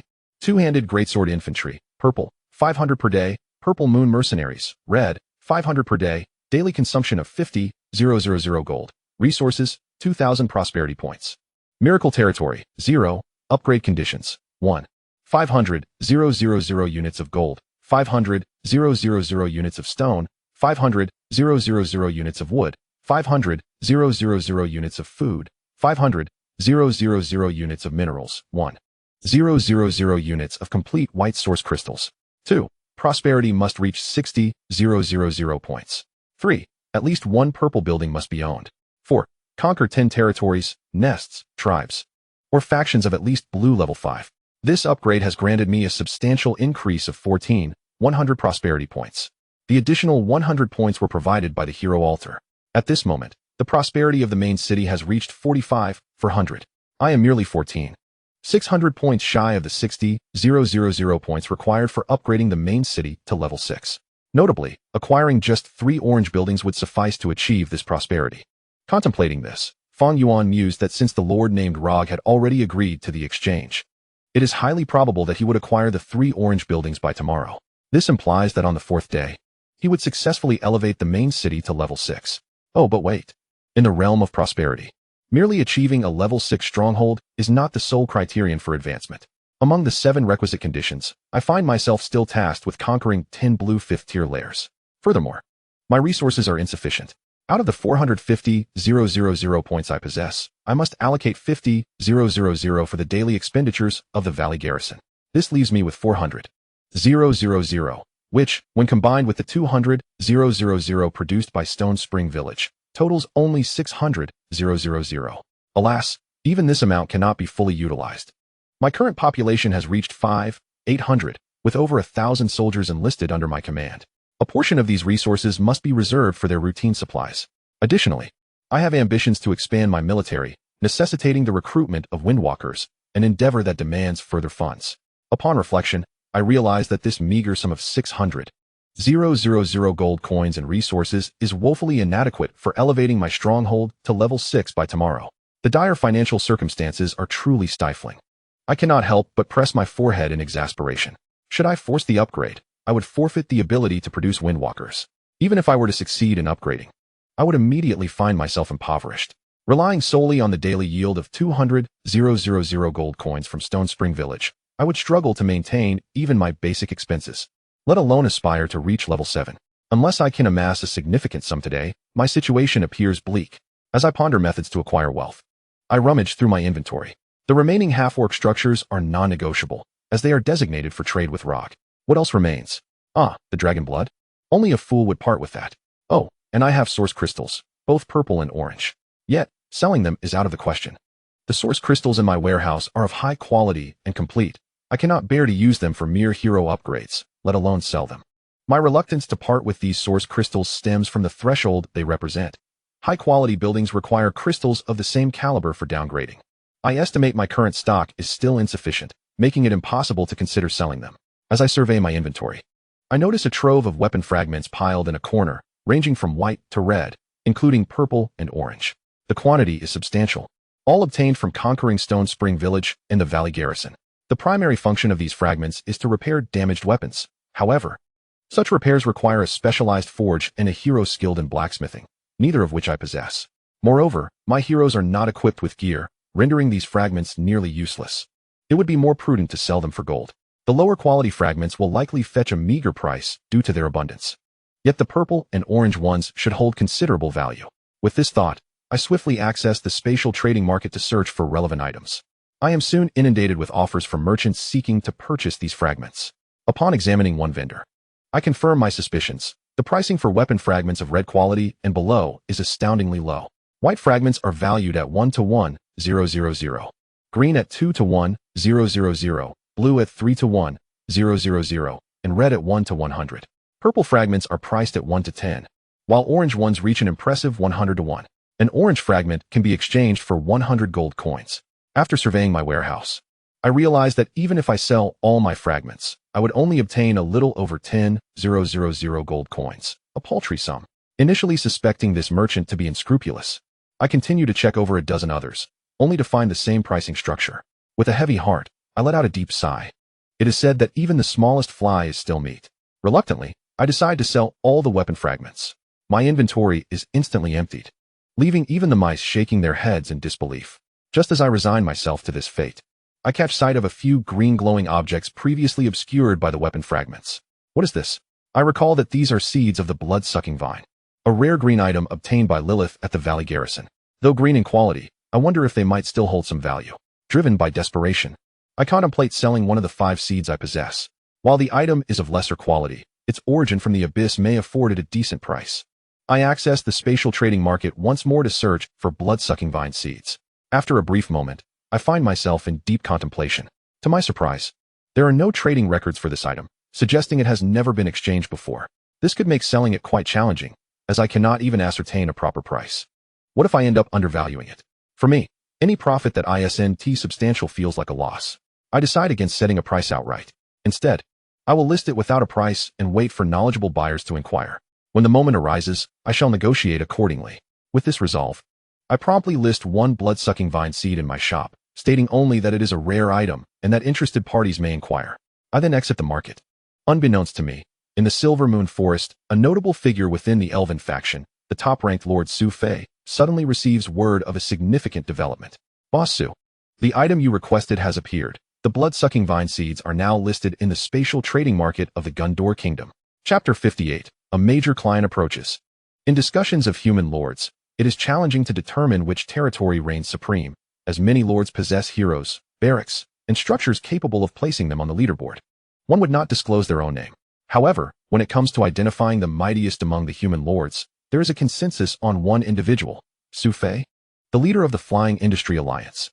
He was among the earliest lords to enter the battlefield of myriad realms. At that time, a spatial rift suddenly opened in Blue Star, unleashing countless monsters upon its major cities, inflicting irreparable damage. After incurring immense costs, the nations of Blue Star finally eradicated these creatures. Following this incursion, humanity discovered a new world beyond the rift, prompting military exploration into it, with disastrous consequences, essentially resulting in complete annihilation of the forces dispatched. Concurrently, a multitude of monsters congregated around the rift, plunging human civilization into a perilous state. The initial wave of monstrous assaults had already inflicted severe losses upon the nations of Blue Star, and a subsequent wave, potentially more numerous and formidable, would almost certainly spell doom for humanity. In this dire moment, individuals bearing the mark of the Lord began to emerge across the nations of Blue Star. This miraculous artifact, perhaps a gift from the Gaia consciousness of Blue Star civilization, or from elsewhere, heralded the arrival of the first wave of lords. Humanity swiftly convened these individuals to delve into the mysteries of the mark. Subsequently, each nation developed their own version of the mark, and upon realizing its potential, they devised a desperate plan. Nations summoned their war-torn citizens to enter the battlefield of myriad realms, to vanquish the amassed monsters and seal all spatial rifts. At that time, the populace of Blue Star had just endured a catastrophic disaster, with families mourning those lost to the monstrous onslaught. In a short span, applications for enlistment surged to 23% of the total population. To preserve human civilization, nations selected only the most exceptional citizens to join the battlefield. Su Fei was among those chosen for the desperate mission. Initially, the Dragon Nation had only the human faction. Yet, under the immense threat, all of humanity united, with nations sending their lords to bolster one another's ranks. Ultimately, Su Fei allied with the rare elven faction in northern Europe. Over the extensive passage of time, most of the original lords from the desperate mission perished. However, by a stroke of luck, Su Fei survived. His survival was largely due to the timely acquisition of a class change manual upon entering the battlefield, allowing him to transition into the rare profession of druid, specifically, a bear druid capable of transforming into a thunderous giant bear. His initial combat power equated to that of a peak green tier hero. With this prowess, Su Fei not only navigated the novice phase successfully, but also led his legion in extensive exploration, expanding his territory and elevating the druid class to its zenith. Presently, Su Fei possesses the strength to effortlessly defeat a fully leveled purple tier hero. He stands as the most formidable lord among humanity.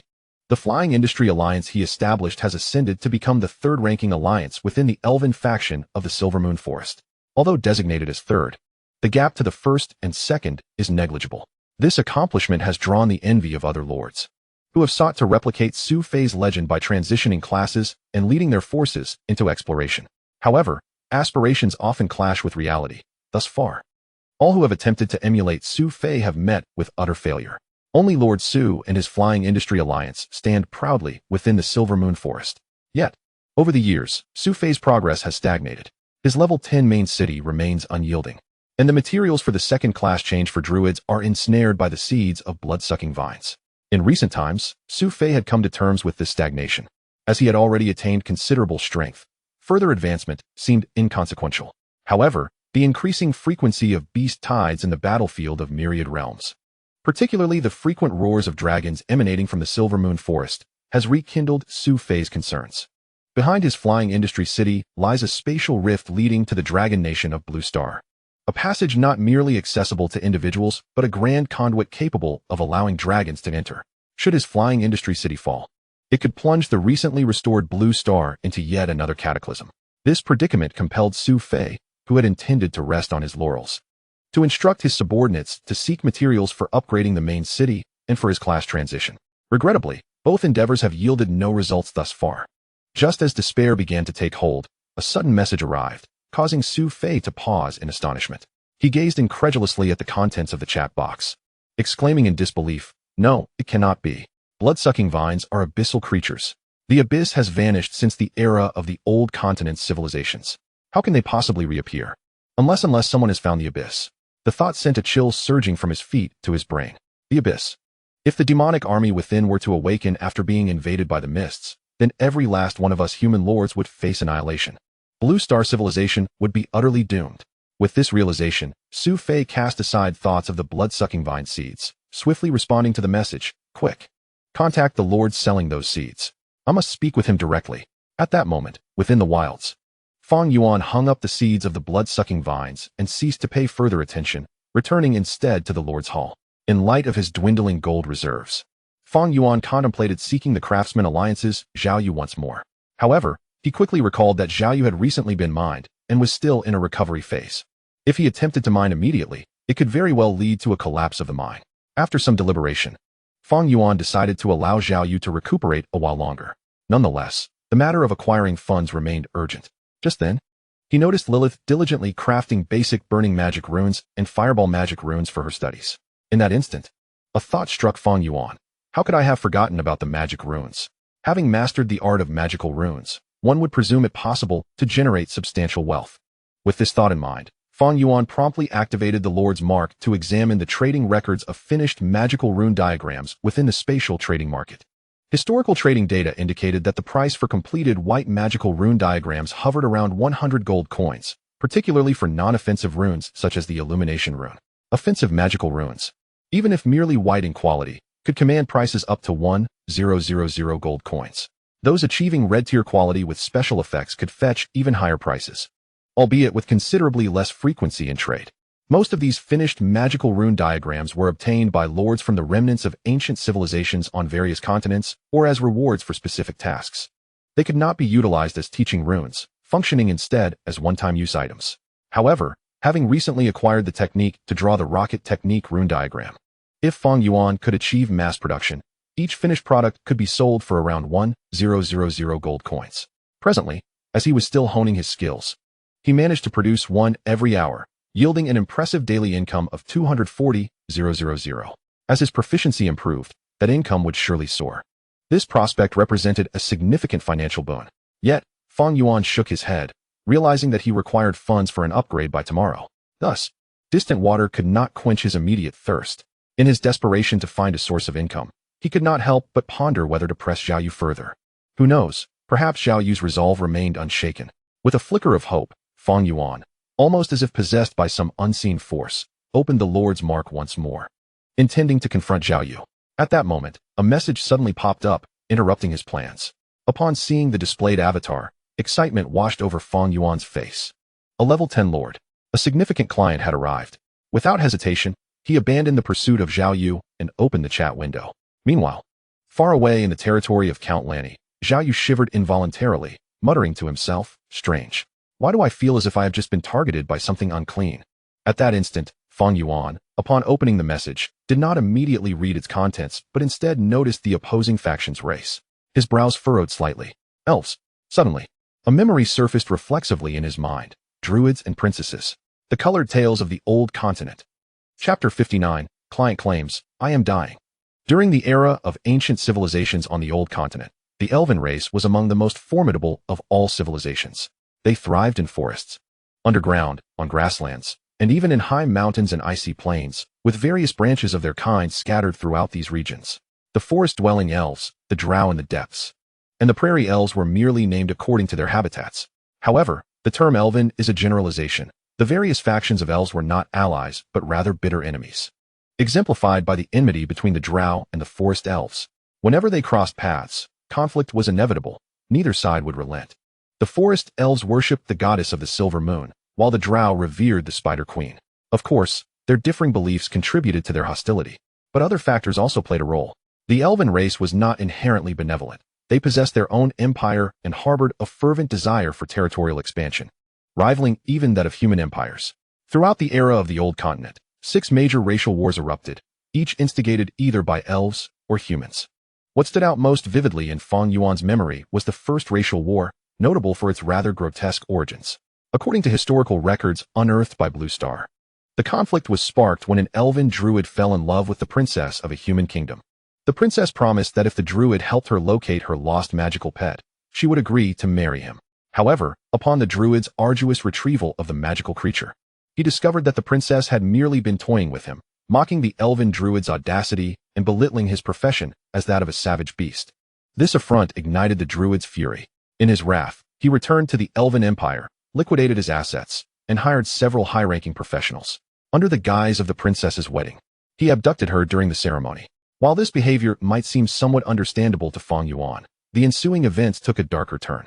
The deranged druid transformed into a colossal bear and, before the eyes of her betrothed, committed unspeakable acts upon the princess. Eyewitness accounts described the scene as something so grotesque that it was likely not favored by any audience. Due to the sensational nature of the incident, it became a popular tale recounted by bards in taverns across the Old Continent, enduring for a millennium. Even after the fall of the Old Continent civilization, the story was still discovered by humanity on Blue Star, and some directors even adapted it into films.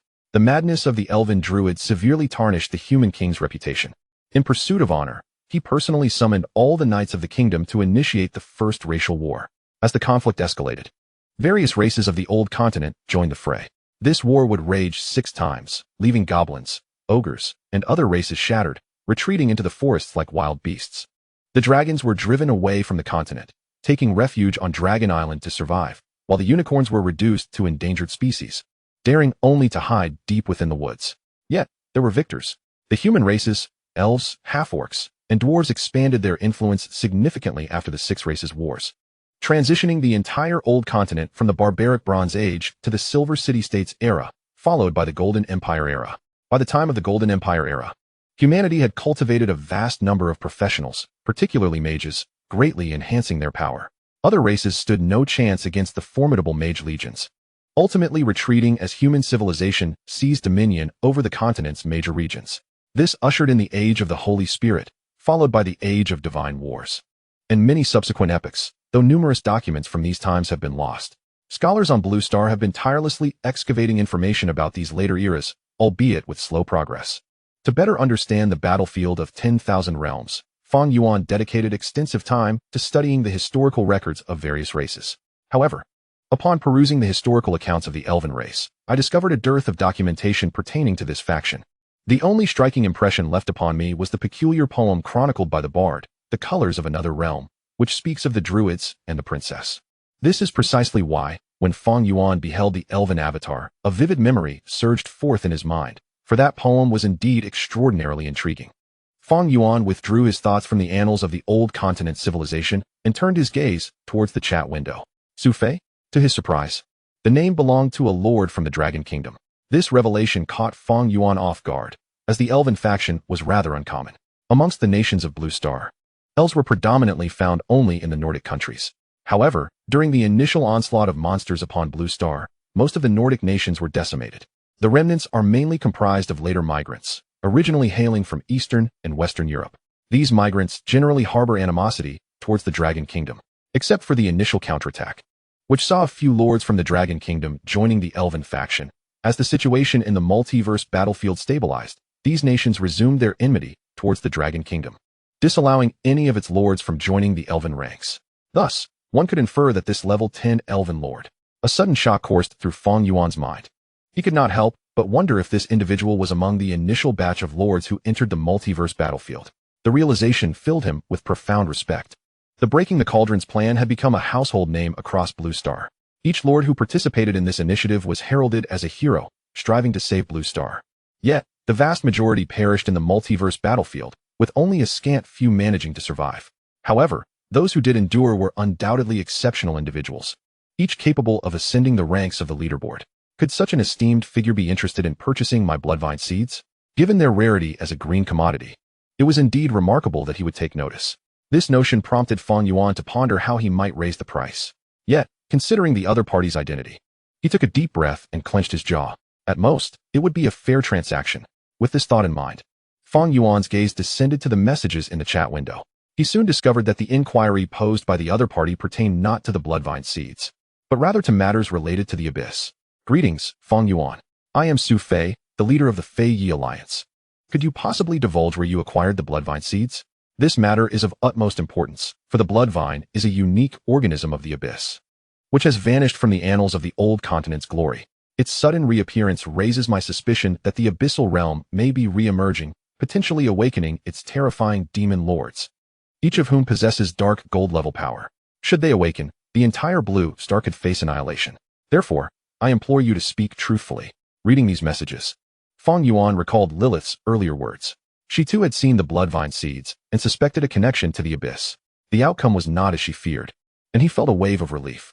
If even someone of Lilith's stature, a member of the ruling elite of the old continent, could be so cautious, it was evident that as an outsider lord from Blue Star, he would fare no better. This led to the pressing question, should he reveal the truth? If he did, his orange demon cavalry would surely be exposed. This was a high-tier unit produced at an orange station. As the saying goes, wealth can stir the heart. Even if the other party had once been a brave and noble hero who stood to save the world, it could not be guaranteed that, after all these years, their heart had remained unchanged. Moreover, the human populace of Blue Star, particularly in the nation where the Dragon Kingdom resided, often exhibited a spirit of self-sacrifice in the face of calamity. Even the most despicable of individuals could rise to confront disaster, even at the cost of their lives. This sentiment was inscribed deep within the souls of the Dragon Kingdom's people. The more perilous the situation, the more united they became. However, once the crisis had passed, the true nature of individuals would inevitably surface. Although Fang Yuan held profound respect for their world-saving endeavors, he could not risk his own safety by wagering on their integrity. What if they were to covet his wealth? With the status of a level 10 lord, combined with the prestige of one who participated in the Breaking the Cauldrons plan, they could easily manipulate him. With these thoughts swirling in his mind, Fang Yuan's clarity sharpened considerably. The times had changed. His safety was paramount. He could not afford to reveal his strength. However, he could modify certain details before sharing them. After a moment of contemplation, Fang Yuan decided to fabricate a narrative in which he acquired the bloodvine upon entering the multiverse battlefield, discovering it adjacent to the entrance of an abandoned underground city. Through exploring this desolate dungeon, he stumbled upon a corpse, upon which lay a withered bloodvine. After vanquishing the vine, he obtained the seeds. This blend of truth and falsehood would render it impossible for the other party to discern the veracity of his tale. With this thought settled, Fang Yuan sent the carefully constructed message and awaited the other's response with quiet anticipation. Within the Fei Yi Alliance, Su Fei's confidant reported to him, "Leader, according to our investigations, Fang Yuan is classified as a war orphan. He is a lord who voluntarily petitioned to join the multiverse battlefield. His social connections within Blue Star are not particularly complex. He was raised by his grandfather, and following his grandfather's entry into the multiverse battlefield, he has lived independently. Recently, he abandoned his pursuit of university and opted to actively join the multiverse battlefield. His territory lies in the northern dark forests of the Gondor Kingdom. Since entering the multiverse battlefield, Fang Yuan appears to have attracted attention. Initially, a sub-alliance of the Artisan Guild issued a bounty on him, only to later rescind it for unknown reasons. Recently, news has emerged from the Gondor Kingdom that the Falling Sun Prairie's Cherry Blossom Divine Axe Alliance is seeking individuals to establish a forward base in the north, allegedly in pursuit of Fang Yuan. This revelation struck some as peculiar. How could a novice lord offend factions located thousands of miles away within just 3 days? Truly, it was extraordinary. Nonetheless, Su Fei responded with indifference, stating, "There is nothing extraordinary about this. Fang Yuan has likely acquired something of great value in the north and has placed it on the spatial trading market, drawing the attention of some lowly ruffians who wish to seize it. One of the subordinates nodded in agreement, noting that such occurrences had become increasingly common in recent years. Yet, there was little that could be done, as their capacity to expand outward in the multiverse battlefield had diminished. The contradiction between the Lord's demands and the scarcity of resources has become increasingly pronounced, coupled with the frequent beast tides. Everyone is compelled to desperately seize various resources for their survival. In the absence of the capacity to expand outward, the only recourse is to prey upon the lords in their vicinity. For millennia, humanity has exhibited this very nature. In the bygone days on Blue Star, it was termed the conflict between humans and land. Su Fei nodded in agreement. Essentially, it is a matter of limited resources. The cake is only so big. And with an abundance of lords, particularly high-level ones who fail to develop new territories, the only option is to squeeze those below them, leading to a spiral of internal competition among the oppressed lords. Never mind, it's futile to dwell on this. It is beyond our control. After a moment of contemplation, Su Fei suddenly remarked, as you just mentioned, could there be a possibility? His vampiric vine seeds were procured in a similar manner. This fellow, Fang Yuan, truly is a stroke of luck. Upon hearing this, his subordinates nodded in agreement. It is indeed possible. There are many fortunate lords, such as you, the leader, who exemplifies this. Su Fei nodded slightly. Let us hope for such an outcome, but one must also be prepared for the worst. If the abyss were to resurface, the sole means to preserve human civilization would be to migrate the entire population into the battlefield of myriad realms, dispersing across various regions. As long as a single lord holds the Lord's insignia, there remains a glimmer of hope to rekindle the flame of civilization on Blue Star. However, all of this hinges on awaiting news from this little lord, Fang Yuan. Just as he finished speaking, a message popped up on the Lord's insignia. Su Fei quickly scanned it, and a smile broke through his previously serious demeanor. Haha, I was indeed correct in my conjecture. This lord named Fang Yuan acquired the vampiric vine seeds from the underground city. One of his subordinates leaned in to take a look. What a stroke of fortune. Wait, leader, could he be deceiving us? Su Fei shook his head. Highly unlikely. Given the stakes of life and death for all, there is no reason to lie. That puts my mind at ease. His subordinate then spoke with a tone of delight. So, leader, can we now discuss the matter of the vampiric vine seeds with him? Su Fei flashed a confident smile. Of course, this pertains to my advancement. However, prior to our discussion, I must present him with a surprise to gain his trust. His subordinate, intrigued, asked, what surprise? Su Fei did not respond, but instead typed directly into the chat box. Fang Yuan, you are about to die? Surprised? At that moment, in the Lord's Hall, Fang Yuan stared at the message, a series of question marks appearing above his head. What the hell? Chapter 60, Anomaly at the Underground City Entrance. Upon receiving the message from the other party, Fang Yuan was left utterly perplexed, even feeling somewhat lightheaded. He prepared to retaliate, but quickly suppressed the impulse. There must be a reason behind this. What does the other party mean by this? Is it a warning or a tactic reminiscent of the rhetoric employed by strategists during the Warring States period? Strictly speaking, both should fall into the same category. His actions must be motivated by ulterior motives. The other party is a level 10 lord, while he is merely a novice. It is inconceivable that they would covet his main city, even though he possesses a golden hero and an orange war territory. However, outsiders are unaware of this. What they might know is that he holds the vampiric vine seeds. Analyzing this, Fang Yuan could not help but frown slightly. Could it be for this reason? He took out the vampiric vine seeds to examine them. This seemingly unremarkable green quality item. Could it warrant such tactics from a level 10 lord? Or had he misjudged the situation? What if the other party was telling the truth? What if he was indeed in grave danger? In an instant, Fang Yuan felt a tightening in his chest. His mind began racing. From where does the danger originate? Beasts. That shouldn't be the case. The other party is in the Silver Moon Forest. While he is situated in the Northern Territory, how could they possibly know? Moreover, as it stands, there are no signs of a beast tide beginning. According to the official records from Blue Star regarding signs of beast tides, the most apparent indication of an outbreak in a region is the sudden flight of numerous uncivilized beasts, similar to how animals on Blue Star react to impending earthquakes. This is followed by the appearance of large groups of low-level magical creatures. The most notable among them are goblins, slimes, and wolfmen, creatures that breed rapidly and appear in droves, initially attacking the Lord's territory in numbers ranging from dozens to hundreds. Eventually, they come in the thousands, overwhelming the territory like a tidal wave. Yet, Fang Yuan currently sees none of these obvious signs. Feeling somewhat uncertain, he opened the battle report module on the Lord's insignia to check the recent reconnaissance reports from various locations. At present, The data from his territory's daily reports is sparse. The reports primarily detail newly discovered magical creature nests, and there are no indications of a beast tide emerging. Fang Yuan mused to himself, by this deduction, it is highly unlikely to be a beast tide.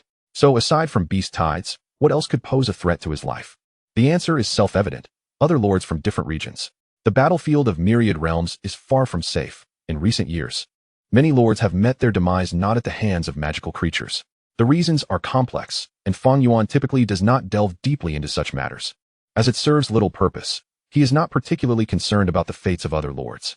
In Fang Yuan's perception, the battlefield of myriad realms is akin to a dark forest. Once one enters, the law of the jungle prevails, rendering both enemies and lords from Blue Star as potential targets for attack. Thus, when he speculated that the danger could originate from other lords, Fang Yuan felt no sense of incredulity. Rather, it felt entirely normal. He approached the long table and lightly tapped his fingers on its surface, beginning to search for potential enemies. At the forefront of his thoughts was Zhao Yu. However, after being cursed into a state of paralysis, it is unlikely that he could cause any trouble in the short term. Aside from him, there is also the seller who desires his magical pattern diagram. The other party cannot produce the secret realm's magical crystal shards. Do they intend to resort to robbery? Yet, Fang Yuan quickly dismissed this thought. As a level 6 lord, he is hardly a match for such endeavors. So who else could it be? Suddenly, Fang Yuan recalled the group of yellow-haired brothers he had previously dealt with. Could it be them? No way. Having randomly respawned in the northern territory of the Gondair kingdom, how could those ghostly youths find him? Fang Yuan found it hard to believe. After all, the kingdom of Gondor is no small realm. To pinpoint one's location requires formidable strength.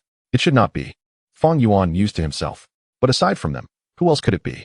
Truthfully, he could not conceive of any other adversaries. Just as he was lost in thought, the chat box of the Lord's insignia chimed with a new message. Eager for an answer, Fang Yuan promptly opened it. Upon seeing the message, his pupils widened in disbelief. What the hell? Their enemies are coming from 1,000 miles away. How could they offend others in such a manner? According to Su Fei's information, a faction of half-orcs from the White-Headed Eagle Nation, the Falling Cherry Divine Axe Alliance, had set their sights on him. They had pinpointed his location, contacted mercenaries in the Kingdom of Gondor, and were preparing to establish a forward base in the Northern Territories, planning to utilize a portal to transport their troops from the Sunset Grasslands to the Darkling Forest in the north, all specifically to eliminate him. To be frank, when Fang Yuan received this news, it seemed utterly absurd. How could this be happening? He was merely a novice lord in the Northern Territories of Gondor, having arrived in the multiverse battlefield for only 3 days. Yet, he was being targeted by a high-level alliance of half-orcs from 1,000 miles away. Wait a moment. The half-orc faction. In that instant, Fang Yuan almost immediately connected the dots. Rog. Yes. The lord who promised to buy his orange items was indeed a lord from the half-orc faction and part of the White-Headed Eagle Alliance. This was the only record he had of an interaction with the half-orc faction and the White-Headed Eagle Lord. But why would they go to such lengths to trouble him? It is worth noting that the cost of transporting soldiers over such a long distance is not trivial. All said and done, including the establishment of the forward base and the fees for hiring lords, it would amount to no less than 10 million gold coins. What could be their ultimate goal in launching such an offensive against him? Suddenly, Fang Yuan thought of the few orange cards he held. Could it be for these? The 3 orange cards were all suited for half-orcs. Given the rarity of orange items and their faction attributes, a half-orc lord would surely wish to acquire them upon seeing them. They could easily be purchased. Why resort to violence? Wait, could it be that they couldn't afford them? This realization cleared his mind. If they were unable to afford them, it made sense. His bottom line was a 2-for-1 trade, 6 orange items of the same quality. Not to mention, even a typical lord might struggle to produce such items. After all, while orange ordinary buildings are common, orange advanced barracks and hero soul fragments are rare treasures. If the other party desired them but could not afford them, their only recourse would be to resort to theft. This perfectly aligned with the nature of the Yangtze. Moreover, the market value of these 3 orange items would undoubtedly exceed 10 million.